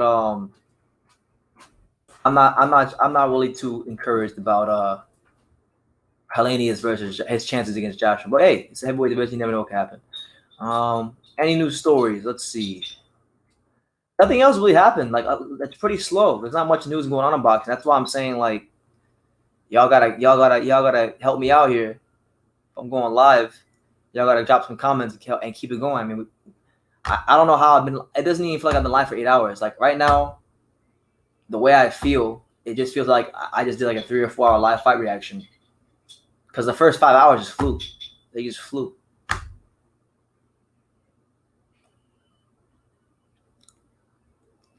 Trash Boat says BT, if Fury beats Wilder again and AJ and then retires, where would that rank him in the all-time heavyweight list? Okay, well, you gotta look at it like this. He would have 2 official wins against Wilder, 1 against Klitschko, 1 against AJ. So that's 2 guys you would say for sure. Klitschko is going to go to the Hall of Fame, no doubt about it. Joshua is well on his way to putting together a Hall of Fame career. Whether Wilder gets in the Hall of Fame or not, I have no clue because I don't know what the boxing Hall of Fame criteria is because Arturo Gatti got in. So Arturo Gatti got in, then that opens the door for almost any fighter in boxing to get in.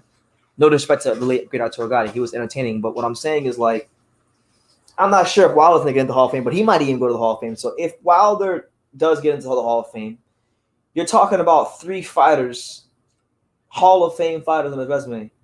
But at the worst, if he beats Joshua, that's 2 Hall of Fame fighters on his resume.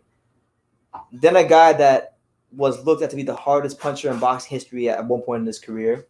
Then he beat Derek Chisora. Otto Wallen might actually wind up getting some good wins to make that one look even better, you know, by the time he's done retired. For me personally, I would put if he does that, if he retires as the undisputed, undefeated lineal heavyweight champion of boxing, I'd probably have I'd have Tyson Fury somewhere around between 7 and 5. 7 and 5. Because you gotta look at like the reason I say that is because to go undisputed in this day and age is damn impossible with all the sanctioning fees and political agendas that the sanctioning bodies have to line their pockets. It's hard just to get into a scenario where we had the chance to fight for undisputed, let alone become undisputed. So there's that. Then when you factor in that he ended 2 10-title defense streaks against Klitschko and Wilder. You know, you got to give him credit for that. That can't just be overlooked and glossed over. And then it's the way he's beating him, the performances, the versatility, and the fact that he's a kind of heavyweight, you know, in terms of being 6'9" and doing the things he can do. Whenever if we do see anything like Fury again in the ring, it's going to be a long time because guys like him just don't come around every day. So, yeah, I'm going to say top 7 at least, at bare minimum 7th.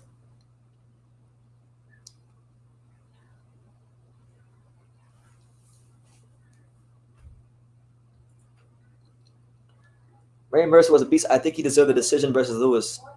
Yeah, he was a great fighter, man.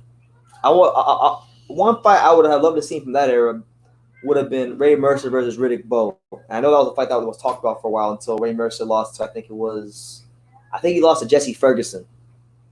So I think that would have been a great fight. Ray Mercer versus Riddick Bowe. Fabrici says, I'd pick Riddick Bowe to beat Fury. Maybe Vitaly Klitschko, Mike Tyson would have been interesting. Vitaly would have been a great matchup because Vitaly is one of the only fighters in boxing history at heavyweight who could fight moving backwards, moving forwards. Smart fighter. So I think him and Fury would be a great fight. A lot better than Vladimir because Vladimir, he's too gun shy. He don't got enough dog in him. Vitaly's got dog in him. I've met a lot of people in my life in person. Big people, 6'7", 7'7", 7'2", big, strong people in my life. But I'm talking about Vitaly Klitschko. I'm not somebody that's intimidated ever, really. But Vitaly Klitschko is damn near intimidating. He's a very scary looking guy. He's about 6'7", 240 pounds, 30 pounds. Got the stone cold look on his face all the time, even when he's being nice to you. So. Yeah, Vitaly was a special fighter. Mike Tyson versus Fury. Interesting. I could actually see Mike Tyson stopping Tyson Fury because Tyson Fury, in his career, I think he's one of those guys because in the Steve Cunningham he showed it. Like he struggles with smaller fighters. Otto Wallen, Steve Cunningham. He struggles with like guys undersized heavyweights. So I can see Mike Tyson catching him in one of them uppercuts. You know, with the angles and the movement. Maybe I might favor Mike Tyson in that one. But that'd be a great fight. That's a pick 'em. That is a true 50-50 fight right there to me. Vitaly Klitschko Vitaly was too old. But if you're talking about Vladimir was definitely more than fine because Vladimir, he was a champion's champ. Fury had a lot more trouble against smaller guys and exactly, he does. So that's what I'm saying. Mike Tyson, Evander Holyfield. Oh my God, that would be a tough fight for Tyson Fury if they were to fight like in the primes, 6'3" versus 6'9". Evander Holyfield, boxer, puncher, great mover, great combination puncher, relentless chin, relentless endurance. That's a tough matchup. I think Tyson Fury versus Holyfield is an incredibly hard fight for Tyson Fury. I mean, I'm talking like exception tough. Joe Frazier. I don't think would be as tough. I mean, he might be, but I don't know. Joe Frazier would be all right. Joe Frazier would be a tough fight. But tight, but in chronological order, I think Holyfield, Ikabuchi, Mike Tyson. Those are heavyweights that come to mind from yesteryear that would give this present day version of Fury a very tough fight. I'm talking about as far as the shorter heavyweights. Bo, I would pick Riddick Bowe to beat Tyson Fury. I think Bo would stop Tyson Fury. They fought. If the Bo that fought Holyfield the first fight fought the Fury that fought Wilder the first fight, I think that Bo is going to stop Tyson Fury.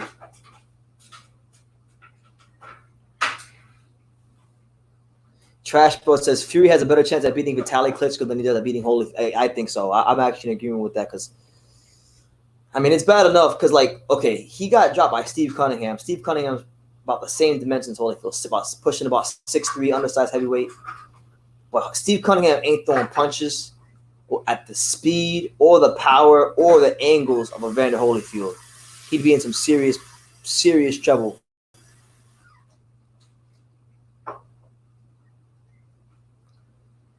Ed the Sock says Anthony Joshua versus Tyson Fury is the biggest fight in the history of heavyweight boxing, considering what is on the line. WBC, WBA, WBO, IBF, IBO, Ring Magazine, lineal title, all titles up for that. I mean, you got a point there because in this day and age, with all these alphabet belts and trinkets, you know, these guys are trinket collectors. It's very seldom. It's almost never happens where you see, like, because, you know, you could have a scenario where you can get maybe 2 or 3 of the belts, maybe 4 of the belts, maybe 5 of the belts, but never 5 of the belts plus ring plus lineal, because all those things are so broken up and fragmented. So whoever wins that fight, when they fight, is going to be the undisputed of undisputed champions, which is like insane to think about. But as far as it being the biggest fight in heavyweight box history, I'm going to definitely not agree with that. I don't know. I don't know. I don't want to say. Yeah, I don't even want to say like that it wouldn't be, because it is gonna. I know that if it does happen, let's just say like if Fury Joshua does happen in the UK, because they're both British heavyweights. They're two of the two best British heavyweights not named Lennox Lewis. Okay. When and if that fight happens in the UK, if it does happen in the UK, it is going to be not just a big event for British boxing in the UK. That is going to be a big global event, because the UK is a powerful country. UK is very influential in the world. The fact that 2 of the heavyweights are at the top of the division, you know, this may never happen again. This may never ever happen again. So maybe it might be. Maybe you're right. Maybe you're onto something, Ed. Maybe you're onto something. Maybe you can see farther than I can. David Mason says the lineal title does not exist. The lineage was broken when James J. Jeffries was retired undefeated as heavyweight champion in 1904. Oh God, here we go. A discussion about the lineal heavyweight championship and how do we track the lineal heavyweight championship? Well, basically, it's not an exact science, okay? Everybody has their own criteria, but listen, the lineal heavyweight championship does exist, okay? Does exist. But you're not the only person I've heard say that. Like, I know people that say that Tyson Fury can't be the lineal heavyweight champion because basically the lineal champion ended when what's his name? Lennox Lewis retired. You know, there's that big debate. But as far as I'm concerned, Tyson Fury is the lineal heavyweight champion. So, like, are we just gonna throw the lineal heavyweight championship in the trash can because James J. Jeffrey retired undefeated in 1904?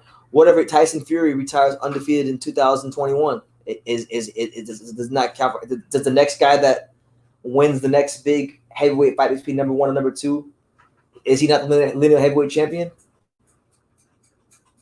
Because, correct me if I'm wrong, but the way Vladimir Klitschko became the lineal heavyweight champion was when Lennox Lewis retired, and then the next big heavyweight fight, which was, I guess, number 1 versus number 2, was him versus Ruslan Chagayev.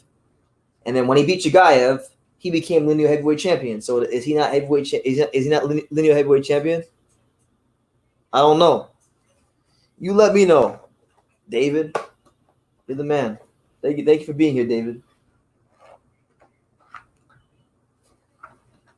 I cannot believe I'm flapping my gums here for 8 hours plus. I can't remember the last time I talked about I can't even stay awake for 8 hours in a row sometimes, let alone talk about the same thing for 8 hours. So it's pretty impressive. It's rather impressive.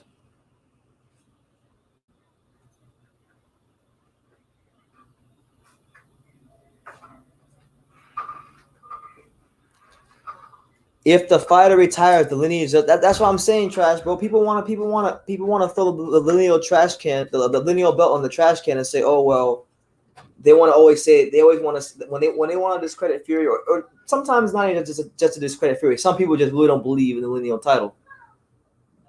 But the lineal title doesn't stop because a fighter retires. You still track the lineage back to the original champion. So, like, Rocky Marciano also retired undefeated. You did? You damn right he did. Shout out to Rocky Marciano, one of the best heavyweights of all time. I don't care nobody says. People want to say, "Oh, Rocky Marciano was overrated." He fought Jersey Joe Walker. He fought Joe Louis when they were out of their prime.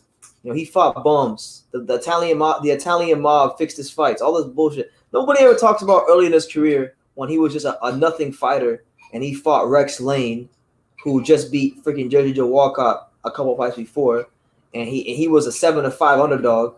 Okay, he was an underdog in a fight, and he folded Rex Lane up. And then nobody ever talks about when he fought Harry Kid Matthews, who was a good skill boxer at Yankee Stadium, and people at the time thought that was going to be a fight where he was going to have some problems because Harry Kid Matthews was a good sound fighter. And he freaking beat the brakes off Harry Kid Matthews. Rocky Marciano was the truth. Everybody I've ever talked to or interviewed in stuff about on YouTube who saw Marciano train, who spent time around him, they all say Rocky Marciano was the most well-conditioned fighter they ever seen in their life. 8 weeks in a training camp. You know, the best.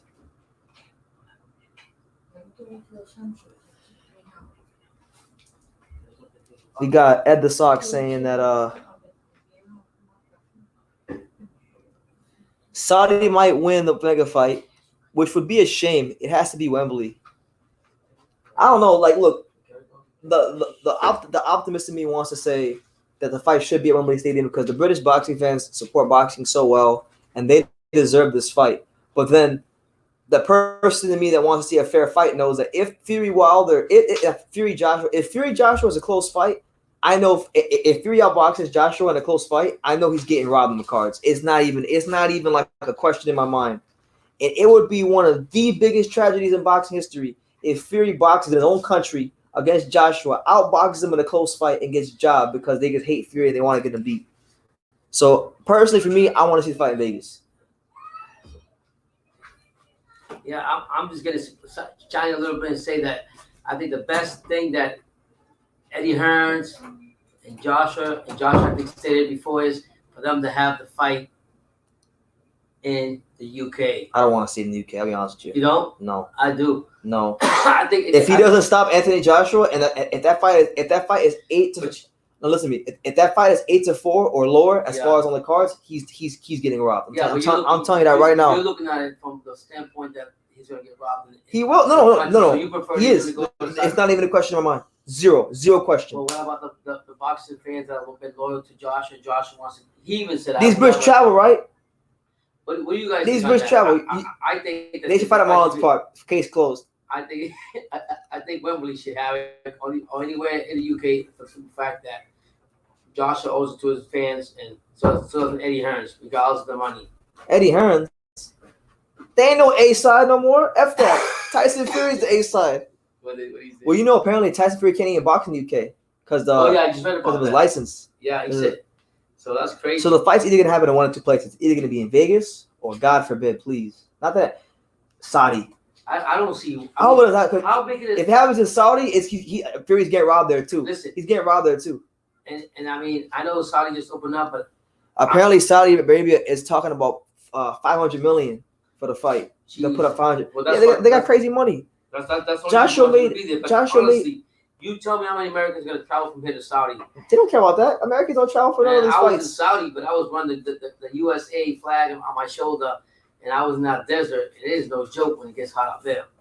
So I honestly think it should be a venue where it's more catered to the people. I'd even have it.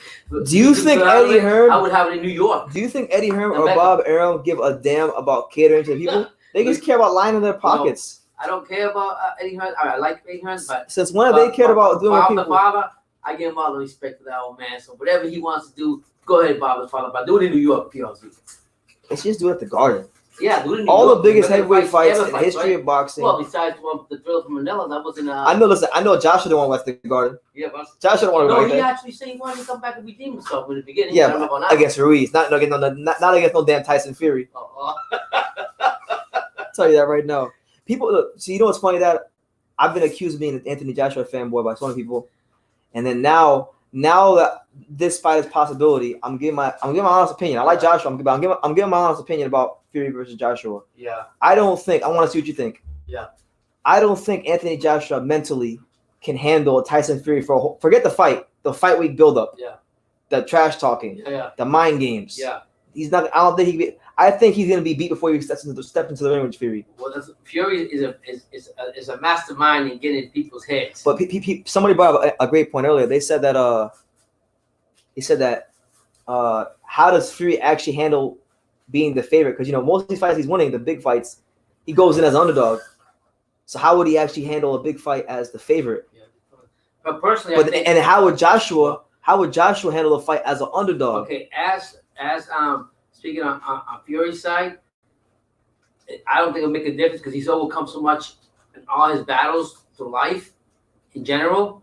So to him, honestly, his attitude as a Gypsy King is, I don't give a fuck either way. I'm gonna do it my way, and that's just the way he is. So I think with him overcoming the mental illness and all the other stuff and still going forward, I don't think it will make a difference to him with these underdog. He's always been an underdog. He's always been that. So what's the difference? You know what I mean? As far as Anthony Joshua, I think it would play mentally. It would be a favor for him to have that favor as being the favorite, as being the underdog. That would be like a slap in the face. He'll take it. I think he'll take that more. Oh, whenever he fights Fury, I mean, I'm not sure what the odds are gonna be. They're gonna give the favor to He's gonna be for the first time in his career. He's gonna be a crystal clear underdog for the first time. And this is a guy who, listen, I'm not gonna disrespect Anthony Joshua, but since he won the gold medal in 2012 and been a pro, every fight he's been in, he's been a favorite.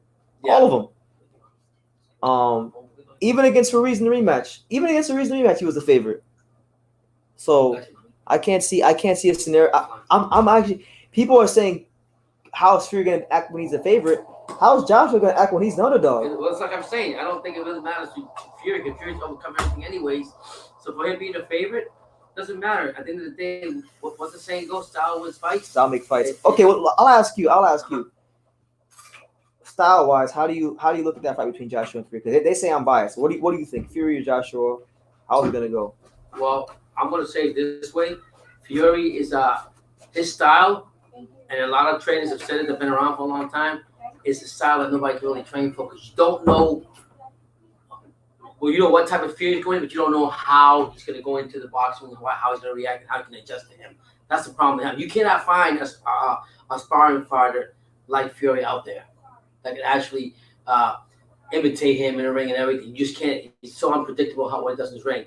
But I mean, as far as boxing, we're talking about who you got winning and how? I got Fury. By how? I'm gonna say Fury by UD. But then again, I might say a UD, a possible knockout because I'm going with stoppage. I'm going with a 6-round stoppage. Yeah, he pulled that boy up. Joshua has a weak chin, but he's very skillful. He's got everything for him. And I'm glad he made a change with that muscle bound because that's not going to help him against Fury. And Fury knows how to adapt to everything. It's crazy when I say that, but that guy, I've not really seen a true weakness in Fury besides what we were talking last night. You were telling me that he does have a weak chin. At one time he had knocked down or something. Be a bit chinny at times, yeah, but like it's heavyweight boxing. All the guys can hit. Yeah, his style is very difficult to emulate. To be honest with you, you don't know how to fight him. You really don't. I mean, in Joshua, he's got to have. Go ahead. I like what Trash Bro said. He said Fury would have AJ beat during the build-up. I don't think AJ can handle Tyson putting it on him like he did with Wilder and Vlad. That's what I'm saying. Jarrell Miller. Jarrell Miller was in Big AJ's. Jarrell Miller was in AJ's head. AJ was acting all out of character. He was mad. He was talking about, oh, I'm gonna pay your mom's rent. I'm the landlord. All this stuff. So like, and the crazy part is that Fury. I'm telling you, Fury might ruin AJ's life during fight week. Fury and AJ, they both live in the UK, so you know that when Fury's gonna talk about AJ, he's gonna talk about everything all the way up to his father, to his mama, to everything. I think that's gonna be whenever he fights AJ. I think that's gonna be a special performance. I'm gonna tell you why. Yeah. The stage is going to be bigger than ever when that fight happens because it's the first time and maybe the only time you'll ever see two British heavyweights fighting for the undisputed title in their primes. I mean, it doesn't get no better for them than that. And then on top of that, you got to look at it like this. When Fury beat Klitschko to become champion, he wasn't fully embraced. No. They didn't embrace him over there. Okay. And all he's had to hear for the last 5 years, and even longer since Joshua turned pro, is about this kid, Anthony Joshua. He's been the golden boy of British boxing. While he's been really the best heavyweight in the world. And hasn't he called out Joshua many times before? They both talk about fighting. And on top of that, when Fury, because I know Fury. He remembers everything. Yeah. Oh. When he was fat and he was 400 pounds, Anthony Joshua told him on Twitter, "Get fit, you fat fuck." Oh, so he told him that. So don't think he forgot. He's gonna channel all of that when they do fight. He's going to channel that. He's going to channel the fact that the British boxing media and establishment has always been for AJ. Always. From the day he turned pro to right now, it's always been for AJ. And to be fair, I like AJ, but AJ does not fit the personality from fighting boxing like Fury. They're two different people. Anthony Joshua is the clean-cut, marketable, politically correct, fighter. Tyson Fury is the no-filter, say what he wants. I think he's more related. I mean, I like Anthony Joshua. He's good. I think people can take great things from his story. He's not really a talker when it comes to talking down. Joshua? Not as much as a Fury. Fury really gets in your mental, like right from the sound of the ring. I'm like, this is good. Yeah, I gotta change in the car. I don't want her to see me. Yeah, I think. You think you can?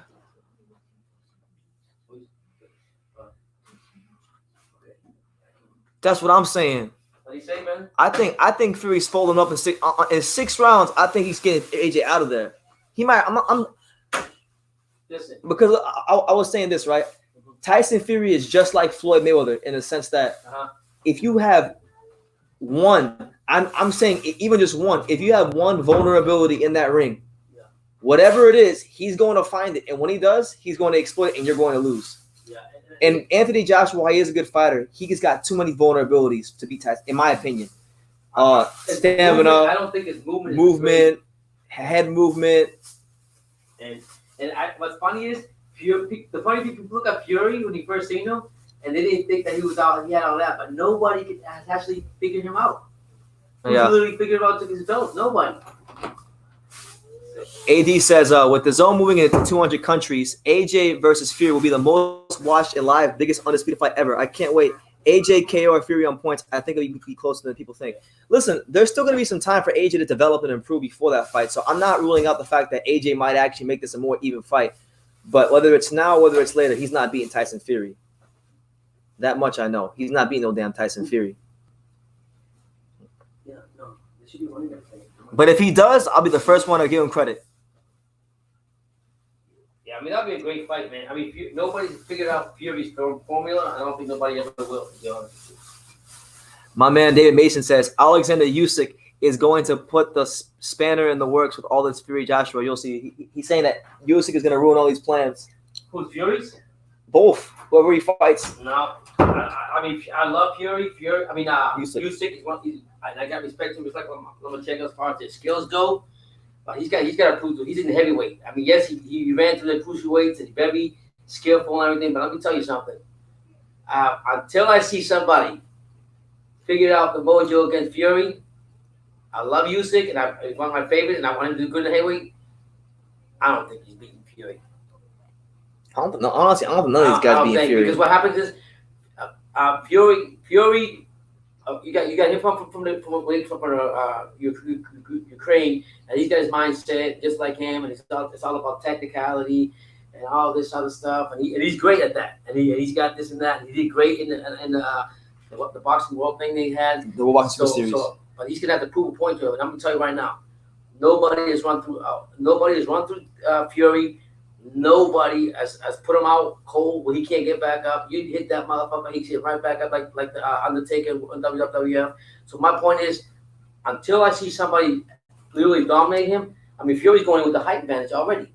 With the height advantage, his movement is so awkward. The awkwardness. I'm gonna say that the awkwardness will play a big part in fighting Fury.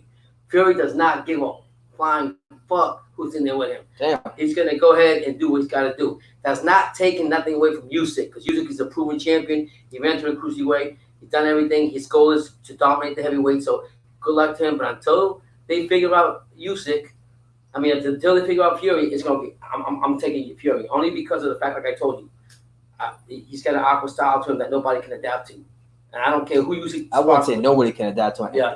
Listen, any fighter can be beat. I'm just saying I don't see Anthony Joshua being. You know what? I want to see what you think about this, because I said it earlier, and people are looking at me like people are coming to comments, coming at me sideways. Right. I think Dillian White has a better chance to beat Tyson Fury than Anthony Joshua because of the fact that, number one, he's been fighting top competition, left, right, and center. Yeah. Number two, he's got one punch knockout power. Anthony Joshua has got power, but he don't got one punch knockout power. So Dillian White could be losing on the scorecard. Same thing as Wilder. Yeah, could be losing the whole fight and catch him with a left hook. Bang. But the thing with what I like about Dillian White, this is my own opinion. I think he's fought a lot of. I mean, Chisora is a crazy fighter. He's a wild fighter. Yeah. His style is crazy. He just like the last fight that we actually noticed that he sharpened up a little bit. That we noticed something different about him. But he's a crazy fighter, and he's just as crazy as a Fury to a point where when they're in the boxing match, how they do things. But that being said, what was the point you said again? We was talking about. I lost it again. We was talking about.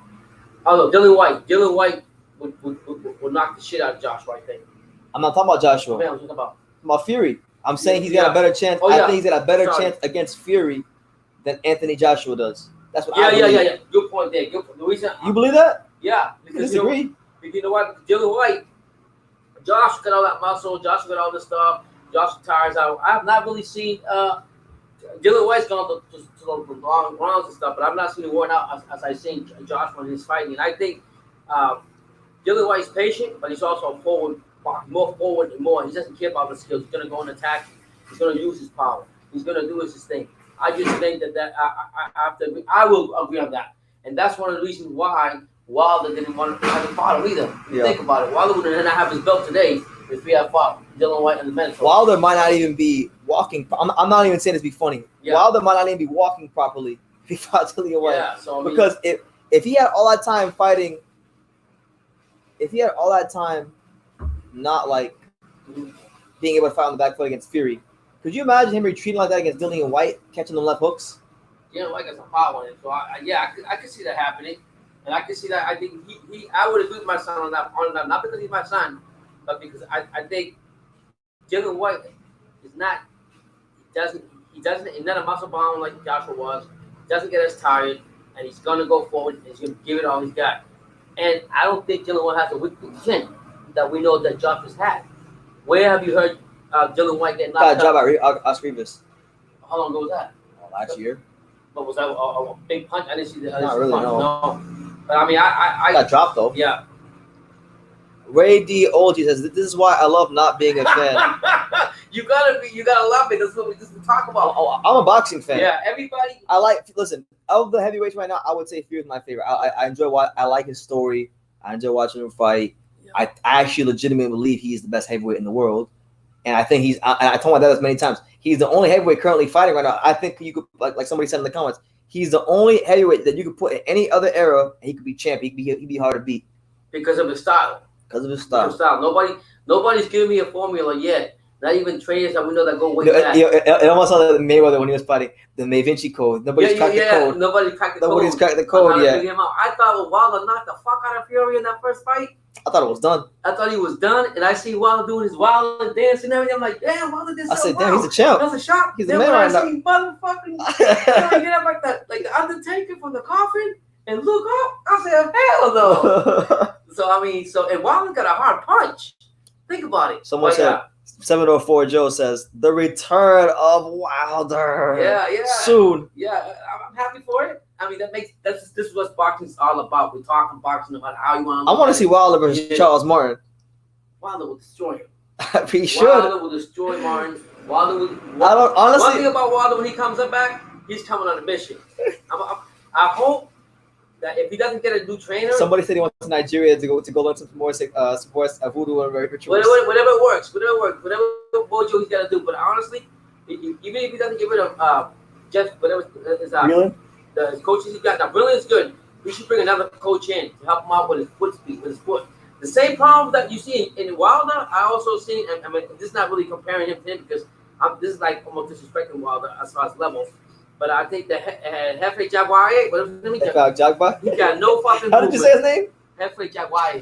Yeah, he has no fucking movement at all. He can't even move. A stick can't even move. He's still stiff with his legs. So you don't like I think if Wilder gets a trainer that can work on his foot speed, on his back, fighting on his back foot, and he makes different kind of changes and still has that big bomb with him, he'll be a nasty heavyweight again.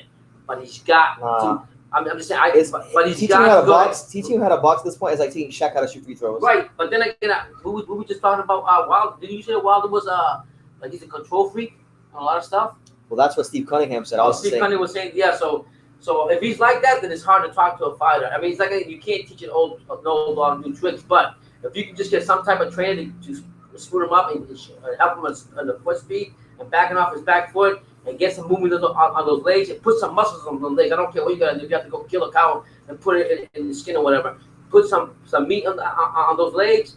That's one of the biggest downfall. I think Wilder can come back, but he's got to make some changes. I've been saying that before that, and if he does that, he'll be okay.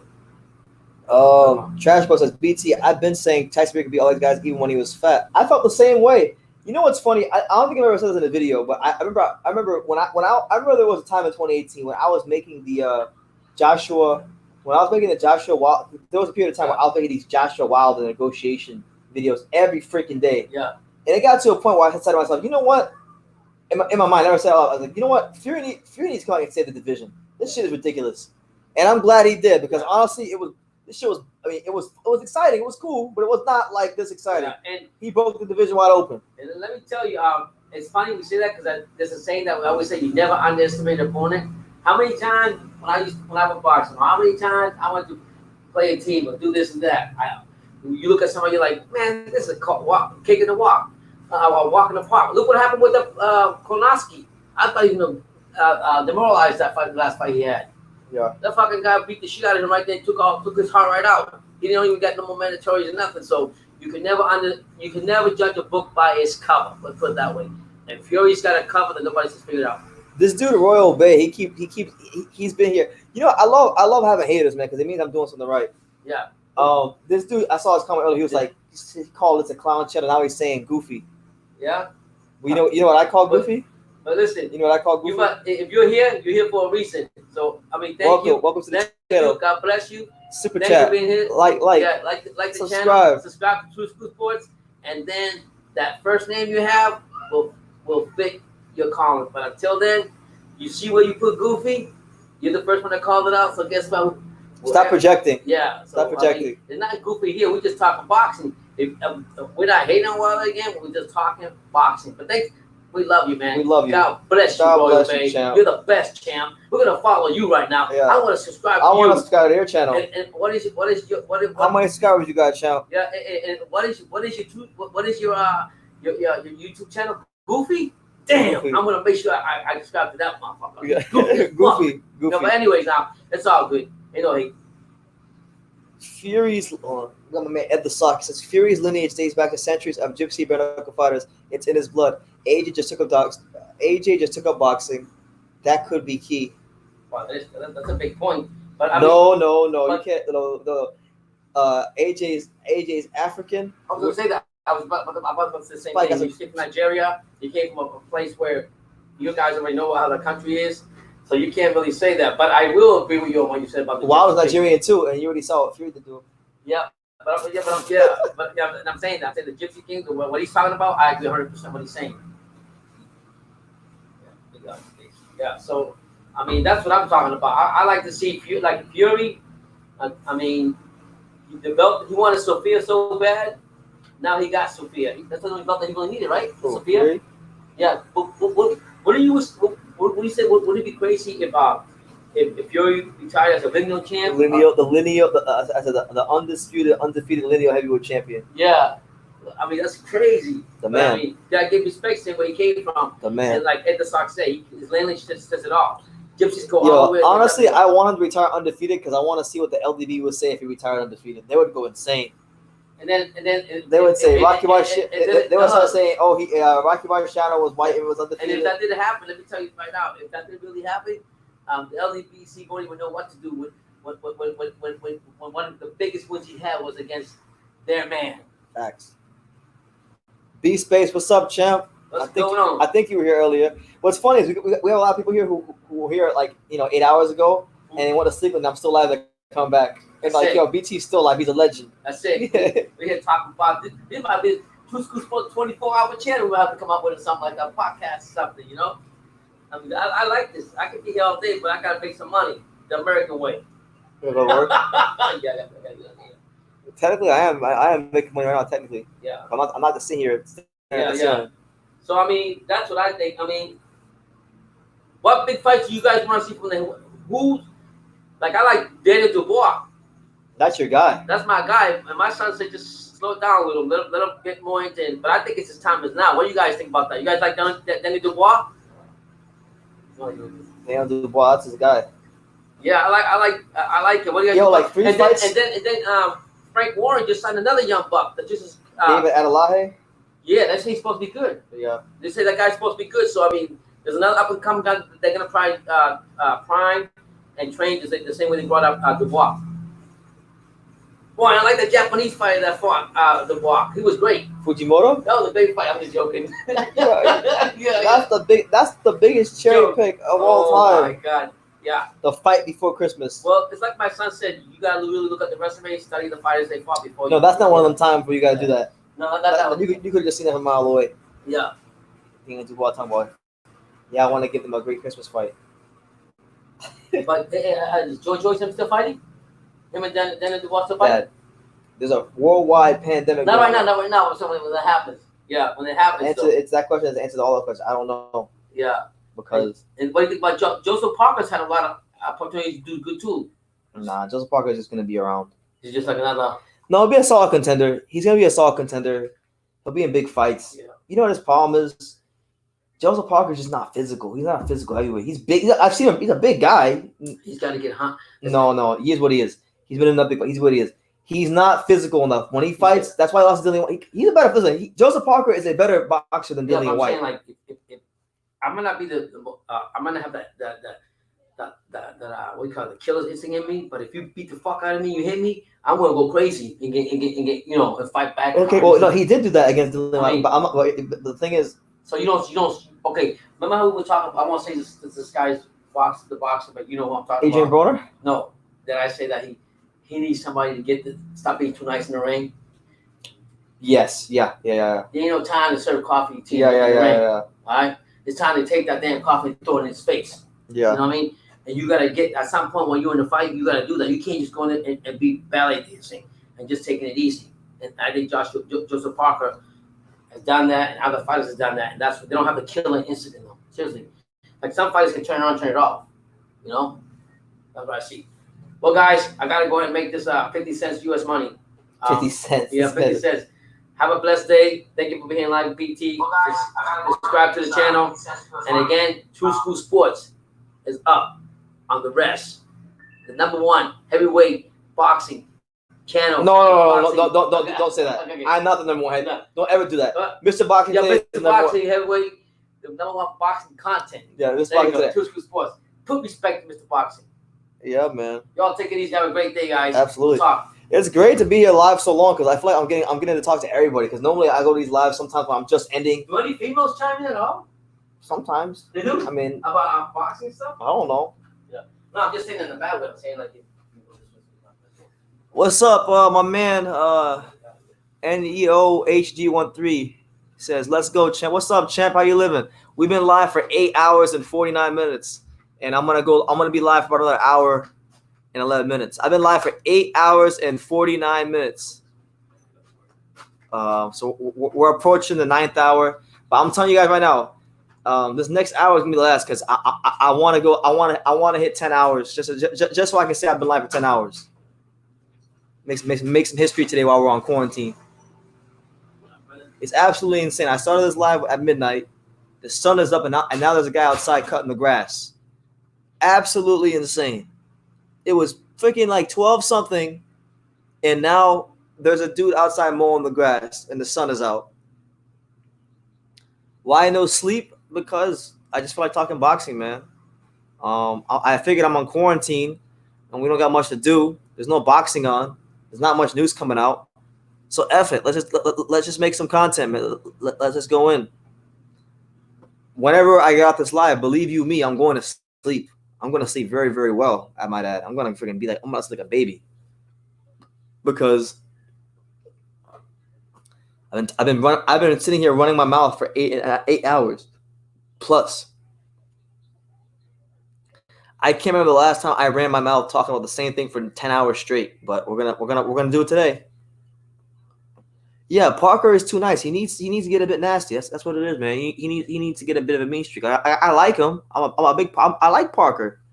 It was cool seeing him fight in person at Dallas when he stopped Shondell Winters, but he's been a disappointment to me. He's a good fighter, but I think he could be a lot. I think his career should be better.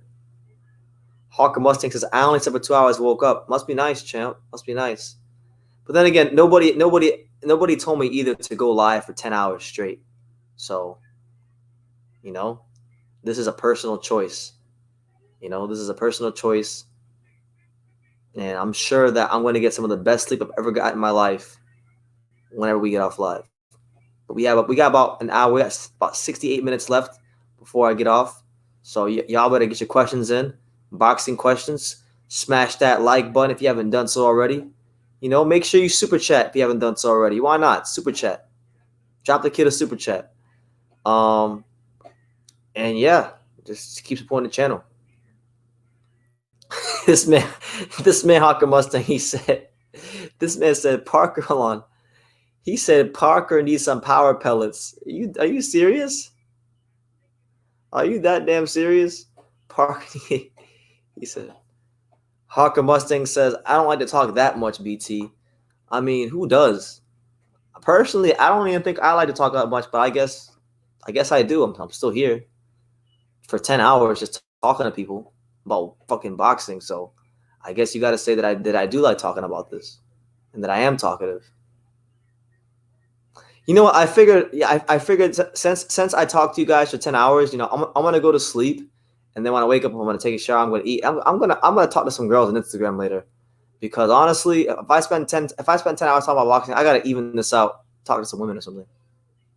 We gotta even this out. 10 hours to 0 is not a good ratio, so maybe like 10 hours to 2 is better.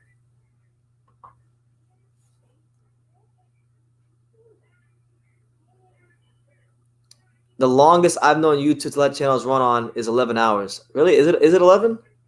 Well, I'm gonna go to 10. I'm gonna go to 10. And then next time, maybe I'll push for 11. But today we're gonna go to 10 because your boy's tired. But I appreciate. Listen, I want to just say from the bottom of my heart, I appreciate everybody who comes to these lives regularly. I definitely appreciate everybody who's been on this live. Just thanks, guys. I really appreciate every last one of you. Thank you for being here, and thank you for because you guys could be doing a million. Like, I'm surprised 21 of you guys, 21 people in the world, are somewhere in the world, and they're just listening to my ass sit up. I'm on my couch, just like, if you guys can see a picture of me on my couch right now, you'd be laughing. I'm like, I got my blanket on me. I'm laying down like a 45-degree angle on a pillow. I've got a box of white cheddar cheese that's next to me, Coke, Dasani, water. My man, Hawker Mustang says, your boy Mark was on for 24 hours one time. That's insane. Because honestly, Like like even though I'm drinking water, even though I'm drinking water, my freaking throat is dry as hell right now. I'm drinking a lot of water too. I don't know how Mark could be alive for 24 hours. That's too much. He must have slept like the greatest of all time. My dad chimes in by saying, "Have a blessed day to all the boxing fanatics. Thank you for supporting TSS Talking Boxing, whether negative or positive. Thank you again, Pops." Absolutely. Oh, he went to sleep? That doesn't count. That doesn't count.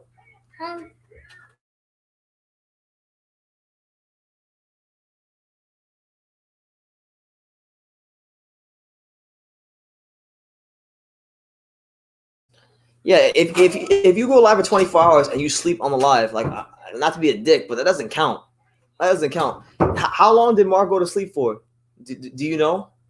Was it like an hour? Was it 2?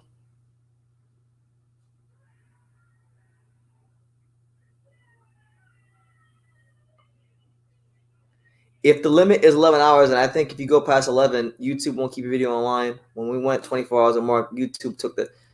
What type of BS was that? What type of nonsensical BS was that? You can't do that. YouTube should be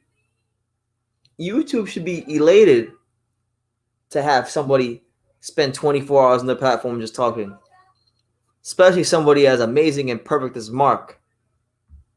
Shout out to Mark, man. Go subscribe to Unrivaled Boxing Talking News and go subscribe to official scorecard boxing and science upcoming channel. He's like at 412 subscribers. We're trying to get him to 500. So go subscribe to my boy. She was up, champ. Yeah, man, I'm still here. I haven't slept. Surprisingly, I'm not like, I'm tired. I'm wearing down a bit, but I'm not like exhausted. You would think now that because I've been rambling for 8 hours, almost 9 hours, you think I'd be tired, but no, we're still here.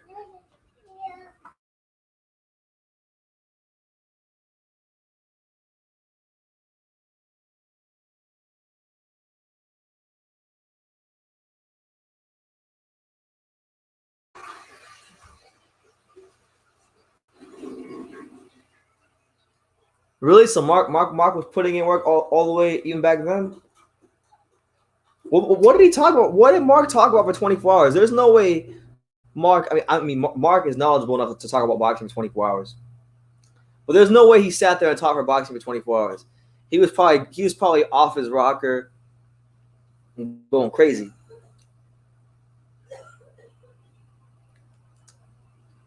Mark and Spuddy should go live on YouTube.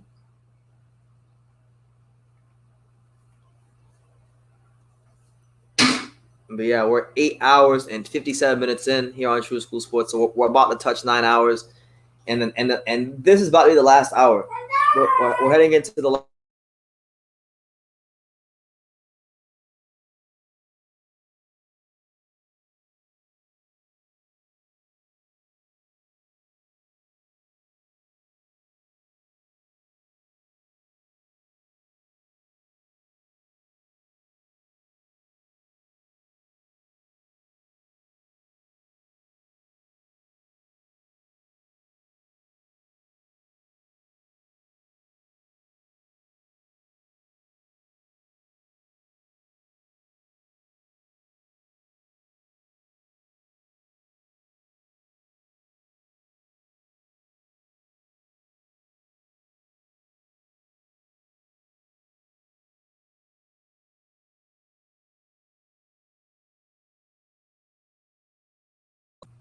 All right, I'm back, guys. My bad.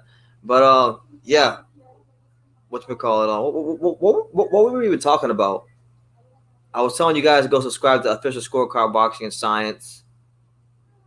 I muted it because my sister was going cuckoo in the background. That's why I muted it. I've been live for so long that everybody's awake now. Normally when I go live, Pops is asleep, sister's asleep, everyone's asleep. Now it's the time of the day, so it is what it is. But I'm gonna sleep so well. It's gonna be amazing. There's nothing going on in boxing though, so There's a lot of classic fights I have to go watch. There's a lot of things I have to go do.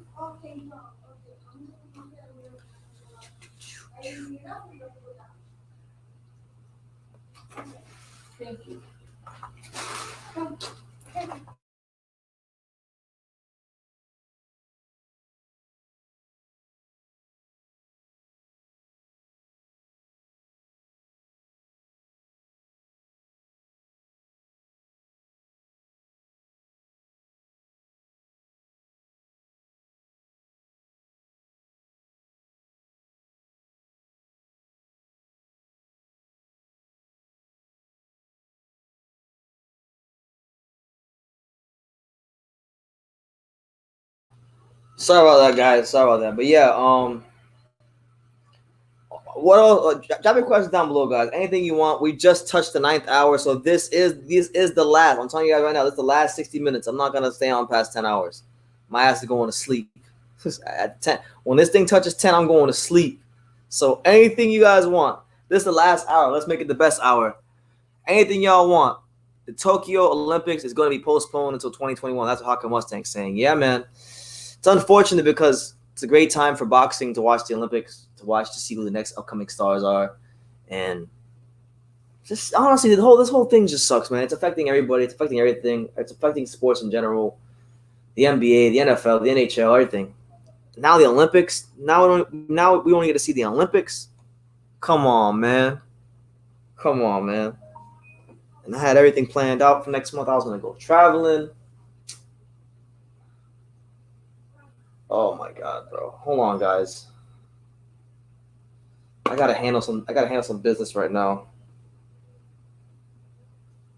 So this guy that subscribed to me, he drew me like a picture of Evander Holyfield, like a custom picture of Evander Holyfield. It's gonna be on my set soon. He's gonna send it to me, and I gotta call him about something. So I'm gonna call him right now. Hold on, guys.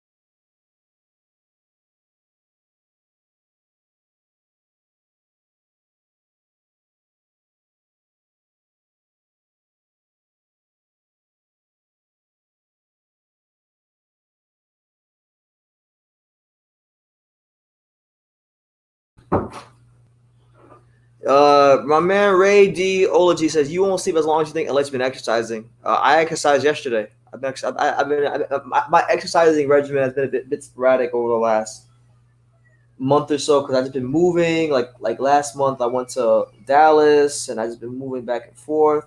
So I haven't exercised nearly as much as I wanted to, but I still stay fit. I still move around. Honestly, knowing me, I'll probably sleep about 5 hours. I'll probably sleep 5 hours. Wake up. Because what happens to me is like unless I get exhausted, I get like fragmented sleep. So I'll sleep 4 hours, stay awake for 2, sleep 5 or 6. It's my body's all messed up.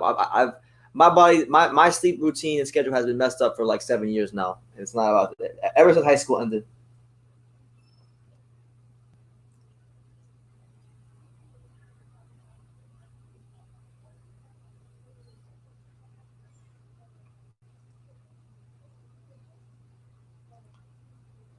No sleep at nights.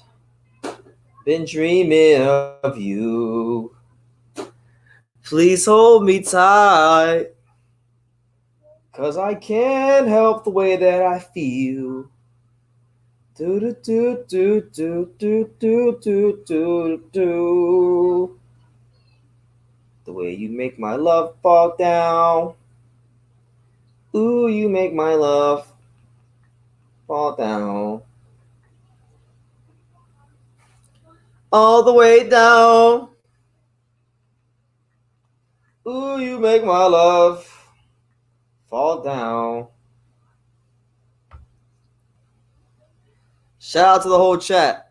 Smash that like button if you haven't done so already. We're here live on True School Sports. It's going to be weird. It's going to be weird to have the Olympics in 2021, 2025, 2029 odd numbers just to feel right for all us OCDs. Yeah, you OCDs are going to go ballistic. John Doe. I'm getting money straight out the iPhone. He what for? I bring you 5 more. John Doe. That's a Rick Ross song. What's up, John? How you doing? Hawker Mustang says, what happened with you and the Angry Smurf? Oh, you mean BFTB? I was in the UK. I might as well have been on quarantine in the UK because I had no money. So I was bored one day. I trolled him.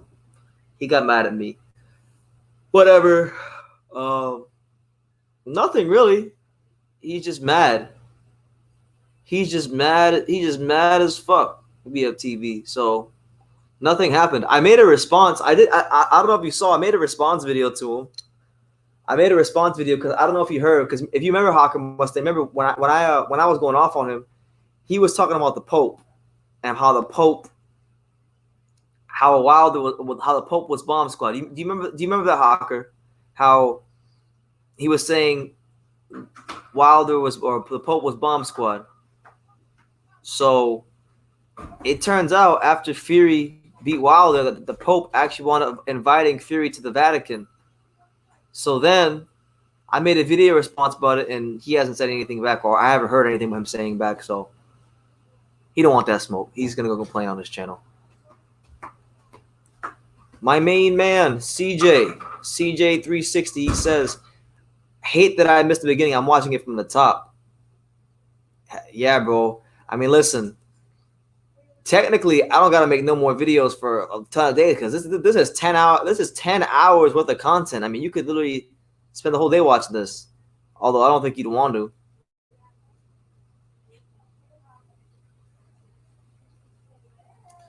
Yeah, the Euros got canceled this year for soccer. I was looking forward to that.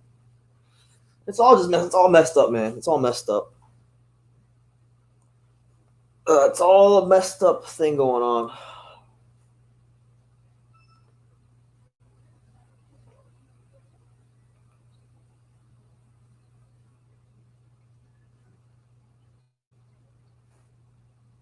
See, I'm gonna go on Instagram. Let's see if there's anything interesting on Instagram we can talk about.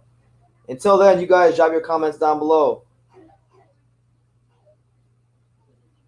Apparently, Joe Calzaghe's birthday is today. So, hey, happy birthday to the great Joe Calzaghe, the TBE of 168. Absolutely. Shout out to the man, Joe. Let's see, what else we got here? What else? Make my love fall down. Ooh, you make my love fall down. All the way down. What y'all know about that? I'm over here singing freaking love songs. No sleep at night. Been dreaming of you.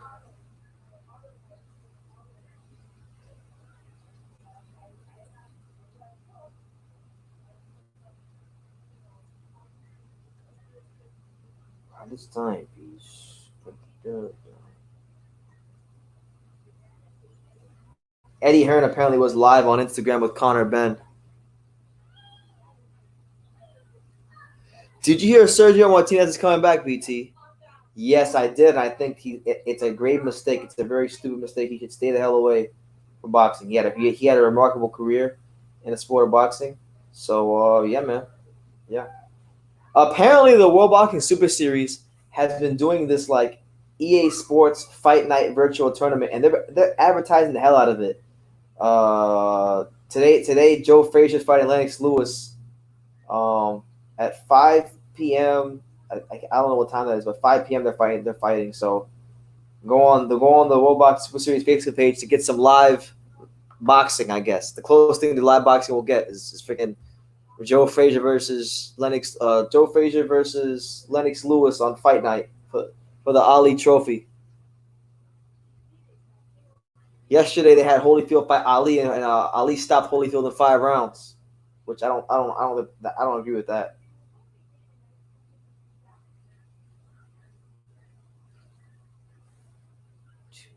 Everton is interested in Thiago Silva. That has nothing to do with boxing, but be a nice little signing for the Toffees if they can get it done. Shout out to Everton Football Club. That's my club that I support. Let me see. What else is there? What else?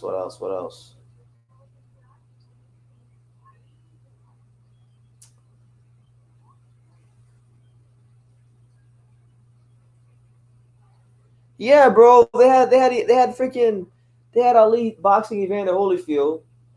They had Muhammad Ali boxing Evander Holyfield. And this dude stopped Evander in 5 rounds. I said, that's how I know that's a video game. That's exactly how I know that's a video game and that's not reality. Because that's not happening. Straight up.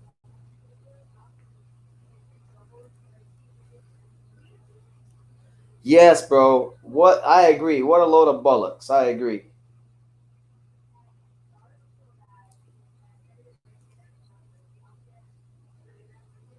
Are you still following the NBA? Yeah, I still follow the NBA. I'm a big NBA fan. I watch all of it, Big time Hornets fan, unfortunately. I'm following Kemba on the Celtics. Mainly the 2 teams I watch mostly is the Hornets, the Celtics, and the Clippers. Those are the 3 teams I watch the most. I still follow it. I think if the season was still going on, if the season ever does resume, I think the Clippers are winning the finals. They're gonna smash the Lakers out if the Lakers even get the chance to play them.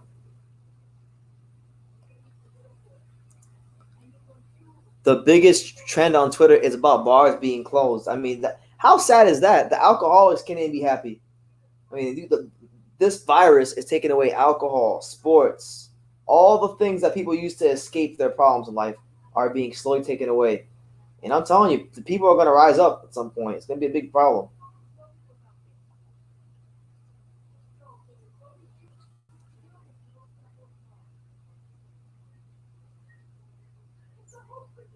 Ali is always being. Listen, I love Muhammad Ali. Listen, I'm from South Florida, but Ali trained here. His gym, the gym he trained at, is like right up the road. I absolutely love Muhammad Ali, but it's people act like he was unbeatable. He wasn't unbeatable. Doug Jones damn near beat him, and most people don't even know who the hell Doug Jones is.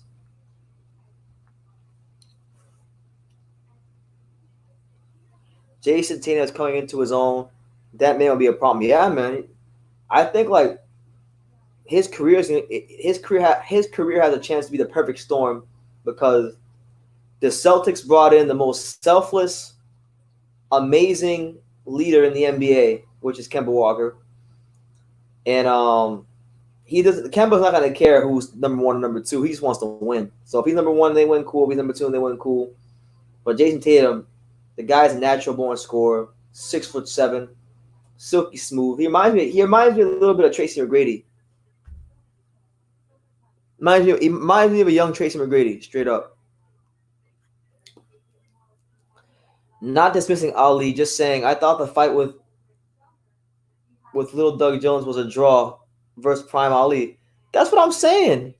He wasn't unbeatable. He was a great fighter, but he wasn't unbeatable. So, like, for example, no, we're not going to get carried away. Deontay Wilder wouldn't beat Ali because, there was one time where a Wilder fan came in my comments and they said that all that dancing Ali would do, he wouldn't do that with Wilder. Wilder would knock him out with a right hand. And I said, what are these guys on about? What these guys are going crazy. So we're not going to go that far, but, there's plenty of heavyweights from yesteryear and maybe even today. I think Tyson Fury would give Ali a great fight. Toby Bartlett, my main man. How you doing, champ? Good to see you. Yeah, man. Putting in work, chilling, talking boxing, enjoying my time with you guys. Right now we're currently in the last hour. I said I was gonna go 9 hours, but I extended it to 10 because 10 is cool. The Klitschko brothers would smash Ali. I wouldn't go that far. They're not being no damn Muhammad Ali. Vitaly maybe, but not Vladimir. Ali would pound Vladimir into oblivion if they fought. Doug Jones wouldn't even be a heavyweight today. Yeah. Well, athletes get bigger and stronger with time, so it's only natural. It's a natural.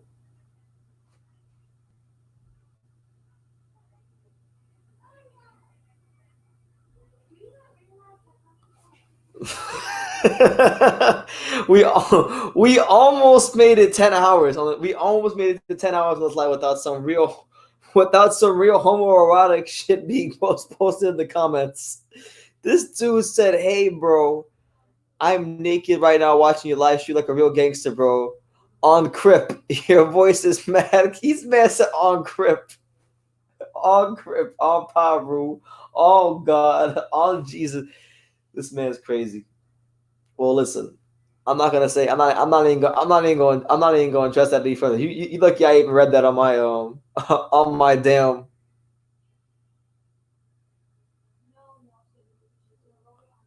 This man said on Crip. On Crip. Ali would get brain damage, BT. He was too weak, lost to feather-fisted journeyman Leon Spinks. Leon Spinks wasn't no damn journeyman. Leon Spinks was in his prime. He only had 7 fights. You should know that, bro. Floyd Mayweather always reminded us every time he wanted to say he was better than Muhammad Ali. Leon Spinks beat Muhammad Ali, and he only had 7 fights. He was a gold medalist, bro. He was a gold medalist, blue chip amateur who went to the pros. Okay, he wasn't no bum. He didn't become that. He didn't become a journeyman until later on in his career. Yeah, bro, because he got his head pounded in, but he was undefeated when Ali fought him, and he was a gold medalist. Don't talk about my boy Leon Spinks like that. I like Leon Spinks. I met him a couple years ago. He was nice. Don't talk about Leon Spinks like that, champ. The great Leon Spinks.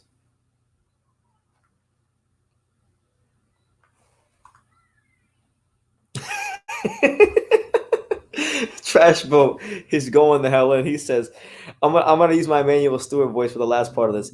Wilder without armor beats every heavyweight that's ever lived.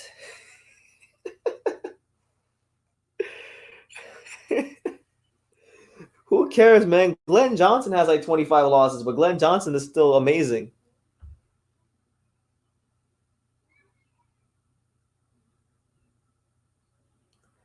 You know what's funny? Corey Spinks trains in Florida. Like, he's trained a bunch of people in the amateur scene in Florida, but I've never crossed paths with him. But I met Leon Spinks, so no, I haven't. To answer your question, I haven't. I hear he's a nice guy, though. Mike Tyson got revenge for Ali on Holmes and Spinks years later. Yeah. He wouldn't beat no damn Prime Larry Holmes, though. Prime Larry Holmes would have jabbed Mike's freaking head off. Would have been a close fight, though. I would say that Holmes wins a close split decision, but it gets dropped on his ass at least once. No football, no soccer till at least the 30th of April. Honestly, bro, I hope they don't. As an Everton supporter, as an Everton supporter, I sincerely hope that they suspend the season so Liverpool don't win the title. Because they didn't clinch the title. So if they didn't clinch the title, I don't care if they're 100 points up on everybody. They didn't clinch the title. They shouldn't be the champions. So they should suspend the season so Liverpool can be robbed of a league title. F Liverpool.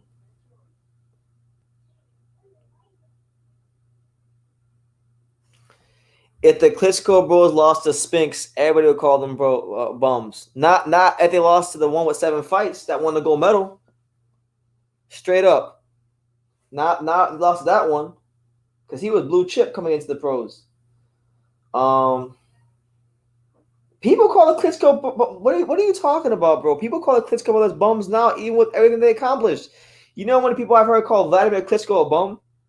Vitaly, not too much. People like Vitaly because Vitaly was the truth, but Vladimir, you know what I mean? Do you know how many people I've heard call Vitaly Klitschko a bum? Hell, Tyson Fury called him a bum.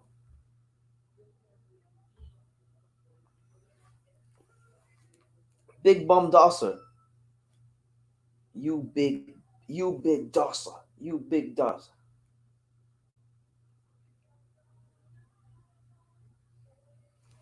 Nobody beat. Listen, I'm gonna tell you this, Hawker Mustang. These guys are good, okay? These guys are good, but nobody is better than a prime, focused Adrian Broner who trains hard. Nobody can beat that guy. Nobody beats the prime, focused Adrian Broner who trains hard.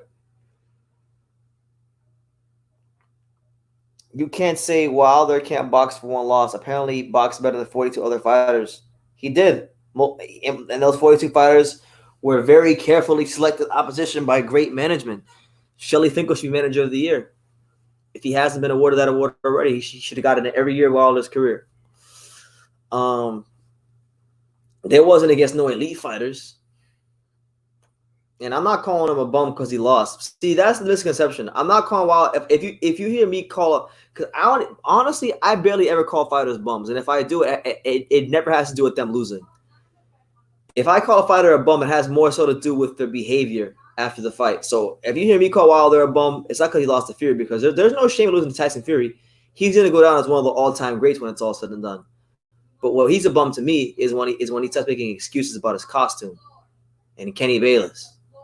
And where he doesn't give Tyson Fury any credit for whooping his ass, because he did.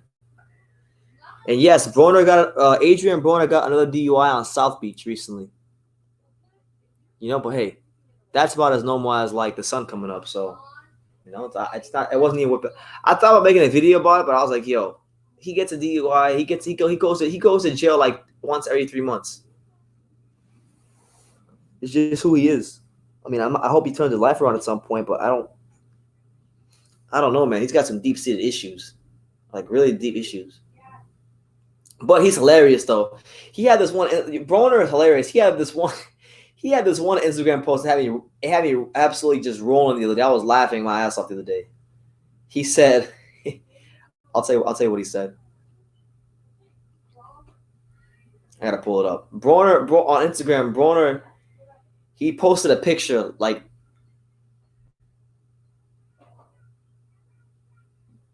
Oh my God! Did you really ask this question? Did you really just ask this question?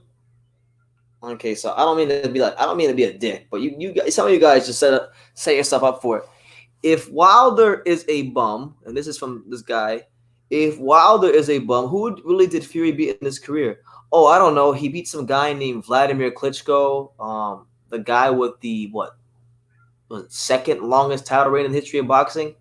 The longest heavyweight title reign in boxing since Larry Holmes, just behind Joe Louis, a man that made 17 title defenses, 18 title defenses. I mean, he made quite a lot of title defenses. He's one of the all-time greats at heavyweight, and he beat him. And he ended that reign. And this is the same Vladimir Klitschko that Wilder's team ducked and avoided immediately after he won the belt, and they called Wilder a kid. So what do you mean? Who did he beat? He beat Vladimir Klitschko. What about Chisora twice?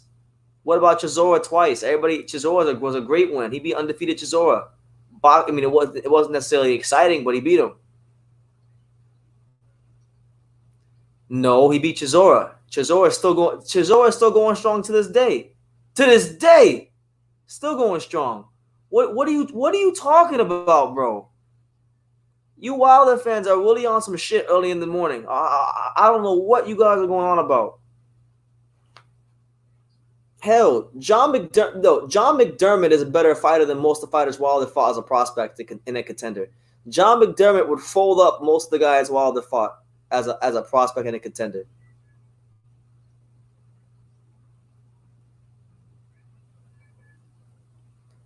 How about Steve Cunningham? How about that one? Stevie Cunningham was a great win. Former cruiserweight champion. You know, I know he wasn't a great heavyweight, but was a cruiserweight champion. How about Otto Wallen? Otto Wallen did better than Wilder. Otto Wallen did better than the big dosser, Deontay Wilder. Did way better. So I'm actually going to count that as a quality win. So Otto Wallen, Wilder, Klitschko, Chisora twice, John McDermott, Steve Cunningham. He has a solid resume, Tyson Fury. Up to today, he beat fighters that we'll forget about. Okay. And Wilder beat fighters we're going to remember. Who? Do you think 30 years from now people are going to be talking about Luis Ortiz? Do you think 30 years from now people who are just following boxing are going to be saying, man, that Luis Ortiz, he was a great fighter, but yeah, he was just so ducked and nobody wanted to fight him. Get out of here, bro. Tyson Fury whooped fighters that people are going to remember years from now, like Vladimir Klitschko. Vladimir Klitschko's a lineal heavyweight champion. He was one of the Vladimir Klitschko's names are in the history books. So when people go look at the longest title defense streaks in boxing history and they see his name and they want to find out who ended that reign, Tyson Fury's name is always going to come up for the rest of the time. So what are you talking about? Can you do a list of the worst champions? The worst heavyweight champions? I might do that. Charles Martin's definitely one of them. I'm definitely going to put Wilder in there. I don't care what nobody says. Yeah, he defended his belt, but it was so. The thing is, if his career wasn't so damn carefully managed, it'd be so much easier to give him credit. But he was such a. How do you go 40+ fights and not fight no big punchers except Dominic Breazeale and Luis Ortiz? Come on, man. Tyson Fury in the second fight is the third is in the top 3 biggest punches of his career. Think about that for a second. Tyson freaking Fury in the second fight is one of the best punchers Deontay Wilder ever fought. And y'all said this guy is pillow fisted. Make that make sense to me. How'd that work?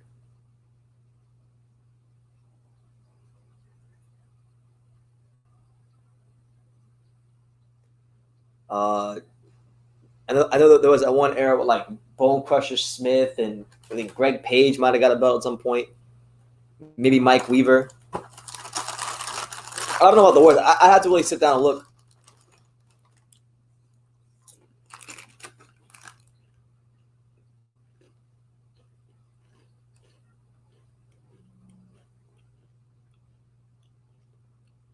Oh, who's that one guy? Nikolai Valuev. Oh my God, he's in there. Nikolai Valuev is definitely in the running. Valuev, Charles Martin, Romain Stavern.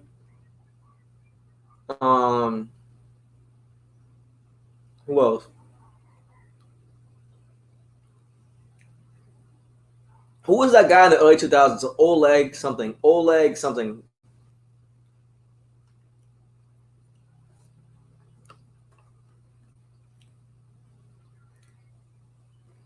Yup, he didn't want no heat. Hawker Mustang. He said they kept Wilder from punches. He didn't want no heat with Dillian White. He didn't. None. There you go. Oleg, this guy. I can't say his last name, but that guy. Yeah, he had a belt. I mean, I don't think he was. I don't remember him being horrible, but I know he was like a forgettable champion. I'm trying to think, man. Who else? You had Bone Crusher Smith. You had Greg Page. Well, no, Greg Page never won a title. He was just a high contender. But I know a lot of people complain about Bone Crusher Smith. Tony Tucker. That was another one people complain about.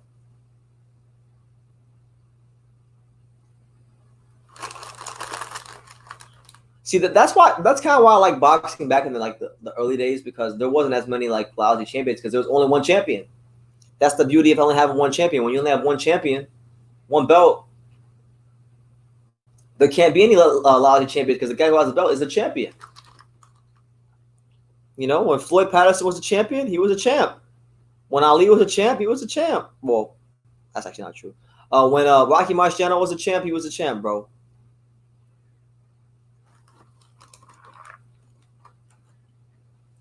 I forgot most of the bad champs' names, BT. Many guys won a heavyweight title and then lost it right away. Oh, what about Sergey Liakovic? That's the one. Sergey Liakovic. I mean, I know I like him and all, but maybe Shannon Briggs. Because Shannon Briggs might be the. Actually, no, I was going to say. Shannon Briggs won a heavyweight title 2 times. The first time he won it from George Foreman.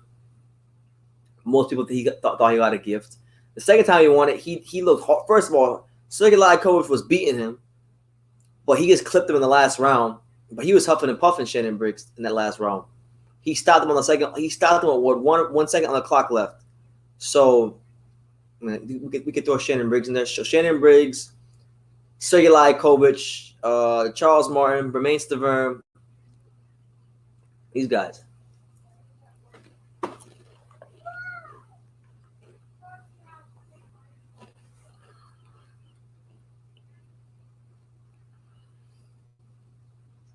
Let's go, champ, though. Shannon Briggs is a cool dude, but his resume is really bad in my opinion. It is, because if you want to be honest, his career is just weird, because if you don't know anything about boxing, right? Let's just say you don't know anything about boxing. The guy is a 2-time heavyweight champion, and he was a lineage champion.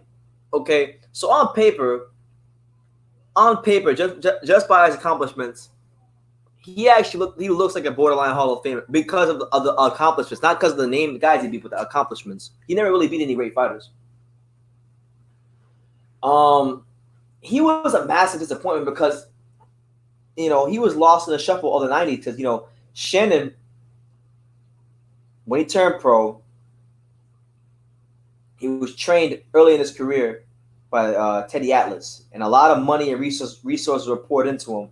His manager at the time was a guy by the name of Michael Marley, and Michael Marley, all these guys in New York that were behind him, they were pouring millions of dollars into Shannon early in his career. So he had all the resources, all the opportunities in the world to go somewhere, and he pissed it away. He'll tell you himself he pissed it away. He was running around New York City with blonde dreadlocks, partying, pretending to be a boxer. And to this day, I've heard him say it off camera. You guys never hear him say this off camera. But Shannon Briggs regrets deeper than anything that he didn't take boxing seriously when he was younger. Because I'll tell you a story. Since we're live, we're on quarantine, we're just telling all kinds of stories. One time I was at the Heavyweight Factory. I've been to the whole day. It's like 2016, 2017, somewhere around that time. I've been there the whole day doing interviews. I think I interviewed Shannon that day. Probably Bo, probably Holyfield. A bunch of people I interviewed at that one day. So Shannon's leaving the gym, and he's having a conversation with one of his cousins about himself in his younger days. And one of the last things he said to one of the trainers before he walked out of the gym was, he was talking about when I guess he stayed at Emmanuel Stewart's house. Apparently, at some point in his career, Shannon Briggs stayed at Emmanuel Stewart's house. Okay? So he was like, yeah, I stayed at Emmanuel Stewart's house, but I didn't take training seriously. I could have been something as a boxer. I could have been something.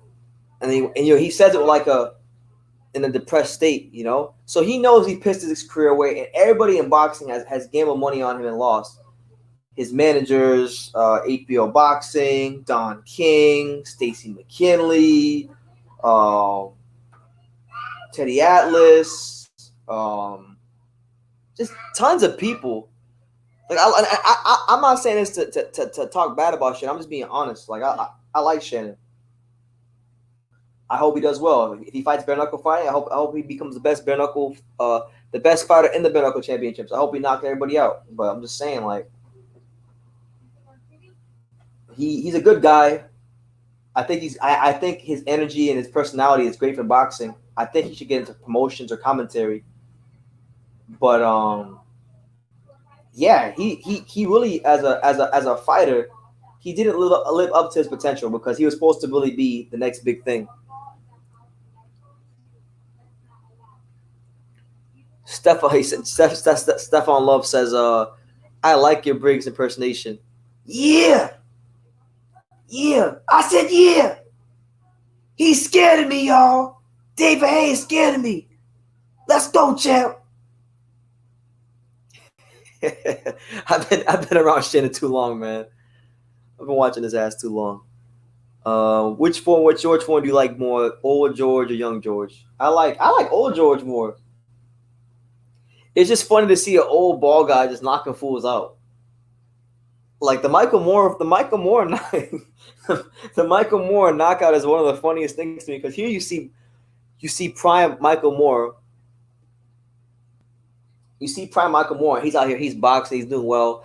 And Foreman throws what these punches that don't even look like they're hard, and this guy just goes to sleep. It's just the funniest thing to me. So I love for that reason. I like Foreman. I like the story of him becoming the oldest heavyweight champion after everything, in his career. Who is the best trainer of all time? Of all time, it's for me. I think it's like what's that guy? I think there's three names. Three or four names you could say are the best trainer of all time. I think you could go with I think obviously Eddie Futch, the great Eddie Futch, trained Joe Frazier, Ken Norton, Larry Holmes, Riddick Bowe. Great trainer. I think he'd be a great shout. Ray Arcel's another one. He was a great trainer. Emmanuel Stewart, obviously, and then this one guy's name? He's an old trainer from from way back in the day. Blackburn. I can't remember his name. Blackburn. Something like that. Blackburn. I think it's Jack or Jim. Something like that. What was his name? Jack Blackburn. Yeah. Jack Blackburn is like, unless you really up in your boxing, you don't know nothing about no Jack Blackburn. Jack Blackburn, he trained, first of all, he was a boxer himself. I think he was a welterweight. He had fights with Sam Lane. He fought Sam Lane for like 6 times. Fought Joe Can 3 times. Defeated Joe Cans. Good fighter. But where he really made his name as a trainer was training Joe Louis. Joe Louis trained him. Trained Bud Taylor, bantamweight champion. Shout out to Bud Taylor. I'm not gonna lie to you. I don't even know who the hell Bud Taylor is, but apparently he's a great fighter. See, that's a Mark question. If we were here, if Mark was here, he would give us facts about Bud Taylor.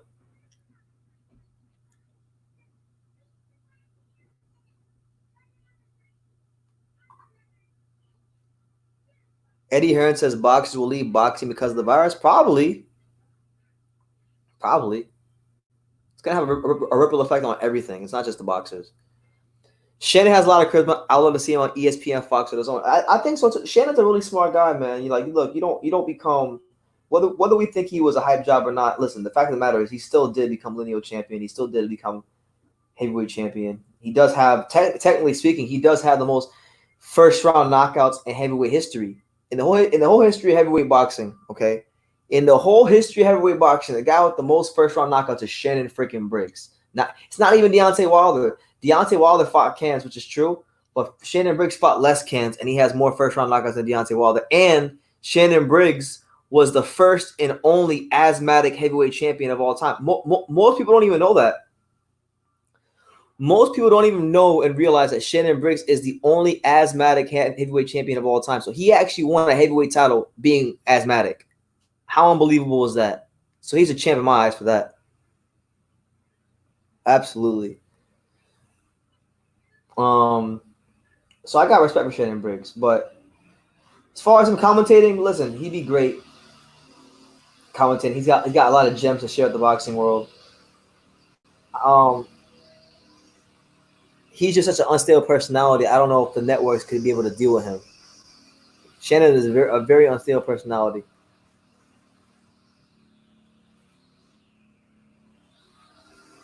Yeah, man. He was never going back to the UK. And shout out to my man Jordan. Fury was never going to go back to the UK because, like you said, it was way before. And now, like the LDBC and people who don't follow boxing, they're like, yeah, man. Oh my God. He just released it. Angelo Dundee was a great trainer, Gil Clancy trained Emil Griffith. He was a great trainer. I'm definitely gonna say Stacey McKinley. Stacey McKinley, fantastic trainer. You got Freddie Roach, Roger Mayweather, Sugar Hill Stewart. Sugar Hill Stewart trained Adonis Stevenson. Now he trains Tyson Fury. So we can't sleep on Sugar Hill. Sugar, how you get so fly?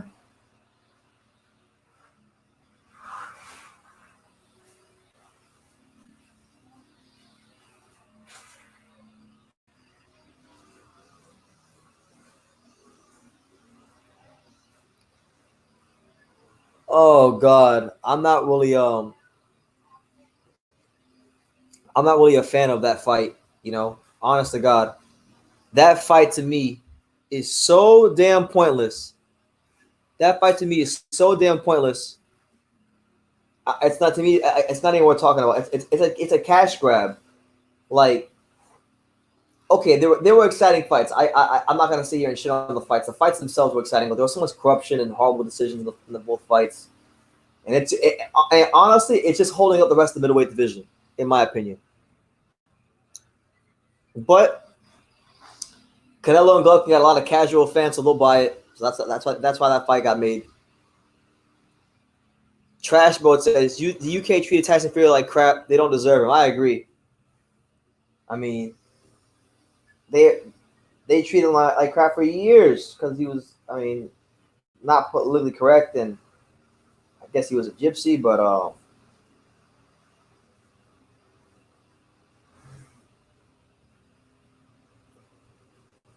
honestly, they should all be getting behind Tyson Fury. He's the best.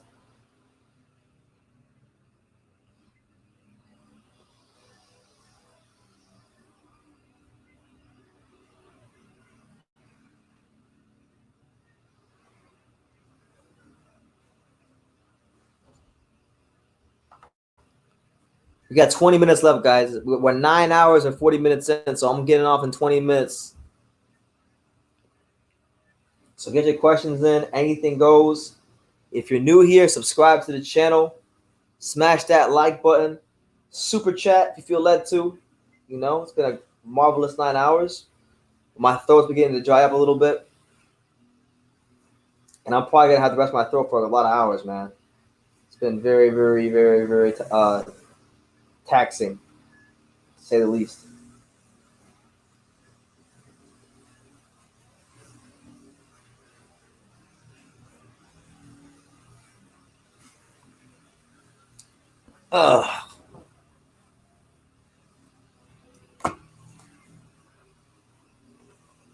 Yeah, bro. Everybody always talks about how we want somebody who speaks the truth and stands up for themselves. And then when somebody who actually does those things comes along, they hate it for that. Because honestly, the world has become so pussified, and especially with men, the pussification of men across the world has been nothing but disgusting to me. So Tyson Fury being an alpha male, it's very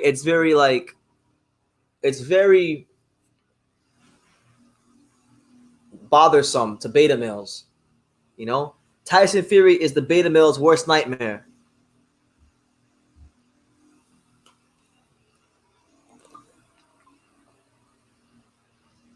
So why is Wilder not taking any help from all the trainers, former champs reaching out? Is this a form of retirement? It's a form of arrogance. That's what it is. Arrogance. It's arrogance. Like, cause like, look, just on my channel alone, forget everywhere else. Just on True School Sports alone, Stacey McKinley has opened the door for him to come work with him if he wants to.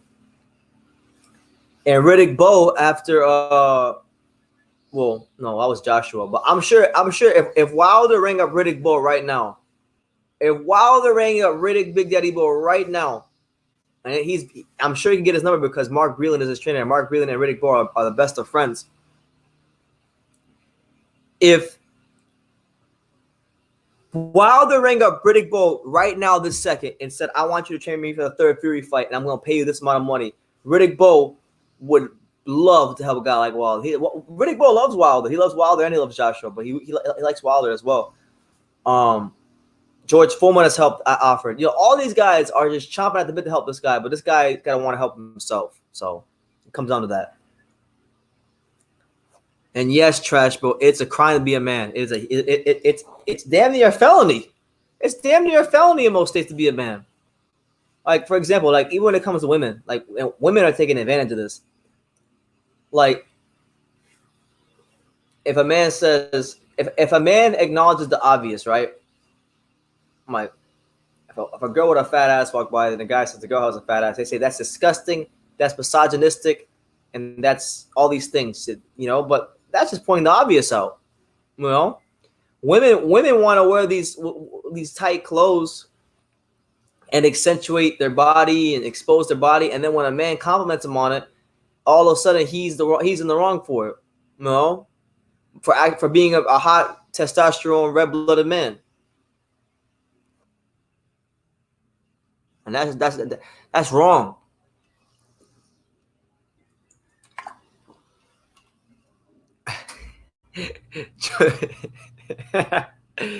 Jordan Clampy says, I could see Fury beating him and then giving him the belts and then becoming his trainer and manager. He could. I could see that too.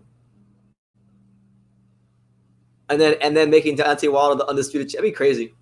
Crazier things happen in boxing. Like when Mickey Ward became Arturo Gotti's trainer later in his career. That was wild.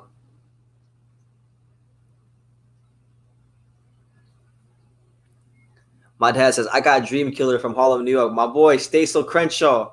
We just interviewed him the other day. A good fighter who unfortunately hasn't gotten the benefit of the doubt when it comes to the politics of boxing. You know, he hasn't even had a professional fight because, you know, Mayweather Promotions won't give him any opportunities. So, but I agree with you, Pops. Dream Killer would do all right. He would get some wins and be a good pro. You know?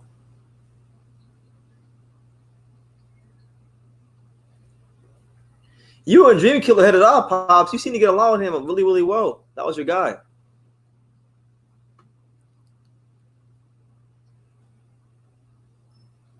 Let's see this. Let's see Scott. This guy counted. I am.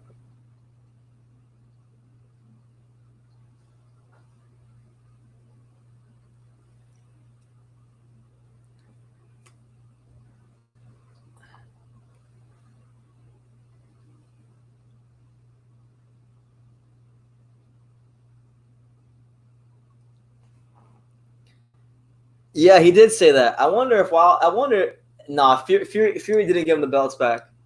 He didn't give the belts back. He probably said, you know what? I wasn't giving the belts back, but he was being a big bum dosser, so I decided to keep him home and put him on my shelf. I guarantee you, Tyson Fury would say something like that. You big dosser. I gotta buy one of those T-shirts later on in the future.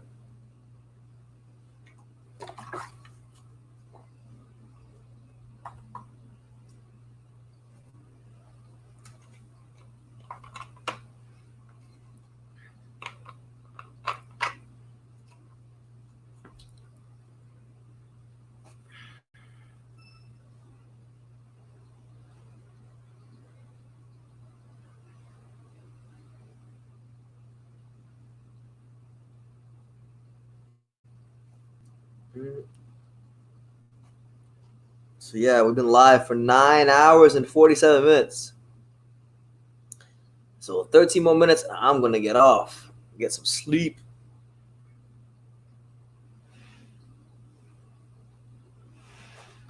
I'm still pissed off that Casemiro versus Inoue got canceled. It's pissing me off, man. Casemiro wanted all the smoke. Inoue wanted all the smoke. It was gonna be a great fight.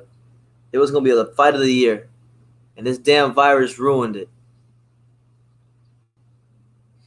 What I'm trying to figure out is how are fighters agreeing to fights like Zhu Can and Josh Warrington just agreed to terms for a fight, but how can you agree to terms for any fight when we don't even know when the hell there's going to be boxing again? Y'all can't be agreeing to no damn fights. You don't even know when you're going to fight again. You know?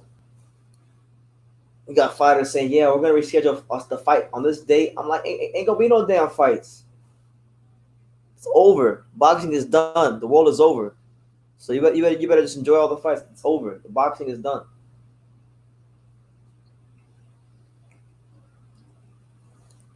What do you guys think?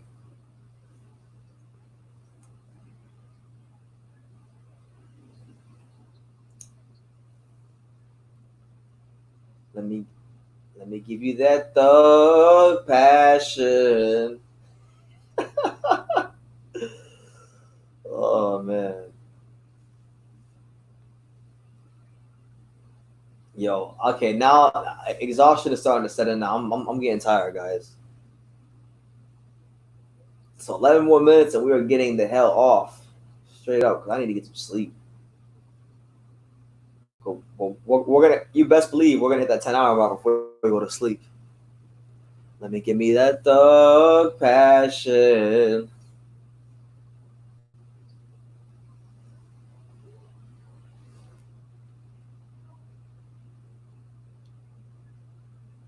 Who is the most overrated rapper of all time? Oh man, you're probably not gonna like my answer. Most people probably won't because he's very popular. But to me personally, I'm just not a big fan of him. So to me, he's overrated. It's Eminem. I'm not saying he's not a great rapper, but to me, Eminem is the most overrated rapper because I'm not a big Eminem fan. His voice is annoying. To me, it is. He's always yelling. He's always angry about something. He always wants to kill someone. Like, bro, just be happy. He's always depressed. Just be happy for like 5 seconds.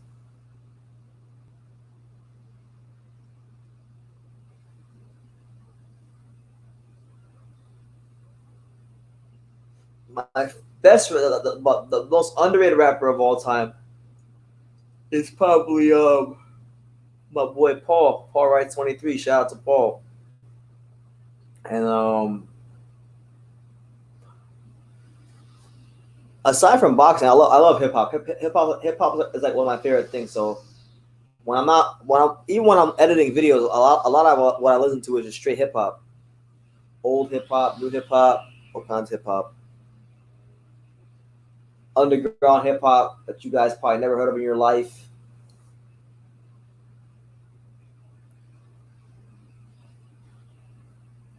Oh wait, the most overrated rapper of all time is Adrian Broner. Have any of you guys ever heard Adrian Broner rap? Have you ever heard his music? It's pretty trash. It's pretty horrible. But he's got this one song I like called what's it called? Tear. He's got this one song called Tear. I came from Section 8, but I won't shed a tear.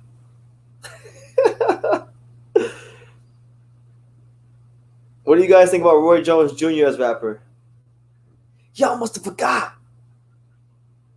Will there be another Roy Jones? Probably not. Stop Virgil Hill with a body shot. Y'all must have forgot. After giving a whooping to Montel Griffin.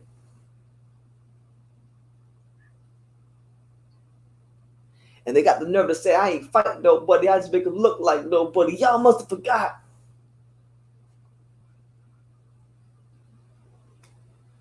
Oh, yeah. Prime DMX was something special. You're absolutely right about that. Very few rappers are as good as a Prime DMX. Nas was amazing. I'm a big Nas fan. Nas to me is the greatest rapper of all time. I love Nas. Nas, Fonte and Big Pooh, Little Brother, my favorite rap group. Gangstar, Paul Wright's 23, my boy. Kendrick. I mean, I like J. Cole. I like Kendrick Lamar.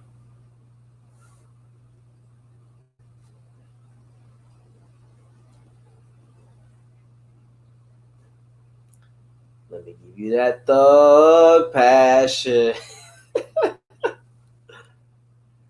KRS-One is amazing. Got Rakim, KRS-One, freaking what's his name? Outkast, Big Daddy Kane, AZ. I'm freaking tired right now. Big Pun.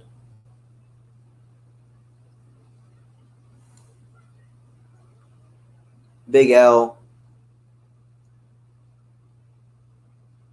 Common, Talib Kweli, Mos Def, Mobb Deep, big group. Capone and Noriega, CNN, they're great. But my favorite rap group of all time is this rap group called Little Brother. I don't know if you know Little Brother. It's Ninth Wonder, the producer, Fonte, Big Pooh, they're from North Carolina. That's my favorite rap group of all time. Then Gangstar.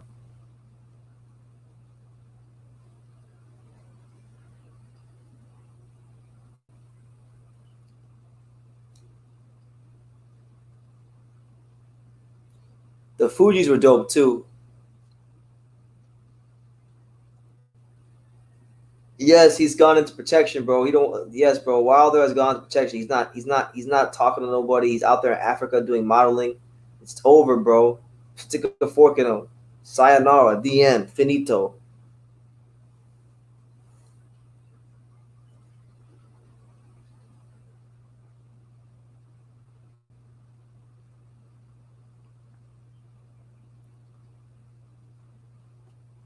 All right, so we're about 6 minutes. We're about 6 minutes done from being over with this live. With that being said, I'll take the time to just talk to you guys until we get to the 10-hour mark, and just wrap it up. First of all, I want to say thank you to everybody who's come on the live over the last 10 hours. This was very spontaneous and unplanned. I didn't think I was gonna be live for 10 hours, but I figured why not make history? Why not make history today while we're in quarantine? Go live for 10 hours. With that being said, though, I'm gonna be very tired, and I'm not gonna want to go live for like at least a day or two. I'm gonna need a day or two to rest and recuperate from this. So thank you guys. Thank you to everybody who came on live and participated as well. Thank you to Hyro. Thank you to GMB Catastrophe who came on earlier. Thank you for that. Thank you for everybody who commented and dropped a like and a super chat. Couple of programming reminders here on True School Sports. I got a couple of videos over the next couple of days that are gonna premiere. I'm gonna have a video about Tyson Fury being superior to heavyweight division coming out. I got a video from Mundo Boxing Gym and training footage coming out. I got a video of Anthony Joshua being the underdog in the Fury fight coming out for premiere. There's just a lot of stuff coming out, man. There's so much content coming out. I can't even keep track of it, and there's still more content that's going to be put out before the end of this month. So I just want to thank everybody who continues to support the channel and leave great comments, uplifting comments. Because sometimes too, like I'm doing this, like I'm always grinding. I'm always on the computer, trying to, give you guys the best content possible, and be a good ambassador for the sport of boxing, and create new boxing fans. And sometimes I haven't really been discouraged in a long time, but there was a long period of time where I was very discouraged about YouTube. So when I was getting positive comments, whenever I get any sort of positive comments, it keeps me going. Like I don't need them, but they help. I don't need them because I love doing this and I get great satisfaction from doing what I do. But you guys' positive comments really help me to keep going. So, I'm not going to be mad if you leave positive comments. I got an interview with this guy named David Flat Sparks, this guy that boxed out of the neighborhood gym. And they're basically going to talk about the injustice, like how Floyd Mayweather Jr. treats his fighters and mistreats them. It's like an hour and 30-minute interview. We talked about all kinds of stuff. So that'll be coming out soon. I interviewed Habib Ahmed, who many of you may remember fought Gilberto Ramirez and lost, from Ghana. He was supposed to fight Rob Brandt in January, but Rob Brandt pulled out with an injury. So I interviewed him as well recently. That'll be coming out soon. And then I interviewed lightweight prospect Michel Rivera, the guy that fought on the Ugas undercard from the Dominican Republic. So yeah, man, lots of stuff coming on here on True School Sports. And 2020 is gonna be a great year. No matter what happens, all I want to say is before we go, I want to encourage you guys out there, even if you don't believe in Jesus, to go check out my video that I just dropped that premiered while we were live about Tyson Fury being a warrior for Jesus Christ and how Wilder will never beat him. Go watch that video. It'll be a cool video to watch. What else is there? What else dropped recently? I still got my Pedro Diaz interview that me and my dad got to sit down and edit, so that'll be out soon. Apparently IFL TV is doing reruns. Everybody's doing reruns right now. Everybody's going to the vault, dropping stuff, so it'll be no different here. I'm probably gonna do a couple more big compilation videos of like old interviews, random interviews from the past. So just keep your eyes peeled. There'll definitely be a lot of things coming out here on True School Sports as we progress. But we made history today, guys. We have been live for almost 10 hours. We got one more. We got about a minute and 14 seconds left. So take a drink of water because my damn throat is dry from talking for 10 hours straight. I'm talking 10 hours straight. This is tiring, guys. This is very tiring. Thank God I laid down for most of this because I was laying down for most of this. I didn't even stand up for most of this or sit up. But all I can say is thank you, man. The support this year has been absolutely unbelievable. I'm amazed every day just on this journey. God has blessed me, tremendously, and like my faith in Christ has really taken me further than anything on earth. And I'm just grateful for everything. I'm grateful for everything, and I'm appreciative of everything because a year ago at this time, 2 years ago at this exact time, I was going through some shit, man. I was going through some stuff. That my ex-girlfriend really took me for a ride. But anyway, we've hashed it out already. I'm happy about where I'm at in life. But with that being said, we're about to hit the 10-hour mark, so I'm gonna say it like this. Like I say in every single one of these videos, you can love me or you can hate me, but I'm just a kid from Dillian. So until next time, take care, guys. 10 hours.